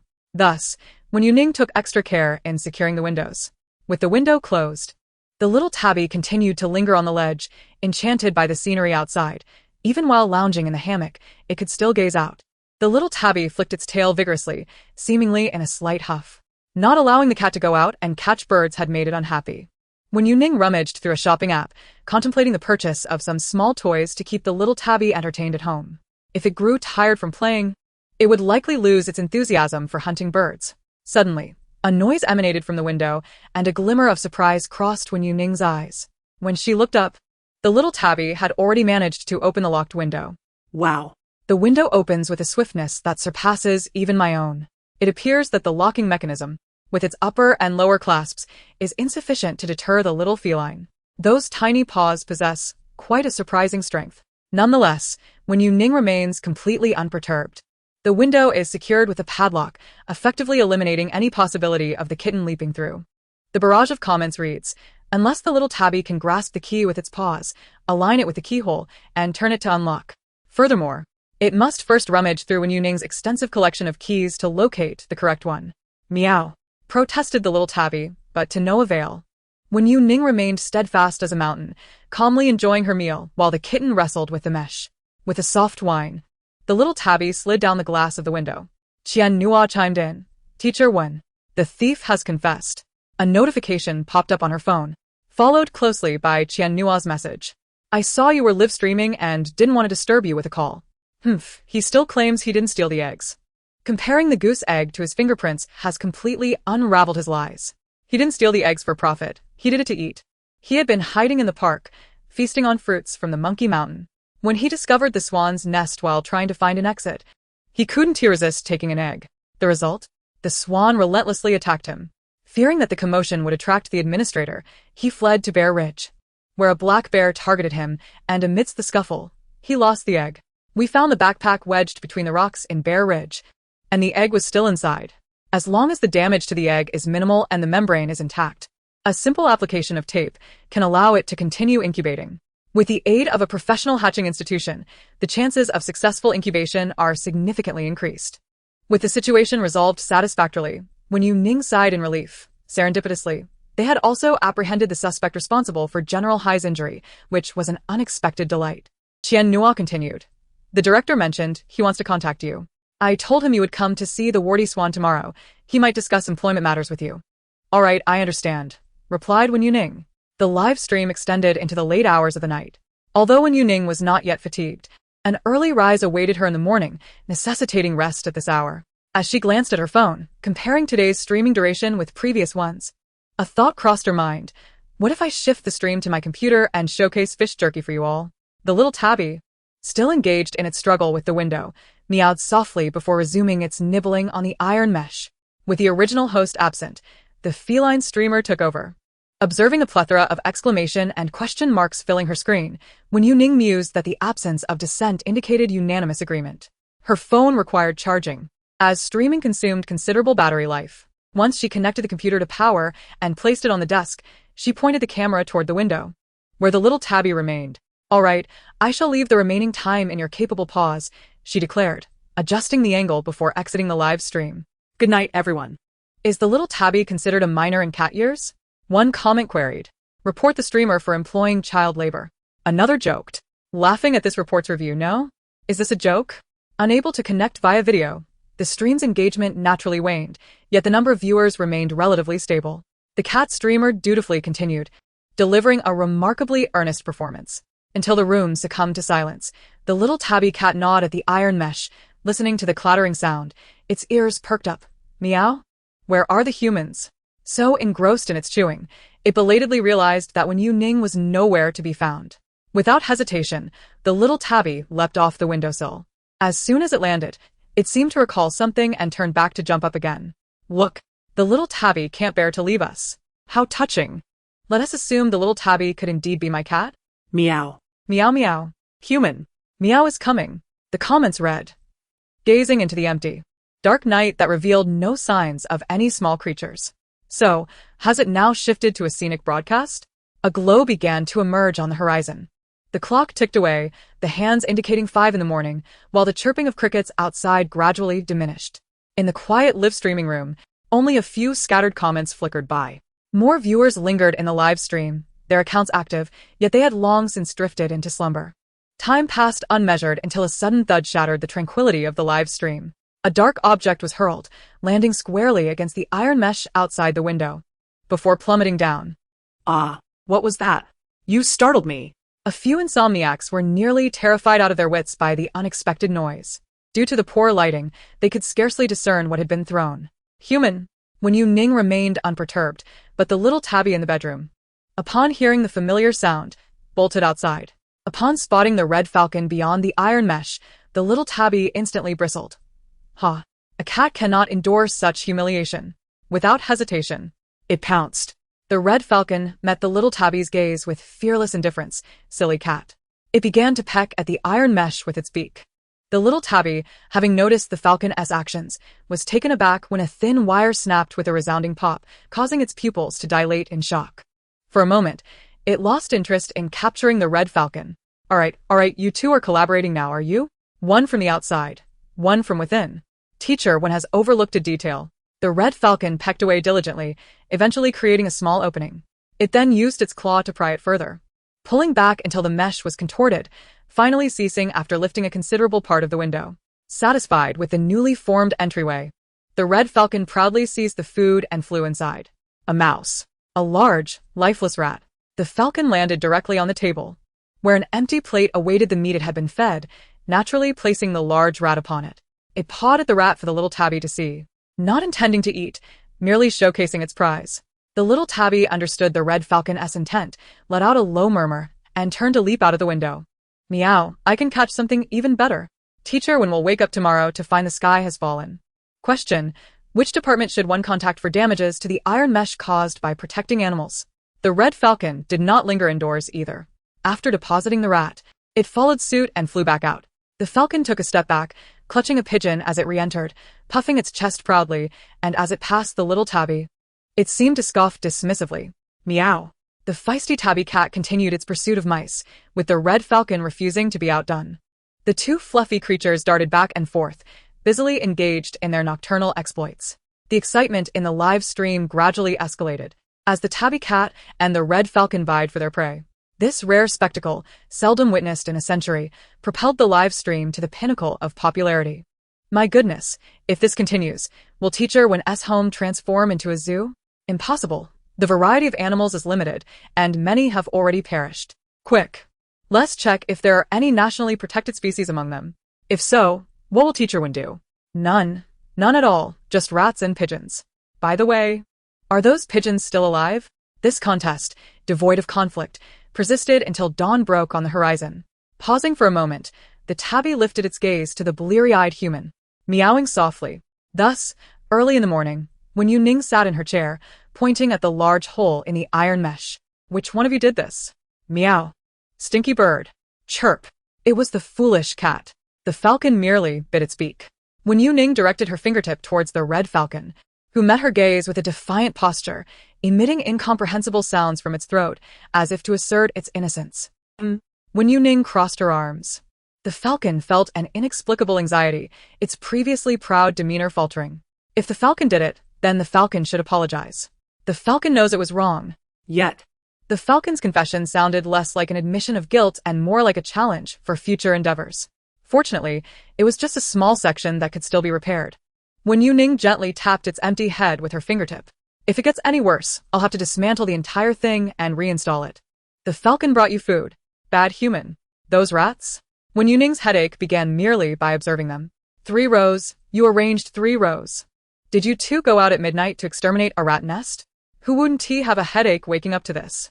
Thankfully, it was placed in the living room. Had it been on my bed, I dare not imagine the scene that would greet me upon waking. The little tabby, aware that Wen Youning was scolding the stinky bird, happily wagged its tail. Serves you right. Meow, you deserve to be scolded. And you, Wen Youning said, giving the tabby a gentle tap, didn't I tell you not to escape and dismantle the window while I was asleep? Meow. The tabby rubbed against her hand, playfully seeking affection. Enough with the cuteness. I'm trying to reason with you. Wen Youning struggled to maintain her stern expression, though her lips betrayed a smile. The red falcon turned its eyes away disdainfully. Humph, flattering stinky cat. The red falcon expressed its disdain. I've confiscated the rats. You're both forbidden from eating them. Wen Youning, uncertain of where they had procured the rats, decided to disinfect and dispose of them for safety. Teacher Wen, I must take issue with you on this matter. The red falcon and the fish jerky worked hard all night. The intentions of these little creatures should not be wasted. Indeed, we cannot let the fluffies down. The viewers in the live stream, reveling in the chaos, eagerly urged Wen Youning to keep the rats. Wen Youning grasped the tied plastic bag and said, in that case, if anyone desires one, please send me your address privately. I shall provide each of you with one, shipping included. Is this too generous? No need for such formality. I appreciate the sentiment. You may keep the mouse. In truth, I believe it is not a matter of great concern to disappoint a small creature, as long as we do not let our fans down. The mouse was dealt with. Wen Youning then picked up the pigeon, intending to place it in a separate bag, along with the gloves. The virus present on the pigeon was numerous. They're often referred to as flying rats. The cryptococcus in their droppings could potentially cause meningitis and pneumonia in humans, which is exceedingly perilous. Gloves that had contacted both the pigeon and the mouse, even if thoroughly cleaned, were certainly unusable. The plastic gloves were quite thin, and Wen Youning had deliberately donned 2 layers. The pigeon lay motionless beside the dead mouse, but upon lifting it, she discovered that it was still alive, and its wings bore a mark. Around its neck hung a small, diamond-like pendant resembling a necklace. Wen Youning exclaimed, "Whose pigeon have you captured?" "With a diamond necklace, no less." Whether the diamond is genuine remains uncertain, but given that its owner would buy such a fitting adornment for the pigeon, it is evident that they hold it in high regard. The corners of Wen Youning's mouth, hidden beneath her mask, tightened into a straight line. It could not die. She hastily administered first aid, examining the wounds on its body. The red falcon hunts with astonishing speed, delivering a blow powerful enough to mortally wound a wild duck. Had the same method been employed on this pigeon, its neck would have surely snapped, perhaps even separating its head from its body. Fortunately, it was merely the claws that had struck. There was still hope. As she injected the pigeon, it sensed the pain. Its eyes half open, cooing softly, "It hurts, it hurts. Be brave, it will soon be over. The pain will pass." Without anesthesia, Wen Youning administered diluted pain relief to the pigeon, and when it ceased trembling from the agony, she illuminated the area and began to clean the wounds. Had she not possessed a habit of stockpiling supplies, she would have been utterly lost in addressing the state of this pigeon. "This pigeon looks somewhat familiar," she remarked. "Familiar indeed. This the princess pigeon from the Guiwensha family? That necklace is quite distinctive." Yesterday, when G's livestream revealed that Dano's pigeon was captured by a red falcon. Could this be the one? No, this one has spotted patterns. While the other had striped patterns, surely one can distinguish between them. After tending to the pigeon's wounds, the already dazed creature succumbed to slumber. Wen Youning carefully transferred it to a soft cushion, ensuring it could rest comfortably. What followed was a prolonged period of recuperation, 3 parts treatment to 7 parts nurturing. Once the pigeon was out of immediate danger, Wen Youning finally had the leisure to peruse the comments. The screen was now filled with references to Guiwensha. After reading through all the comments, she fell into silence, confirming that they had indeed captured someone else's domesticated pigeon. Wen Youning turned to the culprit and inquired, "Where did you capture this pigeon?" The red falcon observed the pigeon nestled upon the very cushion it had previously occupied, emitting a dissatisfied grunt. It wasn't a capture. It was a theft by the falcon. How foolish of the creature to think it could contest with the falcon for possession. What a dream. The falcon is the mightiest among all its kin. Wasn't it yours? Wen Youning was taken aback by the unexpected twist. "Did you filch it from another red falcon's grasp?" "No, it wasn't theft. The falcon is most reasonable." The ugly bird conceded to the falcon because it was no match for its prowess. The case is solved. Indeed, it was taken. In that sense, you have saved the pigeon's life, Wen Youning mused. Had it fallen into the clutches of another red falcon, it would surely have met its demise. Yet in her possession, it stood a chance of survival. It had escaped the clutches of death, had it not? The live chat was filled with comments. Yet the enigmatic Guiwensha exhibited no response. With the pigeon captured, it was likely that at this hour, Guiwensha was scouring the area for traces of the lost bird.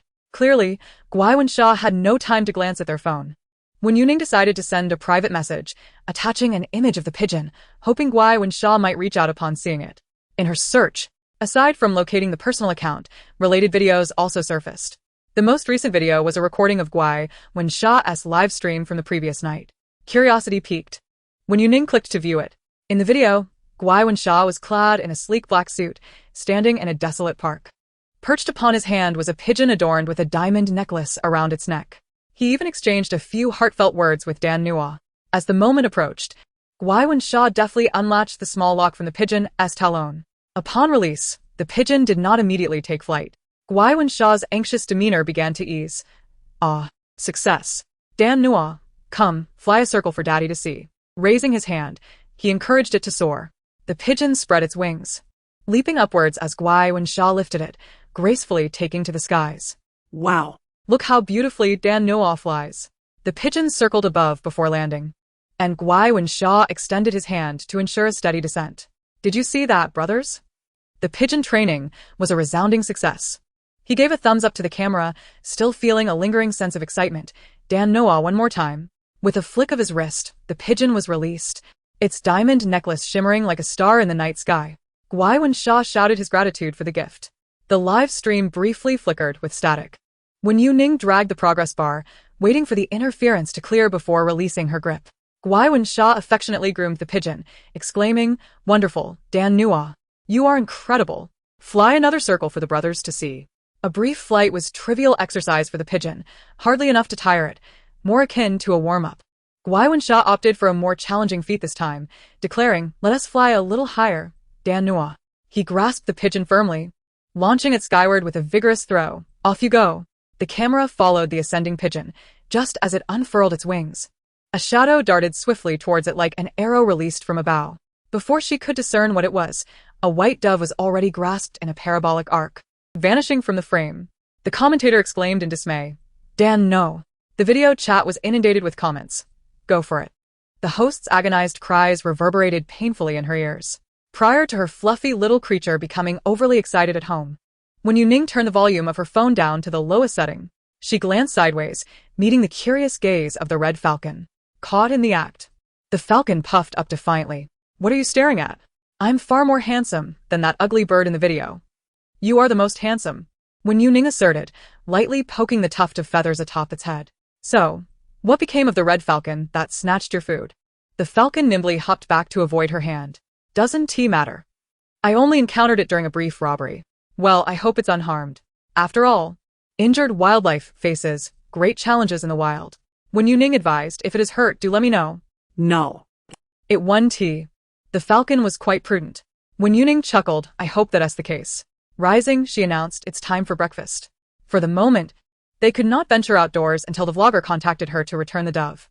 She mixed some cat food into the homemade pet food for the little tabby, while the falcon received a plate of defrosted fresh meat. After a night of toil, the food they had hunted was now in the house. And these two fluffy creatures had likely eaten nothing. So, where has one gone? Why is there no news? I don't know. Is there anyone with contact details? Please send a message on WeChat to say the dove has been found.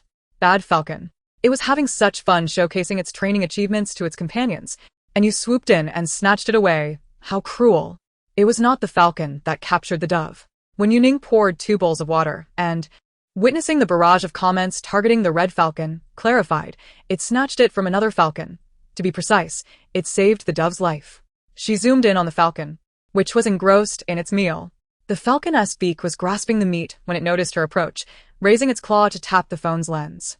Standing on one leg while eating was quite stable for it. "Don't obstruct me. I'm here to prove your worth."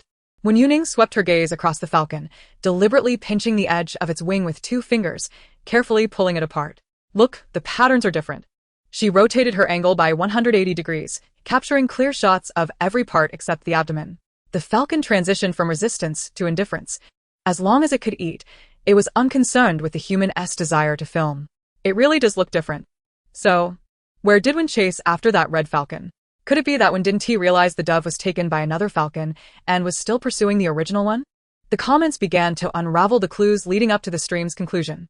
The red falcon in Wen Youning's home had a blue-gray nape and neck, whereas the falcon in the video that captured the dove had a chestnut-brown upper body, appearing less distinct against the backdrop of the dawn sky. Now, as Wen Youning captures a close-up shot, the difference between the 2 screenshots becomes immediately apparent. Meow. Get away. Wen Youning is still engaged in a chat with the barrage of comments, her fingers momentarily frozen. Lifting her gaze, she observes that the 2 fluffy creatures, originally positioned on either side, are now dangerously close to each other, almost ready to clash. No fighting. Before any altercation could unfold, Wen Youning swiftly extends her hand between the 2 plushies. The little tabby immediately tilts to the left, baring its teeth in a playful snarl. The red falcon, not to be outdone, mirrors the move, also angling its head to the left, making a soft sound. The 2 fluffy beings face each other, their directions misaligned. Failing to lock eyes, staring blankly for a moment, both become momentarily stunned. puff. Ha! Wen Youning chuckles as she sees the large question marks hovering above their heads. With a smile, both plushies simultaneously lift their heads. "All right, she coos, go back to eating your own food." Wen Youning opens the refrigerator, surveying the remaining ingredients, pondering what to prepare for breakfast. Meow. Mew. You all. Meow. It's all meow. The falcon can eat whatever it desires. Don't touch the falcon's meat. Wen Youning wonders if the red falcon eats cooked meat. It appears that the red falcon is quite fond of the pet food that the little tabby enjoys.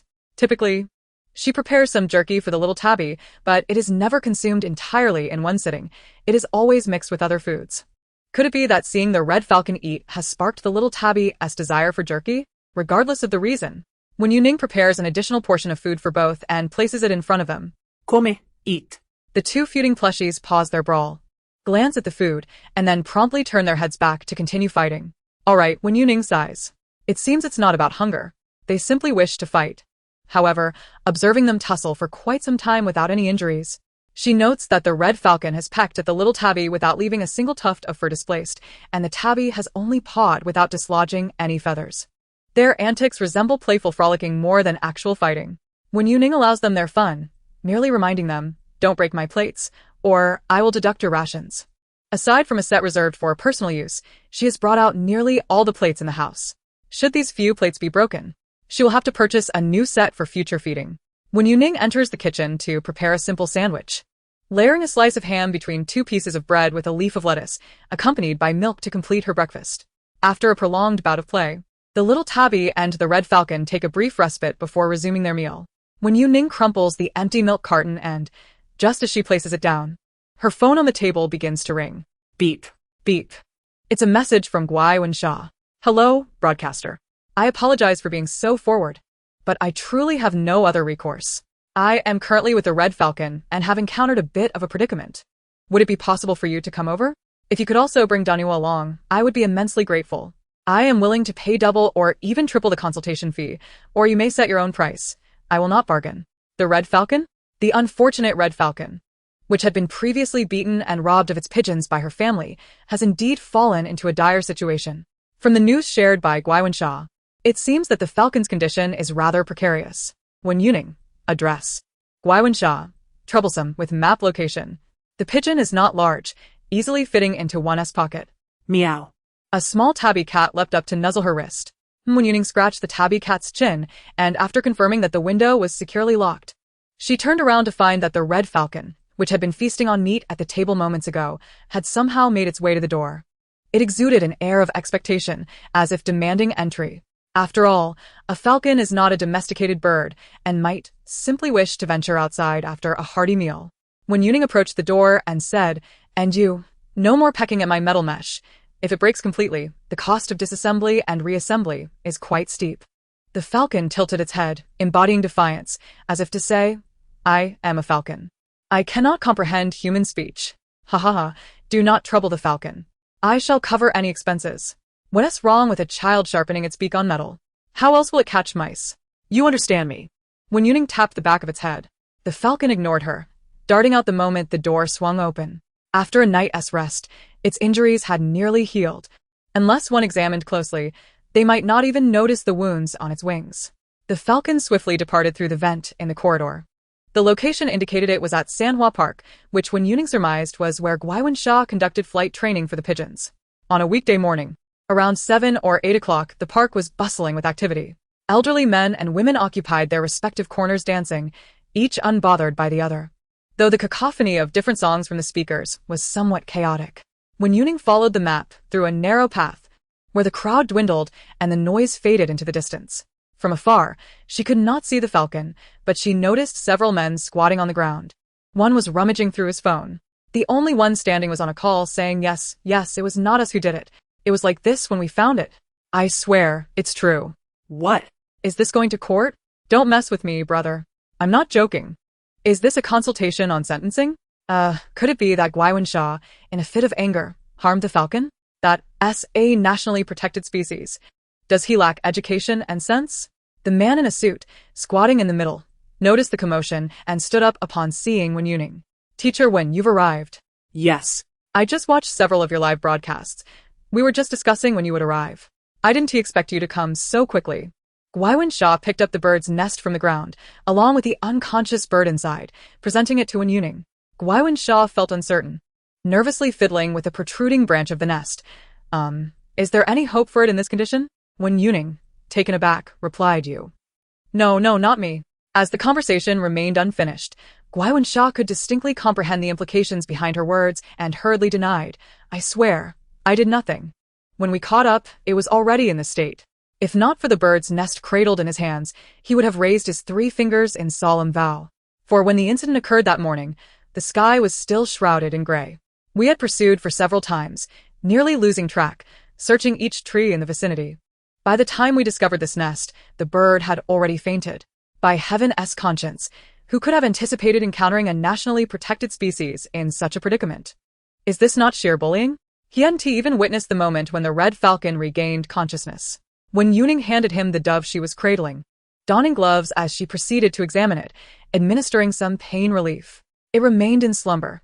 If there were lingering concerns, a visit to the pet hospital for a comprehensive checkup would suffice. Danno.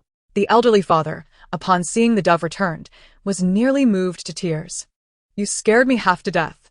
As he spoke, a familiar shadow appeared overhead.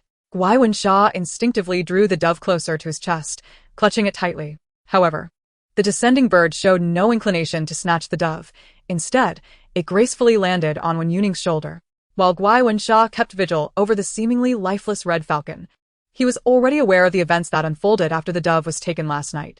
Initially, he planned to report it to the authorities and check the surveillance footage, but was quickly overwhelmed by a crowd. Having grasped the sequence of events, he understood well that had it not been for the red falcon intervening and seizing the dove, his heart might have been thoroughly consumed, leaving naught but feathers behind. After all, it was the red falcon that had abducted the dove, and in such a monitored park. Even if they had pursued immediately, they would have hesitated in their rescue efforts. What if they inadvertently harmed the falcon? The situation would have drastically escalated. Fortunately, it had been taken away, and fortuitously, it was this red falcon that had brought it to Wen Youning.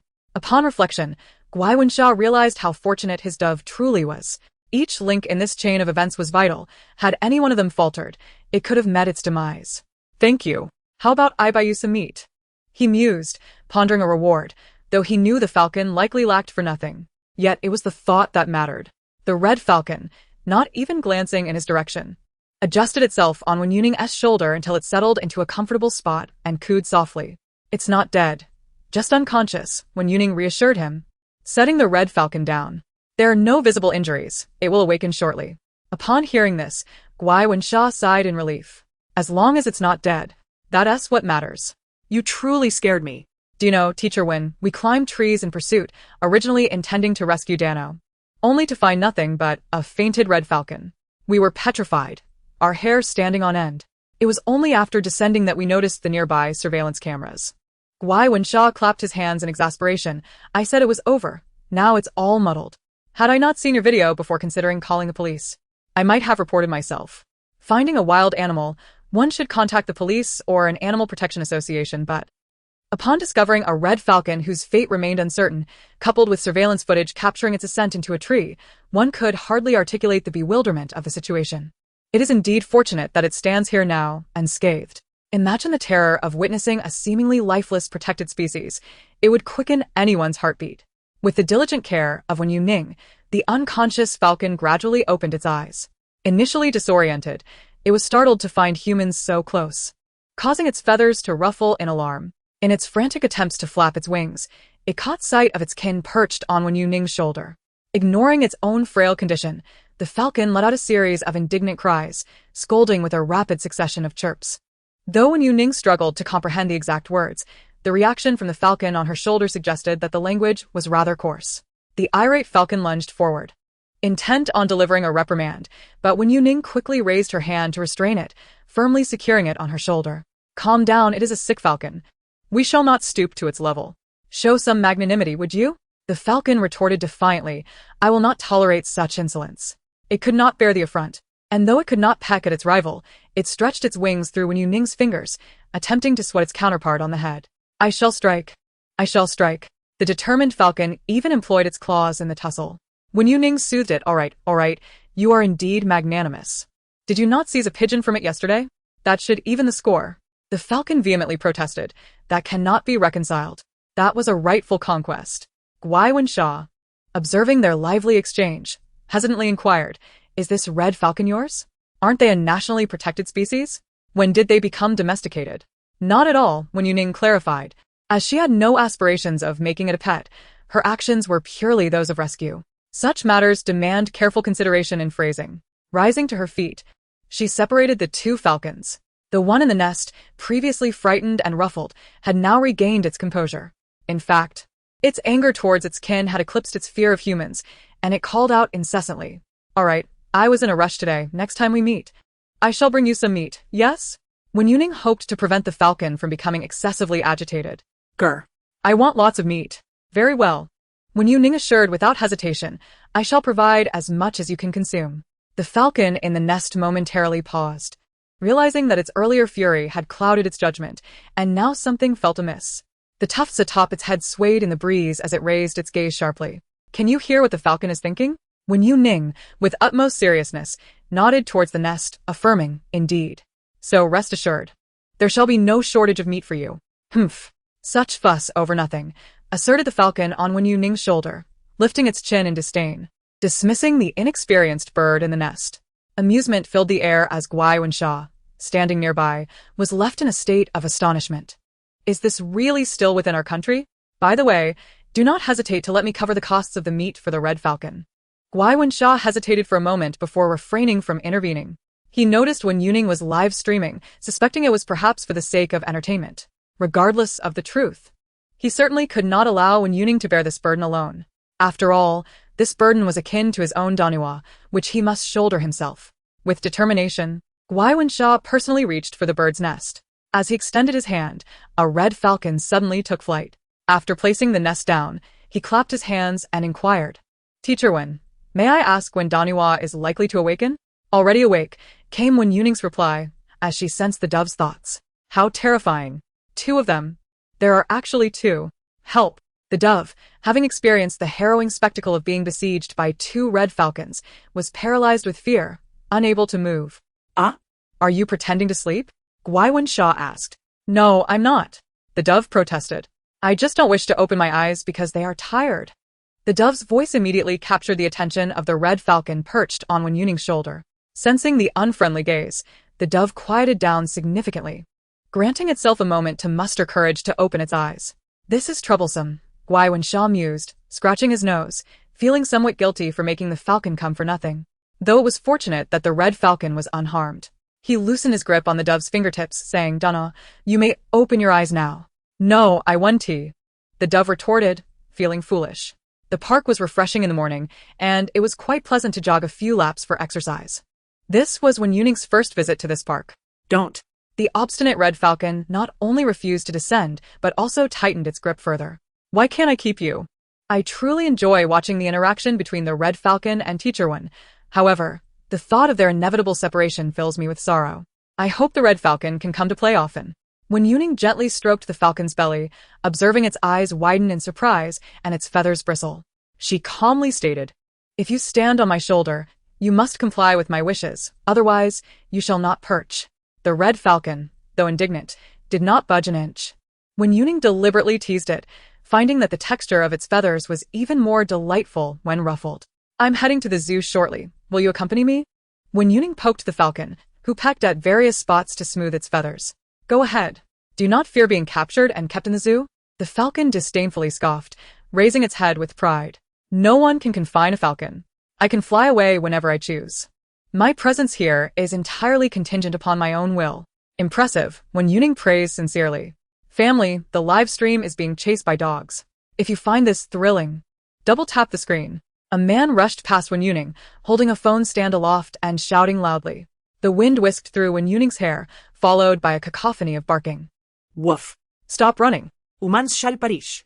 A black and white rural dog barked furiously, attempting to bite the man's calf several times, only to be evaded by his quick movements. Wow. "Is that Ma Wei Fan? What a dream collaboration." I recall that Ma Wei Fan is a pet rescue streamer, yet how did he suddenly find himself pursued by a dog? Could it be that under the guise of rescue, he inadvertently caused harm to the dog and was discovered, leading to this chase? Initially, it seemed amusing, but now, gasping for breath, Ma Wei Fan began to find the situation less entertaining. Alas, it appeared that the dog had fixated on him. "Dear sir or madam, I bear you no ill will, and I possess no food. Might we cease this pursuit?" Ma Wei Fan, realizing he could not outrun the creature, attempted to negotiate amicably. Woof. "I shall bite you. Return my pups. You thieving scoundrel." Ma Wei Fan swallowed hard, trembling as he gasped for air. "I cannot comprehend your words." You stole my dog? Wen Youning stepped onto the cobblestone path, observing the standoff between man and dog. Ma Weifan was already vexed by the chase, and now he was even more irritated. Who is accusing me of dog theft? Such harsh words. It claims, when Youning gestured towards the barking dog, that you have taken its pups. Ma Weifan was taken aback. Are you unwell? What nonsense are you spouting? He clutched his phone tightly, fearful that the platform's moderators would misinterpret his words as some form of mysticism and ban him. I have not stolen any dogs. I am a professional animal rescuer responsible for numerous dogs at my facility. Why would I venture out to steal dogs? He waved his hands dismissively, unwilling to elaborate further to someone unfamiliar with the situation. The dog mother ceased barking at Ma Weifan and redirected her gaze to Wen Youning, whimpering with an urgency to communicate. Wen Youning crouched down to stroke her. Do not fret. Take your time. Are you saying this person has taken all your puppies? Woof. Yes. Right by the dilapidated house. The dilapidated house? The one that's being renovated? Wen Youning pondered, recalling that area was known as Huaihua Garden. Did you find any puppies near Huaihua Garden? The live commentary chimed in. Wasn't that group of little strays found in Huaihua Garden last week? What was Ma Weifan thinking? He even complained that there were no huai trees in Huaihua Garden, and now he has forgotten so quickly. Ma Weifan smacked his forehead, suddenly recalling something he had overlooked. Oh dear, I have been so busy that I completely forgot. Were those puppies I rescued yours? Wen Youning nodded. It has been waiting for you, for quite some time. Ma Weifan responded, It was the chaotic situation at the time, with debris and weeds everywhere. It hardly resembled a safe and proper den for dogs. He had feared that the unstable walls would collapse and endanger the puppies, which was why he had taken them. Who could have anticipated such a misunderstanding? The dog mother exclaimed, Did I not say I would not raise them? Who knows how long the dog mother has been lurking, waiting for Ma Weifan to return to this spot. It was only right for her to confront him. Did you take them all? Not a single one left behind? It is only fitting that you are now pursued. Woof. The dog mother, exasperated, demanded, Return them. Ma Weifan was met with the dog's fierce bark, feeling guilty for his perceived transgression. He fully understood the dog mother's anger. Do not be upset. I was mistaken. It truly was a misunderstanding. I only wished to rescue those puppies. After all, the pup was far too young to survive alone without the care of its mother. He waited nearby for nearly an hour, and as noon approached without the appearance of the dog mother, he finally decided to take the puppy away. Ma Weifan clasped his hands together, feeling a deep sense of guilt, and hurriedly sought a way to remedy the situation. How about you come with me? I will take you to see your pups, and I assure you they will be well cared for. The dog mother desired to see her puppies, but hesitated at the thought of following a stranger. Instinctively, she cast her gaze towards Wen Youning, recognizing that among those present, this human was the one she could communicate with, and thus deemed more trustworthy. Wen Youning pondered briefly before making a decision. Instead, he opened Ma Weifan's account on his phone for inspection. It was clear that he was part of a team rather than an individual. His homepage featured a dedicated video about a litter of puppies, and it had garnered considerable attention. With such a following, if he were to mistreat the puppies, his fans would certainly hold him accountable, ensuring their safety. Remaining outside would only lead to a life of wandering for the dog. One must respect the desires of the puppies. Wen Youning noted that the environment seemed quite suitable for the dog mother to settle in. Woof. Is that true? What are you doing? Ma Weifan stood there like an outsider, watching Wen Youning and the dog mother converse. Bewildered, he asked, Are you talking to the dog? Woof woof. The dog mother, who had been gentle with Wen Youning, bared her teeth at the sudden interruption from Ma Weifan. Shut your mouth, you dog thief. Ma Weifan instinctively recoiled, acutely aware of the dog mother's disdain for him, a feeling that had begun when she had chased him earlier. I won't say anything. You two carry on your conversation. Wen Youning gently rubbed the puppy's head. Do you want to go with him? Go with me. If you enjoy a lively atmosphere, I have several courtyards filled with rescued puppies and kittens. If you prefer solitude, I can set aside a small yard just for you to care for your pups. Wouldn't that be lovely? Ma Weifan was confident in his capabilities, equipped with numerous professional veterinarians and nutritionists to ensure both the dog mother and her puppies were healthy and well-fed. The dog mother listened quietly for a while. What is he babbling about? So annoying. Woof. I don't want to hear his nonsense. Ma Weifan looked at Wen Youning with bright eyes. She understood that, right? Wen Youning, somewhat uncertain how to translate, simply replied, That's not important. After a moment of contemplation, the dog mother ultimately decided to follow. Woof, let us go see. Wen Youning acted as the translator, The dog mother wishes to take a look first. If she doesn't want to stay, she cannot be forced to. Rest assured. She can leave whenever she wishes, and I can also bring the puppies with her. I will prepare some dog food cans and personally deliver them. Ma Weifan was convinced that once the dog mother entered his pet paradise, she would not wish to leave. You may go. Wen Youning softly whispered in her ear, if there's anything you dislike, just bark at his phone, and I will come to find you. Ma Weifan broadcasted live 24 hours a day. Though the individuals on screen had their moments of rest, the account never ceased its activity. The official promotion encourages everyone to remain vigilant about the welfare of animals, inviting fans and viewers to monitor their conditions collectively. This also facilitates her communication with the dog mother. Woof. The dog mother responded joyfully, her tail wagging enthusiastically. Is that true? How wonderful! Ma Wen-Heiress facilite. Only to be followed by a moment of confusion. How do you know that? The dog mother told me, came the reply. Ma Weifan was perplexed. What are you talking about? As he took a couple of steps forward, he noticed that the dog mother indeed followed him, her earlier threatening demeanor replaced by a more amiable disposition. Ah, how astonishing! Ma Weifan glanced up at Wen Youning, eager to say something more. But his gaze froze upon seeing the red hawk perched on her shoulder. That bird on your shoulder looks remarkably like a red hawk. No, it's a pigeon. Wen Youning waved at the dog mother. Let us go. Ma Weifan, his expression impassive, thought, isn't this ridiculous? He felt as though he was being taken for a fool. What kind of pigeon is that? He wondered, perplexed, and he didn't even notice, as Wen Youning walked away. He hurried ahead, eager to lead the way, lest the dog mother, in a moment of panic, take a bite out of him. Although he had received a rabies vaccine, it would still be quite painful to be bitten while wearing thin summer clothes.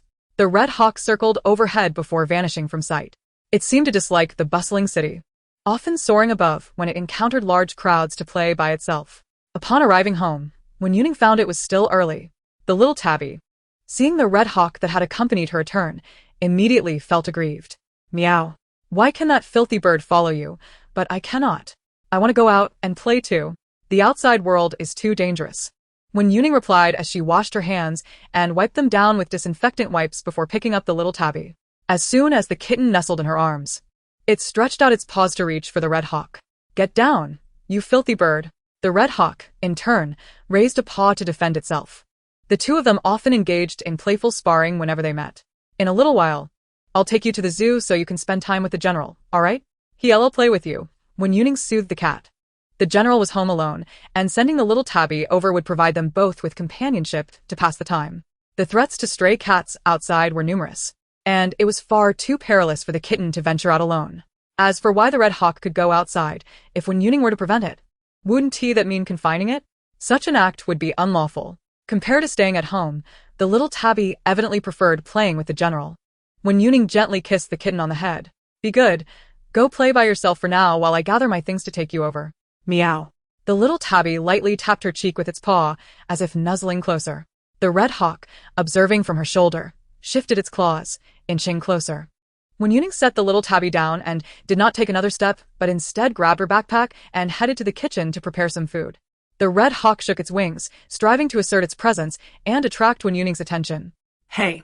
But seeing Wen Youning methodically tending to her tasks, the red hawk grew anxious. Caw. Wen Youning narrowed her eyes, feeling the red falcon nuzzle against her chin. She lowered her head to give the little feathery head a gentle kiss. Is this how it is meant to be? The falcon, startled by the affection, stiffened entirely, teetering precariously on her shoulder, wings tucked in, and even pushing its neck inward in an attempt to hide.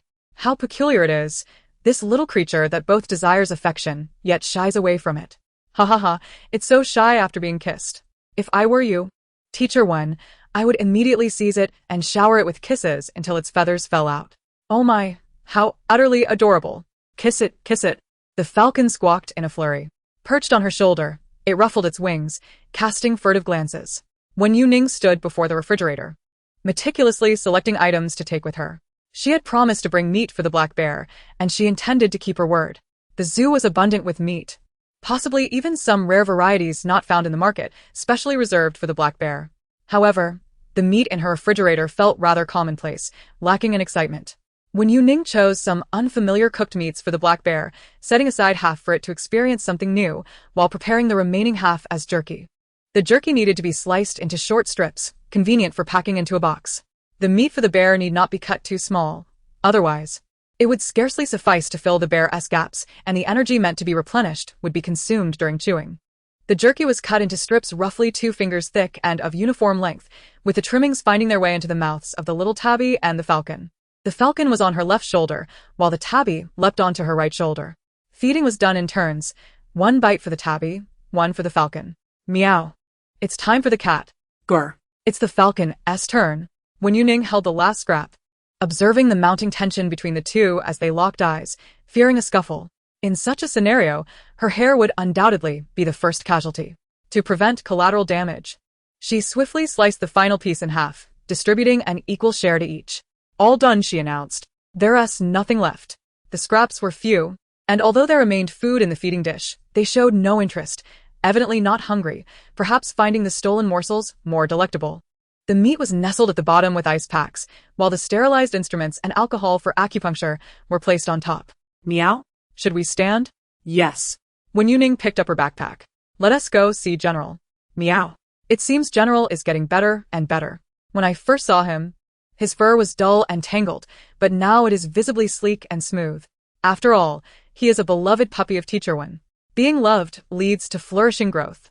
After the acupuncture session, General did not lie down as before. Instead, he propped himself up on his forelegs, trembling as he attempted to bend his hind leg and stand. Eventually, he managed to stand on all 4 legs, remaining still, not yet accustomed to stepping forward. Woof. General was overjoyed at being able to stand again. Look, yes, I see it. Wen Youning captured a photograph of the general and sent it to Shi Jinshin, who was currently engaged in work. The general was still unable to stand for prolonged periods, let alone run or jump. Wen Youning gently lifted the general down, saying, "You all play while I tidy up the needles." Each time, she had to roll up the sharp ends before discarding them, to avoid injuring anyone rummaging through the trash. The red kite observed the needle tips for a moment before flying over to the plastic fence. Woof. The general, clutching his beloved toy ball, stared blankly at the unfamiliar creature. Even in his previous life, the German shepherd had never encountered a red kite. Grr. Silly dog. The general tilted his head and dropped the toy ball from his mouth. The red kite narrowed its eyes. Snap. With the last needle rolled up, Wen Youning wrapped it in a tissue. Mission accomplished. She turned her head, intending to discuss a trip to the zoo with the red kite. After all, given the kite's identity, being taken to the zoo would entail numerous uncertainties. For safety's sake, it was better to keep it here. Huh? Where did the red kite go? Wen Youning grasped at empty air, glancing around. The window screens were all closed, and there were no damages to be seen. The general lay on the ground, motionless, his cheeks puffed out, growling softly. Woof. Wen Youning exclaimed, "Leave the kite alone. Grr. Let us settle this once and for all." The general, hastily, was about to swallow the kite. Wen Youning rushed over, leaping over the plastic fence to rescue it before the general could swallow it whole. The general opened his mouth, tilting his head back, blinking in confusion, as if still trying to grasp the situation. Wen Youning held the damp red kite in her hand. Let go. The kite was determined to confront the general. The red kite, clearly unwilling to back down, thought it was unjust for a foolish dog to ambush. It demanded an honorable duel and would not accept defeat. Ha ha ha. Yama. Why does that red kite keep flashing at the door? I can attest the general did not eat it. He merely happened to catch the kite while yawning. It was a close call, almost straight to the stomach. Did you willingly offer it to the dog's mouth? Wen Youning wiped the kite with a tissue. Not at all. It was a trap. Wen Youning had been preoccupied with rolling needles earlier, leaving her phone on the table to livestream the antics of the small animals. Listening to the red kite's thoughts was quite confusing. She rewatched the live stream. In the video, a small tabby cat lounged beside the plastic fence, licking its paws. The general spat out his beloved toy ball, as if attempting to share it with his new friend. In contrast, the red kite was far more cautious. The gestures of friendliness among animals were not universally understood. For the red kite, staring intently was perceived as a provocation, while the German shepherd observed curiously and wagged his tail in a friendly manner. There was a cognitive dissonance at play. The red kite, gathering its strength, suddenly flapped its wings and dove, rapidly closing the distance with a slight elevation of the fence. Just then the general let out a yawn. The kite, moving too swiftly and too close, could not halt in time and collided directly into him. Huh? Suddenly, something was in the general's mouth. Instinctively, the German shepherd closed his jaws, leaving one of the kite's claws dangling outside. Wow, takeout. If you had flown a bit faster, it would have been straight to the stomach. Is that how you utilize the speed of a dive? The red falcon observed the video with keen clarity, exclaiming, "What a trap." It merely happened to be drowsy, stifling a yawn. The sight of this little creature's indignant demeanor amused Wen Youning, who was unaware that it would suddenly rush towards her. The general was merely attempting to befriend you. Wen Youning picked up the toy ball that the general had nudged towards her. This was the very same toy she had seen him carrying previously. Marked with numerous bite marks and showing signs of fading, unmistakably aged, a cherished plaything, of great significance to the puppy. It was a provocation. The red falcon continued to bristle with agitation, while the German shepherd ambled over and licked Wen Youning's hand enthusiastically. The red falcon puffed up, and the general stood on his front legs, panting with a joyful gleam in his eyes, barking happily. "Adorable. Don't be upset, it was an accident. It was just complimenting your cuteness."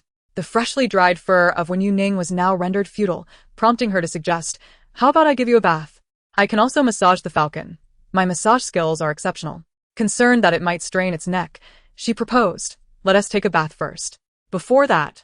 She sent a message to Shi Jinchen, requesting to borrow the bathroom. Shi Jinchen replied, "Did the general urinate on you? I am truly sorry."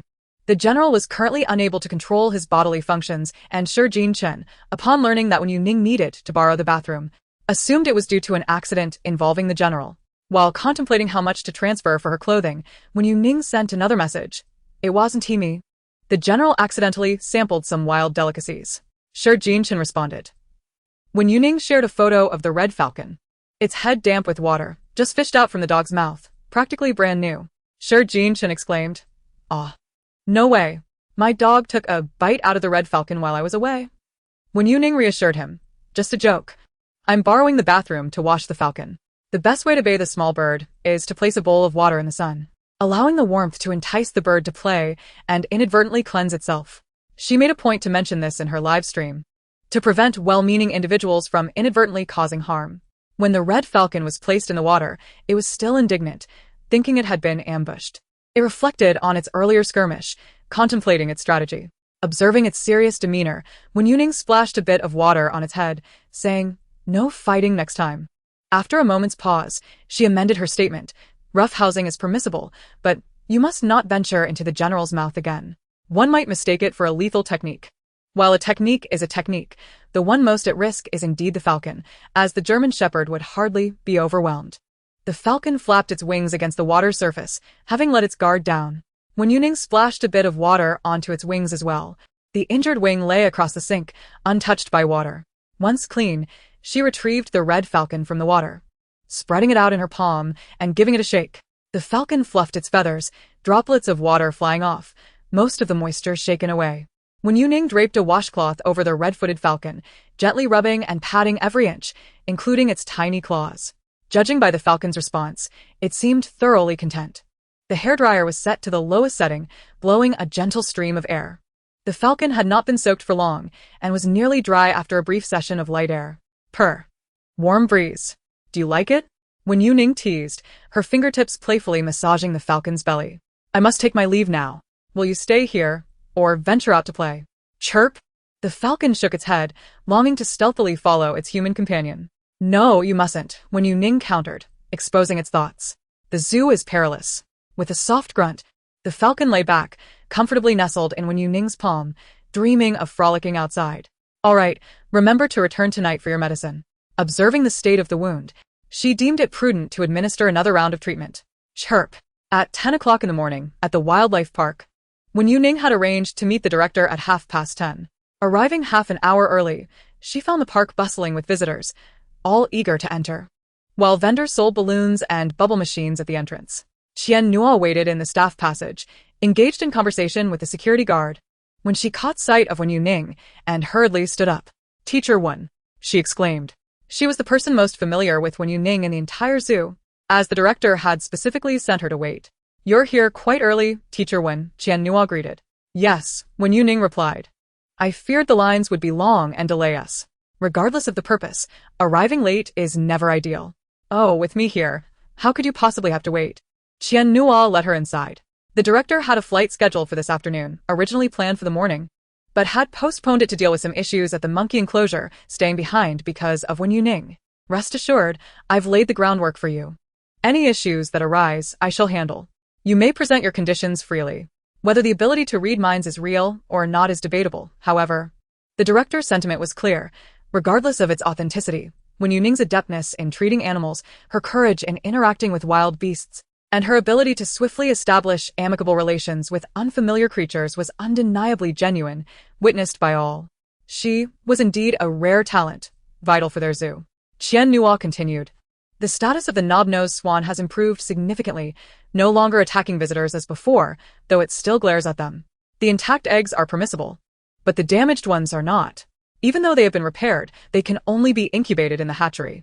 Firstly, we fear the knob-nosed swan may find the repair unsightly and peck it off. Secondly, we worry that the cygnets might injure themselves on the repaired areas during hatching. The artificially repaired sections of the eggshell will undoubtedly be thicker than normal, as they are covered with a piece of similar eggshell over the gap. If the cygnets attempt to peck at it, they may not succeed in breaking through. Eventually, human assistance will be required to aid in hatching. As they conversed, they moved deeper into the park, where the bear area was lively, filled with visitors, while the bears themselves appeared lethargic, lounging and grooming their claws. A black bear beneath the shade of a tree sniffed the air, abandoning a half-eaten apple to emerge. Gur, good morning. Wen Youning smiled and waved at it. Gur, good morning, human. The bear replied with a joyful growl. Food should not be fed recklessly. Anything brought from outside must first be inspected by the staff of the park to ensure it is safe for the black bear. Therefore, even if one wishes to feed it, it is currently impossible. Did the black bear come out because it sensed teacher Wen's presence? It was just hiding and sleeping a moment ago. Goodness, having to face such adorable creatures every day at work makes me wish for a villa and a luxury car. Why is it taking both food and items? Knock, knock. Director, teacher Wen has arrived. Qian Nuo opened the door, but did not intend to enter. Wen Youning handed her the backpack, saying, please check the contents for me. Oh, it's no trouble at all. It's my duty. Teacher Wen, you carry on with your work. I'll come back to find you later. Qian Nuo was merely passing time watching a live stream. Frankly, all the meat was prepared right under her nose, so there was nothing to inspect, just a formality. After silencing the sound and visuals of the stream, Wen Youning entered the office. Hello, director. The director appeared to be in his early 50s, sporting a friendly smile, exuding warmth and approachability. Welcome, please take a seat. I heard Qian Nuo excitedly discussing your matters while I was on the high-speed train, and I was skeptical, thinking such wonders could not possibly exist. However, after watching your live stream for a while, I realized, indeed, you are quite remarkable. The director continued. I invited you here primarily to inquire if you might be interested in applying for a veterinarian position at the park. The zoo is perpetually open for recruitment of keepers and veterinarians, but the requirements are quite stringent. Many who apply do not manage to secure a position. The park's veterinary care relies heavily on the academy, as they must apply for assistance when animals fall ill. After all, they are merely a small wildlife sanctuary with limited resources. The director has long aspired to cultivate an in-house veterinary team.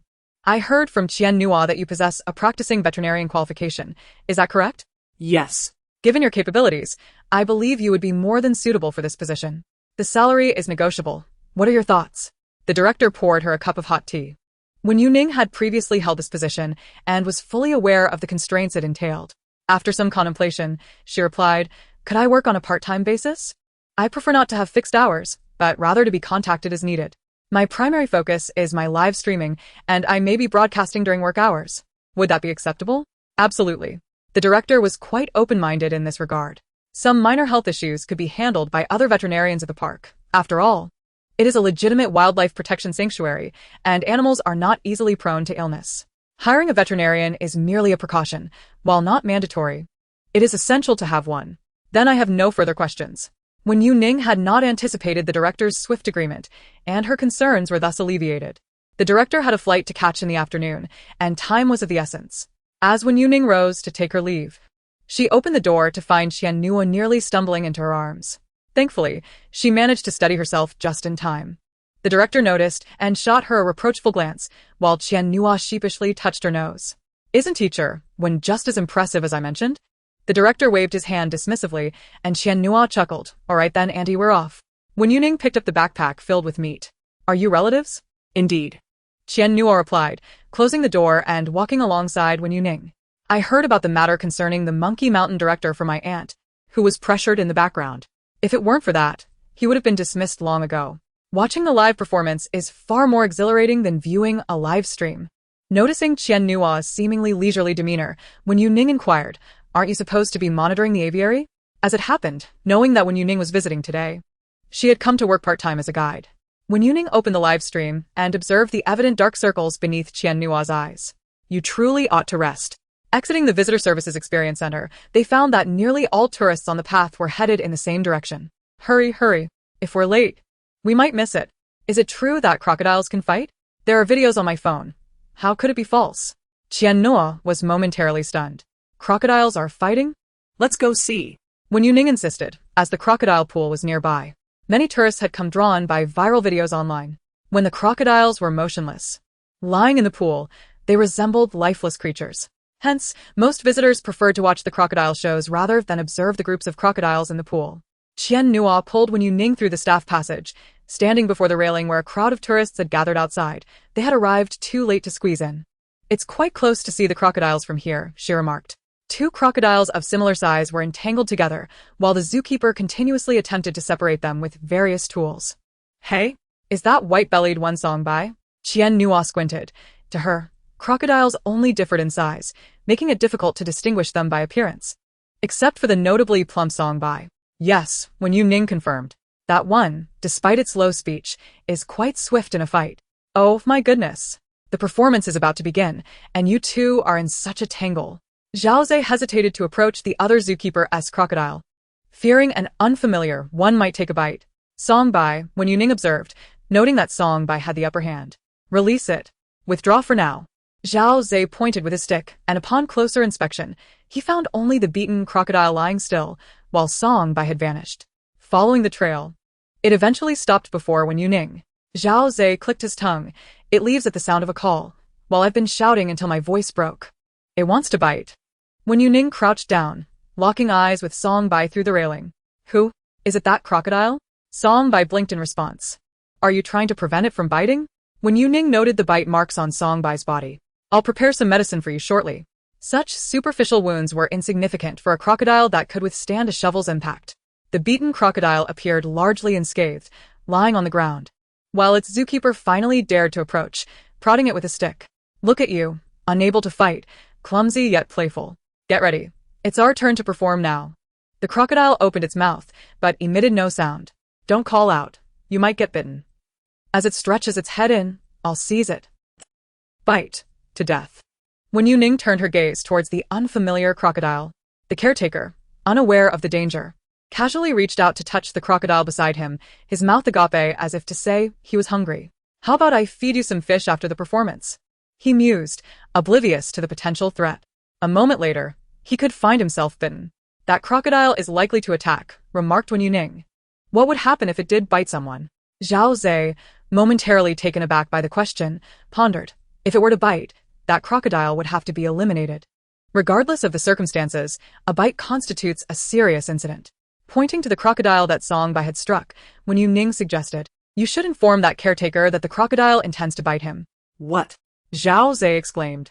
In this pool, there were only two crocodiles, and Wen Youning had not bothered to lower her voice, so the caretaker undoubtedly heard her. Was she referring to him?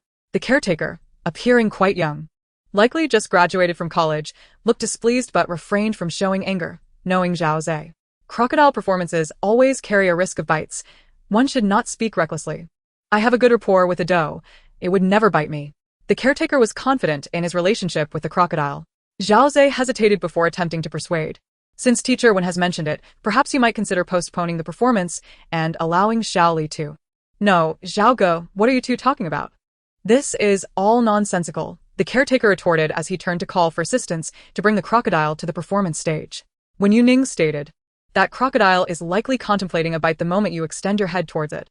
Are you planning to perform by sticking your head into the crocodile's mouth?" she asserted. Believe it or not, Teacher Wen can truly read minds.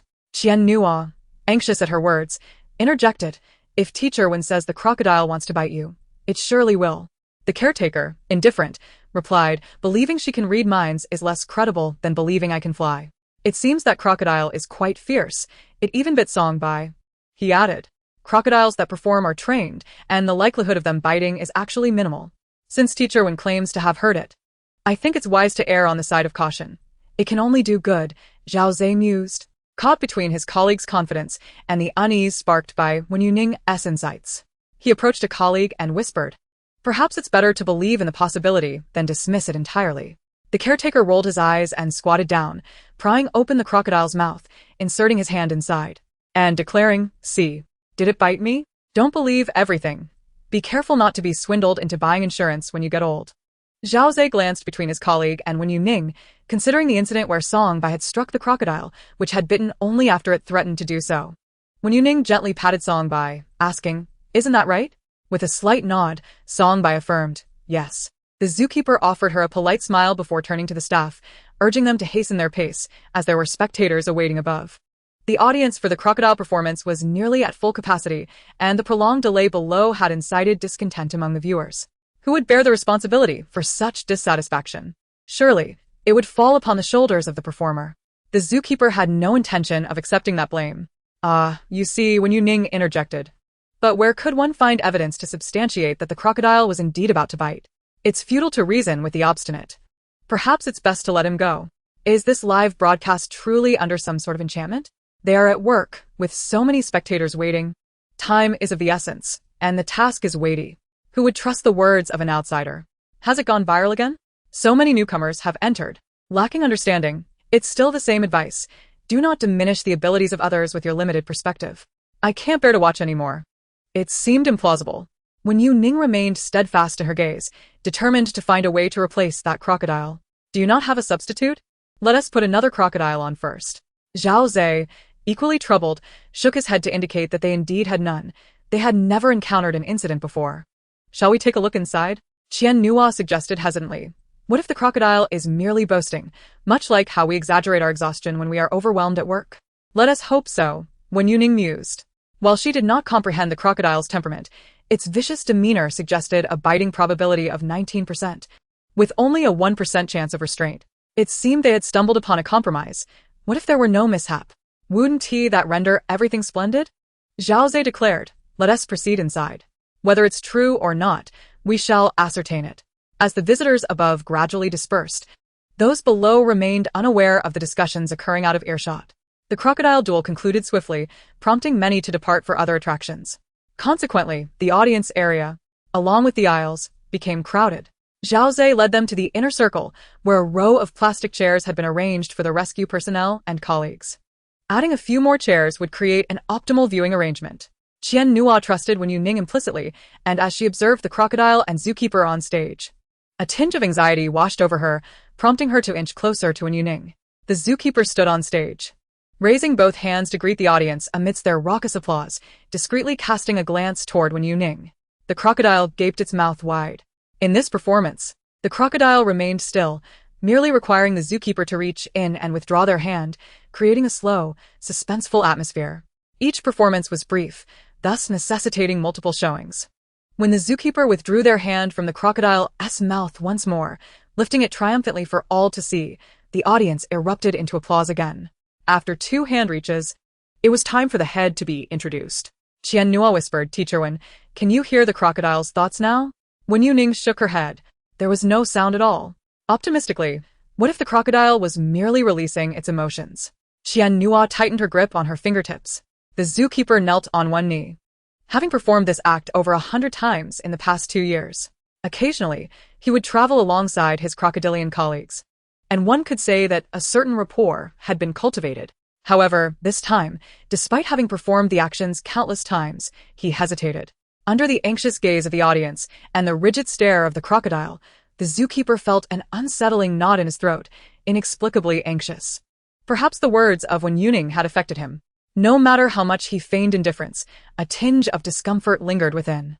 The zookeeper remained motionless for a prolonged moment, while the audience held their breath, some whispering, "Is it over? Why is there no movement? They must be preparing," they thought.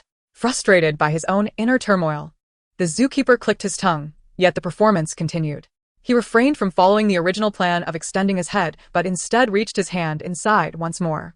At that very moment, the crocodile's gaping jaws suddenly snapped shut with a loud clap.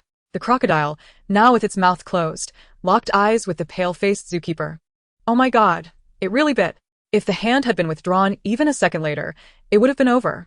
When Laoshi was right again. Here I stand, and who dares to question the authenticity of mind reading? This world has truly turned upside down. I'm sweating cold bullets. Qian Nuo nearly cried out but held her mouth tightly shut, still caught in the performance. When Laoshi was indeed correct. Zhao Zei's complexion had turned ashen as well. The performance sequence had been nearly identical each time, hands extended first, followed by the head. With enough repetitions, even the dullest crocodile could deduce the pattern. Therefore, the crocodile on stage was specifically waiting for the final head extension after the previous 2 hand movements. Unexpectedly, Song Yiming had altered the performance at the last moment. Otherwise, extending his head would have tilted his entire body, making it far less swift than merely withdrawing his hand. In other words, there was no escape. Zhao Zei felt a chill run down his neck. He turned and descended the stage, neglecting to bid farewell to his partner, while Song Yiming's legs weakened, nearly causing him to collapse. Zhao Zei swiftly steadied him. Zhao Goet. It was real. Song Yiming's tongue stumbled in fright. He rushed to Wen Youning, clasping her hands in his, shaking them up and down, attempting to speak but finding his throat constricted, tears welling in his eyes. Anyone who had experienced such an event would surely have red-rimmed eyes. With fear gripping him, he felt as if his spirit lagged behind his body. Tears streamed down Song Yiming's face, and aside from muffled sobs, he could produce no other sound. It's all right, Zhao Zei reassured him, gently patting his shoulder. Wen Youning suggested, perhaps we should pause the crocodile performance. Continuing pose à certain danger. The crocodile does not target humans, it simply desires to bite. Anyone could be at risk. The host discreetly took to the stage to disperse the audience. With tears still glistening, Song Yiming nodded. Now, as Wen Youning spoke, he dared not refuse her. The fright had nearly consumed him. It was hard to believe that just moments ago, he had felt at ease lying beside the crocodile, which had shown no aggression. Who could have imagined that beneath its seemingly calm exterior, it had already devised a way to bring about his demise? The emotions of crocodiles are difficult to discern on their faces. Song Yiming continued to nod vigorously, fully aware of this. It left a lasting impression. Ha! The child was completely fooled. But it is genuinely frightening. Even before watching the live broadcast, knowing that crocodiles might bite, I was startled. Could the sudden change in the performance plan, avoiding sticking out heads, be a result of being frightened by teacher Wen's earlier remarks? Song Yiming was slightly dazed. Still recovering from the shock, once a crocodile bites down and executes a death roll, regardless of the body part, anything within its jaws will inevitably become detached. It is entirely understandable that Song Yiming was so terrified. Wen Youning contemplated a solution. If necessary, she could arrange for Song Bai to be next to it, allowing Song Bai to counsel this crocodile, offering more rewards, as it had also gotten injured today for their sake. It was Song Bai and that crocodile's tussle that attracted them here, and after previously caring for the golden monkeys, it had once again proven its worth. One could say that aside from its slow speech, Song Bai possessed no shortcomings. With no major incidents during the performance, the upcoming acts must continue. When Youning felt the meat in her backpack, the cooling ice pack had already begun to melt. You all carry on. I shall take my leave first, she said, seizing the opportunity to feed the black bear. All right. Zhao Zei wished to accompany her, but as soon as he released his grip, Song Yiming collapsed on the spot, leaving him to support him momentarily. Qian Nuo dared not glance at those crocodiles, closely trailing Wen Youning. It was only after exiting the crocodile enclosure that she felt she could finally breathe easy. Observing Wen Youning conversing with the crocodiles, she had assumed all crocodiles were amiable, only to discover that some harbored unpredictable tempers beneath the surface. Terrifying. The crowd around Bear Ridge was significantly reduced compared to the morning. After all, merely watching did not allow for feeding. The bears did not stand to interact, and after taking a few photos, one would move on to the next exhibit. When Youning stepped onto the stage, looking down to see the black bear feeding apples into the mouth of a brown bear. Wow. Such brotherly love. The black bear truly cares for its friend and knows how to share. Feeding it right into its mouth. How considerate of the little bear. The black bear was earnest in its feeding, murmuring, "Eat up, all for you." The brown bear seemed to still have something in its mouth that it hadn't swallowed, only to be fed another apple, munching away. "I can't eat anymore. I'm so full." The black bear, observing the remaining half of an apple, sought out another bear to feed. "Then you eat." Oof. One apple was finally consumed after being shared between 2 bears. The black bear, feeling content, asked, "Are you all full?" The bears lazily leaned against the rocks, appearing so stuffed they might burst, unable to even drink water. It was visibly apparent that their bellies had swollen. Chun Feng took a bite of an apple. Have you seen Ryu? Someone just told me you were here, but I haven't run into you yet. Wen Youning inquired, what happened to Ryu? Huh? Chun Feng paused. I don't know. I was puzzled too. The food we sent in, Ryu didn't touch a single bite. Each bear has its ration. And usually, Ryu finishes its own, and even tries to snatch from others. But this time, it seems it didn't even nibble on a piece of apple peel. Chun Feng inquired with curiosity, have you discerned any sentiments from it? No, everything appears to be normal. The black bear, Ryu, upon hearing the commotion, hastily approached, its rotund form causing its fur to quiver with each step. What? They have arrived. When Youning patted her backpack, all the provisions are contained within. Feel free to share. She retrieved the ice packs from inside, leaving behind the oil paper used for wrapping. The bears could easily distinguish it, tearing it away when ready to eat. Rather than tossing morsels one by one, Wen Youning simply tossed the entire backpack into the bear's domain. The black bear, Ryu, gleefully picked up the backpack, rummaging through it for meat to consume. The other bears in the area exchanged glances. The brown bear was the first to approach, known for its resilience. It boldly withstood the black bear's paws and snatched food directly from its mouth. With its formidable defense, it exhibited remarkable strength. The black bear relished each bite of dried and cooked meat, particularly enjoying the novel taste and texture of the mixed cooked meat. It eagerly picked up any morsels that fell to its chest, demonstrating a commendable aversion to waste. The brown bear, drawn in by the savory aroma, wished to partake as well, but its previous apple feast had nearly lodged in its throat. It plopped down on the ground, patting its belly, confusion evident in its dark eyes. Something feels amiss. Wen Youning pondered, could it be as I suspected? Me too. Teacher when mentioned bringing food this morning. And Ryu deliberately abstained from eating, even sharing its portion with the other bears. Ha ha ha. Now that they are all full, the remaining food brought by teacher Wen is solely for its enjoyment. The cleverness of the black bear is showcased brilliantly at this moment. Cunning little bear. Come here for a kiss. Moreover, after all the other bears had satisfied their hunger, the black bear could leisurely savor its meal without the urgency of hastily stuffing food into its belly, nor worrying about other bears encroaching. What a delightful feeling. The black bear sought out a tree for shade, accompanied by exquisite delicacies. Contented bears yearned to doze off. No, I intended it as a snack. Wen Youning's backpack was quite full, yet insufficient to satiate so many bears. However, the snacks of each bear were consolidated in the possession of Ryu, making it no issue to fill its belly. While the black bear was not in a hurry to eat, the meat disappeared rapidly. It required little chewing, easily devouring pieces of cooked meat in just a few bites.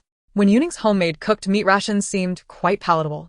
The black bear feasted joyously, managing to consume 2 or 3 strips of jerky in a single bite, continuing until the backpack was utterly empty. Only after extracting the last morsel did the black bear regretfully lick its paws. All gone.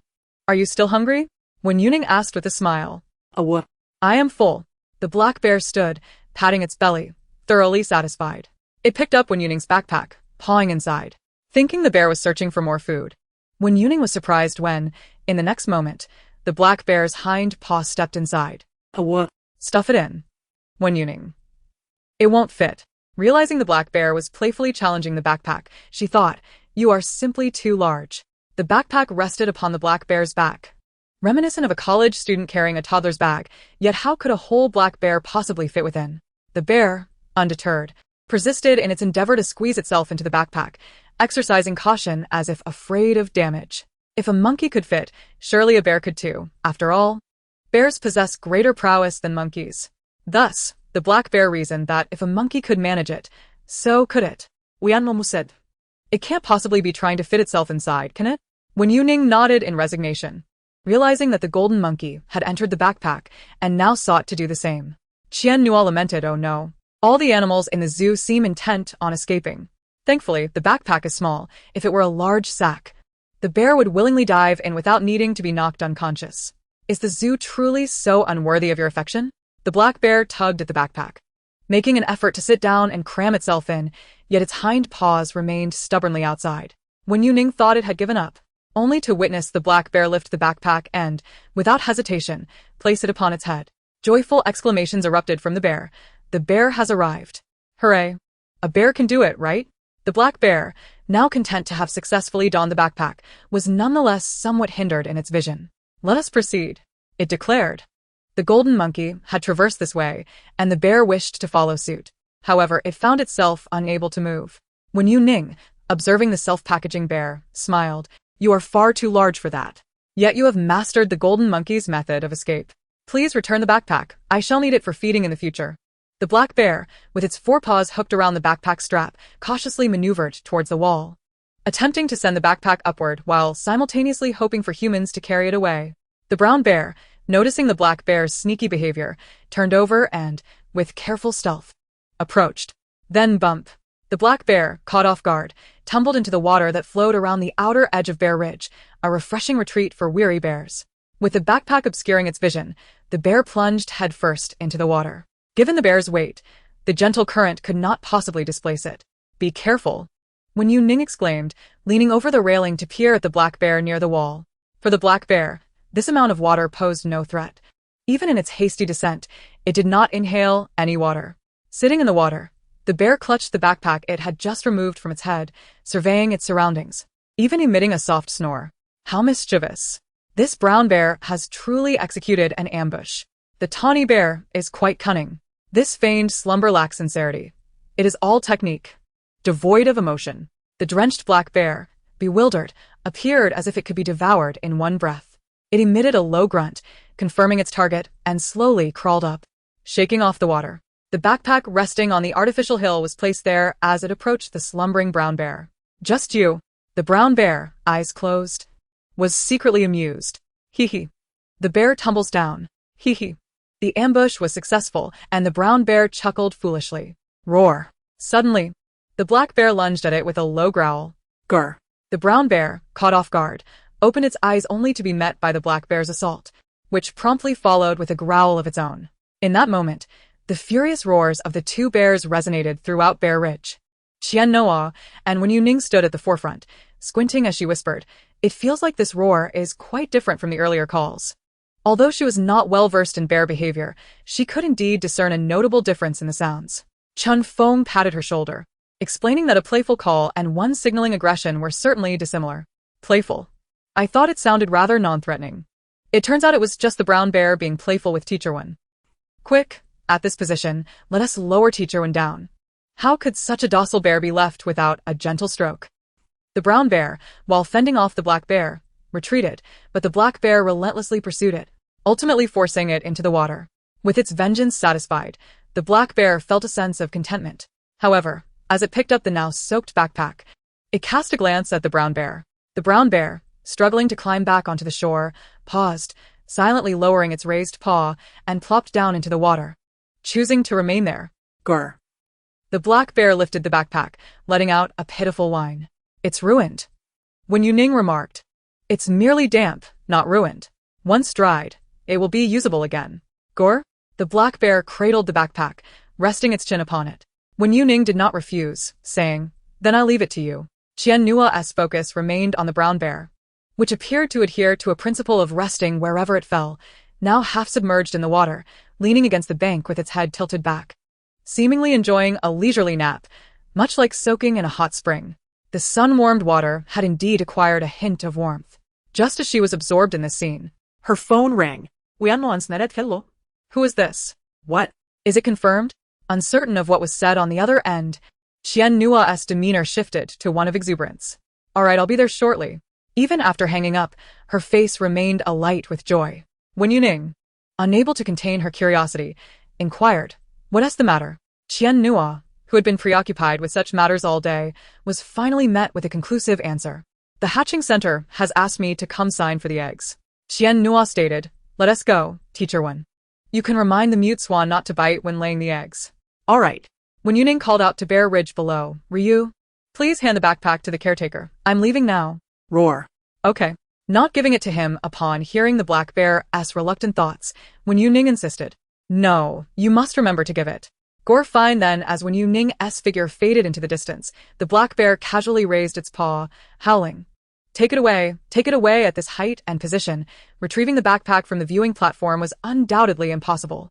Chun Feng maintained his composure, gripping a long stick designed for clearing the garbage at Bear Ridge, its end equipped with 2 hooks. Originally intended for picking up litter, it now served perfectly to snag a backpack. The bear merely gestured, as if to say, "Are you truly going to use that? You villain!" Chen Feng was left bewildered, questioning whether the sun and moon had conspired to mock him. Upon exiting Bear Ridge, Qian Nua appeared overwhelmingly elated, her steps buoyant and brisk. Wen Youning inquired, "Once we obtain the signature, can we immediately take the egg?" Such a brief wait seemed trivial. "Be cautious, someone is approaching," Wen Youning cautioned, pulling her aside to avoid a near collision with a horseback rider. Riding was one of the attractions at the zoo, allowing visitors to traverse designated areas on horseback, with charges based on duration. Each horse was accompanied by a professional handler to prevent any mishaps that might unseat the riders. The incubation room, located at the heart of the zoo, served the entire establishment and housed more than just goose eggs. The most recent path cut across the section of the park. Qian Nua stepped aside to avoid a leisurely galloping horse, unable to suppress a laugh as she remarked, "Teacher Wen, you are truly my lucky star." Ever since meeting Wen Youning, her endeavors had been remarkably smooth, and the presence of a reliable ally was undeniably delightful. It was well worth her efforts to embellish Wen Youning's achievements to the director, persuading him to retain her as a permanent fixture. Working alongside, you must be quite... What is that? Qian Nua squinted, pointing towards a figure racing down the arched grassy hill. Hey, slow down. "Stop, Windstorm, stop," cried a girl's voice, mingling with the sound of hooves. In the nearby riding arena, a girl clad in riding attire crouched low, shifting her weight back to slow her horse on the incline, striving to prevent a fall. After failing to slow down initially, she had to sprint alongside for a few steps before attempting again. The black steed she was guiding did not gallop wildly. Rather, it trotted forward, maintaining a steady pace that was neither fast enough to be halted nor slow enough to be easily controlled. They continued their relentless run until they finally reached the bottom of the slope, where the black horse came to a halt. The girl, who had been forced to keep pace, was left breathless. She steadied herself against the horse, seemingly about to reprimand it, but the black steed nudged her affectionately. This endearing gesture alleviated much of her earlier frustration. Brushing off the dust from her clothes, she said, all right, I understand you didn't mean it intentionally. It's difficult to control yourself on a slope, isn't it?" Windstorm exhaled deeply through its nostrils, clearly indicating otherwise. Could it be that it relished the chaos? When someone approached, the horse might very well attempt to unseat them. Although appearing docile, Windstorm flicked its tail, enjoying the grooming from the caretaker, and turned to gaze at the two onlookers outside the enclosure. "What are you staring at? Did I invite you to watch? Humans are such a nuisance. If you come in here, I'll give you a kick." "No. 2 kicks. Is it just my imagination? Or did that horse just roll its eyes? I sensed it too. Did we just get looked down upon by a horse?" Wen Youning merely passed by, inexplicably subjected to scorn. She pointed to herself and decisively spoke. "Jifeng intentionally accelerated downhill to make you fall." "Nay." Jifeng's forehooves struck the ground heavily. Silence. How could these humans know the horse acted with malice? "Guess," Wen Youning insisted. "It claims it will buck once the tourists mount." Nay. "Enough. Damn humans." The caretaker was bewildered. "It seems this person is arguing with my horse." "Sister Yao," Qian Nua said as he stepped over the fence, "this is our newly appointed veterinarian, Teacher Wen Youning." Yao Yike nodded, gripping the black horse's reins. "Hello." With suspicion, she queried, "Doesn't our zoo have a contract with external medical personnel? We've signed with over a dozen veterinarians. Why hire a newcomer?" "Ahem, of course, Teacher Wen is exceptional," Qian Nua replied, tilting his chin. "What has Jifeng been up to lately?" After the incident with the visitor, it was barred from interacting with guests, wasn't it? Accidents while riding are commonplace and quite natural. No one can predict when a horse might buck. Generally, riding in circles with the caretaker firmly holding the reins poses no issue. Last week, Jifeng suddenly erupted, tossing a visitor off and trampling them, costing the park a considerable sum. Yao Yike remarked, "Well, keeping it confined isn't ideal. Comprehensive assessments indicate Jifeng can receive visitors." However, after just 2 laps, this happened. She gestured to retire, expressing her helplessness regarding Jifeng's temperament. Jifeng shook its head, asserting, "If humans dare to prod a horse, the horse shall retaliate." "Huh." Wian responded. "What?" Yao Yike echoed, both of them filled with confusion. Jifeng's head bobbed momentarily before it lunged forward, causing Yao Yike to take a large step forward to regain her balance. "Jifeng, calm down."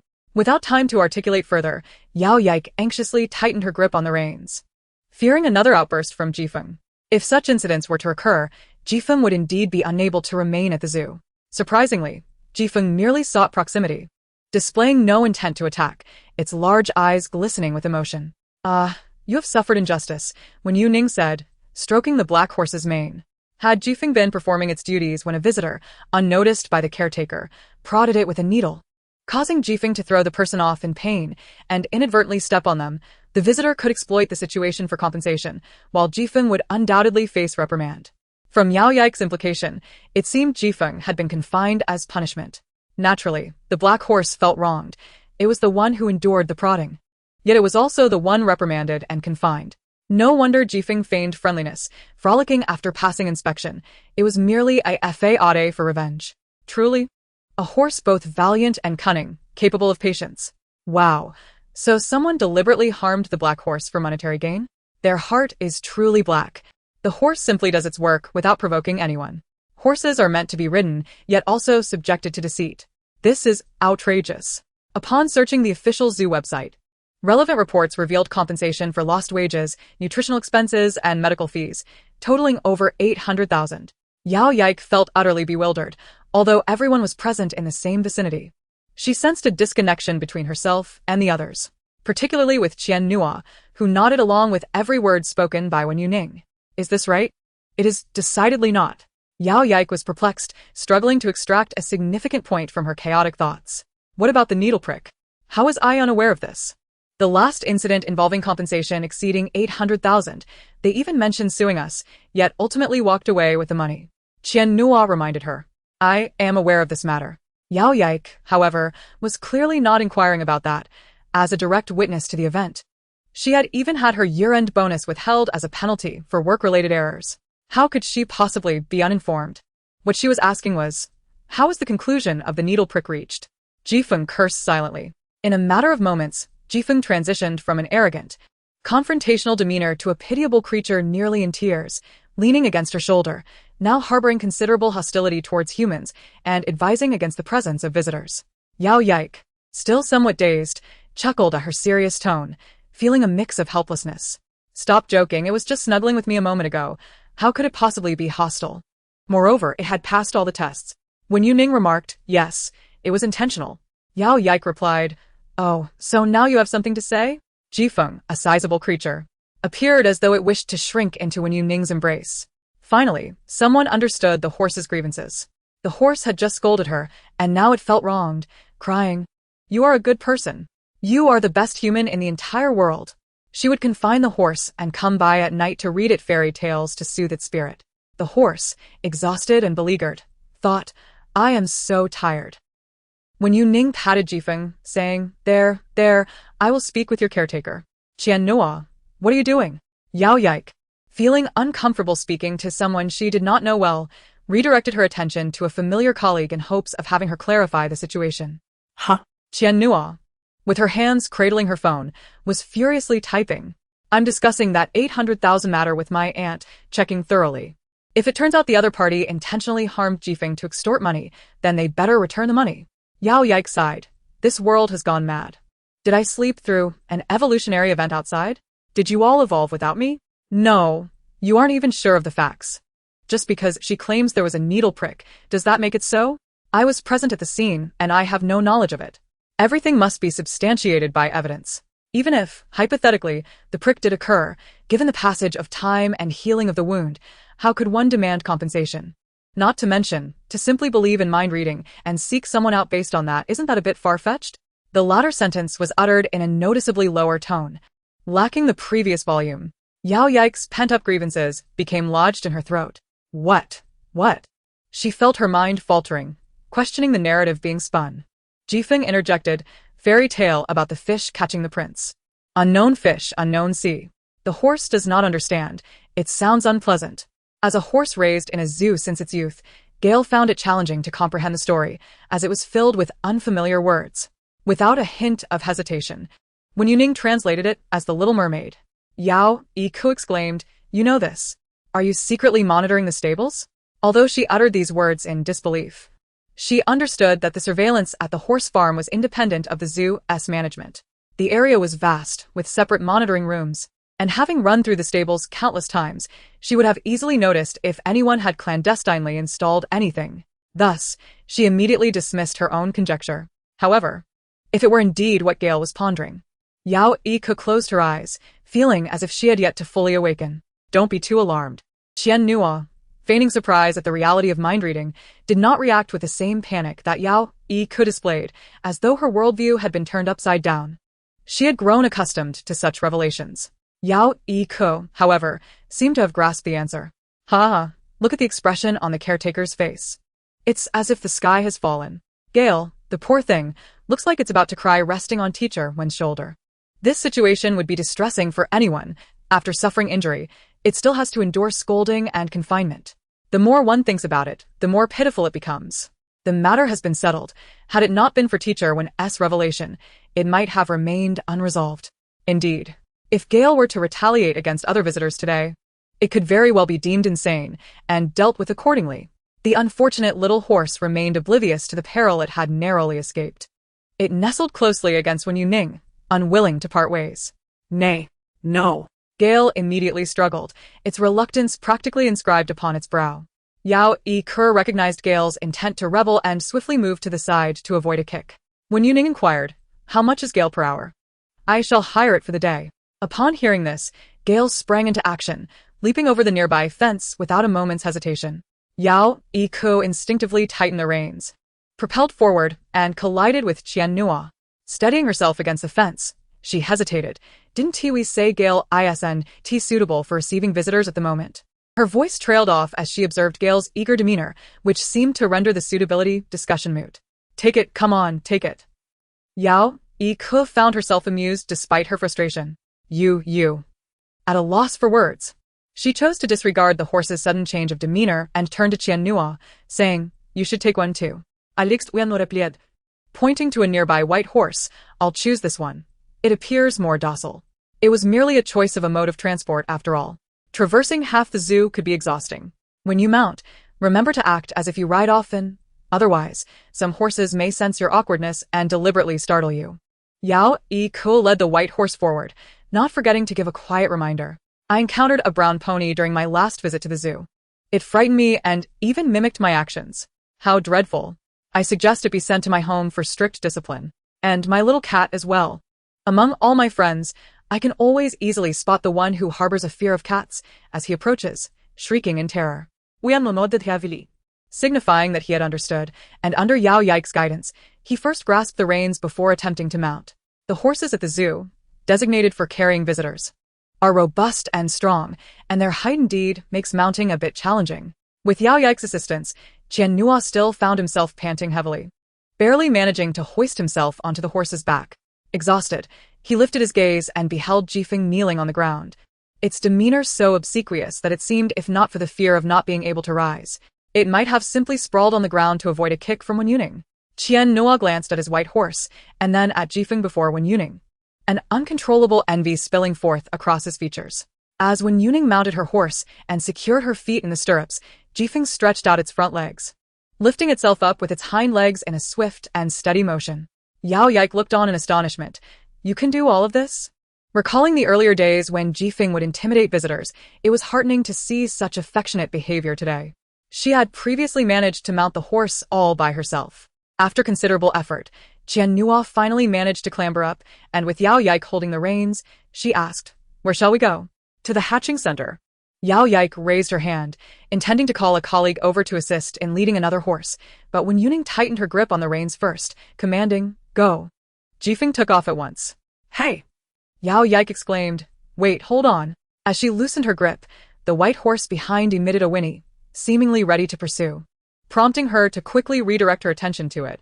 Qian Nua called out, "Teacher Wen, can you ride?" "I have learned." Noticing that they were lagging behind, Wen Youning slowed down, guiding Jifeng in a circle. To be precise, she had not only learned but had also ridden zebras and wild horses. Yao Yike caught up, remarking, "Your movements appear very professional." "Of course." Jifeng, oblivious to the conversation, relished the praise. Once the hidden grievances were laid bare, Jifeng's spirits lifted considerably, shedding the earlier facade of feigned innocence and the wild antics that ensued. Visitors riding horses are accompanied by a caretaker for each horse, creating a harmonious pairing, with everyone moving at a leisurely pace. Therefore, even when Wen Youning rode at a slower speed, without galloping, many onlookers were drawn to her. Qian Nua pondered for a moment and suggested, Teacher Wen, why don't you head to the hatching room and wait for me? The horse's pace was comparable to her walking speed, but significantly slower than Wen Youning's usual riding tempo. Wen Youning shook her head. Teacher 1. Qian Nua was deeply touched. You still think of waiting for me? Wen Youning playfully teased her, saying, I do not know the way. Wen Youning rode alongside Wen Mo.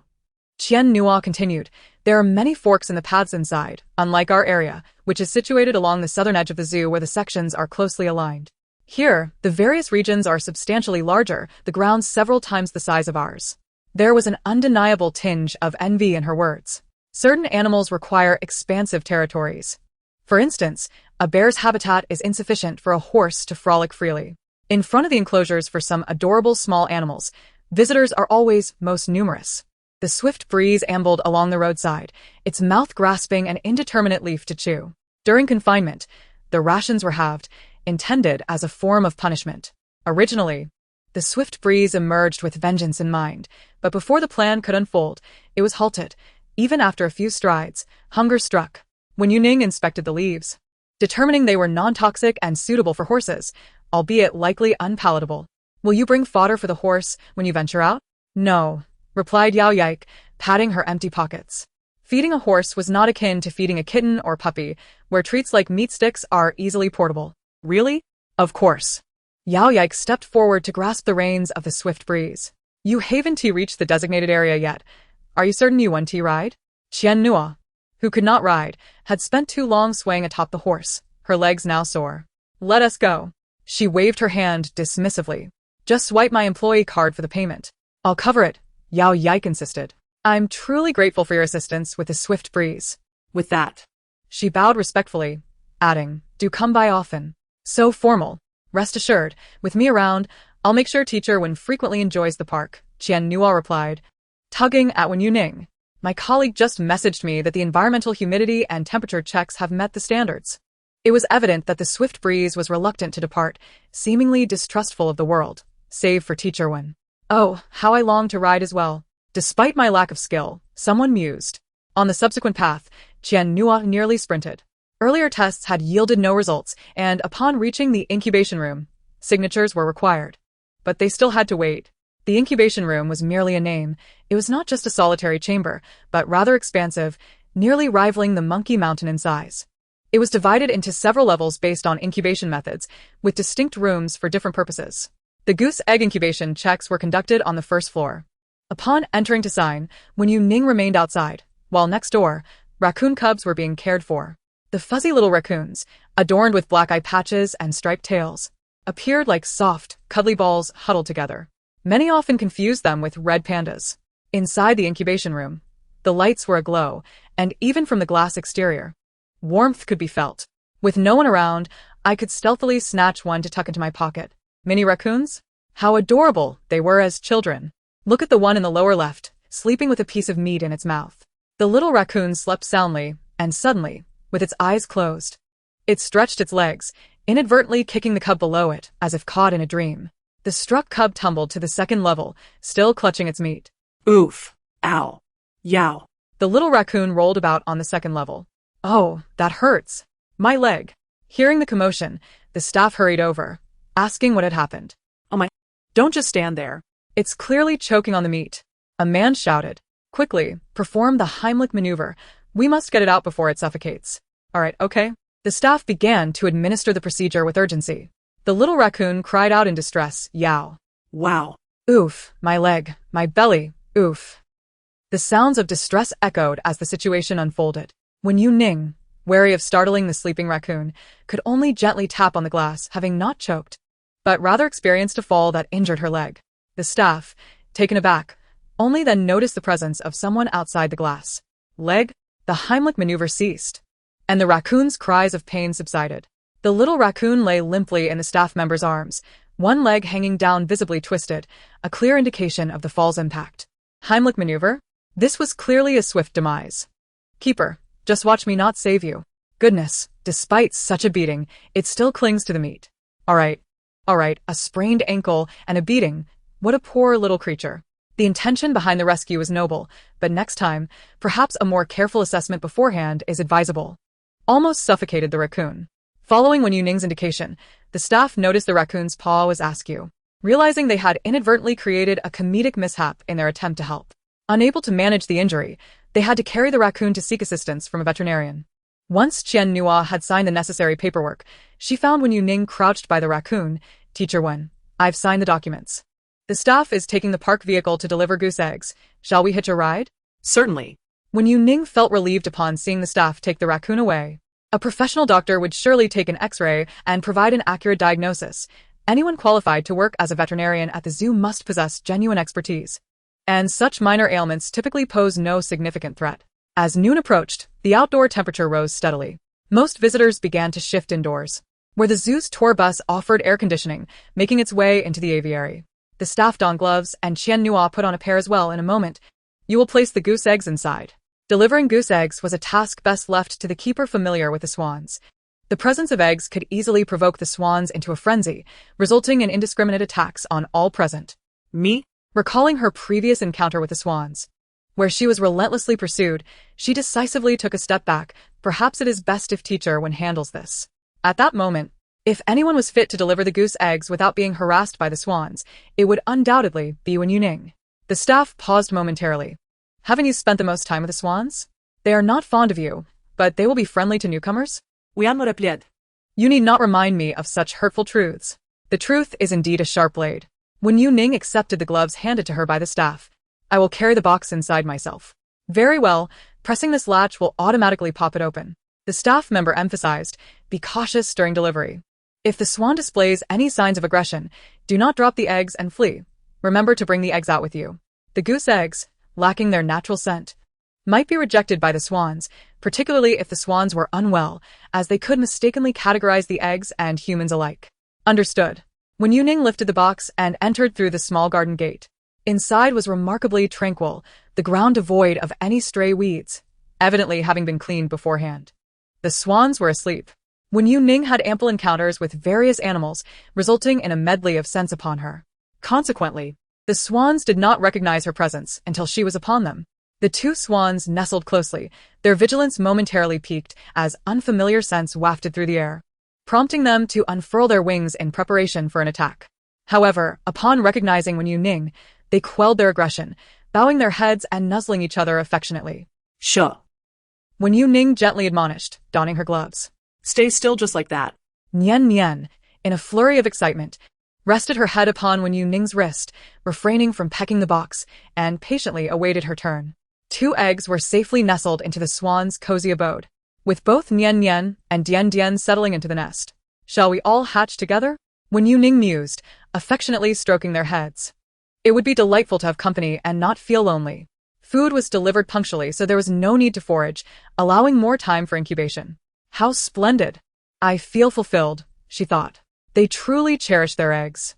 Meanwhile, Qian Nua, her eyes brimming with tenderness, was nearly moved to tears. "Why must you force conversation when there is nothing to say?" she exclaimed, striking the wall in frustration. "I'm not particularly eager to converse with you." The atmosphere was abruptly disrupted. Wen Youning emerged with the box, and the staff promptly took it from her without further ado. Qian Nua, teeth clenched, turned her gaze towards the swans. "Teacher Wen, if I enter now, will they still attack me?" "They won tea, but it's best not to get too close," Wen Youning advised, tilting her head as the swans craned their necks to observe the outside world. Go on in. "I'll accompany you." Qian Nua's concern for the swans was evident.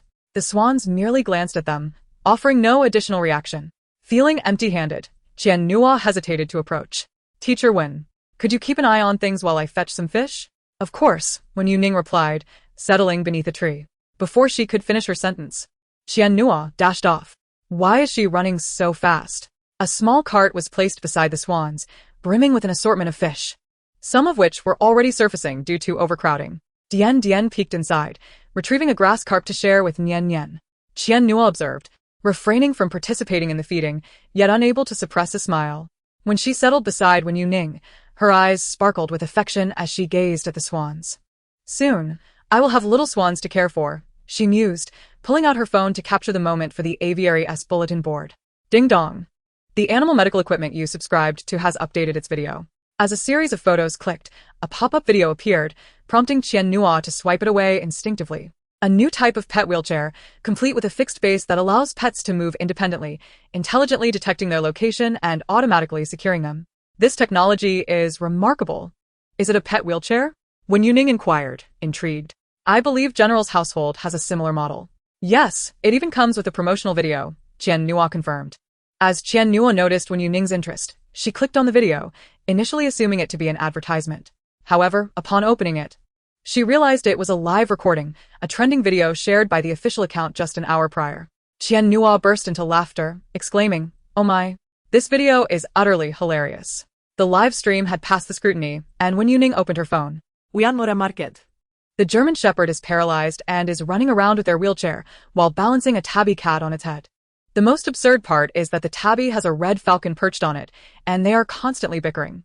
The German Shepherd is trying to mediate while rushing into the police station to report the incident. Haha, who came up with such a promotional video? It's just too ridiculous. The German Shepherd and the tabby cat do look somewhat familiar, and I think I've seen that falcon before. Wen Youning scrolled through the comments, her mind wandering. That is indeed a bit outrageous. Suddenly, her eyes widened in realization. Wait a minute.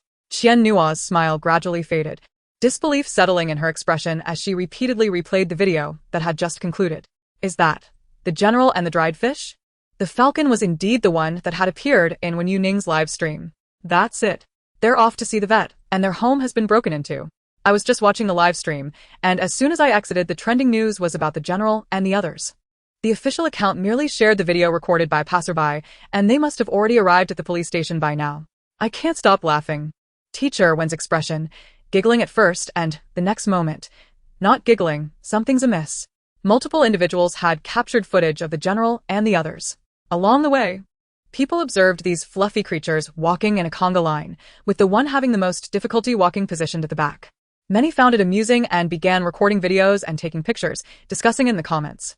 The background of the photos changed continuously until they ultimately captured the scene of the animals entering the police station. Well, that saves the trouble of reporting it. They went on their own. Qian Nua tentatively waved her hand in front of Wen Youning's eyes. Teacher Wen, are you alright? Just then, a call from Jin Chen popped up on her phone. Wen Youning quickly stood up and said, I need to head to the police station. I'll leave this to you. Qian Nua followed suit, intending to accompany her, but considering the disarray with the swan and the unattended fishing boxes scattered on the road, she hesitated before deciding to stay and finish her tasks. Alright, Teacher Wen, please be careful on your way. Don't rush. They are already at the police station, so they're quite safe. Wen Youning acknowledged and dashed out of the little garden. The audience immersed in the live stream were aware of the general's escapade with the dried fish and falcon, promptly exiting the stream to share the video. The chat inevitably mentioned Wen Youning's live stream, with some even directly posting, Animal Doctor Wen Youning, click to watch the live version. Parents were en route. It's fine. The police are there for protection, so they can't confront the children directly. The parents are so irresponsible. How could they leave the doors and windows unsecured? How did the paralyzed German Shepherd manage to escape? However, I recall Teacher Wen was live streaming when she left, right? She locked the door, and even double-locked it with the key. Hello, Wen Youning entered through the door of the police station. Wen Youning remarked, I am looking for Jin Chen. The female officer paused for a moment, then replied, Oh, you are here to collect those little creatures, aren't you? Brother Chun is in a meeting, please follow me. Thank you, Wen Youning responded. The officer led her into the lounge and inquired, Is that red falcon also under your care? I rescued it. Its wing was injured, Wen Youning explained. The officer nodded, comprehending the situation without probing further. Everyone is inside. I'll call Brother Chun as soon as he comes out. With work to attend to, the officer did not linger. Sister's here. Meow. Go greet her at the door. No way, meow. It's a trap for the falcon. The falcon won't fall for it. Does it look foolish? Meow. Go out and greet. Chirp. Only a fool would go. The red falcon and the tabby cat exchanged furious glares, and in the next moment, their attention shifted to the German Shepherd, who was engrossed in devouring dog food. The shepherd licked its nose and looked up with a bewildered expression. Huh? Inside. The sounds of whispered thoughts and the chatter of the little animals created a bustling atmosphere reminiscent of a vibrant market. As Wen Youning opened the door, the half-paralyzed German Shepherd struggled to prop itself up with its front paws, its eyes sparkling with joy, tongue out, barking enthusiastically. Initially vexed, Wen Youning felt a surge of anxiety at the danger of their sudden escape. Thankfully, they were on a busy street, and with the red falcon, a protected species, nearby, Curious passers-by were unlikely to act openly. However, the dense traffic added to her trepidation. Seeing the shepherd's silly grin made her both exasperated and amused. "General?" It took 2 steps back. The wheelchair couldn't turn, only move back and forth. It bumped against a table, then silently began to maneuver sideways, changing direction before dashing under the table, head towards the wall. With its head buried deep, it had effectively concealed itself. Teacher Wen must have a rather grim expression now, judging by how frightened the general looks. Clearly, the shepherd was not the mastermind of this escapade. Wen Youning shifted her gaze to the 2 culprits with a history of sneaking out. "Now, confess, who opened the door?"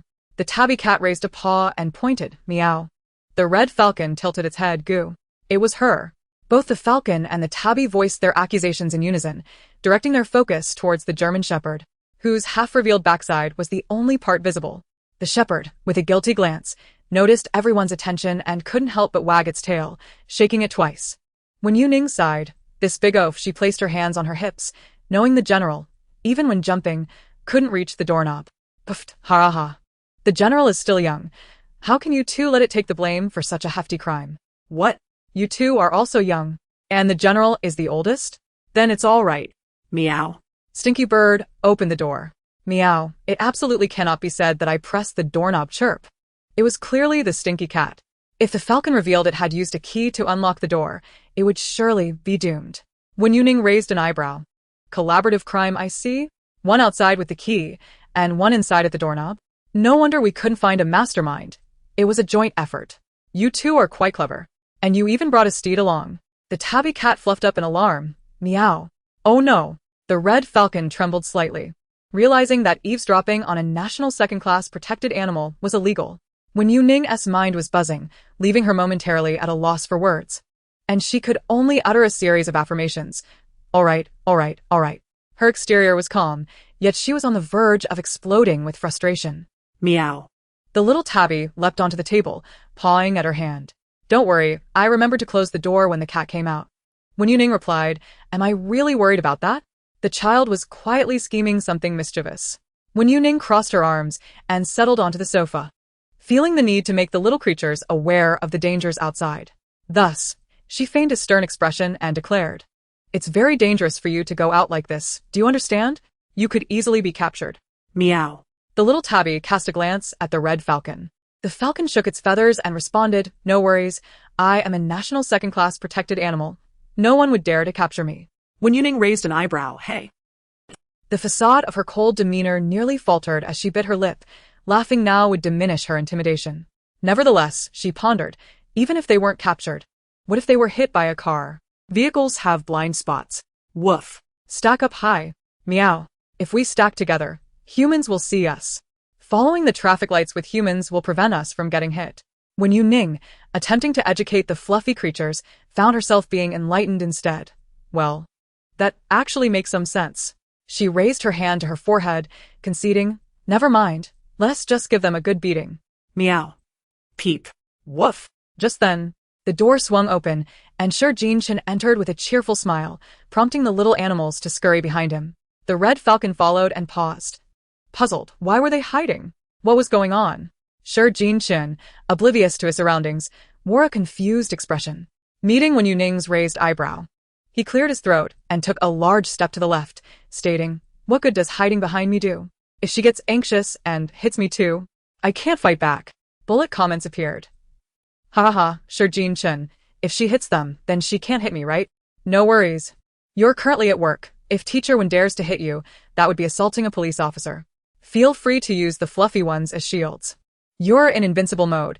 Just try to absorb as much damage as possible." Meow. The little tabby was the first to leap forward, snuggling into Wen Youning's arms, rolling and purring with an unusually sweet tone. Wen Youning coldly patted the kitten's head, thinking, "Do you think purring will save you from a beating?" Meow. The little tabby licked her fingertips, nuzzling vigorously against her wrist. This clingy behavior. The red falcon squinted, expressing its disdain. The sycophantic cat was at it again. It gracefully perched on Wen Youning's shoulder, tilting its head. Very hardcore. The soft down feathers atop the red falcon's head were plush, reminiscent of high-quality down from a winter jacket. The general squeezed out from behind Shi Jinchen, resting its head on Wen Youning's lap, emitting a soft whine. The little animals nestled against her, their eyes filled with a pitiful longing, reflecting only her image. Merely looking at them stirred an overwhelming sense of tenderness within her. Wen Youning's fingertips moved slightly, yet she resisted the urge to pet the cats, questioning, "Do you realize your mistake? The emphasis lies not on the process, but rather on the outcome. We must instill in the little creatures the understanding that wandering outside carelessly is both perilous and inappropriate." Meow. I comprehend my mistake. Woof. I, too, acknowledge my fault. The red falcon shook its feathers, chirping softly. I was wrong. Wen Youning inquired again, "Will you dare to do so next time?" Meow. I dare not. Indeed. As this inner voice emerged, the little tabby instantly bristled, promptly following with 2 meows. Of course, I wouldn't dare, meow. A patch to her own sentiments. The little tabby, in a flurry, attempted to charm her way out of the situation with playful antics. After all, there would be no next time permitted. Wen Youning placed her hand on the kitten's belly and declared, "Should there be a next time, you shall be punished. You will bathe twice a day." Meow. The little tabby's pupils dilated in sheer terror. For a kitten unafraid of the world, bathing is a profoundly frightening ordeal. The red falcon does not resent bathing, yet it despises having its wings wet. Flying becomes uncomfortable when damp, and if thoroughly soaked, it may find itself unable to take flight. Both fluffy creatures felt threatened, yet the general wagged its tail, barking. Good. The punishment struck the general's heart directly. General, is there such a delightful consequence? This is an absolute reward. Wen Youning playfully tugged at the German shepherd's ears, declaring a week of solely consuming dog food, forbidding all treats. Huh. The shepherd's smile vanished. Yet after a moment's contemplation, it rationalized that dog food could suffice. Wen Youning added, "The kind that Sir Jean Chen bought for you. Not my homemade pure meat diet." Woof. The shepherd's eyes widened, feeling as if the sky were collapsing. Sir Jean Chen observed the reactions of the little animals, sensing they had grasped the significance of this incident. When they came to find me, I was genuinely startled, believing you had brought them along, only to discover upon stepping outside that you were absent. Sir Jean Chen poured a cup of warm water. Perplexed as to how they managed to escape, I had just downloaded the home surveillance, but then suddenly had a meeting and have yet to review it. The surveillance was intended to keep a vigilant eye on the general's condition, considering he is a half-paralyzed dog and faces numerous inconveniences. Installing a camera was prudent. The general is quite clever and will seek assistance through the surveillance when necessary. Just today, encountering my own dog at the police station was indeed unexpected. Wen Youning remarked, the red falcon and the fish jerky collaborated to open the door. Huh. Sir Jean Chen initially assumed it was an issue with the lock. But upon hearing Wen Youning's words, he promptly opened the video. He was genuinely curious to see how the red falcon had managed to open the door. Adjusting the corridor's surveillance footage to the moment when Youning left, it was clear to see her locking the door with the key after turning it twice, then retrieving the key and placing it beneath the flower pot at the entrance. Usually the spare key is kept there.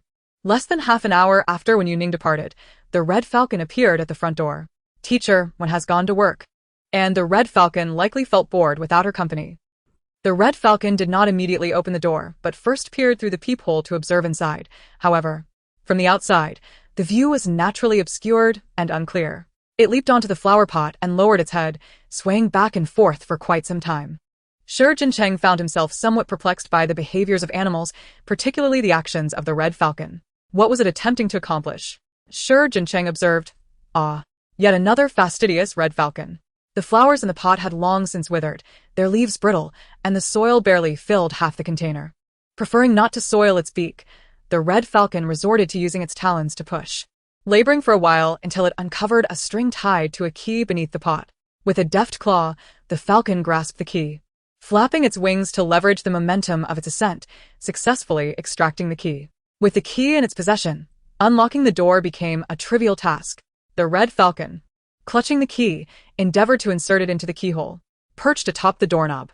It had ample time to experiment gradually until it found the correct angle to insert the key. The falcon had witnessed Wen Youning locking the door.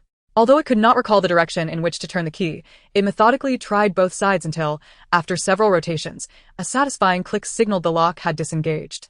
Inside, the tabby cat and the German shepherd had been vigilantly stationed at the door since they first heard the sounds from outside. In the video, after unlocking the door, the red falcon hopped twice on the doorknob, attempting to leverage its weight to depress it. Yet, despite its vigorous efforts, the doorknob remained steadfast. Just as the falcon was engaged in this contest of wills, the doorknob unexpectedly clicked downward. The falcon flinched, and as the door creaked open, it locked eyes with the tabby cat hanging from the inner doorknob. Ah, splendid. Everyone has chosen their forte, it seemed to convey. If even one of you were absent, this door would remain shut. The defense against the dog is no match for the cat, and even less so for the alliance of cat and falcon. Let us not overlook the general's efforts. The general has indeed played a pivotal role as a feline stepping stone, aiding the tabby in reaching the doorknob. The small creatures in the video engaged in a brief, hushed conspiracy, so quiet that even the surveillance could not capture their whispers. The general adeptly approached the rack holding the pet wheelchair, burrowing inside as the straps retracted automatically. Once properly secured in the wheelchair, it ventured forth with enthusiasm. Finally, the kitten nudged the door shut, ensuring it was tightly closed, and even carried the fallen key back to place it in the general's wheelchair pocket, simultaneously snatching a piece of dried fish from the pocket for itself. The movements were swift, and the intentions clear. Shi Jincheng remarked, "Not bad, not bad." Meow. Responded the tabby cat, the first to chime in. They had spent the entire morning frolicking outside. Wen Youning speculated that they must have come out to pursue their own interests, but given the distance to the zoo and the repeated admonitions against following the red falcon, they had redirected their efforts to play with Shi Jincheng instead. If only we could confine them to the lounge back at our place, Shi Jincheng sighed, lamenting that the lounge was borrowed from another colleague, or he would have truly liked to keep these little creatures around for amusement. Shi Jincheng expressed, "That recent case has been a headache. Perhaps observing these small animals could provide some relaxation." The topic was rather sensitive, prompting Wen Youning to temporarily mute the audio and video of the live stream. Wen Youning queried in confusion, "Isn't the person already apprehended?" There are two suspects involved in the robbery. One is Ying Yishui, who is hiding in the zoo, and the other is a local man named Yin Feng, who was implicated by Ying Yishui and apprehended the day after Ying's arrest. However, during the search of his residence, the stolen gold was not found. This man is orphaned and lacks any significant connections, with only a girlfriend who is closely related to him. Tracing this lead revealed that the girl's parents had reported her missing 3 days prior. Although they have apprehended a suspect, the gold remains elusive, and all leads have come to a standstill, indicating that this case still has a long way to go. Wen Youning asked, "Is this something we can discuss? Is it not confidential?" Shi Jincheng waved his hand, stating, "If we cannot extract any information today, we may need to offer a reward to the nearby residents for clues. This case has already dragged on for quite some time. There were no leads from home, but progress has been made since coming to the city. By the way, regarding the reward for Ying Yishui, I submitted it under your name." Shi Jincheng raised his chin slightly, affirming, "I can be trusted." Wen Youning was taken aback. "Oh? After all, you were the one who found him. I am not the kind of person who seeks to take credit for others' work. What is rightfully yours should remain so. Just wait for your reward." Although Wen Youning had initially pursued the matter for personal reasons, she ultimately assisted the police in capturing Ying Yishui, and a reward was indeed fitting. A smile played on her lips. "All right, I look forward to your good news." The hawk perched on her shoulder, while the little tabby cat nestled in her arms refused to budge. Jiang Jun glanced around, realizing he was the only one left on the ground. He tilted his head, raising a paw in an attempt to join in the excitement. Woof. Wen Youning, already burdened with 2 fluffy companions, remarked, "You are too large. Let us step outside." Jiang Jun wagged his tail but, seeing he could not leap up, resigned himself to the situation. All right. Shi Jincheng followed her outside, mentioning, "I might be late tonight. I have another meeting regarding this case."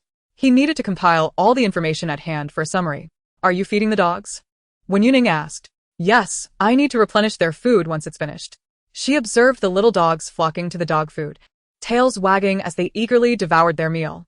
Jiang Jun had a pleasant disposition, wanting to join his kindred spirits in their feast. "You have already eaten quite enough." Wen Youning recalled the bowl of dog food in the lounge, gently patting Jiang Jun's belly. "No more for you." Shi Jincheng squatted down, petting a black and white dog. "The last time I came here, there weren't this many stray dogs. I wonder if they have word among themselves that there is food here. 1 tells 10, and 10 tells 100, and they all come. By the way, why don't you film them in the live stream to help find them a home? It is not ideal to let them roam freely like this. If we can find a reliable adopter, it would provide these little ones with a warm home. As long as you all agree." Wen Youning recorded individual videos of the puppies, intending to post them on her homepage, making it clear for potential adopters. Woof. Woof. A white puppy growled protectively over its food, but upon realizing Wen Youning was unresponsive, it turned back to resume eating. Do humans enjoy this too? In truth, this was not the most delectable food. The best treats were given by Sister Bai. Do not compete with the dog for food. Wen Youning captured a close-up of the clever little creature, Sister Bai. You know surnames too. Wang. It's the sister in white clothes. Just like Wang. Wang. The little white dog, who had been bowing its head to eat, suddenly looked up in a daze at the not-so-distant Wen Youning. Gently patting the surprised pup's head, Wen Youning stood up and said, I've taken enough photos. I'll select and send them for adoption. Shi Jin-chen crouched down, bidding farewell to the general and their father. Wang. On the way home, Wen Youning encountered more than one person pulling out their phones to take pictures. The primary reason was that these three little animals were simply too eye-catching. The video promotions traffic pool prioritized close-up shots, making it highly likely for those living nearby to come across the videos. Top tier, absolutely top tier. If I were there, I would have filmed too. By the way, is Hong Shun really not going to give it a name? No, sister, giving it a name changes everything. That would truly be a punishment. After a morning full of excitement, aside from Hong Shun, who had kept its paws off the ground the entire time, the little tabby and the German shepherd had to wipe their paws before entering the house. Otherwise, they would leave a trail of dusty paw prints. The little tabby hardly walked, spending most of its time on the German shepherd, yet it was still made to have its paws wiped by Wen Youning. Meow. Protested the little tabby. Meow. No baths. Just a wipe. Wen Youning gently rubbed the little caddis paws. All right, go play. The little tabby eagerly dashed off, seeking a spot it deemed safe to groom its paws. Humph. Wen Youning assisted the general in dismantling the wheelchair, massaging the areas where it had been restrained, leaving marks on its fur. The general lay comfortably on the sofa, softly murmuring contentedly.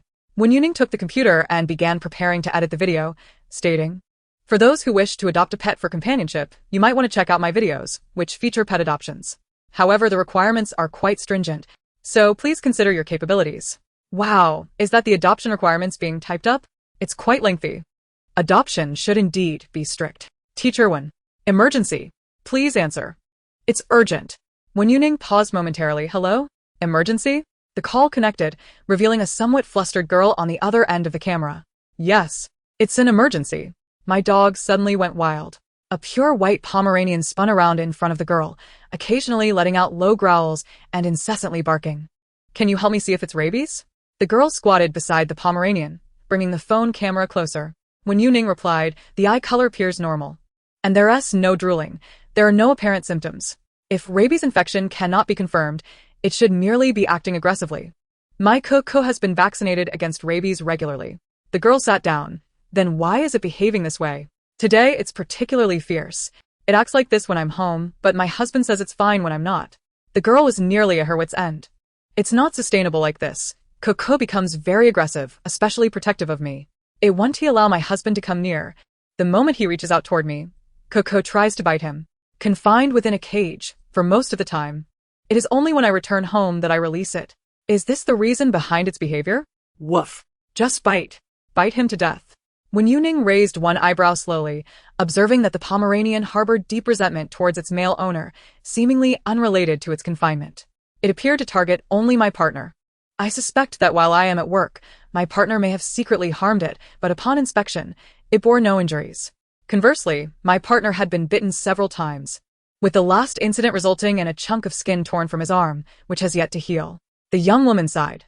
I cannot ascertain if Coco has been mistreated, as I see no visible wounds, but the presence of Coco has caused quite the uproar in my home, leading to constant quarrels with my husband. If Coco's initial demeanor towards your partner was amicable but has recently turned aggressive, then there might be undisclosed events at play. Wen Youning turned her gaze towards Coco. Coco? Did he hurt you? Woof. Him? The little Pomeranian scoffed, declaring that it could easily take on 10 such feeble creatures. One comes and one bites. The little Pomeranian refused to let the male owner approach. Could it be that the male owner is abusive? Yes. Upon witnessing his owner being attacked, the little Pomeranian is defending its master. I still suspect that the male owner has been secretly tormenting the small dog, perhaps by pricking it with a needle or giving it a kick, leaving no visible marks, yet causing the Pomeranian to feel pain. Speculation ran rampant in the comments. Wen Youning inquired, why would you bite him? Woof. What business is it of yours? Meddling stranger. Ask again, and I shall bite you too. Stinking human, lying on my mother's bed with others, I will bite him to death. Wen Youning was taken aback. This? Teacher Wen? The girl hesitated, raising her hand before the camera, questioning if she had discovered something significant. What was Kuku thinking? Carefully choosing her words to avoid being banned from the live stream, she was about to speak when a man's voice interrupted from off-screen. Lan Yuxian, what are you doing? What is this? Treating a dog? Are you out of your mind? Upon noticing the title of the live stream, the man expressed his disbelief. What is the point of treating it now? It's clearly rabid. You should hurry and take it to the veterinary hospital for euthanasia. Count how many times it has bitten you in the past half-month. Lani Usuan, pressing down on the bearing Pomeranian with one hand while holding up her phone with the other, retorted, Hey, stop causing trouble. We're live. So many people are watching. I fought hard to secure this emergency appointment. If you ruin it for me, I will hold you accountable. What? The man's face came into view, incredulous. You're paying someone to connect with the animal for treatment? Are you out of your mind? How much is this costing? Lan Yuxian, clearly irritated, replied, Just get out of my way. You're so annoying. I'm treating Kuku, not for you. Woof. The Pomeranian, sensing the man's approach, attempted to bite him again. Perhaps due to having been bitten frequently, the man had gained some experience, swiftly dodging the attack. Enraged, he gritted his teeth. Mad dog. Truly mad. Mind reading and treatment, it's all just a gimmick. All a ruse to deceive dim-witted fools like you. He pointed at the woman, seething as he watched his money fly away, lamenting how painful it was to spend so much. This is less worthwhile than tossing money into the water and listening to the splash. Wen Youning stated earnestly, I have discerned the innermost thoughts of the little Pomeranian. Would you care to listen? Upon hearing this, the man chuckled derisively, as if to say, Go ahead. No one is stopping you. But let it be known. If I find your claims to be unfounded, you shall reimburse me. Get lost. Teacher one, ignore him and just proceed. This money is from my own salary and has nothing to do with him. I need not refund it. Wan Yuxian had taken the Pomeranian to a different location for its safety, only to have this man return to the live stream and boast shamelessly. What a spendthrift. Is your salary not my money? The man retorted, brandishing his phone. Go on, I'm all ears. I am curious to see what you can fabricate. Wen Youning pondered for a moment, deciding to first absolve herself of any responsibility. She cautioned, this revelation may not bode well for you, as it could touch upon your privacy. Are you certain you wish for me to disclose it in the live stream? With a scoff, the man found amusement in her words. Is this a joke? Afraid I might demand a refund, and thus remain silent? Unfazed, Wen Youning calmly affirmed, First, you must acknowledge that whatever I am about to say is with your consent, permissible to be shared before an audience of 200,000 in the live stream. Fine. I confirm. Whatever you say is authorized by me. Is that clear? The man crossed his arms, eager to hear more. Wen Youning replied coolly, You brought another woman to your home, lying in the mistress's bed, witnessed by the Pomeranian. The barrage of comments erupted. For a moment, I even doubted my own hearing. There's more to this. The man's countenance shifted from pale to ashen, his expression fluctuating as he opened and closed his mouth, seemingly attempting to articulate something, yet failing to utter a single word after a prolonged display of false bravado. Meanwhile, the Pomeranian appeared to have found its voice, barking energetically woof, woof, woof. Not only that, he has done this twice. If I weren't trapped in this cage, I would surely bite him. I would tear him apart. The Pomeranian only barks at him when you are present, perceiving him as filthy and unworthy of proximity. Wen Youning interpreted the Pomeranian's psyche, noting that in a tussle, if your beloved were to truly unleash their wrath, they would certainly prevail. Thus, the Pomeranian acts fiercely in your presence, but retreats when you are away. Woof. Speak. You filthy man, confess. Han Tianha, Who had transitioned from panic to a semblance of calm, retorted, Do not take everything at face value. The internet is rife with sensationalism, not reality. Why do you treat it as gospel? His jaw clenched tightly, he insisted. Just because she claims it, does that mean it's true? Wen Youning rested her chin thoughtfully upon her hand and inquired, upon noticing the Pomeranian's unusual behavior, Did you not consider installing surveillance to observe? I had considered it. But my husband said that surveillance cameras are unsafe and susceptible to hacking, which could expose personal information. The woman lamented, regretting she had listened to his excuses. Wishing she had simply installed one in secret. Enough of this. Let's discard such superstitions and report it. The man, now slightly irked, raised his hand to end the live stream. Woof. Wen Youning tapped the screen with her fingertips, reminding the woman, who was grappling with Han Tianhao for his phone now, Open the wardrobe. Wan Yuxuan snatched the phone with fervor, pointing an accusatory finger at the man, declaring, If I discover any discrepancies, your fate is sealed. With that, she opened the wardrobe, wielding the phone to scan from top to bottom. Wen Youning, listening to the silent musings of the Pomeranian, remarked, "The black dress stacked on the left side of your wardrobe. If you turn it inside out and examine the neckline, you'll find an unmistakable kiss mark." Wan Yuxuan gasped in disbelief. "This is becoming increasingly thrilling," she exclaimed. "Look at that man's face. Green as the pickled cucumbers my grandmother makes. What a disgrace." She added, "That scoundrel, having been reprimanded by the little dog." With a swift motion, Wan Yuxuan shook out the dress and, following Wen Youning's guidance, uncovered a perfectly intact lipstick imprint. This was no mere accidental smudge. The mark was too pristine. Anti-anaus complexion palat instantly. How could this be? Where did it come from? Why did a complete stranger know about this dress? His expression shifted dramatically, and in the next moment, he received a sharp slap, delivered perfectly by the Pomeranian. Who would have guessed that the seemingly docile Pomeranian, trapped in a cage, was merely biding its time? With a huff, the Pomeranian exhaled.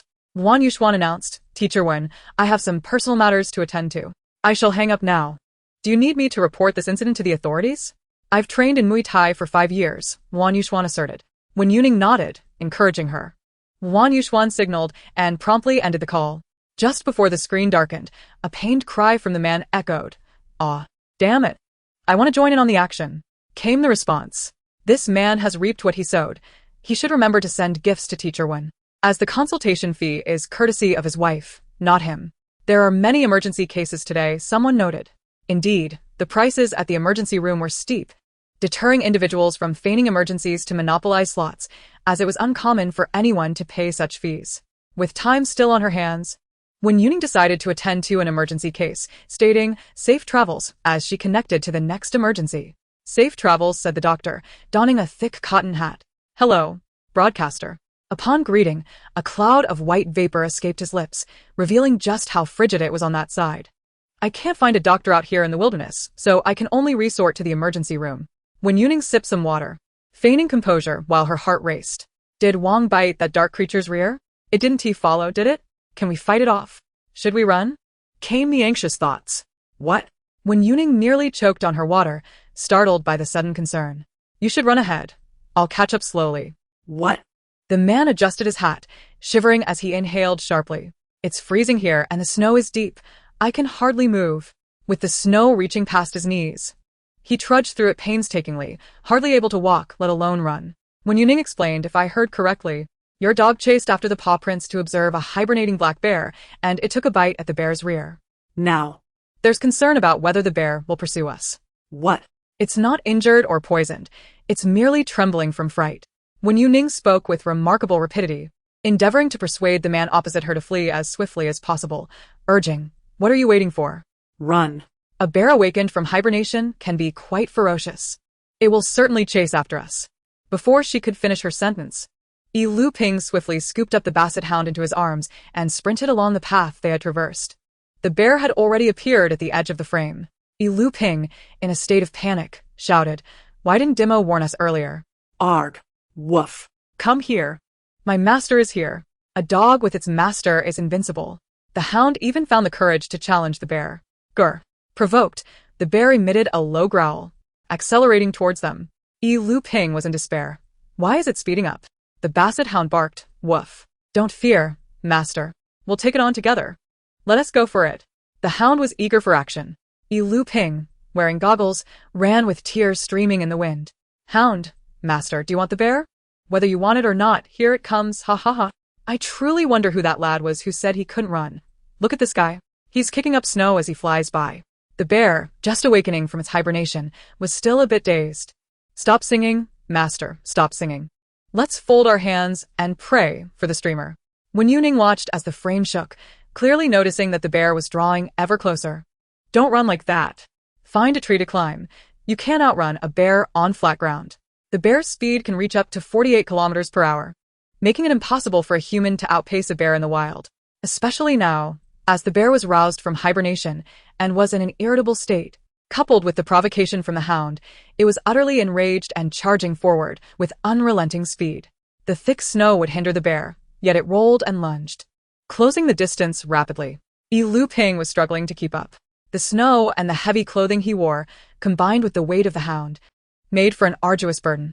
Panting heavily, Lu Ping clearly had no time to respond to Wen Youning's words. If the phone connected to the live stream weren't hanging from his chest, it would have surely been flung away during his escape. Woof. Is it not going to catch up? Useless. The bear roared in fury. Wen Youning advised, cover the hound's mouth. It can reduce the bear's anger by 30%. Lu Ping, amidst the chaos, turned with the hound facing forward. Woof. Turn around. Let us confront it head-on. Are you afraid? Lu Ping, unable to comprehend, could only guess at the critical role his beloved canine played in this chase. He tilted his head back, exasperated, and shouted, "Stop talking already. I'm truly worried that if the bear gains momentum, we'll be unable to keep up and will lose hope. Daniel, hurry." Before them, a glimmer of hope appeared, prompting a loud exclamation of relief. Meanwhile, the hand that did not hold the hound waved vigorously. There's a bear. The camera, in disarray, failed to capture any figures, yet the unmistakable sound of a bullet being chambered resonated clearly. Upon hearing that sound, I felt a wave of reassurance wash over me. So it turns out, I possess a tranquilizer for carbon-based life forms. I thought, how could one dare to flee without some genuine skill? Outside the frame, gunshots rang out in the air, not intended to harm the black bear, but merely the sound was sufficient to pacify it. The basset hound wagged its tail, peering out from the car door, but the bear was nowhere in sight. Stay calm now. The relief was palpable, as even the strength to speak had nearly evaporated. Holding the basset hound back from running amok, they narrowly escaped what could have been a fatal encounter. The journey had left them drenched in sweat, and, due to oxygen deprivation, their vision blurred. They reflected, "Thank goodness I opted for an emergency service." It was not the dog that was anxious, but rather, it was they who were truly on edge. This expenditure was truly worthwhile. Had we lingered any longer and encountered the bear, there would have been no room left to flee. One swift charge from the bear would have left me prostrate. If not for the consideration of the treacherous snow, which prompted them to seek the company of a roommate armed for safety, they might have met their end that day. Whether caught while fleeing or engaged in a desperate struggle against the bear, there would be no escape. Woof. The basset hound licked its nose. It was not intentional. A rabbit burrowed into the snow, and the hound followed suit, nipping at it, having been momentarily distracted. As they distanced themselves from danger, Wen Youning breathed a sigh of relief, reminding herself to remain cautious in the wild. "Thank you, Teacher Wen, for saving both my dog's life and my own." In front of the camera, she clasped her hands together in gratitude, momentarily encountering the source of the trouble. Ending the live stream, Wen Youning poured herself a bit more hot water into her teacup. Woof. The general had appeared behind her at some point, his eyes gleaming as he fixated on the live broadcast. "So cool, woof. I want to join." Wen Youning quickly covered the general's eyes. "No. Please don't." Who could withstand such a sight? She resumed her writing, opening an unfinished document, adding every conceivable issue that came to mind. The general scurried about, his front paws gliding effortlessly across the smooth floor, his paralyzed hindquarters posing no hindrance to his movement. He approached the wheelchair, lifting his head to nudge it, attempting to don it. "Oh, General, even with the wheelchair, you wouldn't stand a chance against a black bear." Wen Youning lifted the general, weighing him thoughtfully. You've gained quite a bit of weight." "What? Does the general wish to confront the bear?" "Ha. If you charged at the bear, it wouldn't even notice you." "What is this? No bullying the little dog." Crash. Clang. Crash. Meow. The little tabby stood before the food bowl, persistently pawing at it. Wen Youning inquired, "Are you hungry?" It was not yet feeding time. Perhaps after a long day outdoors, the little one had burned through its energy more quickly than usual. The excess meat purchased earlier was intended for preparing homemade cat food for the tabby, as well as for her own meals. Originally, there was enough food to last for quite some time, but as the number of small animals at home continued to increase, a considerable amount of the homemade feed was given away. The household stock quickly dwindled. Wen Youning first prepared a meal for the little creatures, rummaging through the remaining meat, managing to make another pot. Cooked meat and jerky were divided into 2 plates. As Wen Youning emerged from the kitchen with lunch ready, the little tabby was grooming the general. "Come on, it's time to eat." Meow. "I'm all tangled up. Is your fur not smooth?" Wen Youning set the dining plates down and said, "I'll brush it later. You come and eat first." "It's caught on my tongue." In the feline world, it is customary for the superior to groom the subordinate, and grooming the household pet signifies a display of status. However, given the German Shepherd's size, When the general lay on its side, the little tabby might trip while standing on its belly, possibly getting lost trying to stand back up. Grooming would indeed be a monumental task. Haha, I might run out of saliva. The little tabby pondered, perhaps I should abandon this superior status. Grooming once a day is exhausting. Meow is here. The eager little kitten rushed forward first. Aside from the German Shepherd's bowl, which received a large gnawing bone, all the food was the same. Wen Youning lifted the wheelchair, and upon hearing the familiar clattering, the German Shepherd's ears perked up. Don't go out to play. Just enjoy your meal. Wen Youning intended to place it elsewhere, as the household pets often collided with it during their playful antics. The German Shepherd, chewing on its meat, appeared somewhat forlorn. Puppies love to play outside, running and frolicking, and outgoing pups enjoy making friends with other dogs, often remaining cheerful even when confronted by unfamiliar pups. Strictly speaking, today marked the first true outing for the general since its injury. Wen Youning patted the general's back, saying, "Finish your meal. I'll take you out when it cools down a bit." Woof. Okay. Wen Youning cooked a bowl of noodles, opened the document she had just edited, and began to check it while slowly eating. For a moment, the room was utterly silent, with not even the sound of wind. Only the subtle sounds of swallowing and chewing. Wen Youning's eyes curved as she watched the fluffy creatures engrossed in their meal. Look how adorable they are. So neatly arranged, it makes one want to poke them. I can't even imagine how beautiful it would be to dive in among them. Coward, I dare to imagine. The fluffies at Teacher Wen's place are truly appreciative. I painstakingly prepared the meat and vegetables, only for my cat to sniff and walk away. Wen Youning took a sip of the noodle broth and set down her bowl and chopsticks. Perhaps they don't like offal. The crushed offal in the homemade feed acts as a natural attractant. If the cats and dogs are not fond of it, we could try adjusting the recipe slightly. Every cat has its unique taste. We should increase the amount of their preferred meat and use the others as supplementary ingredients. The little tabby, having finished its meal, jumped to Wen Youning's side to lick its paws and wash its face, its belly round and full. Wen Youning extended her hand, her palm resting gently upon the plump little belly, while the small tabby cat placed its paws upon the back of her hand, grooming itself in the interim. Is there anyone else who wishes to join the live stream? Let us pause for now. As the popularity of the stream surged, the price for paid interactions also escalated correspondingly. The entry fee effectively barred those who sought to provoke or instigate trouble. As per the usual protocol, she connected with the first request to join, which was from Shan Shui. Did I actually get in? The girl's voice, brimming with excitement, echoed through the speaker. Haha, I'm on a roll. Wen Youning replied, hold on a moment while I set up the video. There was no rush. She lifted the small tabby onto her lap, opened the drawer beneath the coffee table, revealing an assortment of pet toys. After rummaging through, she retrieved a comb buried beneath the clutter and began to groom the tabby cat. Shan Shui's voice came through first, and the visuals gradually sharpened. This seems to be working now. The girl's wide, doe-like eyes sparkled with joy, her smile radiating vitality. Look, Teacher Wen. This is my little piggy. She displayed a 3-year-old French lop rabbit, its pure white fur only interrupted by a small patch of black on its nose, resembling a fluffy cloud of cotton candy. The rabbit, still adorably nibbling with its 3-part mouth, appeared to be munching on nothing in particular.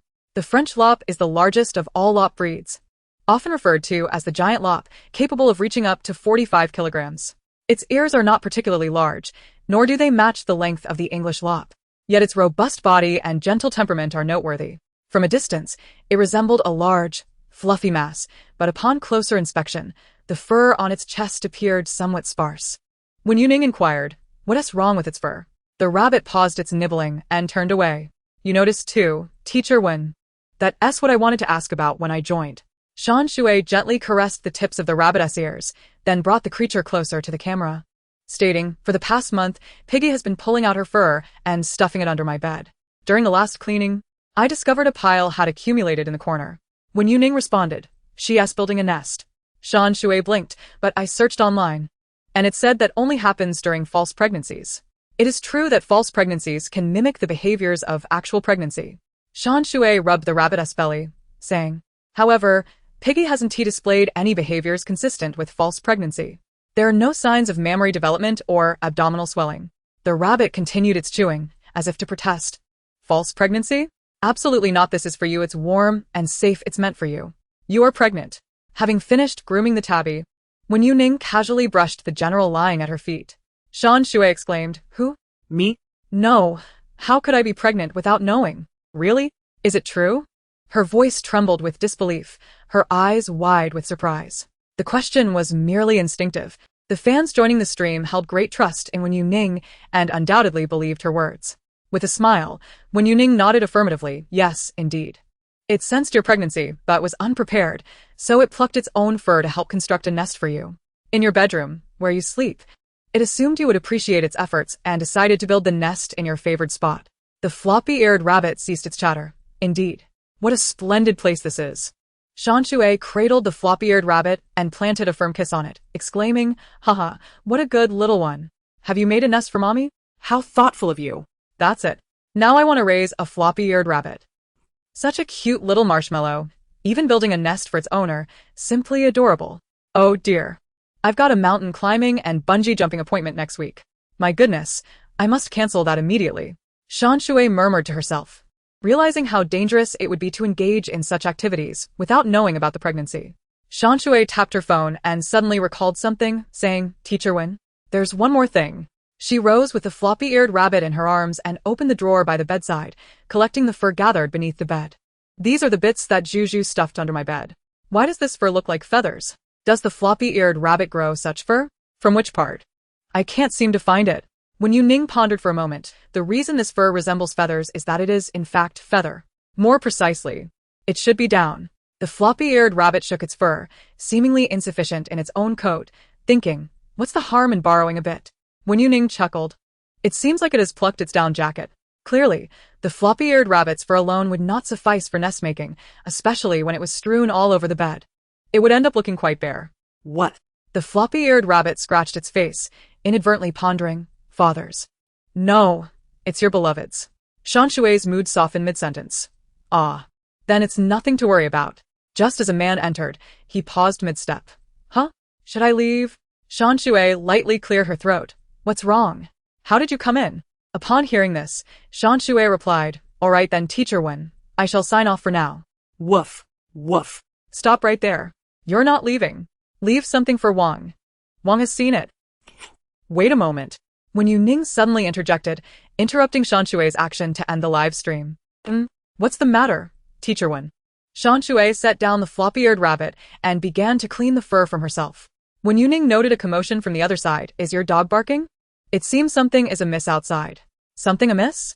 What happened? Shan Shui, puzzled, stepped outside with her phone, glancing at the living room where everything appeared normal. The dog hadn't caused a ruckus. Come here, Pai Pai, let Teacher Wen have a look. The 5-year-old Labrador looked at its owner, but did not rush over, as usual. Instead, it stood guard in front of Andy, barking woof. Pai Pai, what's wrong? Why so fierce all of a sudden? Shan Shui called, come on. Don't block Auntie S way. Oh dear, Xiao Shui, look at the dog you've raised. Its temperament is so unpredictable. I'm genuinely afraid it might bite me. Auntie, dragging her suitcase, attempted to nudge Pai Pai with her foot. Auntie, please don't touch it. Shan Shui frowned, feeling it inappropriate to say much as an elder. She directly stood in front of Pai Pai to shield it. Auntie pursed her lips, observing how you protect it as if it were a precious gem. A mere kick won't cause any harm. I overheard your discussion about pregnancy earlier. Having a dog while pregnant is not advisable. It's detrimental to the child. You should part ways with it sooner rather than later. Shan Shui rolled her eyes in exasperation and retorted, what is so wrong with it? Please refrain from imposing your antiquated beliefs upon my household. Even if I were to part with you, I would never abandon Pippi. ISN T nearly 2025? Who still insists that pregnancy and pet ownership are incompatible. Although Auntie S' appearance remains unseen, her voice undoubtedly carries a sharpness that one must avoid provoking, especially when dealing with a pregnant woman. Auntie, taken aback by the younger generation's rebuttal, frowned slightly. Fine, you young people have your own ideas. I am simply an old woman who has become burdensome. I shall take my leave. Upon hearing this, Pippi became animated, barking excitedly. The suitcase. Wen Youning chimed in, Shan Shui, your aunt must have hidden something in her suitcase. Shan Shui's hand trembled. The suitcase? She cast her gaze downward at the black travel case beside Auntie.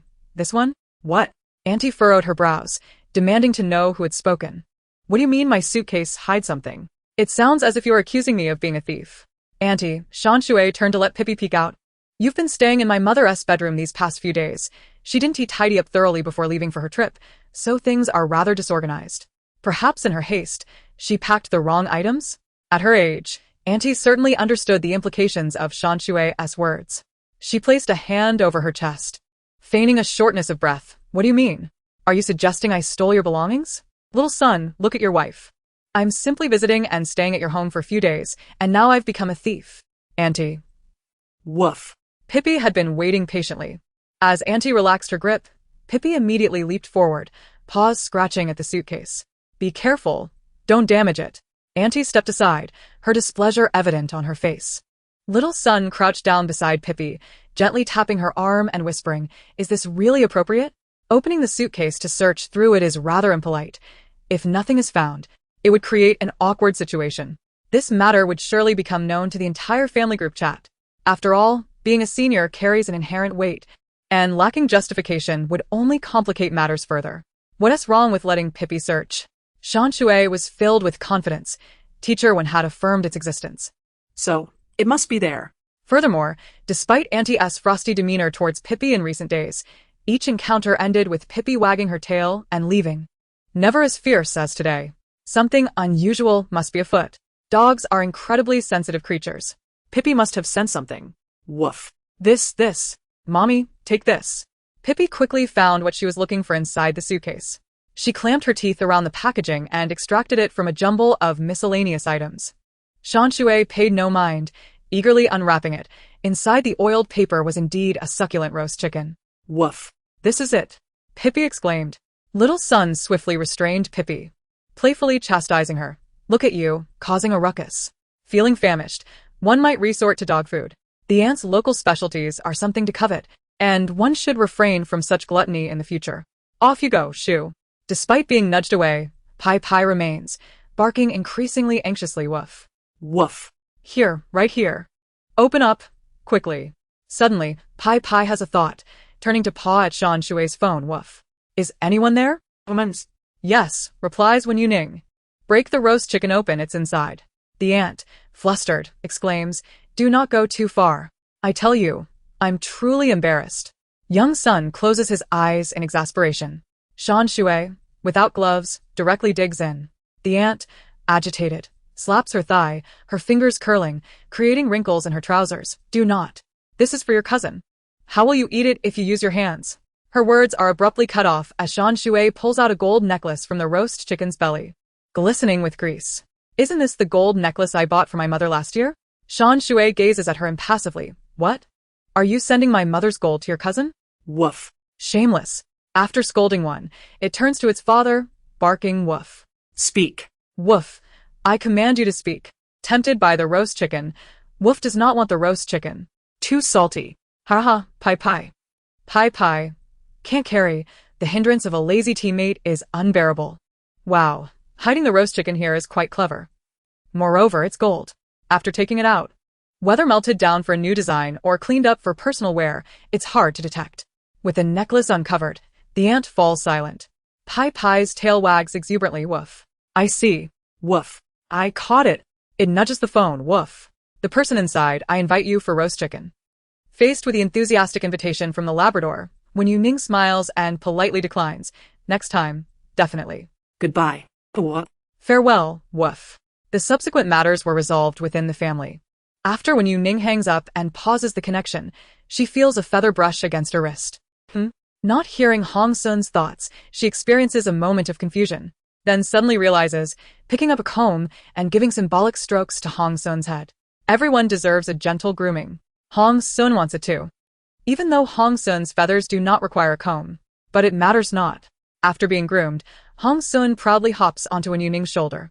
The sky is painted with rosy hues, and the warm orange sunlight dances with a cool breeze.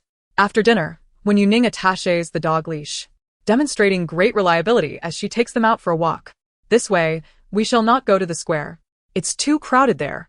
Guiding the general around the cobblestone path, the wheelchair claims to traverse any uneven surface, yet the bumpy cobblestones are still uncomfortable.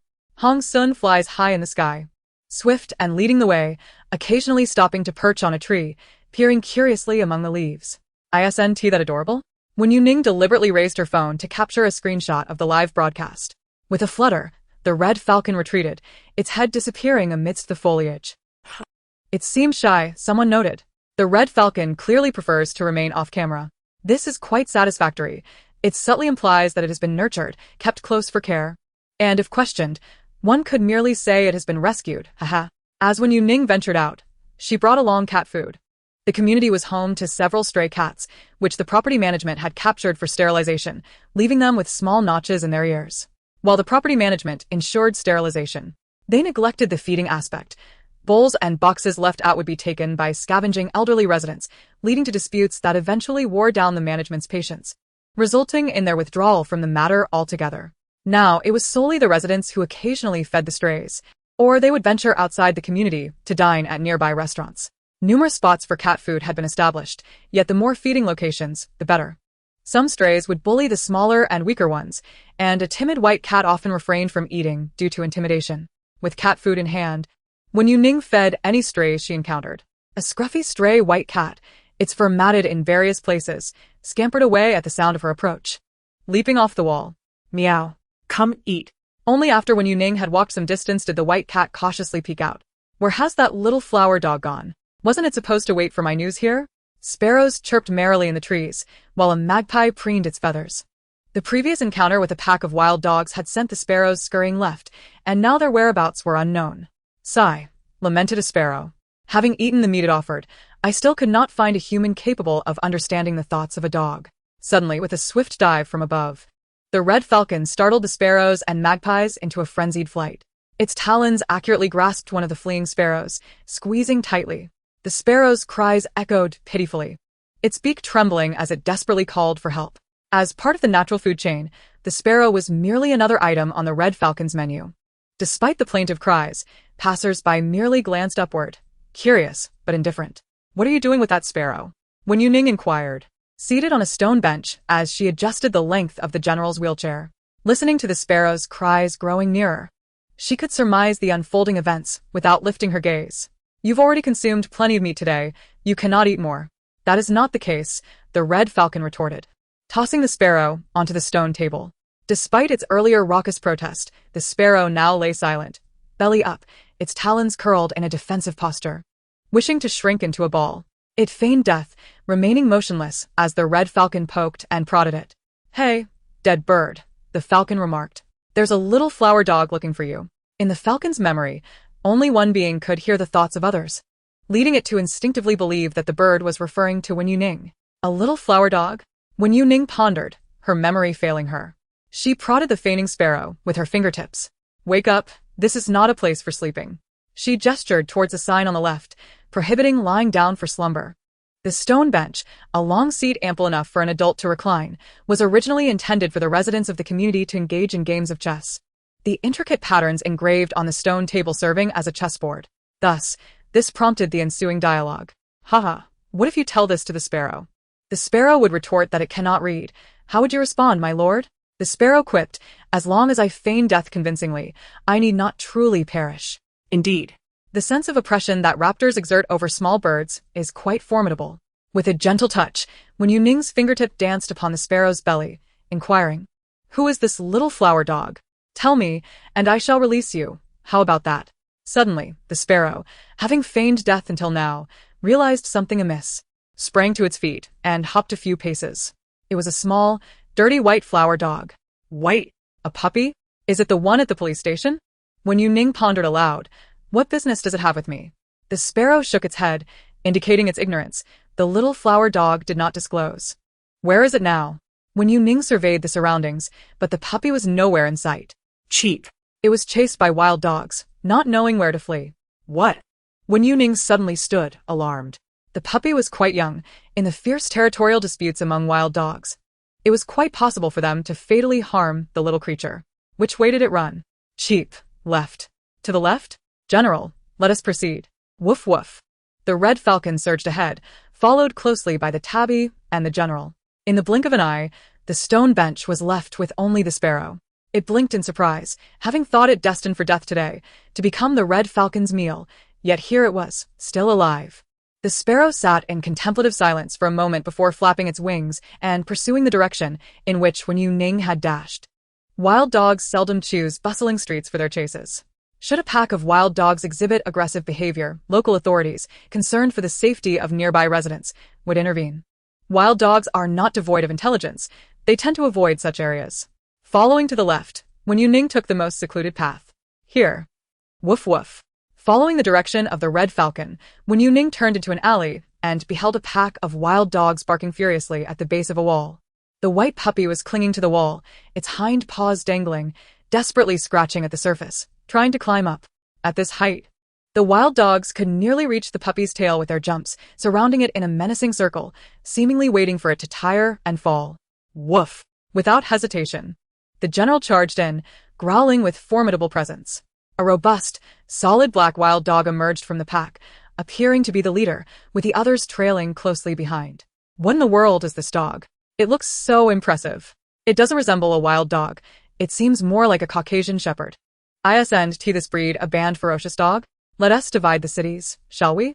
I recall that both the city and the neighboring one do not prohibit ownership, only forbidding Tibetan mastiffs.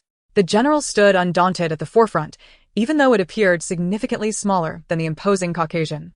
Wen Youning shielded her fluffy companions behind her, hoping to avert any potential conflict.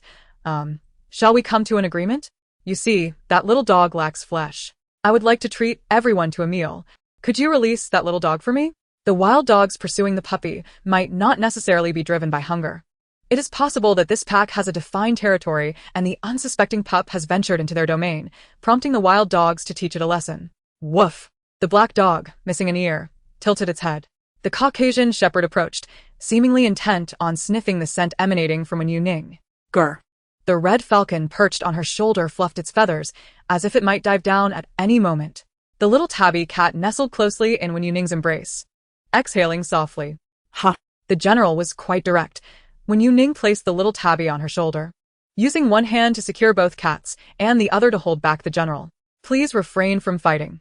Let us prioritize peace, shall we? Moreover, the Caucasian shepherd did not appear to harbor any hostile intentions. Although its tail did not wag, it also did not droop, indicating a neutral mood, curiosity rather than aggression. The scent of humans is delightful. The Caucasian sensed their animosity, halted, and let out a low growl, prompting the wild dogs behind it to disperse. Wen Youning did not hear the sound. Is that your way of agreeing? Very well. Tomorrow, here. Do remember to come. I shall bring you meat. Wen Youning called out to the retreating figure of the Caucasian shepherd. The shepherd remained silent, perhaps unaware, yet, as it rounded a corner, its tail appeared to sway slightly. That seemed to suggest a positive disposition. Wen Youning approached the corner, stepped onto an abandoned wooden chair, and carefully lifted down the small white dog that hung precariously from above. It had been suspended there for too long, with a menacing pack of wild dogs lurking below, their eyes fixed on the trembling pup. She cradled the little white dog, gently patting it. Do not fear. It is all right now. Such a tiny creature, if truly captured, would hardly suffice to fill the gaps between the teeth of larger dogs. The little white dog trembled. Oh dear, the poor thing. Look at how frightened it is. Its little tail is quivering so much. It must be terrified. The white dog whimpered softly, hiding in Wen Youning's embrace. So fierce. So frightening. To the puppy, the approaching wild dog pack appeared like ominous clouds besieging a city, an overwhelming sense of dread. Wen Youning stroked its fur soothingly. There. Woof. The little white dog's indignant bark was quite juvenile. They have departed. They will no longer pursue you. Wen Youning continued to comfort the frightened pup, patting its back and rubbing its belly. The little white dog licked its nose, and suddenly looked up. Woof. Find someone. Wen Youning paused her soothing motions. Find someone? Are you asking me to help you locate someone? Woof. The little white dog nodded emphatically. I need assistance. Woof. I went to find the police, but they ignored me. I was so sad and anxious. I had no choice but to seek you out. Unable to comprehend the dog's sentiments, Wen Youning mistook its frantic gestures as playfulness. Moreover, the police station was busy, often only finding time to feed the dogs, let alone closely monitor the little pup's condition or engage in play. Woof. Sister Bai is missing. Sister Bai often feeds me. She does so every day. But then she suddenly disappeared. I do not know where she has gone. The little white dog spoke in a fragmented manner. The small white dog was unable to open the locked door and sought help from a human. Where? Lead me there to take a look. Wen Youning was uncertain of the specifics. The dog's perspective differed from that of humans. leaving her unsure whether the lady in white was truly locked away or simply did not hear the dog's cries. After all, modern windows are generally quite soundproof. Nonetheless, to be prudent, it was essential to see the situation before drawing any conclusions. Woof. As the small white dog mentioned the matter concerning Sister Bai, it gradually recovered from its earlier fright. What? Who are we looking for? Has something happened? I beg for a translation. Teacher Wen, please don't make me kneel and plead with you. Wen Youning explained that the lady who frequently fed the small white dog had disappeared. The dog followed the scent, sensing that she seemed to be imprisoned. Unable to open the door and free her, it had come to seek her assistance. Wow. It truly brings tears to my eyes that the dog remembers the human who fed it. Even in her absence, it still searches. My goodness, risking itself by entering the territory of wild dogs just to find the person who nourished it. How poignant. The dog understands everything. It is a little angel. I will go and assess the situation. Wen Youning shook her shoulders, and the red hawk and the small tabby cat, who had been jostling for space on her shoulder, ceased their movements. Grr. Meow. The two fluffy creatures raised their voices in protest. Meow? The red hawk leaped from her shoulder and flew away. Not knowing what awaited her, Wen Youning decided it was safer to proceed alone. Woof. Dogs do not comprehend human speech. Do not converse with the dog. A clever shepherd dog version of deafening oneself to the bell. Ha ha. As long as I pretend not to hear, I can accompany them to the scene. General. Farewell, sister. Today I embark on a long journey. Wen Youning smiled. General? She grasped the wheelchair, which the general was already using its front paws to maneuver. Now, the wheelchair could not move. The general made a couple of earnest attempts to propel forward, only to begin pawing the ground in frustration. Wen Youning restrained the little tabby cat, which was attempting to sneak away, and picked up the fallen dog leash, saying, "You're headed in the wrong direction." Woof! The general's efforts to push forward halted. The small dog had entered through a tiny hole, relying on its small stature to bypass the longer route and make a beeline for the wall, instinctively retracing its steps when exiting. The red hawk also flew in that direction, but the general clearly did not possess the ability to fly. Wen Youning patted its neck. This way. Woof. Realizing that Wen Youning intended to take them along, the general's tail, which had previously drooped, perked up once more. Let us go, let us go. Lead the way. Woof woof. The small white dog eagerly darted ahead, running with great effort. Unfortunately, its short legs left it panting and exhausted. Wen Youning could easily keep pace with it. The small white dog occasionally paused at corners to sniff, searching for the scent it had left behind on its way. It resembles a police dog tracking a scent. It's not easy for the little dog. Has it relied solely on its nose throughout the journey? However, nearly a day has passed. Can one truly rely on scent? It should not be solely about scent. Wen Youning placed the little tabby cat upon the general's back, and as it walked, it sniffed along the way, seemingly rewarding a sparrow with food for its assistance in locating me. It can be said that the little white dog employed every conceivable method during its search. Birds tend to be highly vigilant. While wild dogs may not capture birds like cats do, it does not imply that they refrain from consuming them. Typically, when wild dogs approach, the birds take flight, seeking a safer refuge. Perhaps the little white dog, being a gentle and non-threatening pup, prompted the sparrow to lend its aid. The barrage of comments read, "Wow, it even knows how to recruit allies. The little white dog is quite clever." Woof. Indeed. The elder brother provided the pup with ample meat. Wen Youning surmised that the dog's statement likely referred to the individuals at the police station. Among wild dogs, there exists a unique network of information, such as the whereabouts of food and dog catchers, rapidly disseminated from one to another. The white lady, who had previously fed the little white dog, had ceased her offerings recently, prompting the pup to seek out the police station. Perhaps the presence of officers would defuse potential conflicts, and with the abundance of food provided, any number of dogs could be satiated, thus preventing disputes and granting the little white dog a stable place to dine. Do you recall any distinctive landmarks around the white lady's residence? Are there any prominent structures? Wen Youning trailed the little dog through the alley. The little white dog, flustered from being chased, appeared somewhat lost.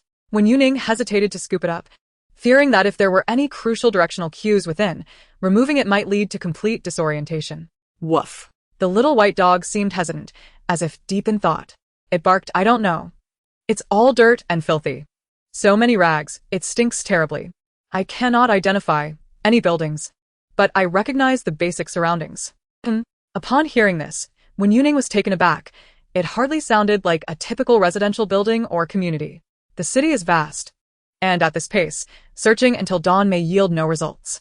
Wen Youning pondered, What if I take you to the police station in a taxi? Woof. Good idea. With many little animals to accommodate, Wen Youning opted for a larger vehicle, one that could comfortably seat everyone. The red falcon perched upon the general's wheelchair, pecking at his head while the general happily stuck out his tongue, clearly unbothered, even attempting to tilt his head to lick it. They were quite fast. When Youning fastened her seatbelt and turned to find that the red falcon had flown in unnoticed, she gently placed it on her lap, spreading its wings delicately. Tired from flying? Goo. It can ride in a vehicle. Only a foolish bird would choose to fly. Falcons tire as well. Outside, a sparrow flapped its wings in tandem, seemingly chastised by the red falcon. The little white dog stood atop the seat, its tail drooping as it rested its chin on the car door, watching the fleeting shadows outside the window. A small dog, its eyes reflecting a profound sorrow. After the evening rush hour, the roads were relatively clear. With a swift press of the accelerator, they arrived shortly. As they disembarked, they just happened to encounter Sir Jinchen finishing work. Woof woof. Upon spotting his father, the general was evidently elated and swiftly lunged forward as soon as the wheelchair touched the ground. While out for a stroll, I encountered a small white dog seeking my assistance. It too wished to accompany us, and thus we brought it along. When Youning gently placed the small white dog on the ground, suggesting I tend to the general while she ventured forward to investigate. What is the matter? How may I assist? Sir Jinchen secured the dog leash, noticing Wen Youning's hurriedness, and without a moment's hesitation, he decided to follow her, expressing, I shall accompany you. Concerned for Wen Youning's safety at this late hour, Sir Jinchen felt uneasy about her venturing alone, especially in the direction of the development zone, where developers were active and houses awaited demolition, leaving the area rather desolate. As the small white dog dashed towards a familiar spot, it grew increasingly swift. From a distance, that little round dog resembles a rabbit hopping about. How amusing. But why does this path seem to grow more desolate? Is there really such a rundown place within the city? A wall nearby was stacked high with discarded refuse. And even before approaching, the foul stench assailed their senses. The yard's heavy gate was tightly secured, and the night was eerily quiet, mirroring the stillness within the premises. Sir Jinchen waved a hand before his face, the acrid odor causing him to cough incessantly. How did we end up here? Did something get taken away by the garbage truck? We ought to search at the waste disposal station. This was Sir Jinchen's first visit to this location. No. The small white dog interjected, the lady in white who often feeds me is here. Wen Youning's expression grew grave. Evidently, this place was not fit for habitation. It seemed more akin to imprisonment. She swiped her finger across her phone screen, terminating the live stream and activating the flashlight. Woof. The small white dog began to excavate a hole in the rubbish, but the space was obstructed by cardboard boxes, making it nearly impossible for even its petite frame to squeeze through. Here, is anyone present? Sir Jinchen was taken aback and promptly declared, I will knock on the door. No. Is it appropriate to knock directly? Shouldn't we proceed stealthily? Yet if we act covertly and find it unoccupied, we might manage to retreat unnoticed. However, if someone resides within, it could be deemed trespassing. Knock, knock. The aged iron gate, encrusted with rust, shed flakes with each strike. It appeared there was no one inside. After a prolonged period of knocking, Sir Jinchen received no response. Not even a flicker of light illuminated within. Once the small white dog had entered and realized no humans followed, it re-emerged, whining, Come in. Let us pry the lock. Wen Youning grasped the padlock hanging on the door, flipping it over only to find the keyhole obstructed. Woof. The lock was sturdy and could not be twisted open. Yet the latch extending from the locked door could potentially be forced open. Stray dogs in the wild possess no concept of time. They seek food when hungry and find a place to rest when sated, with their only means of gauging time being the transition from day to night. She had no way of discerning the specific time from the small white dog. Almost a week. Sir Jinchen exclaimed, realizing there had been no reports filed at the station. The only recent missing person case involved a woman with the surname Zheng. Given the urgency of the situation, Sir Jinchen abandoned typing and directly dialed a number. Creak. Squeak. The abandoned iron gate's latch groaned under the strain, emitting a muffled sound of impending collapse. When Youning pried it open, discarding the lock and iron rod aside, with the gate unlatched, a gentle push caused it to creak slowly ajar. Upon discovering information about teacher Wen, Sir Jinchen hurried over to inform Wen Youning. The little white dog first appeared on the surveillance footage 5 days ago at 3:25 in the afternoon. Sir Jinchen inquired, Is the door open? Yes. The little white dog, impatiently waiting, dashed inside as soon as the door swung open, barking woof. This way.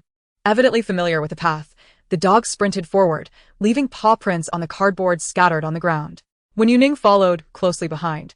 As she stepped upon the stacked cardboard, remnants of dampness released a soft squelching sound.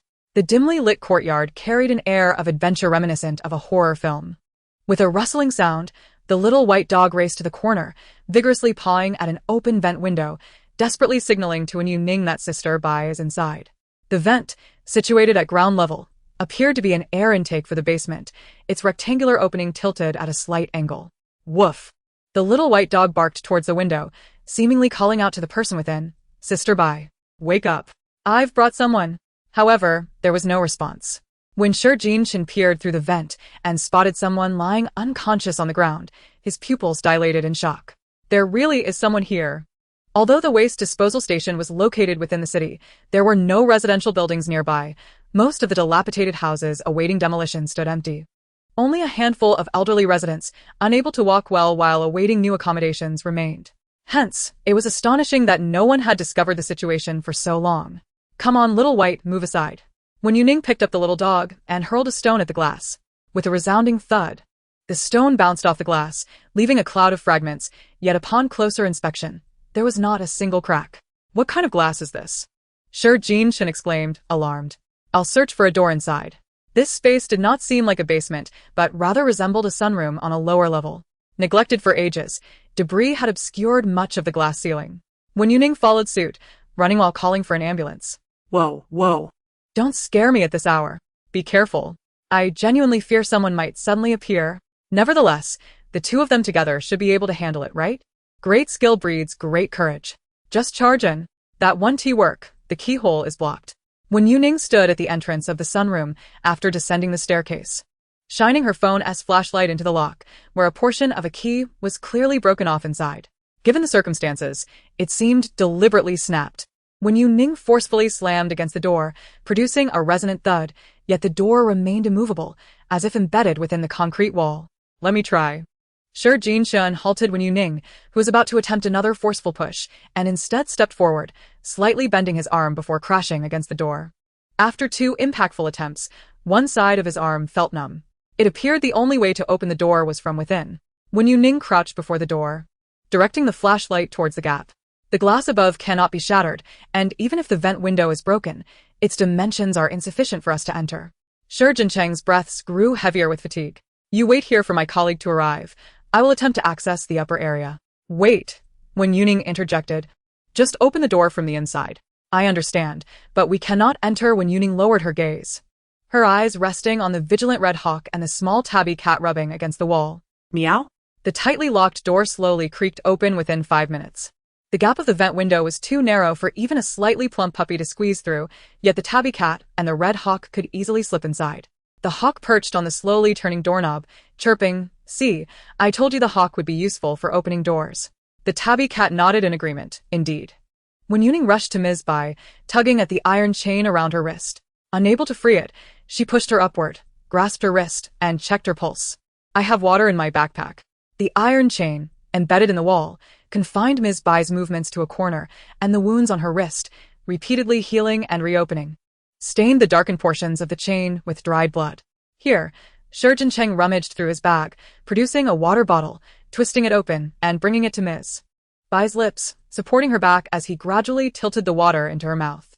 "Ms. Zheng, please wake up." As he drew closer, he instantly recognized her as Yin Feng's girlfriend, Zheng Anren. Why was she referred to as Ms. Bai? Shi Jincheng couldn't help but wonder. Wen Youning explained, "It's merely a title. When the little white dog first encountered her, she wore white clothing, and the little white dog has since referred to her as Sister Bai in its heart." What specific name could the puppy possibly know?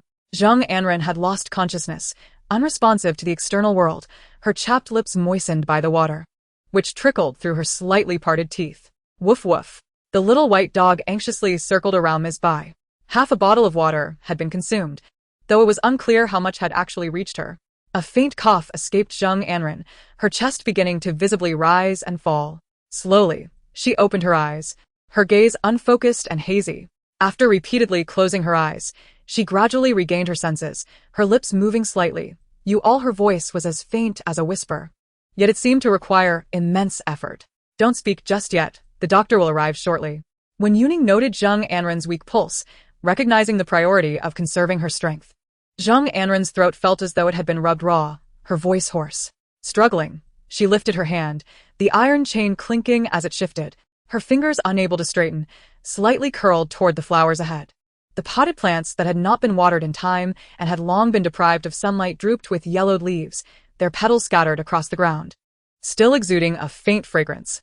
Flowers? Wen Youning released Zheng Anren's hand, perplexed as she approached the flower rack. On either side stood flower racks nearly as tall as a person, laden with potted plants. Due to the wilting blossoms, their species was indiscernible, and the mingled scents of flowers made it difficult to identify them. As Wen Youning lifted the pot of flowers pointed out by Ms. Bai, she immediately sensed an unusual weight. The flower pot was barely filled with soil, rendering it somewhat excessively heavy. Shi Jincheng noticed a peculiar expression on Wen Youning's face. What's wrong?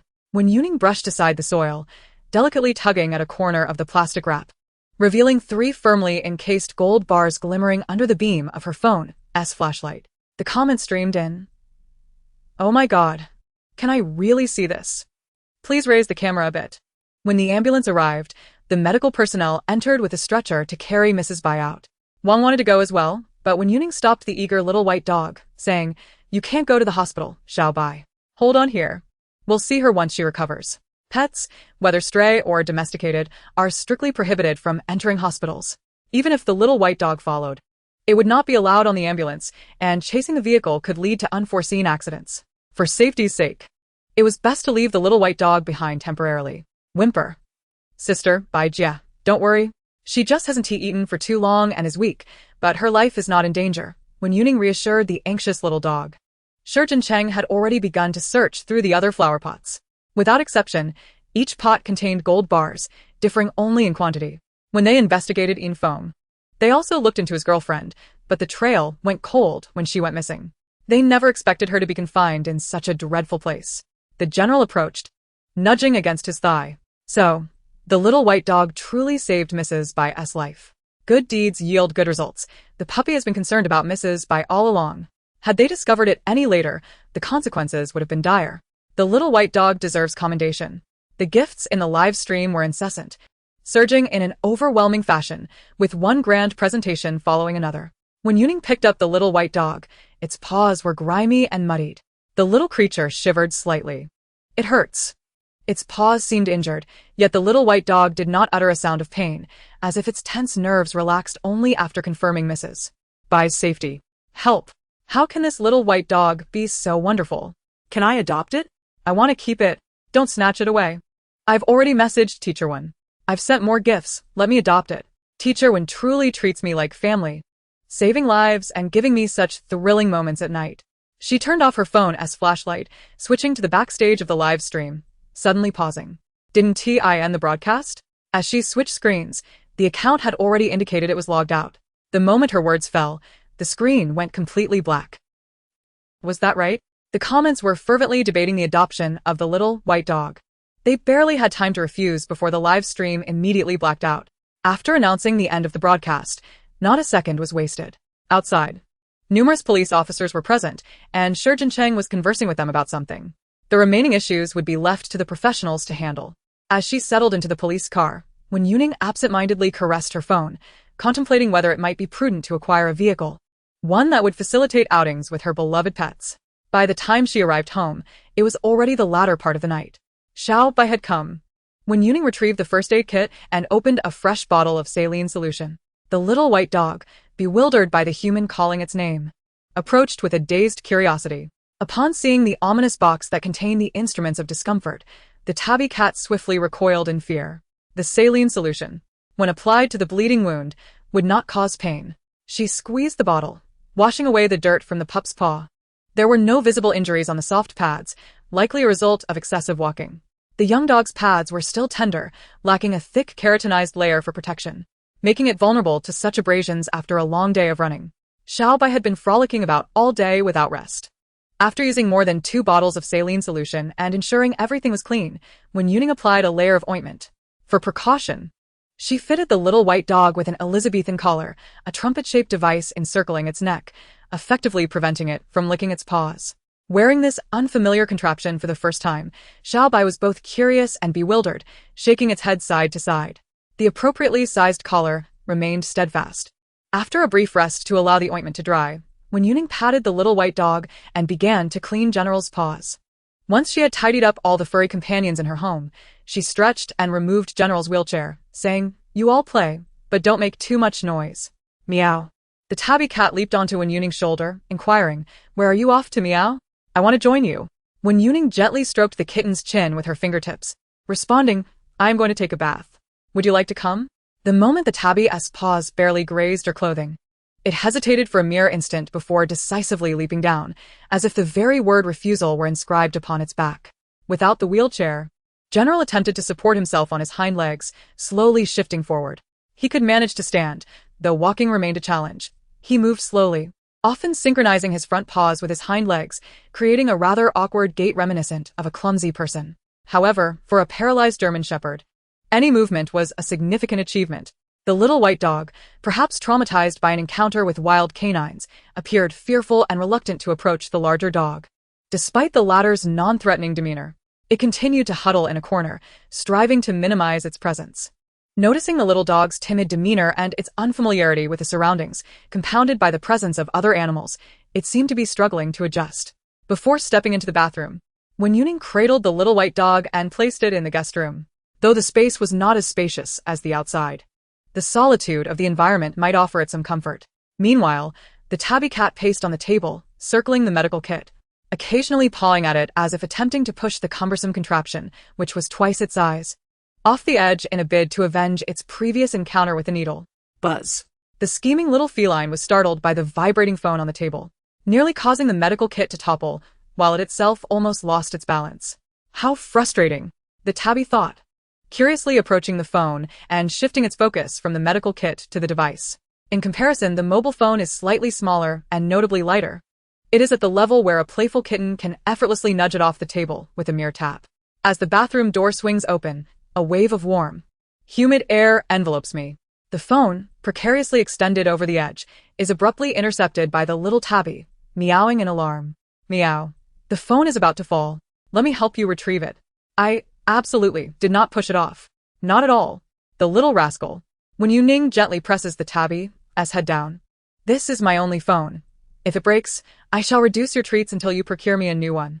The little tabby flops onto Wen Youning's hand, blinking adorably and nuzzling affectionately.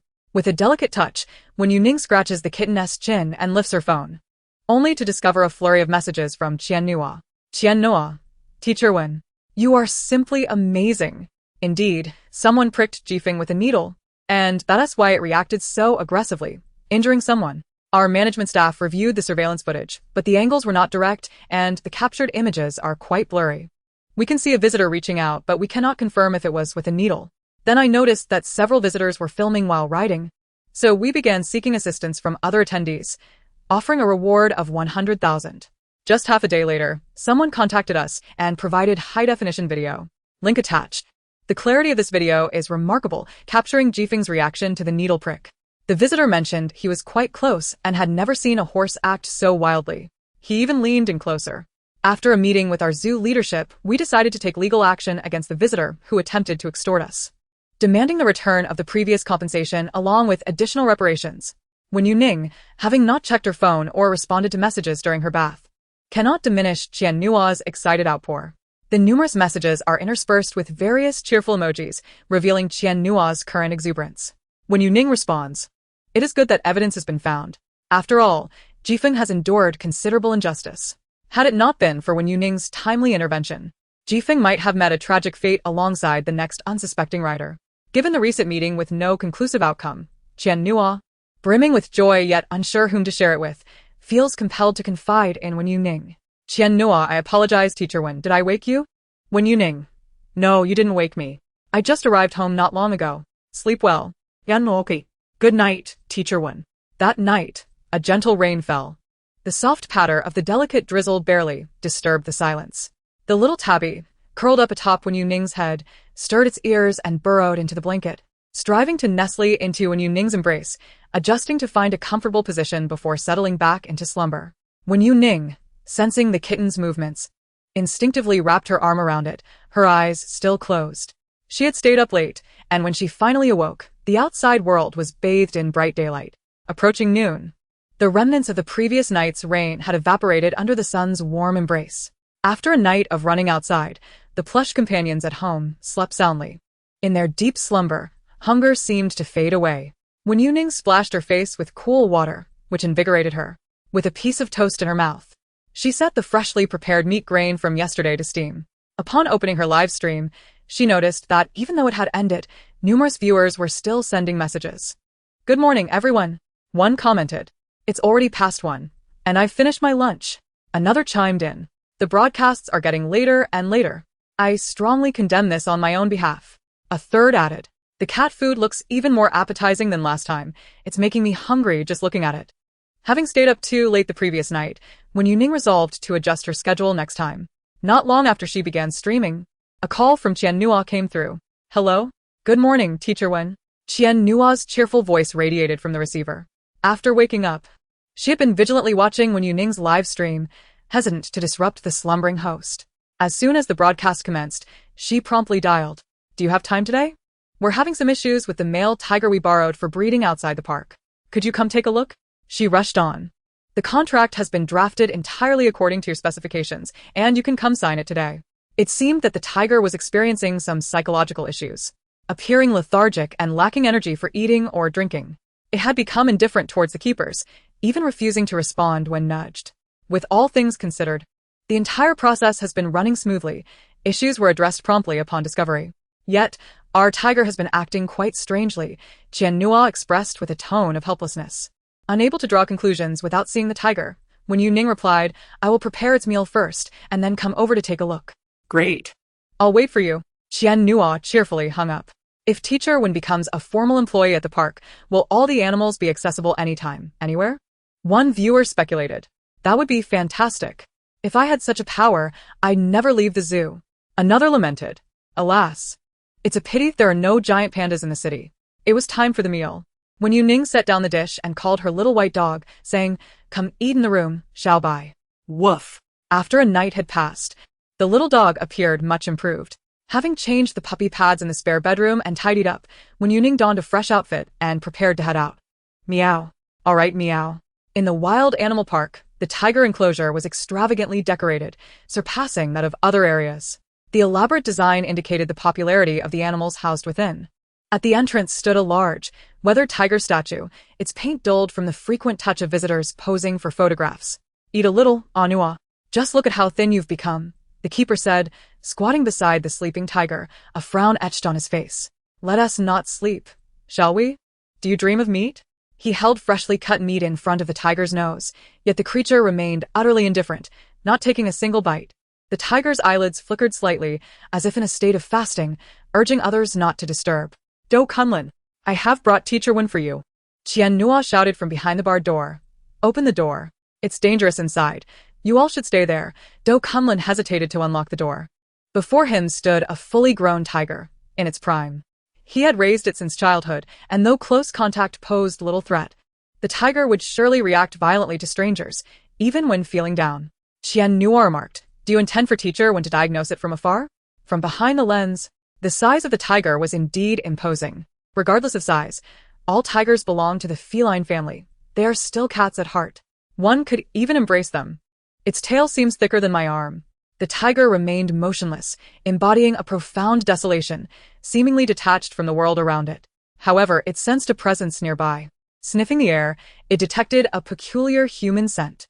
Should I open my eyes? Perhaps not. With humans present, opening my eyes would be futile. The tiger had no desire for that. Yet, internally, it felt a flicker of excitement, a whisper of thoughts lingering at the edge of its consciousness. Unbeknownst to the tiger, Do Kunlun patiently coaxed, "Arno, let us enter the cage, shall we? The doctor can check you to see if you're unwell." The tiger remained still. Sick? Who's sick? "You have no idea how robust a tiger is. If anyone is unwell, it is you. A tiger could never be sick. It could easily deceive a doctor," it mused. Deceive? When Youning's eyebrows lifted slightly, her interest piqued by the tiger sprawled in an almost comical manner. "If you think you can fool them, how about I step inside and you promise not to bite me?" Huh? Not bite you?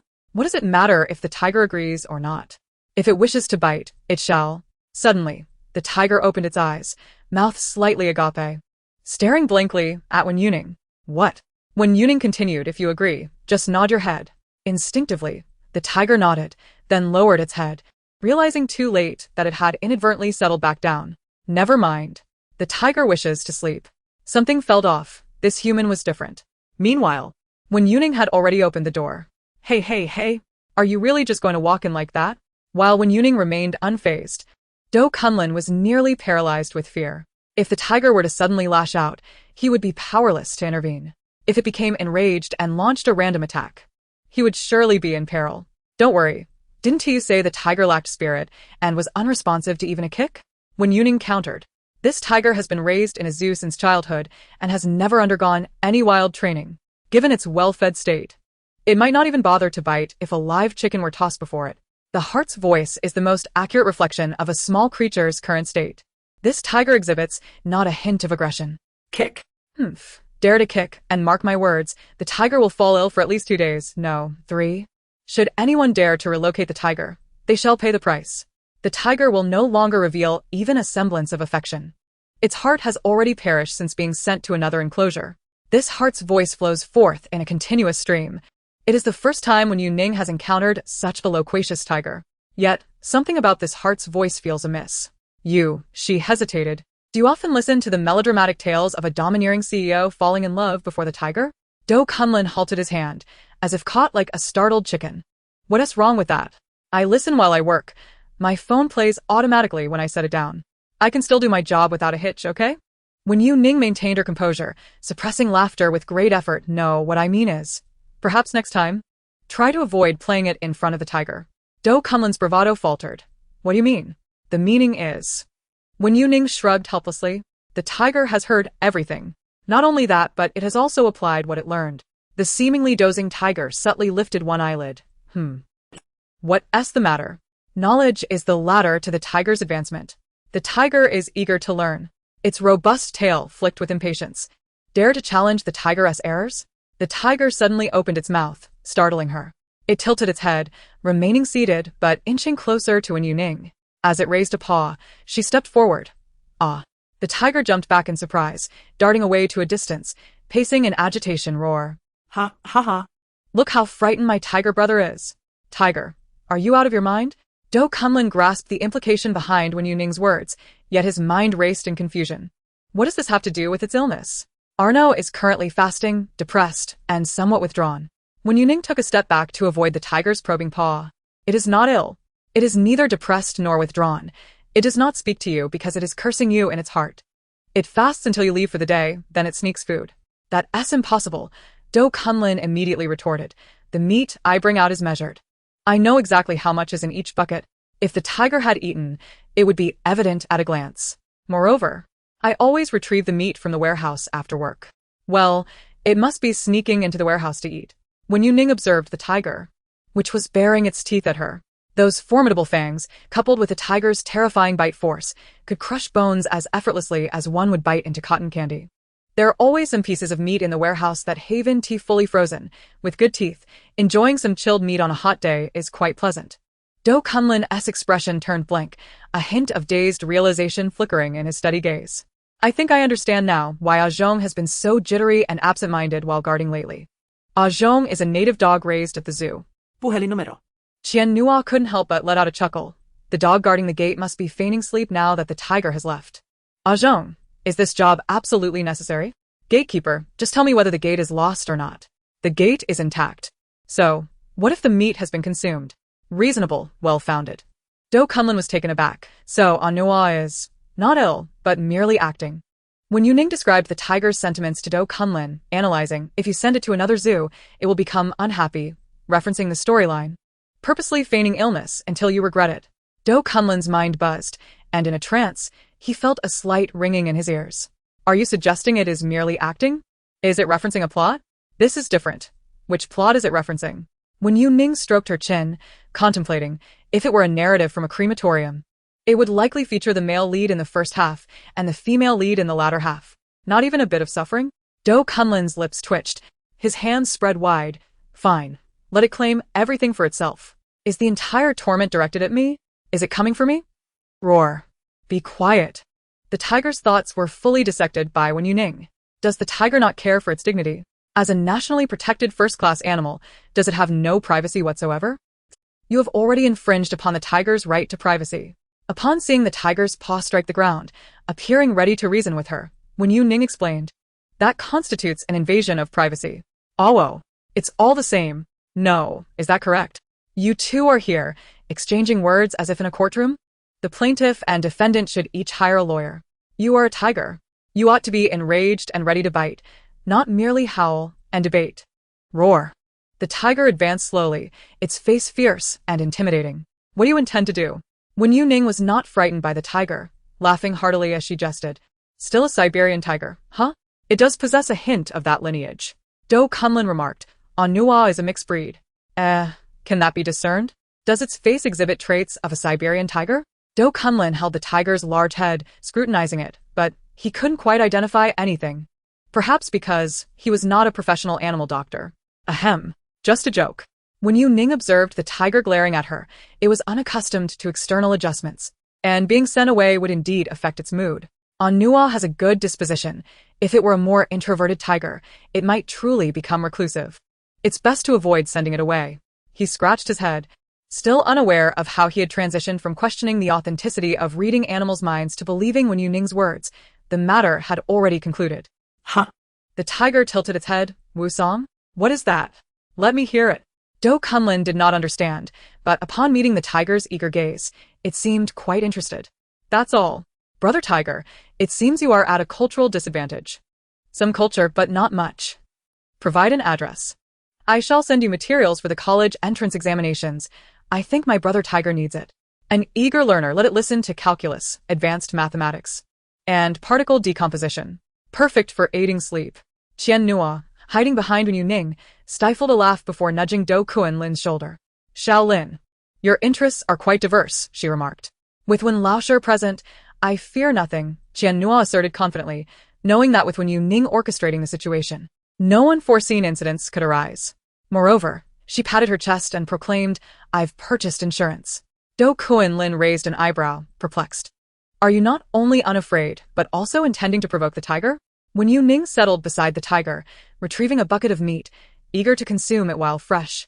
As frozen meat invariably lacks the same texture. As the tiger lay down, it turned its head at the sight. Which tiger feigns illness while dining in front of humans? Do you expect it to eat on command? Does a tiger not have its pride? Wen Youning playfully tugged at the tiger's ears. Noting the coarse texture of its fur, distinctly different from that of a kitten or puppy, thick and substantial, her fingers could almost envelop the back of her hand. She scratched the tiger's neck, a spot that no feline could resist. The tiger squinted, purring softly with a slight tremor. Keep your distance. The tiger dislikes you. Just a little lower. Wen Youning, possessing considerable experience, adeptly groomed the tiger, her pressure perfectly calibrated to ensure comfort without being too light.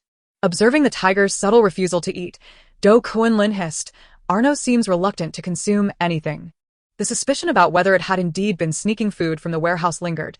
Since he began work that morning, the tiger had not eaten a thing. If Wen Yuning's assertion that the tiger was merely feigning illness were true, it would have been exposed by now. Why then? Did it persist in refusing to eat meat in front of them? Wen Youning explained because it is still angry. Your keeper has promised never to send you away again. He acknowledges his mistakes. Have you forgiven him?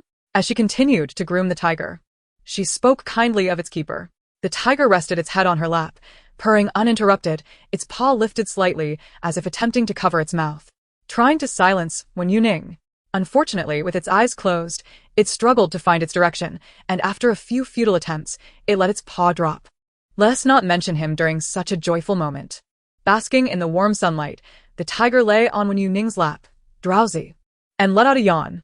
Quick as a flash, she slipped a small piece of meat into the tiger's mouth. With something new in its mouth, the tiger instinctively closed its jaws. As Wen Youning raised her hand from beneath its jaw, the meat smoothly slid down. The tiger, not one to savor its meals, typically tore flesh from its prey and swallowed it whole after a couple of bites. The piece Wen Youning selected was significantly smaller than what the tiger would usually rip from its quarry. The tiger's eyes widened in disbelief. its head lifting as if to question whether it had truly swallowed something. Well done, you've just eaten in front of your keeper. The narrative shifts. Let us await his regret. Indeed, he must already be regretting it. Wen Youning cradled the tiger's head in her hands, gently massaging its fur, coaxing it towards her embrace. In the calm moments before the tiger's fury erupts, it rests, its eyes as clear and radiant as amber, exuding a beauty tinged with a hint of acuity. The tiger's gaze shifted slightly, casting a sidelong glance at Do Kunlun. Wen Youning nodded at him, signaling him to cooperate. Given the atmosphere, a gesture of support would suffice to placate the tiger. Do Kunlun glanced around, absorbing the cue, and embarked on a brief mental preparation. Though uncertain of the rationale behind his actions, he resolved that if this could help Arno recover, then any embarrassment was a trivial price to pay. Wen Youning, that is not what I meant. Just say the first 3 words. No public displays of emotion. Qian Nua, it's not a wasted visit, not at all. I can't stop laughing. I can hardly imagine the joy that will ensue when the Tiger Park reopens. I suggest showing the tiger some suspenseful or horror films. I want to see it sneak up to the caretaker's bedside at night to frighten him. Is there even a need for disguise? The mere presence of a tiger at the bedside is already terrifying enough. Unlike the astonishment expressed by the two regarding Do Kunlun's behavior, the tiger appeared quite pleased with his demeanor, growling softly. The tiger, too, possessed a sense of reason. Acknowledging his error, it granted him forgiveness. The tail swayed gently, tapping against the ground, scattering bits of grass and dirt. With the matter resolved, the pretense of illness was no longer necessary. The tiger stretched lazily, nudging against Wen Youning, purring softly. You are a good human. Its low growl, devoid of any anger, resonated close to her ear. Wen Youning wrapped her arms around the great beast's head, reassuringly stating that the issue was settled and that it should eat well from now on. The tiger turned, picking up a piece of meat and tilting its head. Human, would you care for a bite? Wen Youning declined the still-bleeding morsel. I'm not hungry. You enjoy it. Do Kunlun observed the tiger's visibly swift recovery and couldn't help but facepalm. Had he known the resolution lay here, he would have apologized much sooner. Although the earlier performance was just that, it contained genuine feelings. Seeing the tiger eat on its own, at least in his presence, brought him a sense of relief.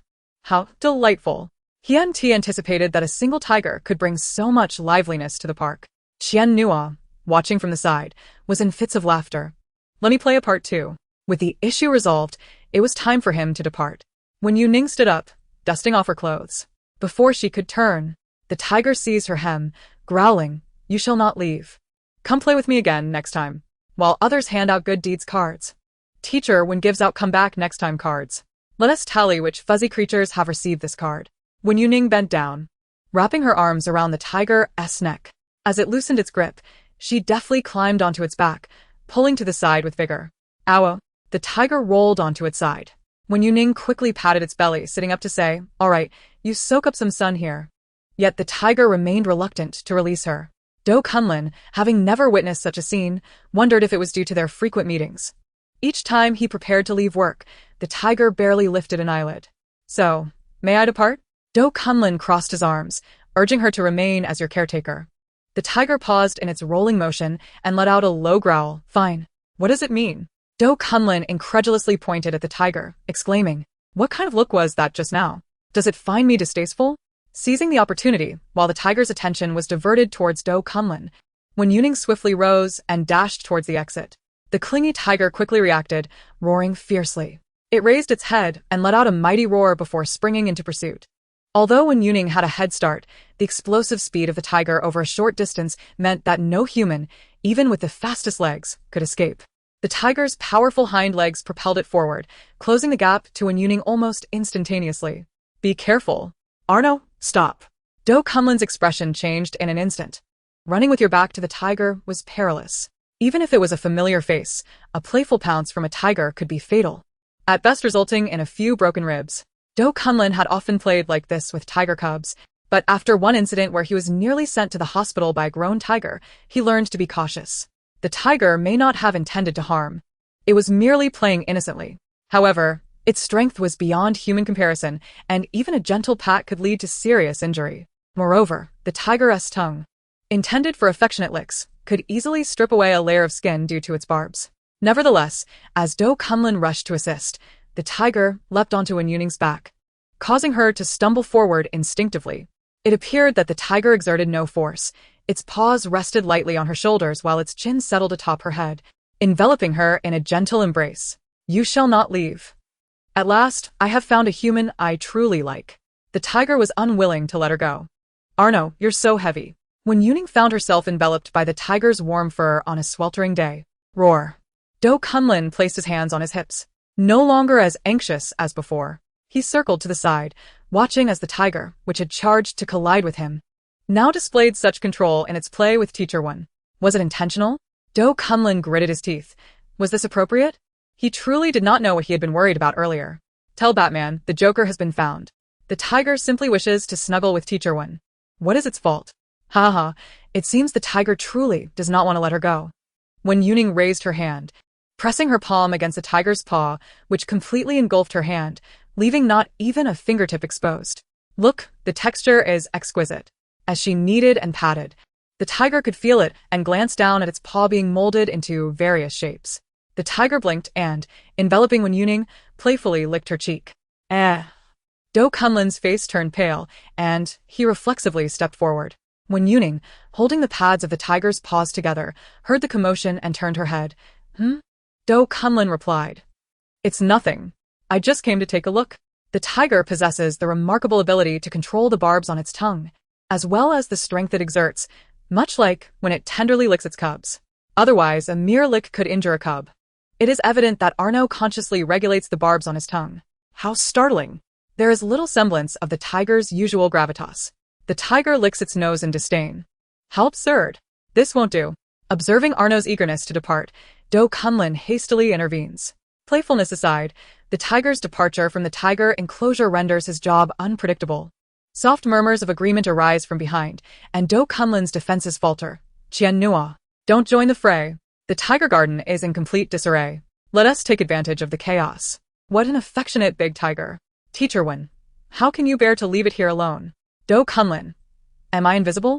The tiger, brimming with enthusiasm, exclaims, Owo. Let us go. Wen Youning gently strokes its fur. Be good. I will come back again. You can play with the caretaker here. And he will read to you.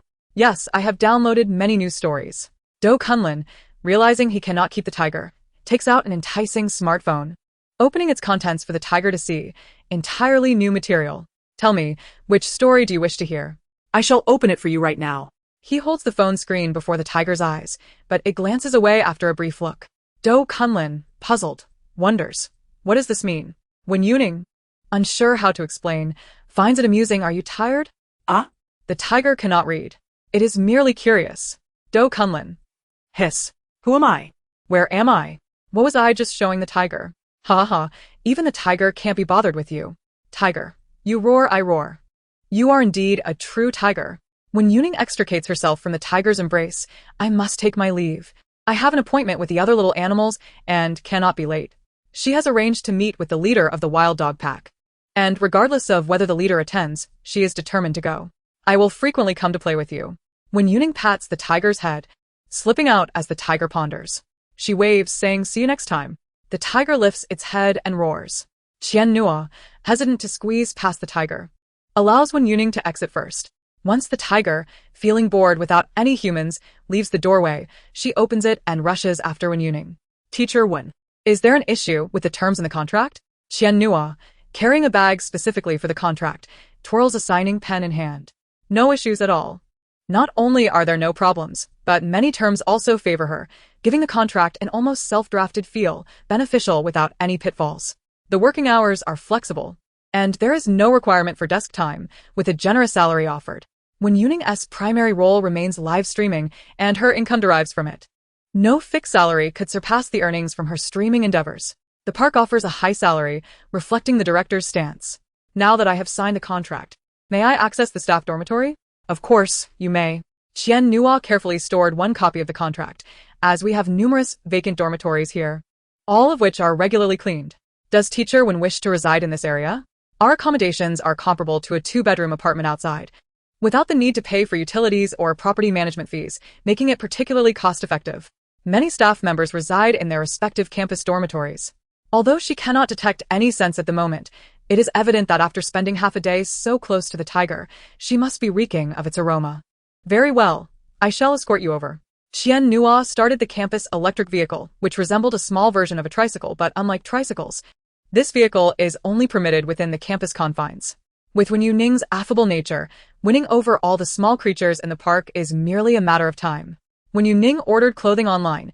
How is the current condition of the knob-nosed swan? The situation is quite good. Qian Nua replied. They are currently taking turns incubating the eggs, eagerly awaiting their hatching. Here we are. This area comprises the staff dormitories. Qian Nua pressed the brake. Halting at a single-story dormitory with an independent courtyard, this is the highest standard of employee accommodation, typically reserved for park administrators. This dormitory remains vacant, as the director has yet to introduce any animals, perfectly suited for your use. The accompanying facilities are all comprehensive, with televisions and computers uniformly equipped, resembling a presidential suite in a luxury hotel. Here is the key. Qian Nua detached a single key from the bunch and handed it to Wen Youning. Please.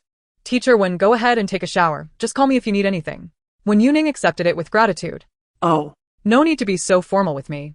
Qian Nua waved the contract in her hand, saying, I will take this to the director's office now. Let us go. Teacher Wen. All right. The live stream went dark as soon as she entered the dormitory.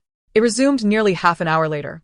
After Wen Youning finished her shower and changed her clothes, she leaned against the table to dry her hair, opening the live stream to ask, Did you hear any sounds? There was a faint whooshing noise from the hairdryer, accompanied by a subtle, distant howling. It seems there really is something. Does anyone know what creature resides in the neighboring park? It sounds like the voice of a small animal. Wen Youning had noticed the sound while showering, but under the sound of running water, she initially dismissed it. Now, sitting in the living room, the sound was clearer. After drying her hair partially, her curiosity compelled her to investigate. The sound was quite close, likely not emanating from the adjacent park. Wen Youning hung her phone around her neck and followed the sound along the wall. Howl. Howl. The closer she got, the more pronounced the calls became. Where could they have gone? It seems like they have gotten separated from their friends, Wen Youning whispered. As she approached, the small animal making the noise sensed her presence, its vigilant eyes fixed in the direction of the approaching footsteps.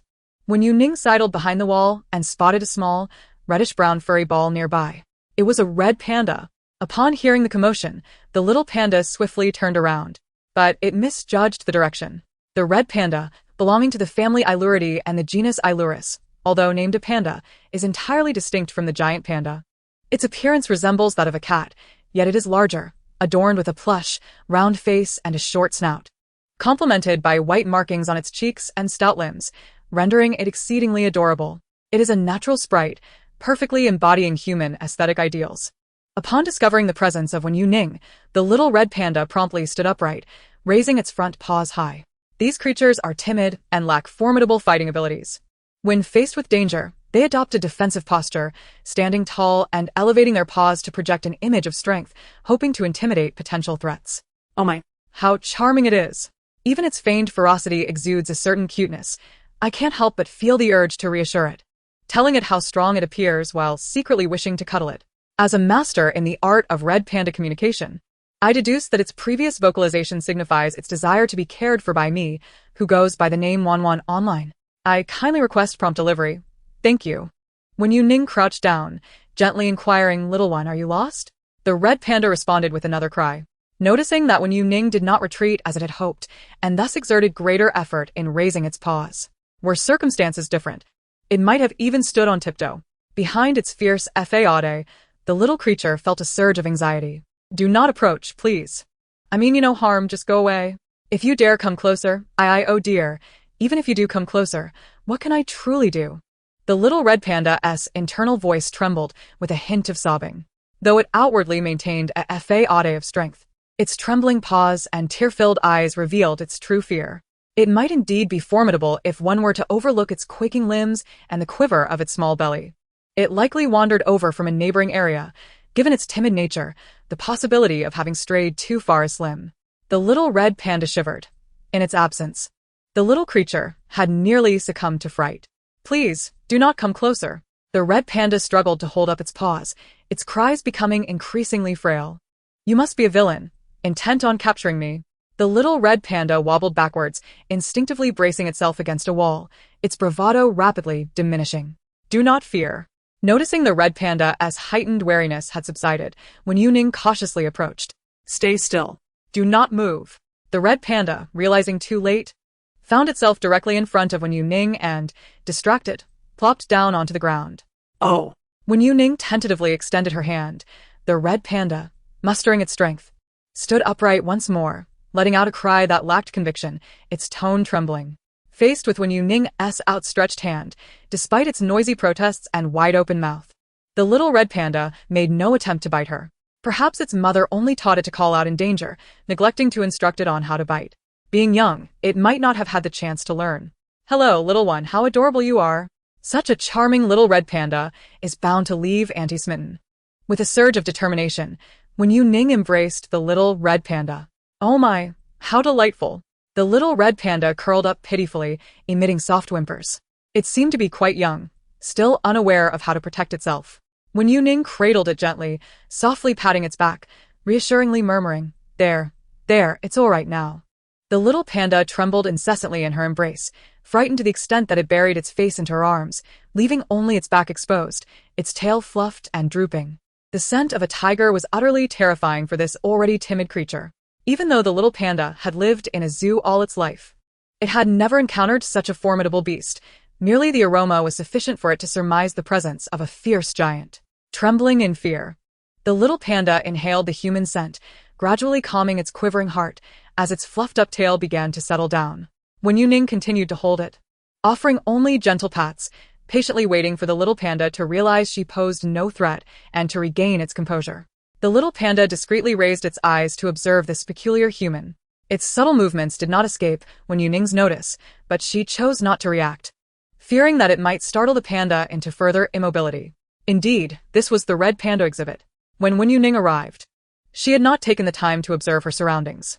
Following the signs, she effortlessly found the entrance to the exhibit. Upon entering through the visitor's pathway, she located a staff member clad in uniform. Hello, I found a little panda, she announced. The orderly staff member replied in astonishment. What?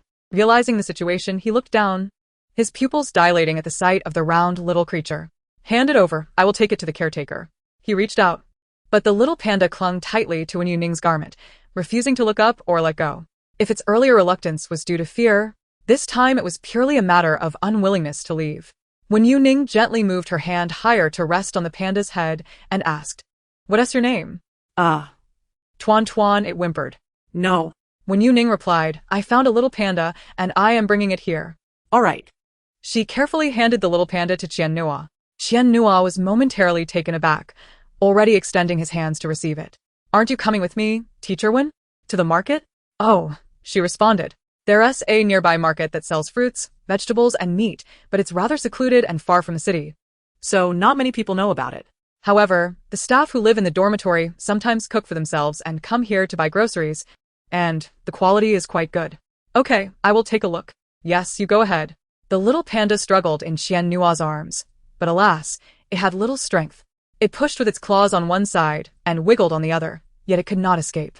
Exhausted from its efforts, the little panda finally rested its head on Qian Nua's shoulder, gazing longingly at Wen Youning. She smiled and waved, saying, See you next time. Ha! Next time. See you. The camera shook slightly. Wen Youning exited the zoo, casually adjusting the sound for her live stream. She intended to visit the market to buy some meat, as her supply at home had run out.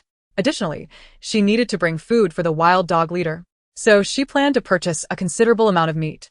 From the positioning provided by Qian Nua, the vegetable market is quite close to the zoo, albeit occupying a relatively modest area, likely smaller than the market she previously visited. The distance does not necessitate a taxi. Wen Youning can simply stroll over. This area, adjacent to the river, is frequented by numerous anglers. From afar, Wen Youning notices a few scattered individuals by the riverside, the location being remote and the traffic sparse. This gives rise to an ethereal sense of tranquility, akin to wandering along a country lane. I recently stumbled upon a live stream featuring a release event that resembled this scene, she remarked. Haha, was it the one with the release of snakes and turtles? I saw it too. They were apprehended on the spot, and the stream was shut down. Such a lively release event? It makes me want to participate, she mused. Wen Youning commented, having the intention to release is commendable, yet one must not engage in indiscriminate releases. It is particularly crucial to discern whether the species is invasive, as reckless releases can damage the local ecosystem. As the camera panned upward, It did not magnify the focus, but merely captured human silhouettes, their faces blurred, thus avoiding the hassle of pixelation. Upon ascending the bridge and glancing down, she observed that the river appeared quite deep. Before she could finish her thought, a piercing bark erupted. Woof. Ouch. What is wrong with you? Why are you biting my tail? A black and white border collie suddenly nipped at a Samoyed, eliciting a yelp of pain from the latter. Infuriated, the Samoyed chased after the border collie. The elderly man fishing in front remained undisturbed, accustomed to the occasional scuffles between dogs. The border collie and the Samoyed continued their playful tussle. With eyes closed, the Samoyed snapped its jaws, unsure if it caught anything, but it kept moving its mouth. At that moment, the border collie lunged forward, causing the old man to instinctively lean forward, losing his footing and tumbling into the river. With a splash, Wen Youning immediately turned and dashed down the bridge steps to rescue him. The instigator, the border collie, leapt in after him, gripping the old man's clothing and pulling him towards the shore. As they ventured deeper, the water became increasingly profound. However, near the bank, it was manageable. The old man stood in water up to his waist, initially startled by the fall, but he soon steadied himself with the border collie's assistance and waded back to shore. Wringing out his drenched clothing, he glanced at the border collie that had rescued him, then at the Samoyed, who was comfortably sitting nearby. He scolded, "Big Fur, you've caused another ruckus. Look at the mess you've made. My clothes are soaked." The Samoyed's previously gaping mouth snapped shut instantly. The border collie, licking its nose, humbly concealed its achievements. Only the wrong dog knows the depth of your injustice. The victorious Samoyed.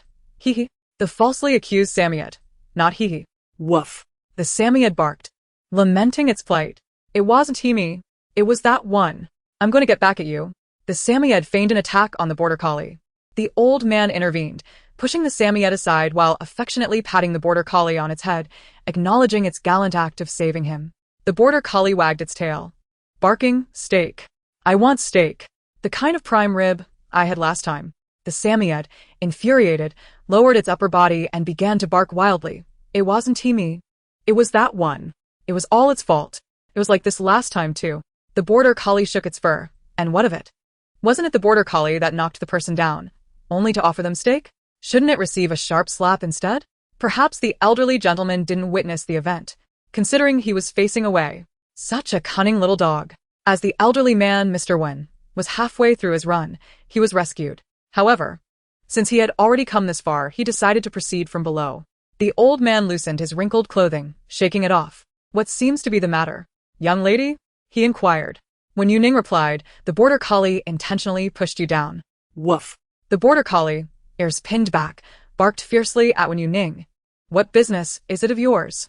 Mind your own affairs." Woof. The Samoyed wagged its tail enthusiastically at Wen Youning, its exuberance causing its rear to sway as well. Yes, it was indeed its doing. The old man looked perplexed. Was it the little black one? No, it wasn't, she clarified. It was the little black one and the big one. They always enjoy playing rough. Just last time, while I was fishing, they got into a scuffle and accidentally knocked me down. This time, I did hear their commotion and didn't expect to be knocked down again. When Youning paused and asked, "Did the border collie also come to your rescue last time?" "Indeed," the old man chuckled. "The little black one is quite considerate. I even rewarded it with some beef." When Youning nodded in agreement, "Then that makes sense." The elderly gentleman squinted. When Youning continued, "Last time, when you were knocked down, it was due to their play fighting. After knocking you down, the border collie received beef. So today, it may have desired more beef. Thus, it bit the Samoyed's tail, pretended to engage in a tussle, and knocked you down again to later rescue you for another chance at beef." The old man was astonished. "In my age, I have encountered many things, but this is truly a first. Such a mischievous little dog. Indeed, the border collie is renowned as the most intelligent breed. It schemes for a morsel of food, albeit at the expense of the old gentleman. Thank goodness it's not overly greedy. If the old man fished every day, the border collie would incessantly seek delicious treats. How dreadful to even contemplate." The Samoyed chimed in, "Clear broth, my good sir. This must be stopped. If the border collie believes that pushing the old man into the water yields rewards, will it not do so every day? How can the old man withstand such treatment?" Woof woof. The border collie, realizing its scheme had been unveiled, became agitated. "What does it matter to you, meddlesome human?" Woof. The Samoyed retorted, "It does matter. I believe it does." The elderly gentleman's kind expression grew increasingly solemn. He turned and grasped his fishing rod, preparing to strike.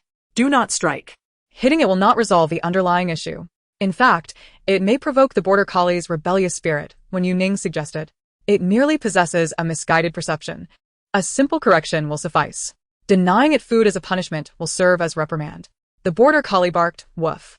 If you hadn't exposed me, would I have faced a beating? It's all your fault. You needn't pretend to be the good person.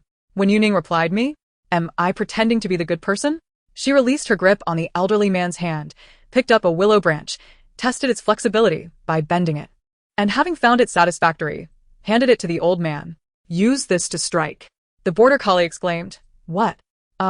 This is quite the spectacle. Provocation guarantees an extraordinary reward. The odds are indeed remarkably high. The border collie retorts, what are you pretending to be a good person for?